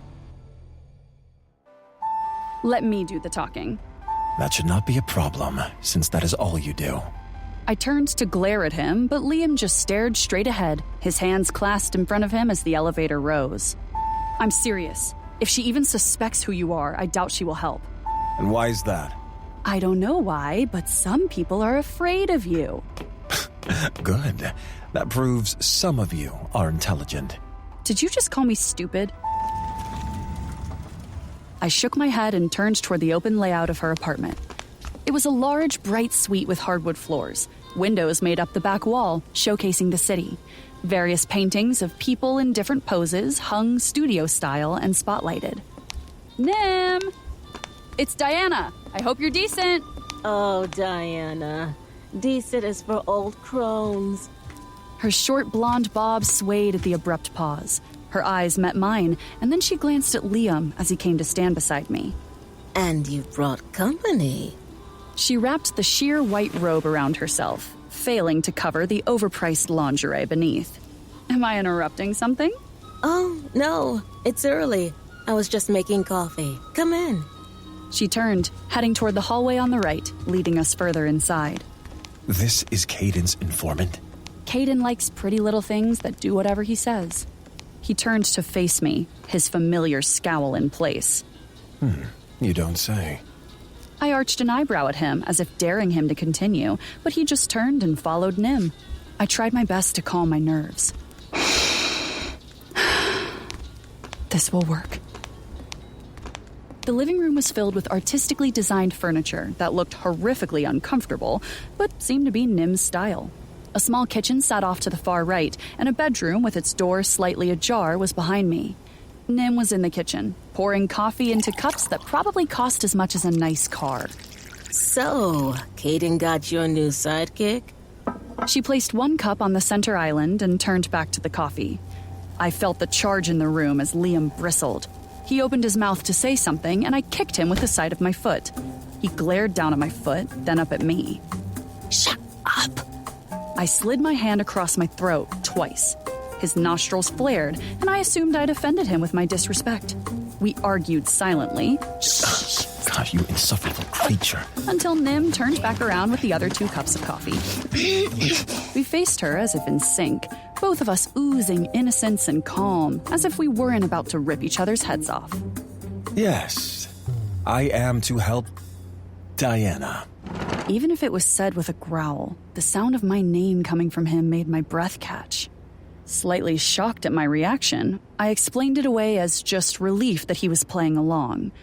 Nim nodded, pink dusting her cheeks as she pushed the cups closer to us. I took a seat at the island, and Liam followed suit, the stool creaking beneath his weight. I picked up my cup, while Liam made a face at his and nudged it away. So, what's with the surprise visit? She eyed us both. Caden has me, well, us, on another round-the-world mission. But we need to stay low profile. She nodded as she placed her cup on the table. Sounds about right. So, what do you need? Cards, passports, clothes? All of it, really. I can do that. She leaned forward, her robe slipping down her shoulder as she placed her hand underneath her chin. I knew the flirtatious display wasn't for me. So, what's the mission this time? Word on the street is that he's had all of you searching for some ancient artifact. Yes, we're still working on that, but Caden has me going a little further underground. Makes sense. The other world has been buzzing lately. I heard rumors about that freak storm in Ariel. Some are saying it brought something ancient back. A chill ran up my spine as I glanced at Liam from the corner of my eye. He didn't move or shuffle, just sat listening. I think it was just a weird weather anomaly. Beats me. All I know is everyone is suddenly looking for a way to get on Caden's good side, and they will do just about anything to make it happen. Well, except for me. I would rather stay out of whatever that man is up to if I can. I will do my part, and then go about my business. Speaking of that, I know you helped hide an ex-member of Santiago's coven. I need Sophie's location. Whatever you want. I would hate to face Caden's wrath for refusing you. Thanks, ever so much.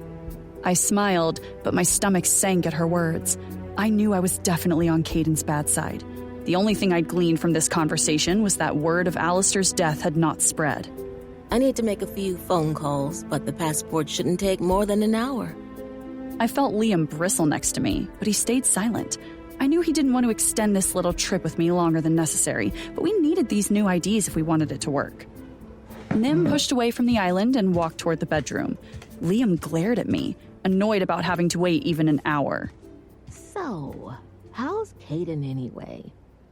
You know, I have not seen him in months. Tobias stopped by for the O'Male Metropolitan Fashion Show 2 weeks ago, but only to pay me for my last little involvement. He seemed really uptight. Well, more so than usual. I turned sideways on the bar stool to respond to her. Yeah, sounds like him. And Caden is Caden. Nim returned, holding a shimmering black bag and her phone. Well, at least you have decent muscle to look at on this long trip. She smiled at Liam as she stopped in front of me. I fought to control my facial expressions. I didn't want her to see me cringe at her comment. She winked at Liam before handing me the bag. There are a handful of credit cards in there that are untraceable and a few burner phones, because I know how easy it is for you to lose things. The passports will take at least an hour if I'm going to fake them right. I have at least a week's worth of clothing for you, but him... She stopped and looked him up and down again like she wanted to lick him up. Lucky for you, we are in O'Male. I can get anything I want here, but your height puts me back at least an hour. I just have to make a quick call to one of my guys, and then I'll get started. As she walked away, typing on her phone, the lights flickered. I glared at Liam and pointed toward the lights. Stop it! Liam's nostrils flared, the muscles in his jaw flexing. Another hour. I lifted my hands and pantomimed choking him. He snorted derisively, his eyes daring me to put my hands on him. We glared at each other, another battle of wills taking place between us. A light burst, raining shards of glass onto the floor as Nim returned with a dress tossed over her shoulder. Liam and I sat side by side, smiling as if I hadn't just threatened to choke him. Nim jumped and laughed, looking at her light fixture before shrugging. I swear, I pay so much for this place, and if it's not a random leak, it's the God's forsaken lights. I didn't correct her, letting her believe it was a random electrical occurrence and not the ill-tempered god sitting next to me. Okay, I have someone on the way for passports. Sounds lovely. Thanks again, Nim. I was smiling more than the news warranted, but I wanted to give the illusion that everything was fine and dandy. Not a problem. Nim sat her phone on the counter and turned her attention back to Liam. So your accent. I've never heard it before, and I've been from here to Nariel. Where are you from, handsome? I watched his jaw clench briefly, and then his features softened. He relaxed as he looked at her, and my worry that he would blow our ruse eased. He smiled, and my breath caught at the devastating beauty of it. Far away.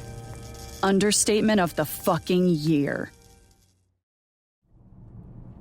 We had left Nim's well over 6 hours ago, after she supplied us with enough to get us through our little adventure. I was especially happy with the darkened sedan she had loaned us for the trip. I rubbed my eyes. Why was I so tired? It was probably due to the stress I'd been under over the last few weeks. That is the 5th time you have yawned in the last hour. I sat up straighter at Liam's words and glanced at him. His eyes, like always, were drilling holes into me. I focused on the road. You're counting now? Do my yawns annoy you, my king? Do not call me that. Why not? Don't you own the universe or something? Because you do not say it out of respect. You only say it to pester me. Oh, look. He's learning. Liam didn't respond, but his energy roiled in the small confines of the car. I stubbornly refused to admit to him that I was tired. After drinking the coffee at Nim's, you'd think I would have been more alert. I drove deeper into the forest, the beams from the headlights jumping as we hit another small bump. Thick trees lined the gravel road, their beautiful colors dulled by the darkness. Adenel was a small city nestled against a forest that continually threatened to reclaim it. When the shards of Reshiram fell and sank deep into the planet, they carried minerals that set nature into overdrive. It was one of the few good things to come out of that experience. The small wooden cabin was secluded, but Nim knew where Sophie lived because she was the one who helped her stay off the radar. Sophie had been kicked out of Santiago's coven years ago for a little stint that had put him on the Celestials' radar. Since her excommunication, she had been doing readings and spells for unsuspecting mortals. I think she wanted the cabin so far out for aesthetic purposes. She was eccentric, to say the least. I pulled into the slightly curved driveway and placed the car in park. The light next to the door showcased a small wraparound porch. Several potted plants hung from the rafters, and a small bench covered in throw pillows was a welcoming touch. I saw her silhouette through the window as she stood and walked from the living room and out of sight. Good. At least she was home. I opened my door and stepped out, my boots crunching against the small rocks. Yips and howls lit up the night, another reminder that the cabin was located in the depths of the Adenel forest. This is your friend's home. Liam came around the front of the car.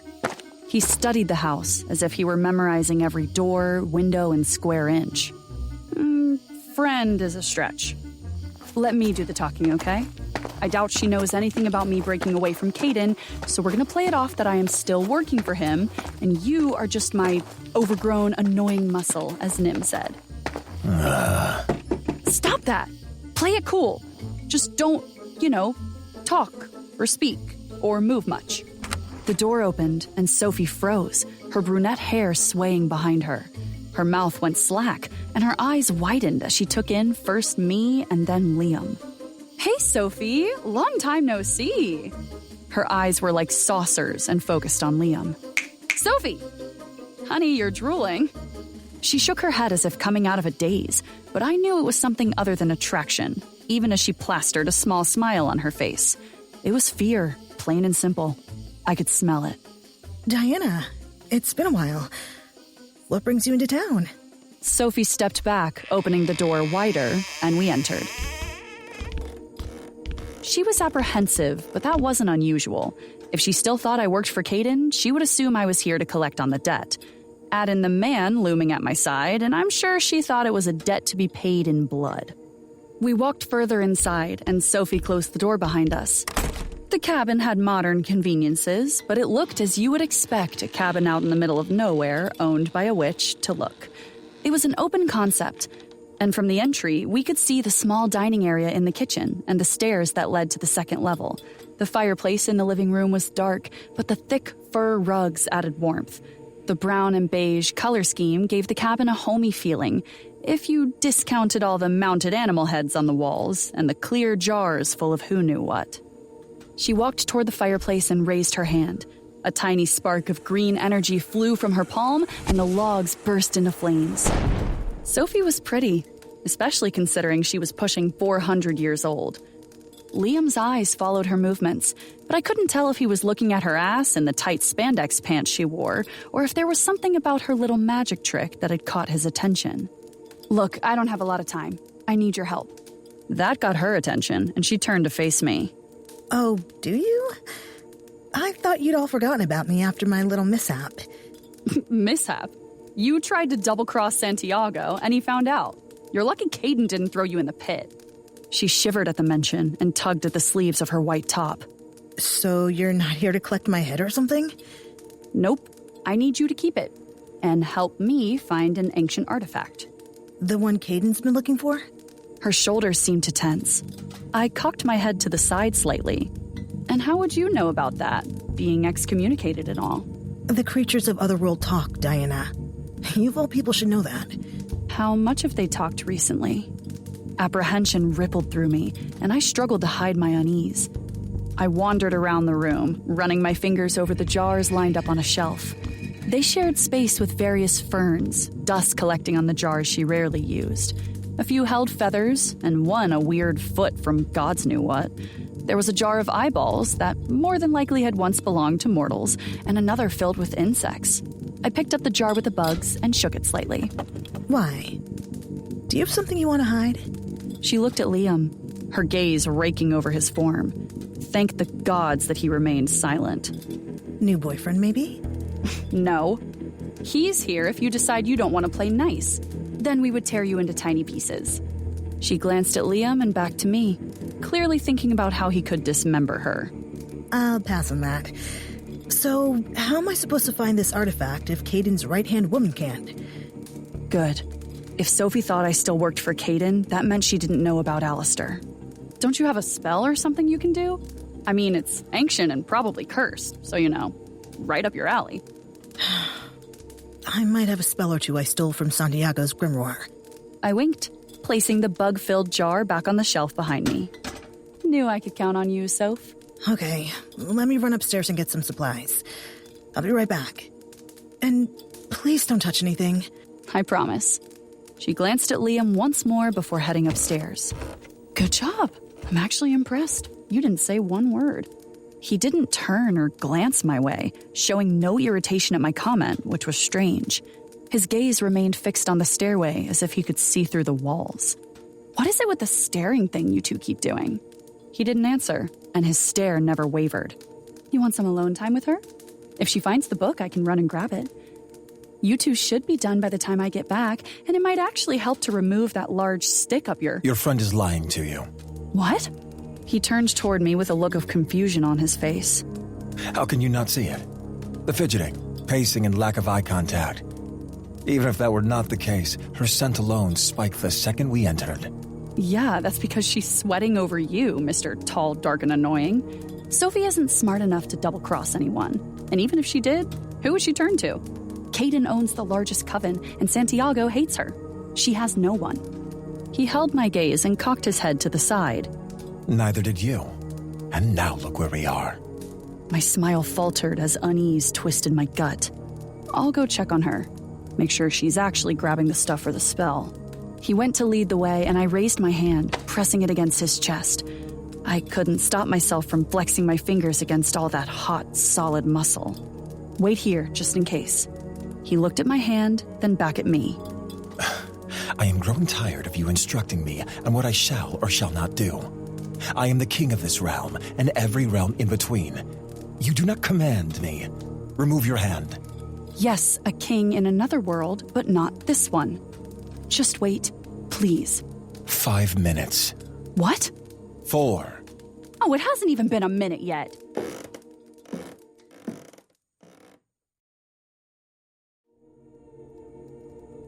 The hallway was dimly lit and small. Pictures hung on the walls, but they were not of Sophie or her friends. They were impersonal paintings of flowers and landscapes, the kind you would see in a hotel. That was weird. I knew Sophie well enough to know she loved to look at herself. I lifted a frame and noticed a receipt taped to the back. What the fuck? She'd purchased it today? I lowered the picture and continued down the hall. I passed a small end table with an assortment of knickknacks on top. There were 3 doors off this hallway, 2 of which were closed. The third, at the very end, was ajar, and shadows danced within the dimly lit room. I told you she would come. Sophie's voice stopped me in my tracks. I pressed against the wall and crept closer. If she brought the world ender with her, he won't come. I peeked inside and saw Sophie standing next to a large armoire, her hands clasped before her as she pleaded with someone in the mirror. The mirror held no reflection, only a dark, murky shimmer. I couldn't see or make out who she was speaking to, but I could feel his energy filling the room. It had to be one of Caden's men. Listen, I can still bring her in. Let's hope. The mirror flashed before returning to normal. Well, once a traitor, always a traitor. Sophie jumped and spun. She met my gaze as she pressed against the dressers behind her. I saw her arms move, and I shook my head. You have nothing here that will kill me. You know that, right? You don't understand. What don't I understand? The creepy creature you were talking to in the mirror? Or that you're not as excommunicated as I thought? Or maybe Caden has been lying to me about a lot of things. How much did he offer you for my head? Why does it matter? You would do the same. She lifted her hand, and the door behind me slammed shut. I looked over my shoulder, knowing the sound would alert Liam. When I turned back, Sophie stood with a small crossbow cradled in her hands. The plan was perfect. Nim texted me everything. I'll take you back to Caden. Once he's done with you, I'll be back in the coven, and Nim will get a seat next to Caden. Before I had time to react, she pulled the trigger. Instead of one single arrow flying at me, several small, needle-like projectiles raced through the air. They hit me square in the chest, knocking me onto my back. I propped myself up on my elbows as my canines descended. I was going to rip her to shreds. She stood at my feet, a smile nearly splitting her face. This won't kill me, you dumbass. She placed a hand on her hip, lowering the crossbow. No fucking duh. But that coffee you drink at Nim's had a little extra something in it. I'm sure you've been feeling the effects. The arrows carry the same poison. I think I'm going to like being rich. And I can't wait to be back in the coven. I will rule alongside Caden as Anua burns. The strength seeped from my arms, and I collapsed back on the floor. Poison? They had poisoned me. Nim had double-crossed me.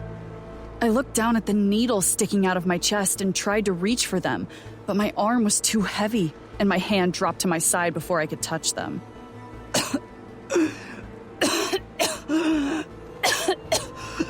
My throat started to ache as darkness played at the edges of my vision. Trust me, that's not a seat you want. Says the one who has all the power. You wouldn't understand. You've always been Caden's favorite. She pressed her foot against the needles, forcing them deeper into my body. I gritted my teeth, fighting against the pain.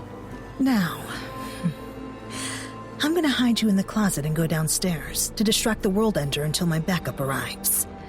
A wave of nauseating dizziness washed over me, and I knew I wouldn't be conscious much longer. Sophie leaned down, looking at me with a smug smile as she waved. Night-night, bitch. Then the door exploded with a loud boom, the ground shaking as shards of wood erupted into the room. Sophie's eyes went wide, and she lifted the crossbow, aiming it above me. She had no time to pull the trigger before an invisible force sent her flying. Liam stepped over me as the room flickered in and out of focus.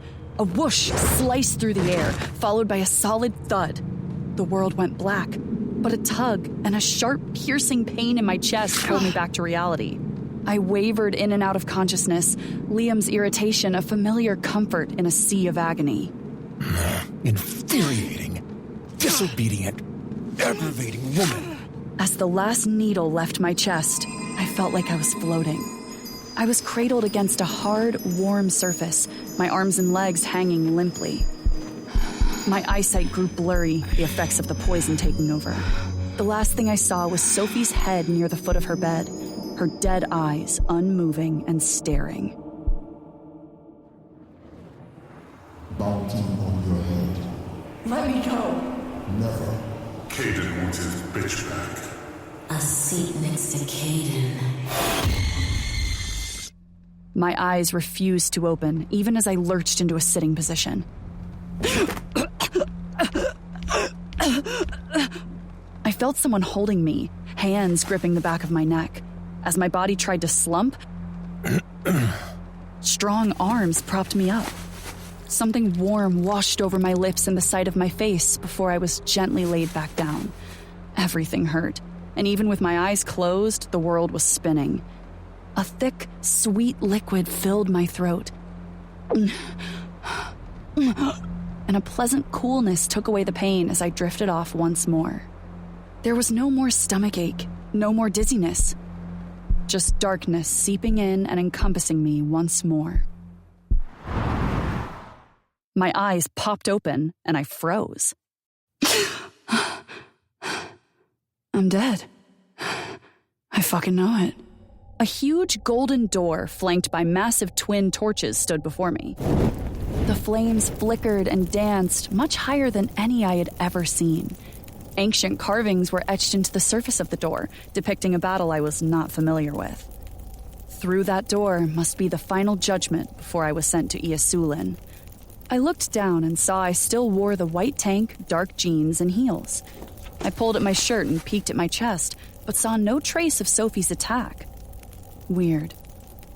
Well, if I was dead, at least I would be comfortable and fashionable while I haunted people. Wait, what about Gabby? I turned, trying to find a way out. I needed to get back to Gabby. She would be alone and definitely angry if I died. What if Liam didn't uphold his part of the bargain because we hadn't found the book? I stopped, distracted by the carvings on the walls. They matched the door, and there were so many scenes. Some were depictions of battles, while others were of people doing everyday tasks. Torches lined the hall as far as I could see, long crimson silk curtains blowing in the wind. The area was dark, except for the dim flicker of the flames. Hello? Anyone home? Do I request a final judgment, or are we all just aware I shouldn't be here? The joke is on me, I get it now! Come out! To my surprise, no one answered. You would think a big place like this would be crawling with people. Frustrated, I was about to yell obscenities to see if that got a reaction when I heard footsteps approaching from down the hall. It sounded like just one person, and they were coming in fast. Okay, well, great job, Diana. Probably pissed off an ancient beast. I retreated, looking for a place to hide. Whoever or whatever was coming was in a hurry. I kept moving backward, afraid to turn my back, my hands searching for the wall behind me. I took one last step and blinked. When I opened my eyes, a wall with deep carvings took up my vision. Did I just walk through a wall? What is happening? I spun, and my breath caught as I took in the expansive room. I took one step and then another, my shoes not echoing on the shiny stone floor. The absence of sound was deafening. I stopped in the middle of the room to take it all in, my gaze catching first on the golden columns standing tall in the corners. Sheer fabric hung from the massive carved windows and danced as if blown by a soft current of air.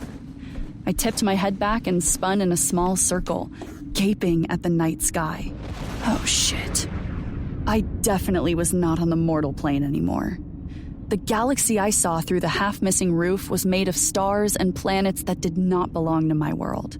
They lit up the cold sky, the colors ranging from reds to purples and a mix of blues. Meteors streaked through the empty spaces as the nebulae spun. It was the most beautiful thing I had ever seen. No painting or image could compare. I realized I was not in some fancy mausoleum, but in someone's bedroom. What prick would have a room with an open ceiling showcasing the frickin' galaxy? There was more rustling, and I crept toward the sound. A 4-poster bed emerged from the darkness, fabric draped around the spiraling spires at each corner. My eyes locked on the couple, and I stopped, afraid to make my presence known. I watched as soft feminine legs were thrown over thick masculine shoulders, her ankles linking behind his head. He thrust into her, eliciting a chorus of screams and groans in both feminine and masculine tones. Desire flared and coiled in me as I watched that powerful body slam into hers. Samkiel! The heat pooling at my core was extinguished, as if someone had dumped a bucket of cold water on me. I should have noticed sooner, given the glowing silver tattoos marking his entire body, but I had never seen him naked. I knew this scene would forever be burned into my memories. The realization came with a pang of disappointment. Fucking Liam! Please don't stop. I have died, and this is my punishment. This is worse than Iasulin. I threw my hands up and looked away from the erotic thrust of his hips. I didn't know how I had ended up in Liam's memories. It was impossible unless... I paused as the realization of what was happening hit me. I was in a fucking blood dream. My hands went to my face, covering my eyes as I shook my head. No, no, no! I dropped my hands, looking at my palm where I had cut it. A small, thin scar ran parallel to the lines, and I knew Liam had one to match after that stupid blood deal. But if that were the case, I would have dreamed sooner, especially since I'd napped on the convoy. Unless he'd fed me? My chest tightened. Had I been so close to death that he'd been afraid I would die? Had he fed me to keep me alive? You idiot! I kicked the bed where he and whoever this mystery woman was were currently switching positions. Why would you do that? It was a drawback of being what I was. If I drank too much or ate somebody, fragments of their memories would bleed into mine. I couldn't control the blood dreams, and I hated the images and emotions that came with them. That, among other reasons, was why I tried not to consume blood. Fortunately, the dreams rarely lasted long, and with the sounds coming from the bed, I was pretty sure they would finish soon. I looked around, wondering why the memory was important to him. I got that he was a guy, but typically the memories I saw in blood dreams had affected the being profoundly. Usually, what I saw were acts or feelings of such emotional impact that they had become a part of what made the individual who they were. Maybe it was because of this mystery woman? Was she a long-lost love, a fling, or maybe an ex-wife? Liam didn't carry the mark of the ritual of Dasheen on his hands, just those silver rings, so I knew he wasn't mated. I felt my chest tighten at the thought of Liam being bound. But before I could process the emotion, the large doors behind me burst open and a tall man strode into the room. I knew this man. His long, braided hair was decorated with bright jewels. I had become accustomed to the blue lines that ran along his arms and neck to pool like indigo flames in his eyes. Every member of the hand had that same shine. Logan wore what reminded me of a mix between a tunic and battle armor, one side of his chest exposed. Samkiel! My apologies, but your father fast approaches. Logan strode straight through me as if I were a ghost. He tossed the sheer curtains around the bed aside as the woman gasped, surprised by the intrusion. I tore my gaze away from Liam as Logan's words sank in. Liam's father was headed this way. I knew I was in a blood dream, but the thought of seeing him filled me with unease. Caden had told us stories about how powerful and cruel the gods were. One touch could turn a being into dust, and their anger could make the very stars tremble. Their weapons carried more power than the sun, and they were more than happy to turn them on us. You were supposed to distract him, Nefer. So, Nefer was Logan's real name. Liam climbed off the bed, wrapping a sheet around his hips, but not before Logan and I got a good look at all his assets. Why was I not surprised that he wasn't lacking in that department either? Why couldn't it be small and not practically a third leg? I studied him openly, deciding that I would take the opportunity to look my fill. He was gorgeous after all. The Liam of the blood dream was different. He wasn't the Liam I knew. He seemed happier and less irritable, but still with that cocky attitude. The Liam of Reshiram was younger and unbroken, with an aura that reeked of arrogance. Unlike when I'd first met him, only a dark stubble shadowed the perfect line of Liam's jaw, with no sign of that ghastly beard he arrived with. His dark hair lay in heavy waves on his massive shoulders. Health, youth, and vitality emanated from him. His eyes burned molten mercury, and every time he moved, the silvery glow seemed to gild his skin. It was as if his power were looking for a way out. I understood now why I could sense him anytime he was in my vicinity. He wasn't just powerful, he was power. Liam took a step toward Logan, but his gaze was focused on the door. How long before he arrives? Maybe it was because I hadn't had sex in a month, but Liam naked was a work of fucking art. I would never tell him, but seeing him even half naked made my mouth water, my nipples tighten, and my core clench. I couldn't deny my physical responses to him, but it changed nothing. He was still a prick. I did as much as I could. I even got the nymphs to play a little song. Liam patted his friend on the shoulder as he strode past him to the table. I missed another coronation, so it is without question he will be ill-tempered. Another coronation, Sam Keel? The soft light gilded the woman's pale skin, and she nearly glowed with feminine beauty. Her gorgeous long blonde hair swayed over her shoulders as she moved, the curls that fell forward barely concealing the soft swell of her breasts. I had witnessed their wild play, but not one shiny strand was out of place. You gotta be kidding me. Is everyone here perfect? It only got worse when she turned and walked with elegant grace to a chair, picking up a long embroidered dress. Her every move was poetry in motion, the soft light streaming through the broken ceiling, caressing her lean, feminine curves. The glowing lines of color that traced her delicate form matched Logan's. I was surprised that she was a celestial, because she was everything a goddess should be, stunning from head to toe. Hello, Imogen. Looking ravishing as always. No more ravishing for me, thanks. Sam Keel has taken care of that aplenty. Oh, I'm sure he has. Liam's eyes filled with smug male satisfaction. He finished his drink before giving Imogen a devastating smile. Do you blame me? Oh, gods. I was going to be sick if I had to watch Liam flirt. Before I had a chance to find a way out or force myself to wake up, the air in the room shifted. Logan and Imogen straightened, and Liam's expression turned sullen. I felt the power coming our way even in the blood dream and fought the urge to flee. I heard what sounded like a small army approaching as Logan went to stand by Imogen. The door opened and several guards entered. They spread out, standing against the walls in pockets of shadows. A man, much taller than Liam, but built almost identically, strolled in. His hair was nearly the same length as Liam's, but instead of falling in waves, it was coiled in a mass of long, thick curls that draped down his back. A few strands were twisted with golden bands that shone against the starlight spilling in. The shine of the encrusted jewels was a beautiful contrast to his rich brown skin. A dark beard lined his jaw, adding to its strength instead of concealing it. I now knew where Liam received his devastating good looks. He gripped a long gold spear in his right hand, the shaft glowing, and a golden light pulsing near the bladed tip. The staff was engraved with what I recognized as the language of the gods, the same runic letters etched deep into his battle armor. They circled the three-headed lion on his breastplate and pulsed gold on every metal piece he wore, including the skirt that met the tops of his leather boots. The power he emanated reminded me of Liam's, except his seemed to take up the entire room. Even in the dream, with my senses dulled, I could feel it. It was as if I had opened the door to be greeted by the sun. I backed away, feeling the hairs on my arms rise. The Igmaruthan in me whipped and coiled, sensing danger and clawing to escape. My every instinct knew he was a threat, and I knew who he was. The god Unir.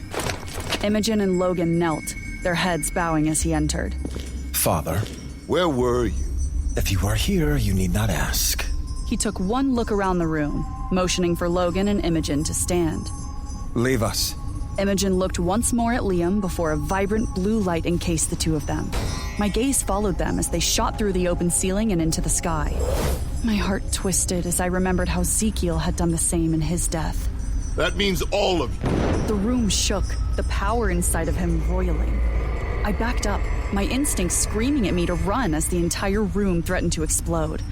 Liam didn't even flinch, unfazed by his father's display of anger. The guards quickly dispersed, closing the door behind them. Unir took a seat, leaning the staff against the wall. He stretched his legs out in front of him and propped his elbow on the arm of the chair. He rubbed the bridge of his nose, and I smiled, having seen Liam do the same many times. It was obvious where he had picked up the habit. Would you like some, Father? No. Now I knew where Liam had gotten that from, too. Unir's eyes were still closed, as if the god had a headache. You drive me mad, my son. A simple task is what I ask of you, and you still cannot complete that. I hardly see how it is of major importance, Father.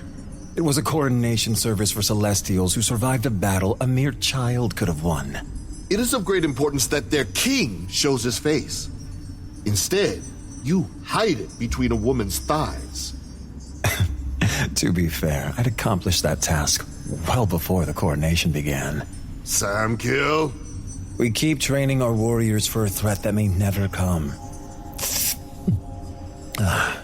It is better to be prepared for war than for war to come, and you are not.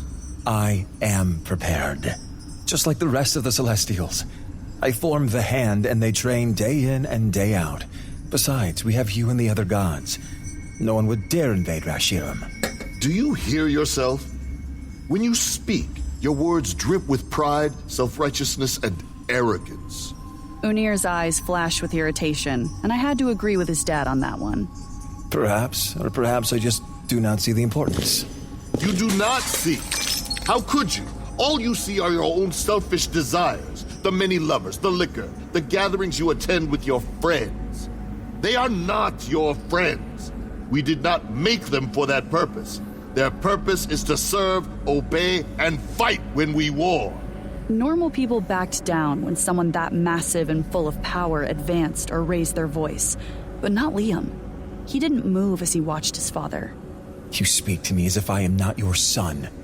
I know the ancient laws. You've made me eat them, forcing them down my throat on a daily basis since I was an infant, and I know of my friends. They are sentient beings, and they feel just as I do. If they are given a purpose they believe in, they will follow. Why do you think they left the other gods? It is because I do not see them as objects to control. Unir ran his hand over his face and nodded. The other gods see this. They see it and fear a rebellion within our ranks. A rebellion? From who? You. The weapon of oblivion you carry. You have ended worlds, and now you gather their soldiers to fight for you. Thoughts of an uprising tease their minds. Weapon of oblivion? What did that mean? I would never. I do not even wish to lead. That is your dream, not mine. I was born into this, and had no choice. Unir tilted his head back as if he was truly exhausted. There must always be one ruler. You know this. Otherwise, the realms would tear themselves apart. There has to be one constant. One king who puts their own selfish desires aside for the greater good. A god must not be selfish. That is the utmost law. Liam sat on the steps that led to the dais where his massive bed rested. He ran his thumb along the rim of the golden chalice he still held. But why does it have to be me? Give it to Nismera. She is next in line. She was, until your birth. Now the crown falls to you. You are my only child. Unir met Liam's gaze. Emotion, nearly violent in its intensity, flashed across his face. I will bear no more. Why? You know why. Because of what happened to Mama. You are afraid of what could happen to another. No. Unir looked away as a hint of sadness danced across his features. I loved your mother, and I will never love another. You know our relationship was secret at first. Eventually, the truth came out, and I had to defend that which I held dear. Like you do with me. Similar, yes. The gods do not like sharing their gifts, even if the ones before us and the ones before them handed them down. So, yes, I understand why you care for your friends. You see them for what they are, not what they were made for, the same way I did with her. It is truly a gift, Semkil. I do not wish you to lose that, but they will never accept it. Wars have been fought over simpler things than a title. My visions have gotten worse recently. I see worlds burning, realms ripped apart, and battles in which far too many die. So yes, I fear war. Liam nodded as he glanced up. Very well. What shall you have me do now, Father? First, clean up this mess, get dressed, and let us try to salvage some part of this day. Meet me in the main hall. Unir picked up the golden staff and strode toward the door. Why did you not bring her back? Unir froze and bowed his head, but did not turn around. You could. It is one of your gifts. When she passed, I would have pulled the entire universe apart to bring her back, but I knew it was wrong. Resurrection, no matter the circumstances, is forbidden. You do not gain something so precious as a life without paying a hefty price. There are some things that even we cannot afford. He opened the doors. The guards waiting outside stood at attention. Without looking back, he quietly closed the doors behind him. I watched as Liam stared after his father. He had lost his mother. I could relate to that pain more than I like to admit. He hung his head, letting the cup he held fall from his hands. It rolled down the steps and spun in a slow circle on the floor. A part of me felt sorry for him, while another remembered the predator beneath that pleasantly taut skin. He was the world ender in every sense of the word. It was like I was seeing the real him, not the short-tempered, rude asshole I had come to know. What else had happened to him to cause such a drastic change? I stepped toward him, not sure what I was going to do. Before I could find out, the room swayed and started to dissolve.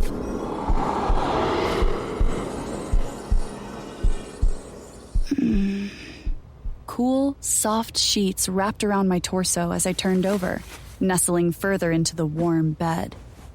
Wait, why was I in bed? My eyes popped open, but I slammed them closed just as quickly. I draped my arm over my face, the light in the room blinding. I lifted my lashes carefully, squinting as I took in the room. There was a large window to my right. The thick, cream-colored curtains hung to the floor but were pulled back, allowing sunlight to spill into the room in golden beams. I stretched my arm out, my fingertips barely reaching the edge of the massive bed. The overfilled comforter slipped down as I propped myself up on my elbows. This place wasn't nearly as elegant or vibrant as the Reshiram I had seen in the dream. So where was I? You are awake. About time. I jumped and rolled. I grasped the comforter, pulling it around myself and glaring at the large man lounging in the chair on the other side of the room. My anger turned to confusion when I saw the books, papers, and laptop on the small table in front of him. He wore beige jeans and a white sweater with the sleeves pushed up to his elbows. His biceps flexed as he crossed his arms and glared at me. He was angry. Well, at least that was normal. Where are we? How are you feeling? Are you ignoring my question by asking me another question? I narrowed my eyes and struggled to my feet. My legs threatened to give out, and I gripped the edge of the bed, holding tight to the comforter. I swayed and felt Liam's hands grip my shoulders, steadying me.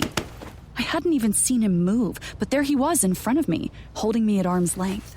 Your question is irrelevant, since we will be leaving soon. His gaze roamed over me, assessing my every move as if he were looking for some sign that I was about to drop dead. Now answer my question. How do you feel? I glanced up at him and turned to sit on the bed, leaning on his strength more than I would ever admit. Fine, I guess. A little tired, but fine. What? My memories came rushing back. Let me go. Never.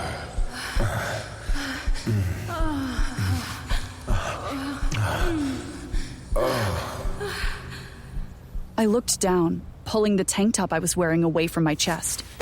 The puncture wounds and the spiderweb of black veins around them were gone. I was clean and dressed in a dark tank and matching lounge pants, with no sign of the blood I knew had poured out of me. Did you undress me? His mouth set into a hard line, his hands flexing on the curve of my shoulders. I apologize. Does your chest usually hemorrhage something that looks like tar? Or do you normally seize when shot? You were disgusting, possibly dying, and you were worried if I undressed you. I don't want you to touch me. I remembered what those hands did, how painful his touch could be, and I wanted them nowhere near me. He recoiled, drawing back as if I had burned him. Please, do not insult me, Miss Martinez. The desire to touch you is and will always be the farthest thing from my mind or intentions. He placed his hands on his hips, shaking his head as he regarded me. One of the female Celestials cleaned you up after assessing your wounds. You were covered in bile and absolutely reeked. Even I am not cruel enough to let you fester in that. I glanced at the chair and the mess around it. How long have I been out? 2 days, 6 hours, and 30 minutes. You counted? Yes. Why is that surprising? Your absence has only extended what I assumed would be a short adventure. Oh, I'm sorry. I didn't plan to get shot by an angry witch. I rubbed at my chest and glanced at the trash can sitting close to the edge of the bed. Through the haze of being awake and lost to the world, I remembered someone holding me as my body tried to rid itself of the toxin. Liam said that there had been Celestials helping, but I remembered his voice, his scent, and the feel of his arms. Maybe that was just a fever dream. She poisoned me. No, they did. Sophie and Nim poisoned me. The bed next to me sank, and I looked at Liam as he sat. That I deduced. I do not understand why the man you shared your bed with, your maker, would make you so violently ill just to force you to return to him. Let's just say shared is a loose term, and honestly, I don't know why Caden is so set on getting me back. Sophie said she didn't know how much poison she would need to take me down. So maybe they just meant to incapacitate me and overdid it. Mm-hmm. Where is Sophie? He met my gaze, his face flat, but his eyes burning with remembered rage. Which part? A memory flashed through my mind. I saw Sophie's decapitated head roll toward me, her hollow eyes staring. Liam had done that. And Nim? Detained, but breathing. One last thing, since we will be stuck with each other for a while. I reached behind me, picked up a pillow, and whipped it at him. You can't feed me your blood, you idiot! I picked up another pillow, aiming for his head. He swiped it away and glared at me. I don't just consume the blood, I ingest memories with it. He cocked his head to the side and tossed my fluffy weapon to the floor. Memories? That's not possible. Oh, it's very possible. I held up the last pillow on the bed, ready to attack. And I just got a backstage pass to images and sounds I wish to cut out of my brain. If that's the case, you should have had these dreams prior. Since the blood deal, my blood is in your system, as yours is in mine. I slowly lowered my feather-filled weapon as I thought about it. Well, I guess it wasn't a large enough quantity. I don't know. I didn't make myself like this, and I haven't really slept since we made the pact. Just that nap on the convoy. Yet here you are, critiquing my sleep schedule. Not the point. Correct, that's not the point. What did you see with this power of yours? My chest clenched as I recalled Liam's and Unir's private conversation, and I felt the color drain from my face as the images of him and Imogen played back through my mind. I don't know why the memory of their screams and moans made my stomach flutter. It couldn't be embarrassment. I had done so much worse. Or better, depending on how you looked at it. The logical part of my brain tried to convince me it was because I didn't see him that way. Liam was a legend, our version of the boogeyman, and he'd tortured me. Granted, I had tried to kill him and played a part in the death of one of his own. He was the world ender, and that name and title rang true from what his father had said. But to me, he was Liam. Uptight, arrogant, and opinionated. Who is Imogen? Liam looked surprised for the first time since I'd met him. How do you know that name? I blamed the beast that resided in me for taking over and forcing the words out like vomit. Is she an ex-girlfriend? Is she dead? Is that why you're so miserable and mean? Do you ever try to temper your vocabulary when you speak to me? You are so crass at times. Not really. But you didn't answer the question. Did you love her? If she had died, that could explain why he acted so cold. Losing your family and the one you loved the most could mess up even the strongest of us. His jaw clenched before he raised his hand to his temple, rubbing it for a second. I had seen him do that several times, but had said nothing. That was a question for another time. Not that that is any of your business. But Imogen is not dead. I did not love her, nor is she my... anything you previously stated. Oh, Liam, I didn't know you were a player. But it makes complete sense. Given your title, I'm sure you could have anyone you wanted, goddess or not. Good for you. Miss Martinez, please, focus. Right, anyway, so I saw you and your girlfriend, not girlfriend, naked. I was also in another world. The building I was in wasn't like anything I have ever seen, and that was before I was in your room. The ceiling was missing, and I could see so many planets and stars. It was... Rashirim. He said the word as one would say a dead relative's name.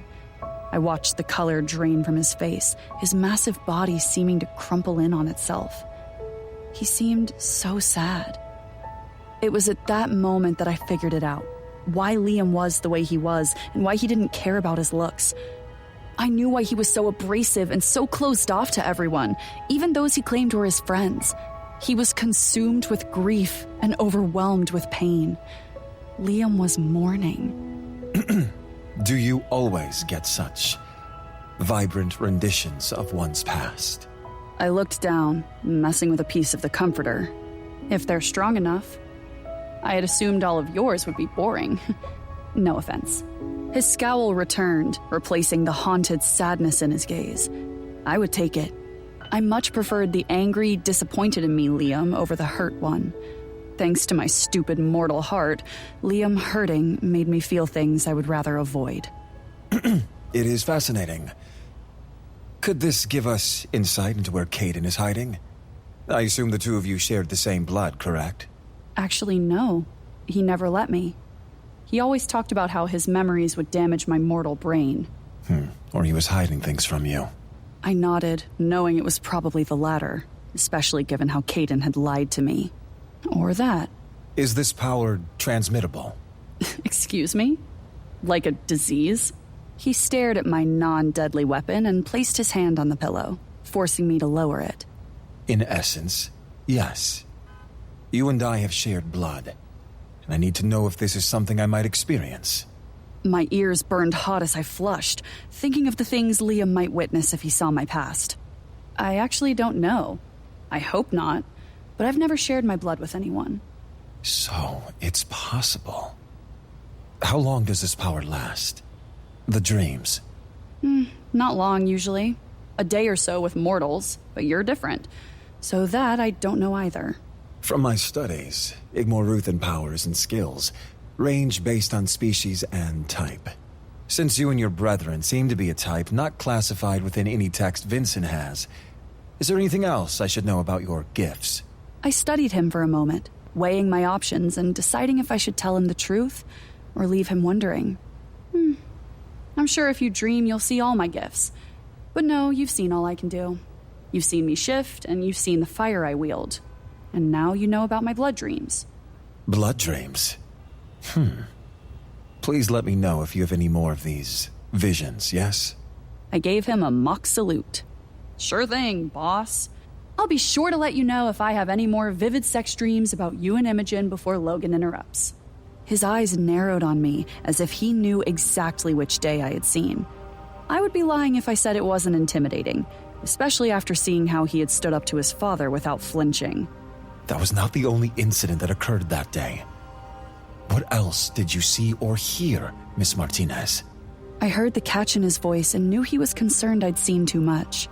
That got my attention. I saw your father, Unir. He is a lot taller than you, which is saying something.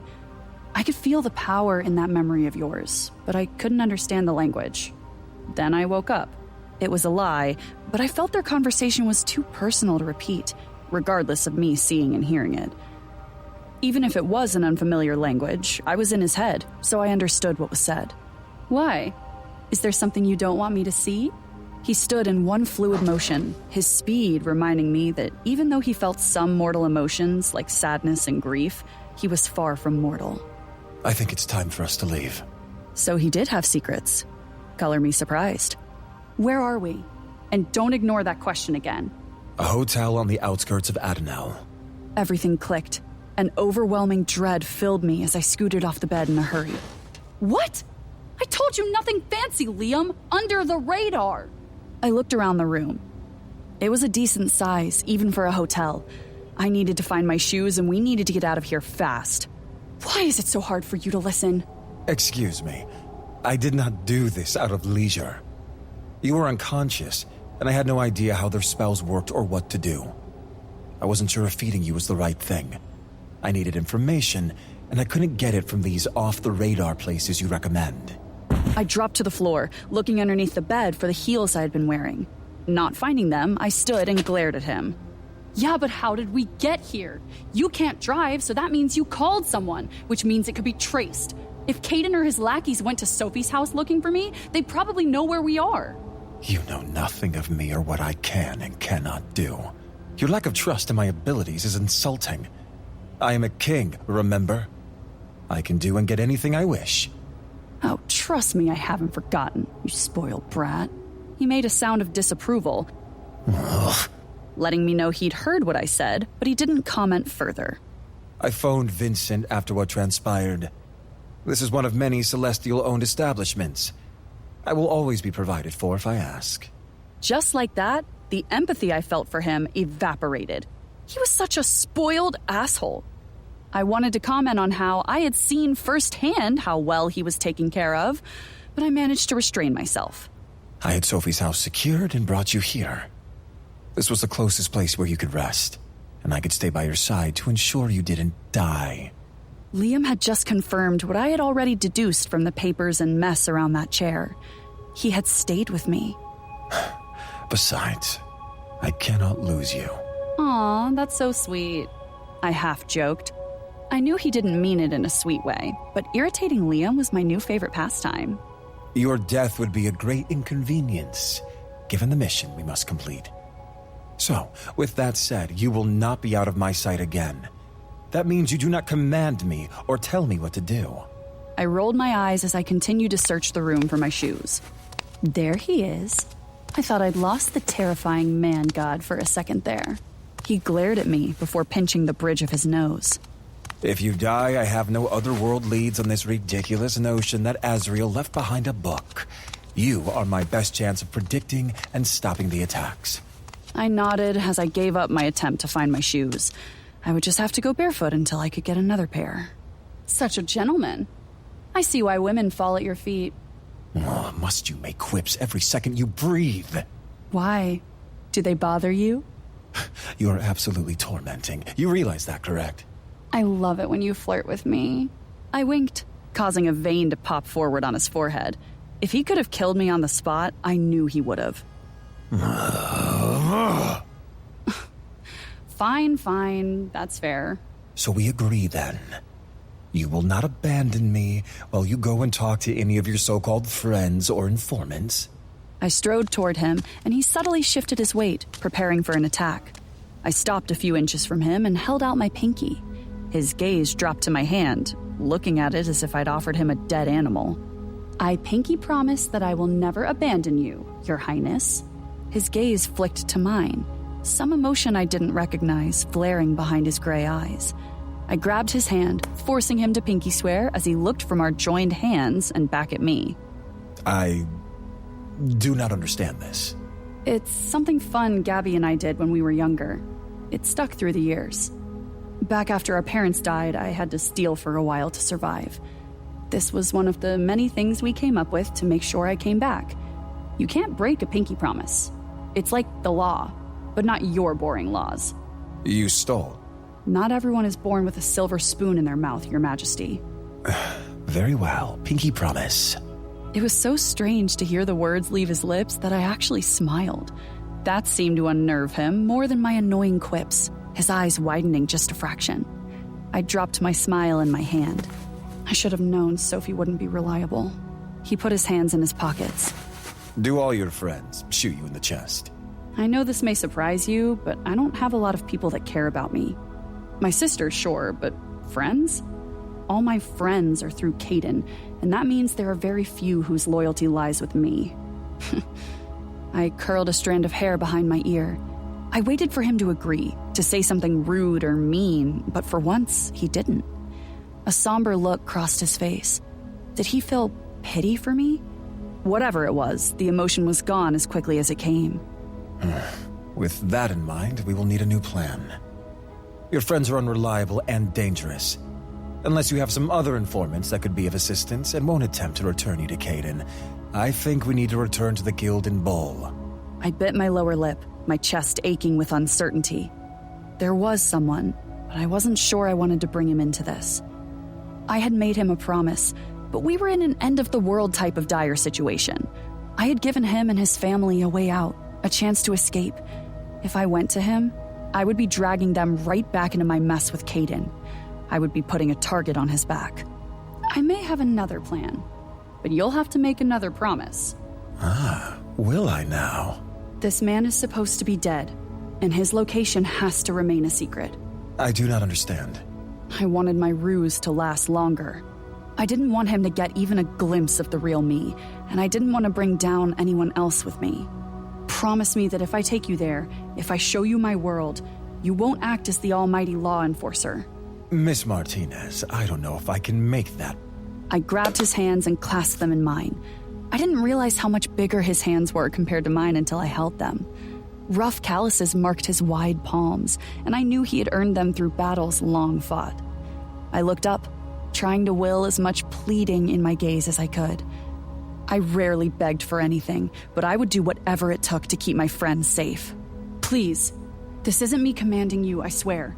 This is me begging. These are my actual friends, and they hate Caden just as much as you. If innocents are hurt, They won't be. Trust me. And if they are, then by all means, enforce the law all the way. He was silent for so long that I was afraid he wouldn't agree. Very well. Then I promise. He looked down at where I still held his hands. Does this require another pinky? No, it doesn't. I dropped his hands and turned, heading to the bathroom to take a shower. Wait, where are we going? Zeral. There is a vampire prince I was supposed to kill that I didn't.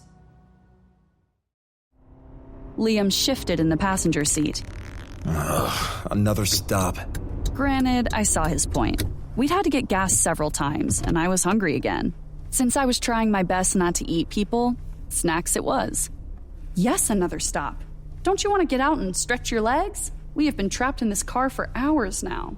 No, what I would like is for us not to drive everywhere when faster forms of transportation are available. And I have told you at least 17 times why we can't. Yes, you and this obsessive radar. I rolled my eyes. Besides, I have to pee and I'm hungry. He gave me an exasperated look. But you just ate a few hours ago. You know, normal people eat more than once a day. You are not a normal person. Or a person, for that matter. Gods, it's a surprise you have any friends at all. Says the one whose friends repeatedly try to kill her. Someone is cranky. When was the last time you actually ate? He avoided eye contact and stared toward the small convenience store. Just hurry up. I turned fully in my seat, placing my arm on the steering wheel. Liam, when was the last time you ate? I knew he hadn't eaten yesterday or the day before, since I had gotten food and ended up eating it all. It just now occurred to me that I hadn't seen him eat or sleep. Although what I had been doing could barely be considered sleep. Images of Rashiram and Liam's past still plagued my dreams. Luckily, they consisted more of battles and less of the orgies. The air in the vehicle felt condensed, as if his agitation had physical weight. The locks on the door popped up, and my door opened. I jumped slightly and looked behind me. Had he done that? Of course he had. My mind flashed back to the attack on Ariel when I tried to escape. I'd felt an invisible force, like a large hand had wrapped around my tail and yanked me back. 5 minutes. I cannot pee in 5 minutes. I would have to run through the store.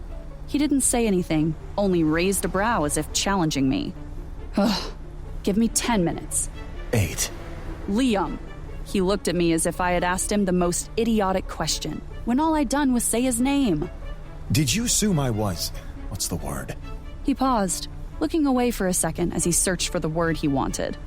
Joking, when I said I did not want you out of my sight. Fine. You have 7 minutes now, since you want to argue. I narrowed my eyes at him. If I could have choked the life out of him, I would have. I didn't bother arguing. There was no point. Liam would only count down more, and I didn't want to risk him following me inside. I shook my head and glared at him a moment longer before jumping out of the car. I closed the door a little too hard, but he was a complete ass, and his high and mighty routine was wearing on my nerves. It was a power trip, and I was so sick of dealing with men and their egos.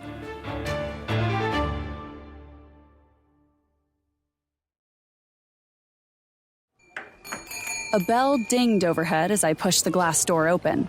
The attendants glanced my way, the one at the register smiling as she handed cash back to the person she was helping. Several shelves filled with snacks and supplies of every variety formed aisles in the small space. A child picked out a bag of candy, and her brother opted for chips, while their parents smiled indulgently. I swept my gaze across the store, making sure I knew where everyone was and noting my exits. The frozen drink machine called to me, and I went straight to it, gleefully mixing 3 different colors until it formed a purple concoction. There was enough sugar in that sweet brew to keep me awake for at least a few more days. I kept an eye on the cashiers as I wandered through the small store. The bell above the door rang several times as people came and went. I grabbed a few bags of chips and some sandwiches before heading to the register. One of the cashiers started sweeping, watching me from the corner of his eye as I placed my purchases on the counter. The bell dinged again as the only other customer in the store left. Why are you here? That's rude, Risa. No hello or how have you been? She narrowed her eyes at me. Everyone from the other world knows how you've been. Caden put a large sum of money on that pretty head of yours. Another boy came from the back, glancing at me sideways as he passed to the other register. He looked to be in his late teens, but it was hard to tell. That's what I hear. So, you planning to chop it off then? Risa scanned the last sandwich and bagged it before placing both of her hands on the counter. She met my eyes, holding my gaze. I just want to live in peace with my children, Diana. She nodded toward the 2 boys. Besides, any violence would only alert that large man in your car. Although he's not a man at all, is he? I glanced behind me, taking another sip of my drink and making sure the car and Liam were right where I had left them.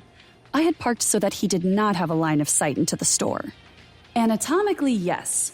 Everything else, I'd go with no. She shook her head and slowly pushed off the counter, tying the bags closed. Why would I help you, Diana? If Caden finds out, he will not only have my head, he will go after my children as well. The risk is too great. That's fair. I reached forward with my free hand and grabbed the back of her head. My fingers coiled in her hair, and I slammed her face onto the counter, holding it there. You know, I tried to be nice the first time I asked for help. It got me shot in the chest and poisoned, so I don't think I want to be nice anymore. I picked up her head and slammed it down hard against the counter again. I heard the broom drop as her sons rushed forward to protect their mother. I glanced at them, my lips curved in a wicked grin. Oh yes, please do. I haven't burned anyone alive in at least a month. Stop! It's okay. The boys skidded to a stop and glanced at her before glaring at me. Let's play a game. You tell me what I want, and I don't barbecue you and this place. You wouldn't. I slammed her head against the counter once more. I hope my reputation hasn't taken that much of a hit. Come on, don't be like this. I leaned closer, my hand pressing harder against her skull. Would you like to see your sons on their knees, begging for death while I liquefy their organs from the inside out? I couldn't really do that. I had tried once, but they'd ended up combusting long before the actual pleading started. But it was still a good threat, and I knew it had worked when I smelled her fear. Okay.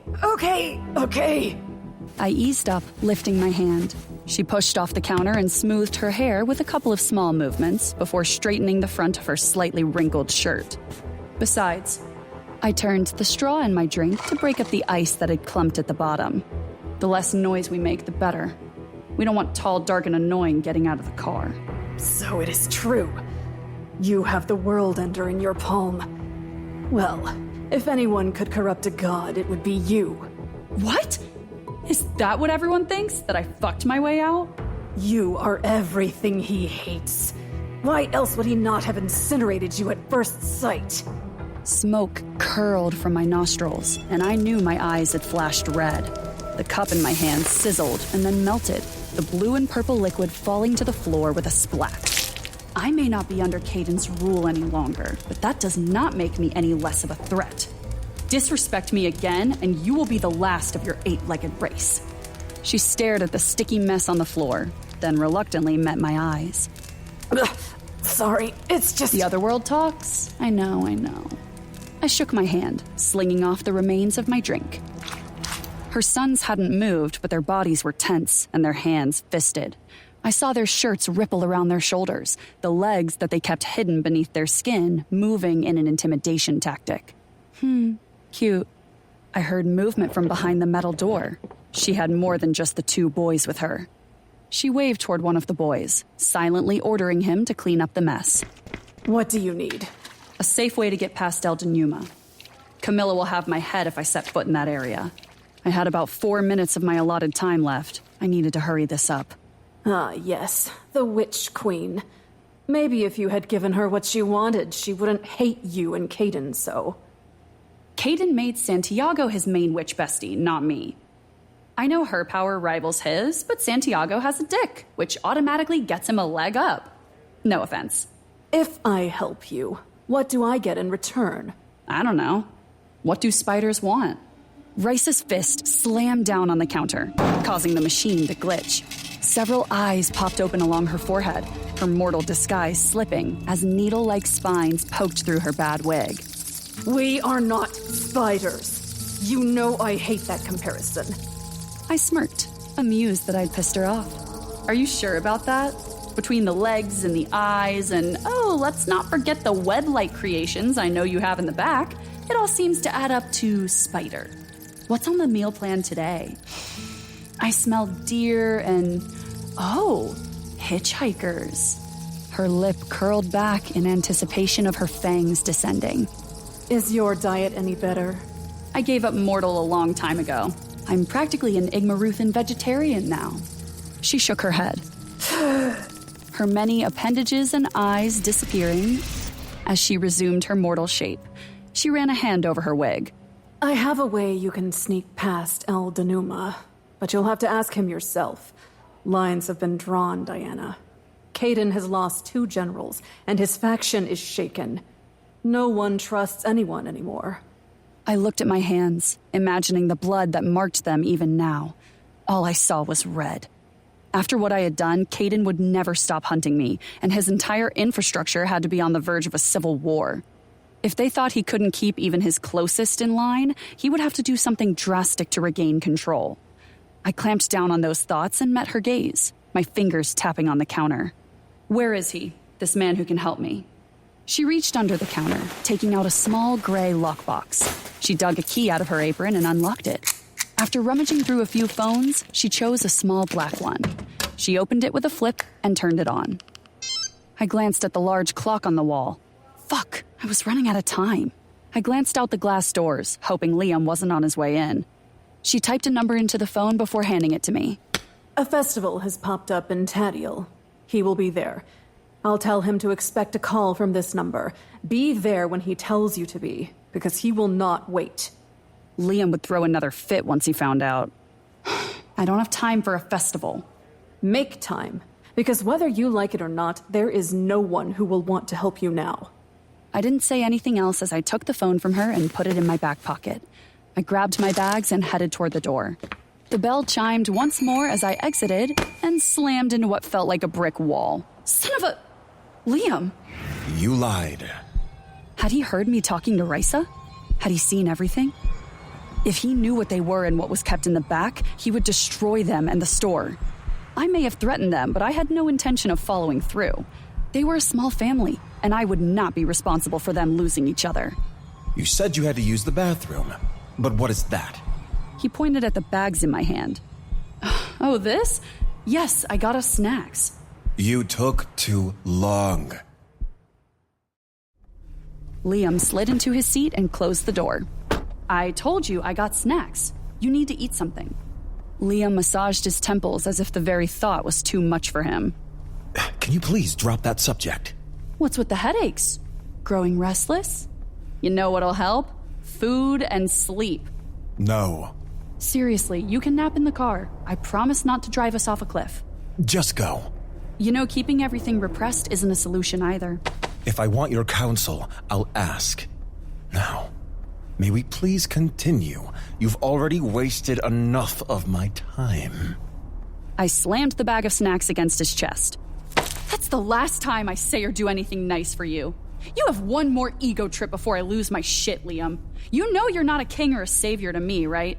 The outside of you may look great, but on the inside, you're just a bitter, mean, ugly asshole. I couldn't help it. I was tired of him talking to me as if I were his servant, and I was more than ready to fight if he didn't change his tone. His expression was incredulous, as if he had never been spoken to like that before, which, from what I had seen of his past in my dreams, I knew he hadn't. Everyone worshipped him, hanging on his every word. Liam didn't respond or make one of those grunts he did when he was displeased with something. He just took the bag I'd practically assaulted him with and turned away from me. Without another word, I put the car in reverse and drove away from the gas station. We were on the other side of Charium before Liam finally passed out, and I thanked the dead gods above. I had stopped a few more times to actually use the bathroom, and each time I had to listen to him complain about how much time we were wasting. He hadn't touched the snacks and had yelled at me when I reached back to grab a bag of chips while driving. I told him it wasn't like we would actually die if we got into a car accident, but he didn't find that as funny as I did. But as the sun set once more, he finally nodded off. His arms were folded, and his head rested against the window as his eyes danced behind his eyelids. He even slept angry. While he was asleep, I dug out the small phone Risa had given me. I maneuvered it so that my hands were on the wheel as I dialed Gabby's number. Another bump had the car jumping, and I looked over to make sure Liam was still asleep. Hello? Gabby! Shame on you for answering numbers you don't know. Diana! Did I wake you? No. I'm usually awake at 1 a.m. Ass. What are you doing? Are you okay? How's the trip? I put the car on autopilot and pulled one leg up to rest my arm on my knee. The road was empty, the stars the only light on the back road I had taken. I'm driving, and yes, I guess. And let's just say it's complicated. Is Liam still a pain in the butt? Oh wait, am I on speaker? Can he hear me? You do know they have super hearing. Yes, and don't worry, he is actually asleep. He sleeps? That's what I said. I looked over, watching as his chest rose and fell steadily. It was strange to see him asleep, since it had been days of him just glaring at me. I had to admit, I liked the peace and quiet his sleep brought. Apparently, he's a deep sleeper, because I've hit like 3 small holes in the road and nothing. You're also a terrible driver. Hey, you're the one who taught me. The sound of her laughter was a balm. I'd been betrayed, gotten shot, been poisoned, and had to deal with Liam's constant attitude. This trip had worn on my nerves more than I let on. I wished I could just go back and eat terrible junk food as Gabby cried over another sappy movie. My chest tightened, because I knew that would never happen again. I sat up a little straighter. How is it there? Are they nice to you? They are. Navera and Logan actually spend a lot of time with me. I know most of it is to monitor me, but it's still nice. They have a medical wing, and given my background, they've put me to work. Oh, so Logan is all healed and friendly. Good. And let's be honest, you would still want to work even when you didn't need to. I like helping people. Even people that heal at an alarming rate. I heard her shuffling around. But yes, they are nice. Navera likes all the sappy movies you make fun of me for. And I made her and Logan do a face mask with me. Replacing me already? I am offended. It was nice to forget, even for a few moments, that I was in the middle of some gods versus monsters war. No, you know I could never replace you. Who would steal my shoes and clothes? And no one can complain and nag like you. Or annoy me, or... Okay, I caught it. She was quiet for a moment. So, do you really think you will find the book before Caden? I shifted slightly in my seat, sitting up a bit more. I placed my leg back down, gripping the steering wheel and turning off the autopilot. Honestly, I don't know. Liam thinks it's not real, and I feel he would know. But at the same time, the other world is terrified.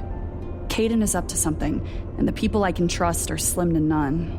Well, I am relieved that Liam is with you. At least nothing will hurt you while he's around. I went quiet, not wanting to mention that I'd been poisoned. It was done, and it would just cause her to worry. But she must have read into my silence. Damn sister bond. Dee? What is it? Please tell me you're not hurt. What? No, I'm fine. I just wish I were on a trip with anyone but him. He's such a dick at times, Gabby. I know he's the protector of realms or whatever, but how do people actually like him? I heard her sigh and suspected I was about to get a lecture. Well, from what I gathered from Logan and Navera, he wasn't always like he is now. I mean, think about it. He's an ancient warrior king from another world. I'm sure he's suffering from their version of PTSD, depression, or worse. I glanced at the ancient warrior in question. He leaned heavily against the window, his breathing steady, and his ridiculously long lashes shadows against his cheeks. Depression, huh? Look at my sister, psychoanalyzing gods. I'm serious. It would explain the erratic behavior, mood swings, and uneven temper. Trauma affects the brain dramatically. And given he has lived a long, long time, who knows what the side effects are? I'm just saying, be careful. Yes, Mom. Okay, I'll let that slide. And who knows? Maybe he's just lonely. Logan and Navera said he's been isolated for centuries. They haven't seen him since Rashiram fell. Oh, please. That man has not been alone since he reached puberty. You should see the blood dreams I've had. Gods, goddesses, celestials, you name it. They all bend over for him. If it's not some battle or party, he's busy getting his cock wet. Wait, what?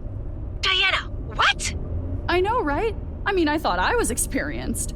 Wait, he fed you? And you've seen him naked? Yeah, it would be fantastic if it were attached to anyone else. Diana, stop deflecting. I don't care about that. He fed you, which means you were hurt enough for him to be worried. What happened? Well, shit. I could fake a bad connection and hang up, but I hadn't spoken to her in a while, and I didn't want to end the call just because I got caught.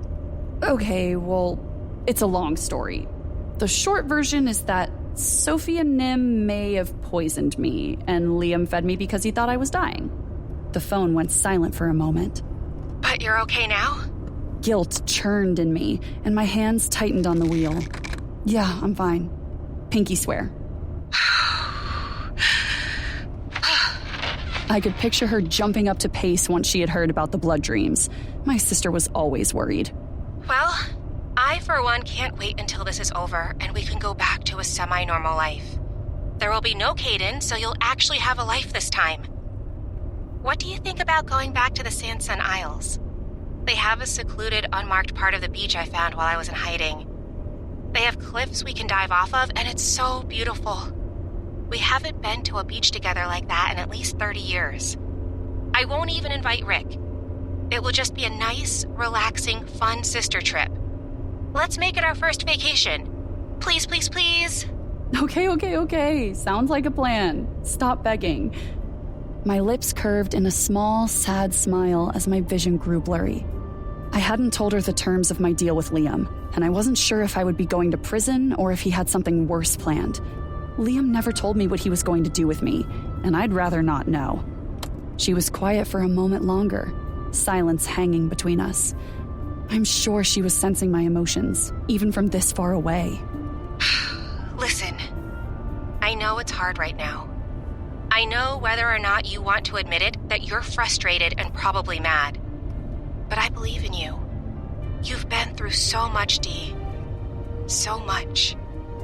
You're the strongest person I know. If this stupid book exists, you will find it. You're stubborn but resilient. You can survive anything. Thanks for the pep talk. You're welcome. Now pull over somewhere and get some sleep.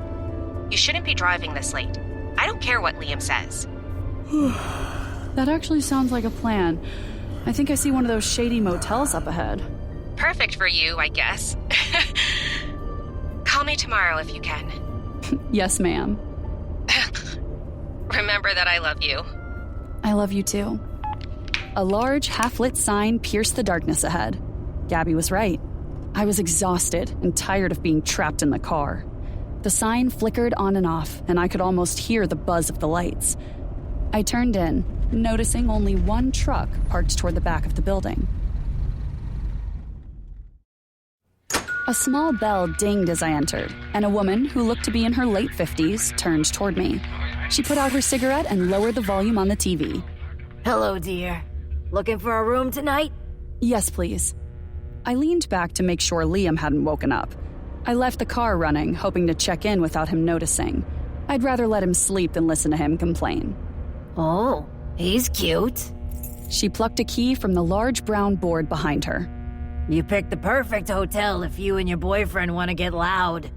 We don't get much in the way of customers this far out. He is not my boyfriend. Oh, really? That's a shame. She came to the counter and handed me the key.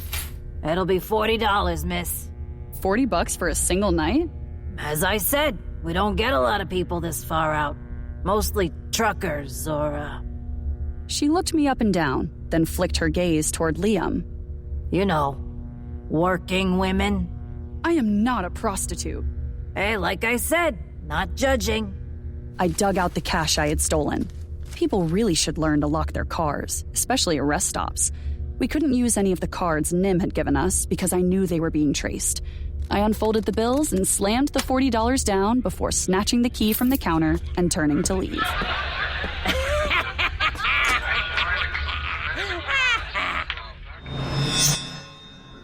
Sam Kill, hold your hands out. My father demonstrated as we stood in the pavilion above the dining hall on the outer banks of Rashirim. Clouds ringed the mountaintops, and a light breeze brought the mouth-watering scent of food from the feast. I wanted more than anything to be there. I could hear my friends gathering down below. I wanted to join them. I cannot do it! You must learn to control your powers or they will devour you. Do you wish for that fate? To combust and be reduced to nothing but ash in the wind? The columns of gold surrounding us vibrated with the power of his tone. The symbols carved into the stone of the pavilion flared brightly as my father grew frustrated as well. No. The enormous silver city below was awake and buzzing with activity. We had been up here since sunrise. Was tired of training, but he persisted. Now, concentrate. Every thought you have and every emotion you feel comes from your center. Your anger comes from your gut. Your desires come from your heart, and your idiocy comes from here. He reached out and ruffled the hair atop my head, making the strands dance across my shoulders. I swatted his hand away before holding my palm up once more. All right. Now focus. His eyes lit with a pure silver glow that matched mine. I watched as energy formed above his palm. At first, it was just a spark, but then it began to swirl in a small circular pattern. Whips of energy spun off it in the same color as the power that ran through our veins. Once you get the energy outside of yourself, it's easy to manipulate. It can be shaped. He danced the ball of light between his fingers until it formed a small blade. Or just used as is. It reformed into the original sphere. Power has its limits, though. What you give, it takes. If you feed it too much, it will drain you. That is something you always have to remember, especially in battle. I nodded along, his words replaying in my mind as I concentrated. Core, heart, brain. Center, focus, release. I turned my palm toward the ceiling, repeating the 6 words like a litany. Core, heart, brain, center, focus, release! The energy sparked within my palm, sending a wave of power through my entire being. The twin lights on either side of my body pulsed beneath my skin, the power racing toward my hand. I looked up and saw the wide smile on my father's face. He was proud of me. I focused harder, willing it to shape itself. The small orb formed, but did not hold for long. Sweat drenched my brow as I concentrated. I could do this, I knew it. Breathe, Samkyo. Did he not see that I was breathing? My fingers curled at the tips as I tried to hold it together. I wanted a blade like he'd made. I just needed to push a little harder and... the ball grew larger than my entire fist. The light inside of it became blinding. It writhed and turned, twisting in on itself.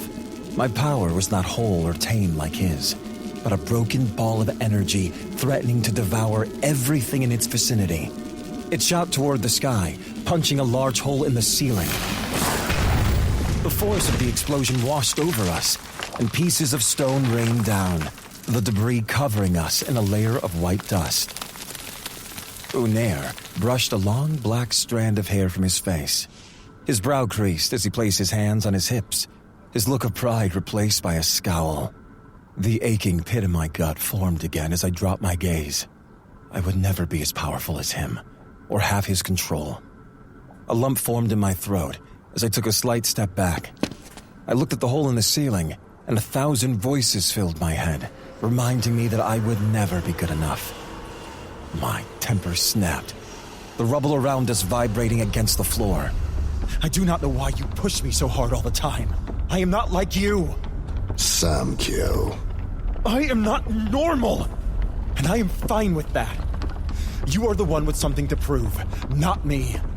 I spun away, my fists clenching at my sides. The lights along my body pulsed, and chairs and tables slammed into the walls in my wake. I barely reached the steps when I felt an invisible force tighten around my midsection, pulling me back. My feet barely touched the floor as he used his power to turn me around, forcing me to face him again. He placed me back on my feet. Look. His face held no anger as he pointed up. I do not need to see my failures to know. The words died on my lips as the rubble around us floated toward the ceiling. Piece by piece, the hole slowly filled in, mending itself. My father's outstretched hand glowed dully with power. How? The same power that runs through my veins flows through yours. Yes, given the technique or strength of the wielder, it can damage, but it can also rebuild and heal. Even the strongest among us have learned how to use it to heal. You are not a failure, nor will you be.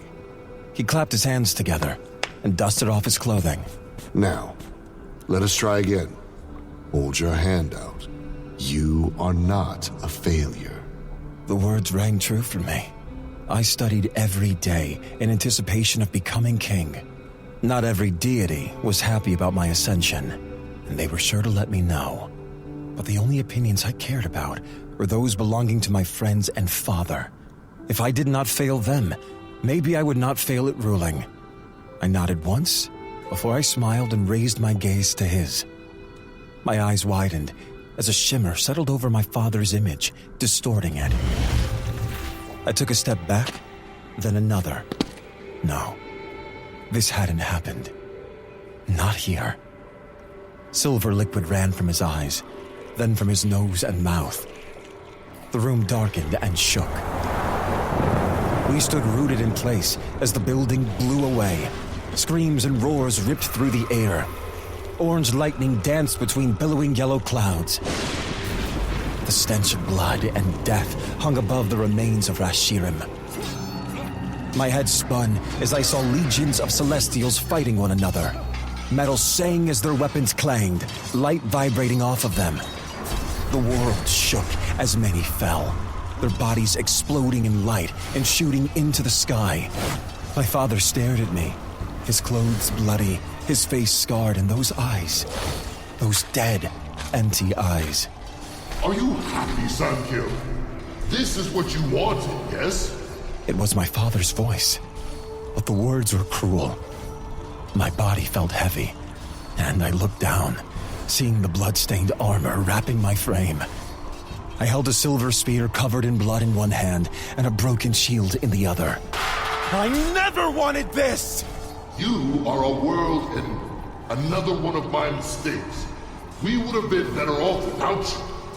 I would have been better off without you. He advanced, one broken leg dragging behind him. Stop. I dropped the spear, yanking the helmet from my head and tossing it to the side. What a waste. No. I was a fool to think you could lead us. You've only led us to destruction. You do not mean that. I stopped as he approached, my body shaking. He was in front of me, his hands reaching out and grabbing my shoulders, his nails digging deep. You should never have been born. Your mother would still be here. Rashirim would still be here. I said stop! My power burst from me, the illusion around me shaking but not dissipating. I grabbed him by the throat and lifted him off his feet. Why do you haunt me? What do you want from me? I do not understand! I shook him as he clawed at my wrists, black talons dragging across my flesh, the pain biting. Liam, you're dreaming. Wake up. I did what you asked of me, Father. I did what you begged of me. You wanted a king, so I became a king. So why will you not let me rest?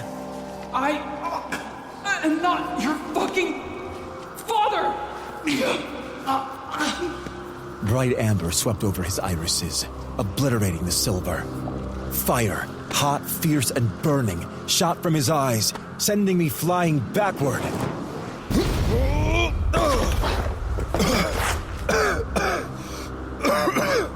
My head throbbed so hard that it felt as if it would rupture. The world around me shook and scattered as I blinked a few times. The images of Rashirim disappeared, replaced by a darkened room.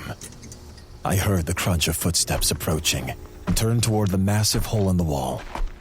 A set of eyes, burning red, shone through the dust, and I sat up as a tall, slender figure stepped through the wreckage. Her thick hair danced around her bare shoulders as if it had a life of its own. She was wearing a tight tank top with thin straps and matching loose black pants. She was stunning, a dark goddess brought to life. She was... Liam! What the fuck? She was Diana. I shook my head, coming back to reality, the aching throb easing. I was on my feet in the next second. Miss Martinez. Stop calling me that! I would be lying if I said I did not flinch just a little. Her eyes burned with Igmoruthan rage, and her voice was a broken croak. Her voice. No! I was in front of her in the next second, gently cupping her jaw. That hurts. I did not think as I leaned down to gather her up into my arms. I cradled her against my chest and walked through the hole she had made when she tossed me through the wall. Put me down! I obliged, setting her on the half-broken bed. The room was in shambles, and the roof was completely gone. It was just another display of my destructive nature. I lowered my head, my hands rubbing against my temples as I closed my eyes and concentrated. I opened my eyes, the shine from them illuminating the small dark room. Everything began to vibrate, and I heard the rumble from overhead as the roof repaired itself. The appliances and furniture became whole again. The chairs no longer in pieces. The bed Diana was sitting on jolted as the broken frame was fixed. Once the massive hole in the wall filled itself in, I looked at her. She looked around the restored room, her eyes huge. She had her hands pressed to her throat, and I could see the purple and black bruises forming on her delicate skin. I crouched before her, and I knew I had moved too fast when she jumped and scooted back, startled at my sudden movement. She watched me warily, as if expecting another attack. Let me see. Please. I slowly reached out but waited for permission to touch her. She studied me, her gaze flicking to my hand. I knew she was remembering the pain my touch could bring. I promise I will not hurt you. You already did. Please, just let me fix this. She held my gaze, and whatever she saw convinced her to drop her hands. I nudged her knees apart and maneuvered myself closer. My proximity made her nervous, but she didn't pull away. I placed a hand on either side of her slender throat and closed my eyes, remembering the words my father had taught me so long ago. I felt the surge of energy crawl from my center. It traveled down my arms and filled my hands before passing into her. I opened my eyes. Threads of silver light circled her throat like a necklace, casting her in an ethereal glow. A bone snapped into place with a sickening pop, and I watched as the bruises disappeared, leaving her beautiful bronze skin smooth once more. I shifted away and stood before sitting next to her on the bed. We were quiet for a long moment, the silence deafening. You broke my larynx, you dick. I am sorry. To say I was ashamed would have been an understatement. She nodded and looked out the window, as if lost in thought. Where are we? A hotel. Not as fancy as yours, though. Her usual humor and spark were missing, and I hated that I was the cause. I lowered my head inside, rubbing at the bridge of my nose. I am sorry. You apologize a lot for royalty. I truly did not mean to hurt you. I did not know it was you. It sounded so inadequate to say that I hadn't known where I was or who she was at the time. It was inexcusable that the King of Rashiram didn't have control of his powers. Do you have outbursts like that every time you sleep? Is that why you don't want to? I felt the bed shift, but I stayed where I was. I nodded, my shame keeping my tongue glued to the roof of my mouth. I rubbed my hands over my face, working at finding my voice. I should not have slept. But I am just so tired. My hands fell to my lap as I turned to look at her. I told you I did not want to wait. I told you I did not wish to prolong this more than I had to. Now you see why. I am volatile, miss. Diana, I cannot be here for long periods of time. My body requires sleep, no matter how much I wish it did not. I did not mean to snap or scold her, but the emotions I kept buried so deeply seemed to explode around her. Between the erratic, impulsive behavior she regularly displayed and her crass, rude, sarcastic comments, she brought out a side of me that had lain dormant for centuries. I saw how she had responded and lit up around her sister, which told me more about her than I was sure she would want. Gabby's aura seemed to encompass Diana at times. her light reaching to tame the wild beast that lay beneath Diana's skin. She may not have been mortal anymore, but a part of her still felt and loved. It was that part that made it difficult to dislike her. She roused emotions in me that made me forget what she was and what she was capable of. I am sorry. I did not mean to yell. It is just... I do not wish to sleep. Ever. Because of the nightmares? I slid my hand over the back of my neck. Is that what they are called here? I refer to them as night terrors. Memories long past that result in... this. Diana was quiet for a few moments, seeming to process what I said. Does anybody else know? Nobody knows. Just you. She had angled her body toward me, with her legs crossed and her hands in her lap. How did you stop me? I have always been afraid to be around anyone when those happen. I am afraid of the damage I cause and having anyone in the vicinity who could be hurt. Well, I heard you whispering in your sleep, and then every piece of furniture in here started levitating. The whole building actually shifted. I tried to wake you up and... She paused and reached for her throat before dropping her hand. I thought you were going to pop my head off, so I reacted. Guilt bit at me again. It was another reminder that being around her made me feel when nothing and no one else had been able to reach me. You are a lot stronger than you think. Especially if you can disarm me. Thanks. Silence fell once more, and an uncomfortable air of tension filled the room. I did not know what else to say, other than to apologize once more. You know, I used to have nightmares too. Actually, I still do sometimes. She looked at her hands as she played with one finger, then the next. Gabby helped me a lot when I first turned, but I still dreamed of the blood and fighting. The screams I heard in the night were a constant reminder of what I had done for Caden, what he made me do. My chest tightened. I understood what she was saying, and was deeply familiar with the guilt and pain. Did they ever stop? They came less often. On the really bad nights, I would sneak off to call Gabby. If I had them when I was visiting her, she would hold me. She broke eye contact and lowered her head, tucking a strand of hair back from her face. It's nice to have someone there for you, someone who understands. Otherwise, you keep it all bottled up and you explode. Kind of like you did tonight. Yeah. Liam, you are far too powerful to let that happen. If I hadn't managed to wake you, you could have flattened this whole area. You could have killed... I stood abruptly and started to pace. I am aware. I'm not being mean, and I'm not trying to fight, but what about your friends? Can you talk to them? No. I spun to glare at her. I saw her flinch and turned away to resume my pacing. No. I cannot. Gabby taught me to not live in the past. Well, she's trying to at least. She says it's pointless because nothing grows there. You've seen 1,000+ worlds and have lived 1,000+ lives. I can only imagine what you've done, what you've seen. I'm sure that even the blood dreams couldn't show me all that you've experienced.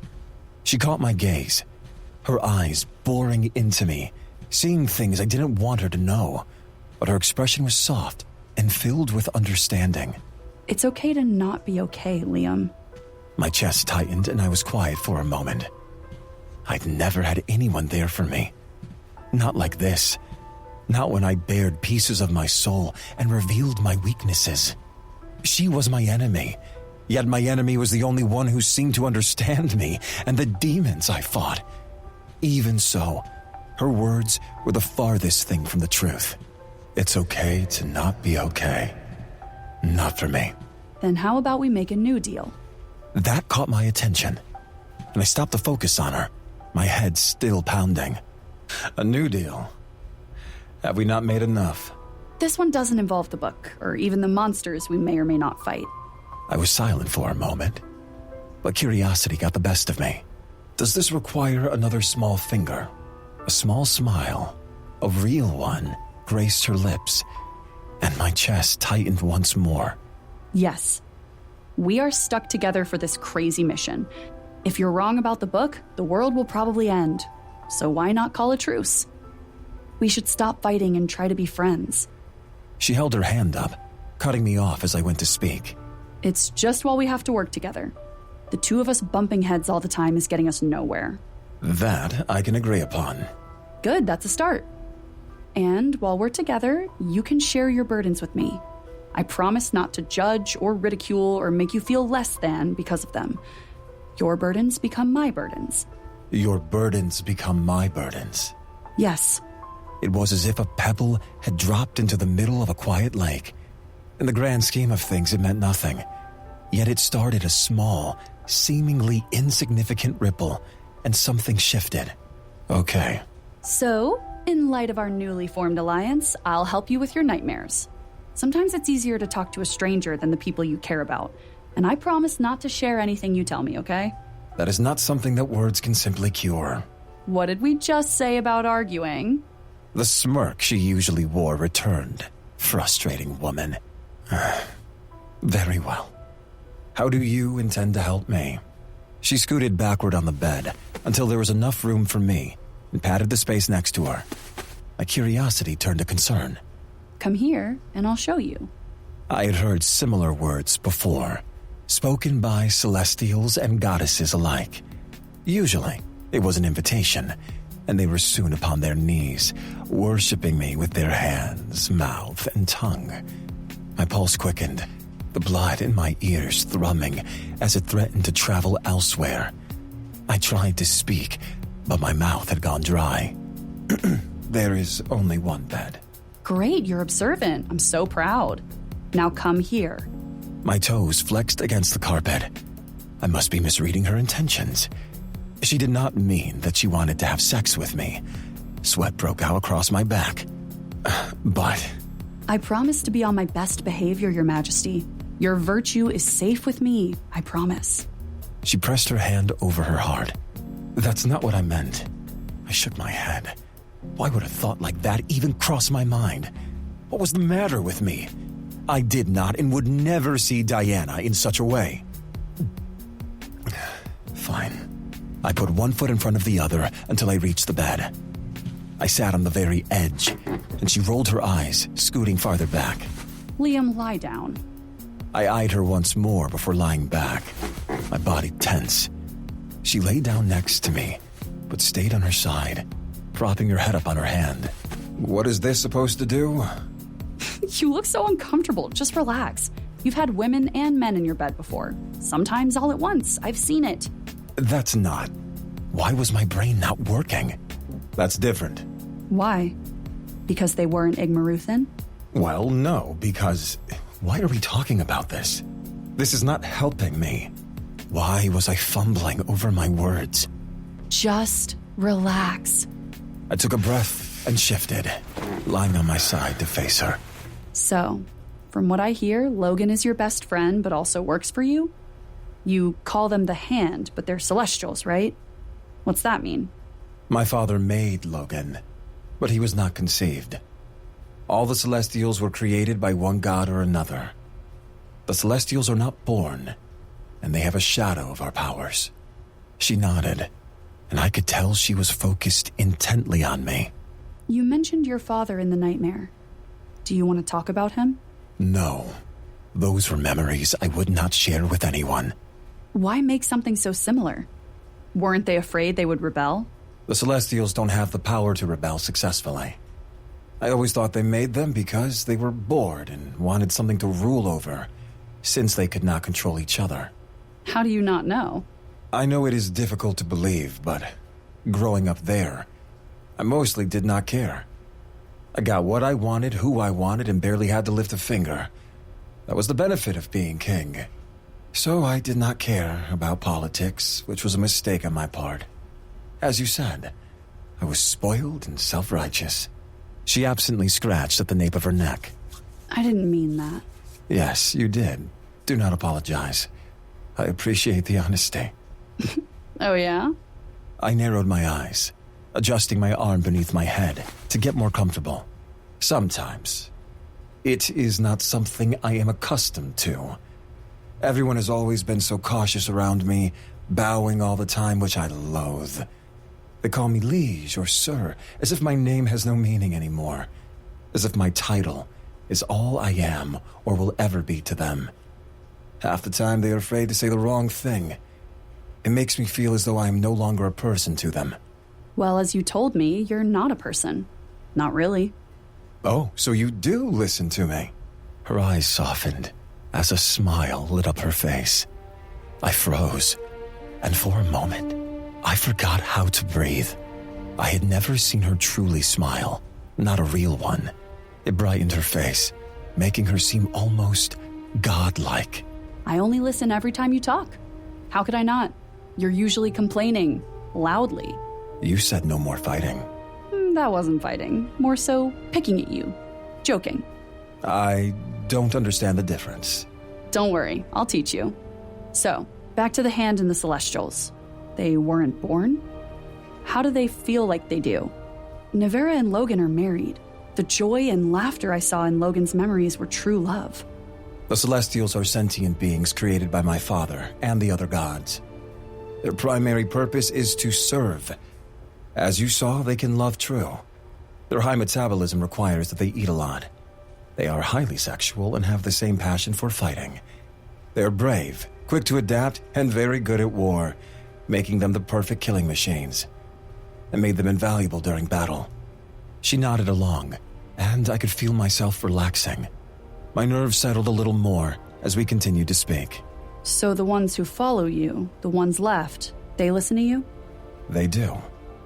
I handpicked them, recruiting them away from the other gods on Rashiram. I needed my own legion, so to speak. And so you formed the Hand. Yes. So why does Vincent make that face every time you tell him something? I felt my lips tip in a small smile. Diana's eyes flicked toward them, a brief look of shock appearing in their depths. Vincent has never liked anyone having power over him. I blamed his Mara for it. Who's that? My blood ran cold at the memory, the scars upon my throat and calf burning. An ancient, cruel goddess. She perished during the war. She made Vincent and a few others.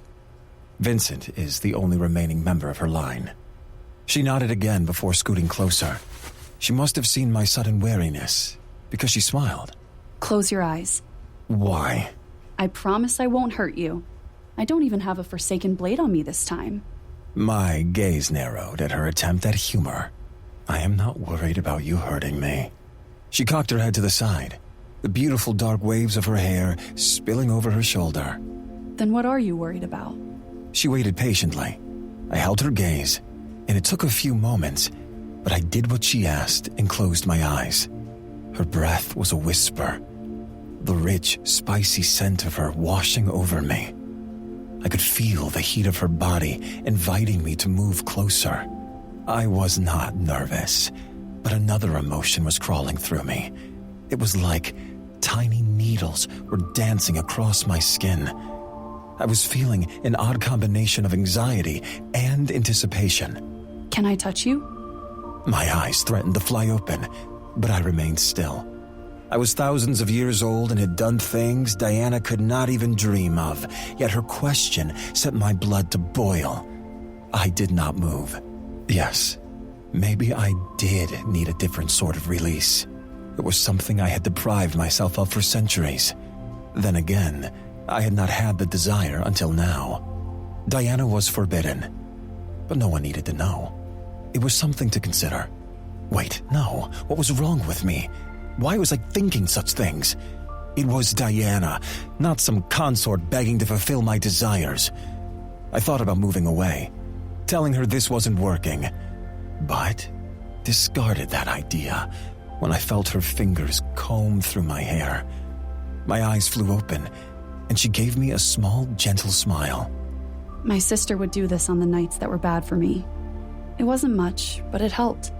I always loved my hair played with while I drifted off to sleep. It was just a comforting touch, reminding me I wasn't alone. As I said, it's not a lot, but it's enough. Not alone. Her words struck a chord in me, dampening the spark of lust and replacing it with another emotion. It was more than overwhelming, and this other emotion was one I wasn't familiar with. It was something warm and happy, but also sharp and painful. I had lived alone with a harrowing emptiness for so long that I wasn't sure what to do with warmth and peace. The words could not encompass the feelings, and we shared more than she knew. Sorry I burned half your hair off, but this looks better anyway. You don't look all mangy anymore. No fighting. She slid her fingers through my hair, her nails a light whisper upon my scalp. She did not have to tell me to close my eyes again. I did it all on my own. So, how did you get Vincent to work for you? Her voice sounded like a hum now, a soft lullaby urging me towards sleep. Logan and I slowly convinced him to spend time with us in Rashirim. He is a lot bolder now than he was back then, but he had a good reason for it. Nismera abused him in ways he still has not told us about. Poor Vincent. Legends made the Hand out to be monstrous and deadly, but they seem so mortal. You have not met them all. I have a few like that. They worked for my father, and by law, worked with me. So we spent a lot of time together. They are more mortal, as you say, than others. I did not want their entire existence to be about fighting and following every command. I wanted more for them. Her fingers were a repeated dance against my scalp that I soon memorized. Where are the others? On the remains of my old world. I reformed the parts that did not disintegrate. It is small, not as large as this planet, but as you said, it is enough. They still work for the Council of Hadramil in the city. It looks similar to Silver City, only much larger. Her hand stopped, and I opened my eyes. The look on her face was almost comical. You put a planet back together? Yes. Oh, I forgot. That is not a normal occurrence for your people here. I propped myself up on my elbow as she continued to stare at me as if I had grown a second head. It is not as difficult as it may seem. My father and his father before him, and his before him, created several. My great-great-grandfather created Rashirim. Are you all right? Yes, sorry. I just didn't know you could do that. I mean, I know you're a god, but I just didn't expect you to be that powerful. We can talk about something else if you wish. Her gaze flicked to mine, then down to her hands. There actually is something I wish to tell you. Especially if we're gonna start on a clean slate and try to at least be cordial, if not friends, while we look for this book. I tensed, wondering what else she had been hiding from me. All right. I didn't kill Ezekiel and Ophanium. He was badly wounded because of Caden and tried to escape. I stopped him and had every intention of dragging him back. He summoned a silver blade and spoke of you and how you would return and... She stopped, as if the memory were painful. It all just happened so fast. I tried to stop him, but I couldn't, so... Her words trailed off once more, and I studied her as I waited for her to continue. My nostrils flared, expecting to pick up a scent change that would tell me she might be lying. I searched her eyes, looking for the beast who had destroyed the guild in Ariel and caused so many casualties. But she remained somber, and I saw nothing that would indicate she was not being truthful. Learning the truth of how Ezekiel had died hurt me more than I thought it could. I was happy that I felt something, even pain, but it seemed that I was having trouble controlling my newfound emotions. Why did you not tell me sooner? I saw the pain flash through her eyes, quickly followed by what I thought was anger, but soon realized was resolve. Would it have mattered? I'm not good, Liam. I had every intention of dragging him back to Caden, who would have done much worse. No matter what Gabby sees or thinks, I am a monster. I do what I have to do to protect her.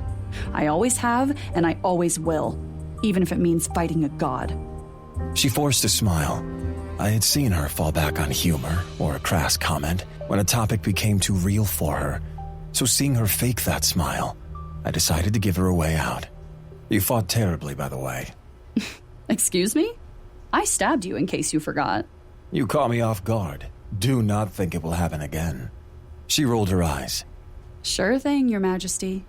Now lie down and close your eyes. So forceful. Can you make a celestial?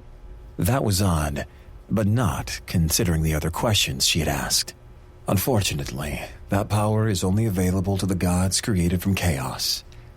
Why do you ask? I felt the bed dip a little as she moved closer to me. Her fingers slid through my hair again. Gabby, I spoke to her earlier, and it seems she really likes Logan and Navera. It's the first time in a long time I've heard her so happy. She kept going on and on about them. I don't know.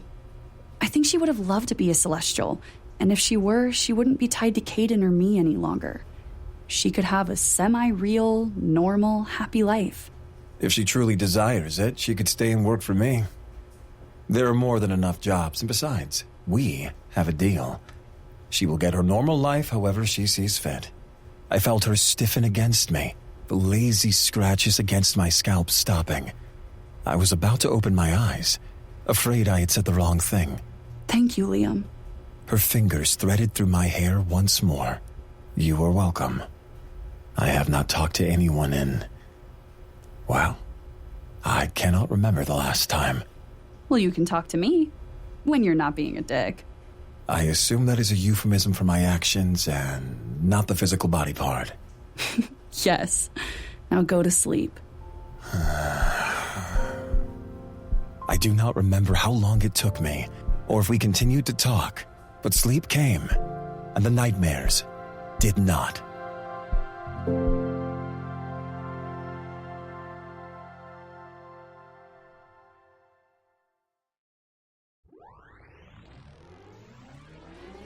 Gods and Monsters 1, The Book of Azrael, Book 1 of 2, by Amber V. Nicole, is a graphic audio production. Copyright 2023, Amber V. Nicole. All rights reserved. Recorded with permission of the licensor. 2025 Graphic Audio LLC, all rights reserved. Unauthorized download and/or duplication is prohibited.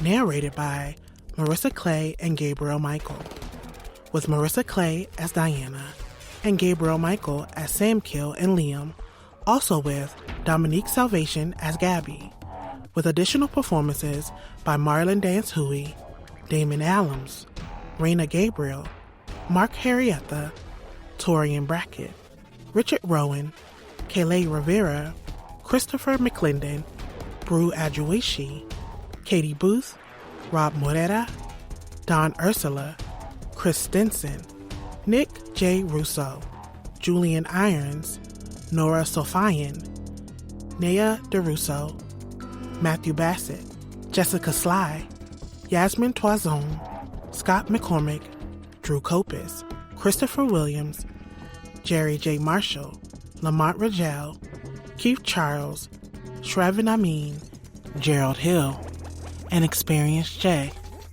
Adapted for graphic audio by Crystal Judkins. Directed by Crystal Judkins. Dialogue editing and graphic audio sound design by Emily and Molly Creeran. Produced by Colleen Delaney, Scott McCormick, David Sidney, Casey Green, and Aaron Coe. Executive producers Angie Cornett, Dwayne Beeman, and Matt Webb. If you've enjoyed Gods and Monsters 1, The Book of Azrael, Book 1 of 2, keep listening for a sample of Crescent City 1, House of Earth and Blood, Book 1 of 2. All these titles and many more are now available at www.graphicaudio.net. Bryce cleared the alley, careening onto bustling Central Avenue, the street full of fleeing people and honking cars. She leapt over their hoods, scaling them one after another, every movement as smooth as one of her dance steps. Leap, twirl, arch, her body did not fail her, not as she followed the creature's rotting stench to another alley, another and another. They were almost at the Istros. A snarl and roar rent the air ahead. It had come from another connected alley, more of a dead-end alcove between two brick buildings. She hefted the table leg, wishing she'd grabbed Danica's sword instead, wondering if Danica had even had time to unsheath it. No. The sword was in the gallery, where Danica had ignored Jessica's warning and left it in the supply closet. Bryce launched herself around the alley's corner. Blood everywhere. Everywhere. And the thing halfway down the alley. Not Vanir. Not one she'd encountered before. A demon? Some feral thing with smooth, near-translucent gray skin. It crawled on 4 long, spindly limbs, but looked vaguely humanoid, and it was feasting on someone else, on a Malak. Blood covered the angel's face, soaking his hair and veiling the swollen, battered features beneath. His white wings were splayed and snapped. His powerful body arced in agony as the beast ripped at his chest with a maw of clear, crystalline fangs that easily dug through skin and bone. She did not think, did not feel. She moved, fast like Randall had taught her, brutal like he'd made her learn to be. She slammed the table leg into the creature's head so hard that bone and wood cracked. It was thrown off the angel and whirled, its back legs twisting beneath it while its front legs, arms, gouged lines in the cobblestones. The creature had no eyes, only smooth planes of bone above deep slits. Its nose, and the blood that leaked from its temple. It was clear, not red. The Malak, male, groaning some wordless plea as the creature sniffed at her. She blinked and blinked, willing the light seeker and Mirthroot out of her system, willing the image ahead to stop blurring. The creature lunged, not for her, but the angel, right back to the chest and heart it was trying to get to, the more considerable prey. Bryce launched forward, table legs swinging again. The reverberations against bone bit into her palm. The creature blindly surged at her. She dodged, but its sharp, clear fangs ripped her thigh clean open as she twisted away. She lost her balance and swung upward as it leapt again, this time for her throat. Wood smashed those clear teeth. The demon shrieked so loudly that her fey ears nearly ruptured, and she dared all of one blink. Claws scraped, hissing sounded, and then it was gone. Thanks for listening to this graphic audio production. Graphic Audio has over 1,700 titles to choose from. Listen to over 225 binge-worthy series. We feature titles in genres like science fiction, fantasy, romantasy, westerns, mystery thrillers, comics, and more. Check out our exclusive series such as Deathlands, Rogue Angel, Outlanders, Tangent Knights, and Agent of Exiles, which are only available in our dramatized adaptation format. Experience a radically different type of audiobook, produced with a full cast, sound effects, and cinematic music. Listen to a movie in your mind, on the go, anytime, anywhere. Our dramatized adaptation titles are available at all major audiobook retailers and platforms. Sign up for our email newsletter for the latest updates and new releases. Follow us on Facebook, Twitter, Instagram, TikTok, YouTube, and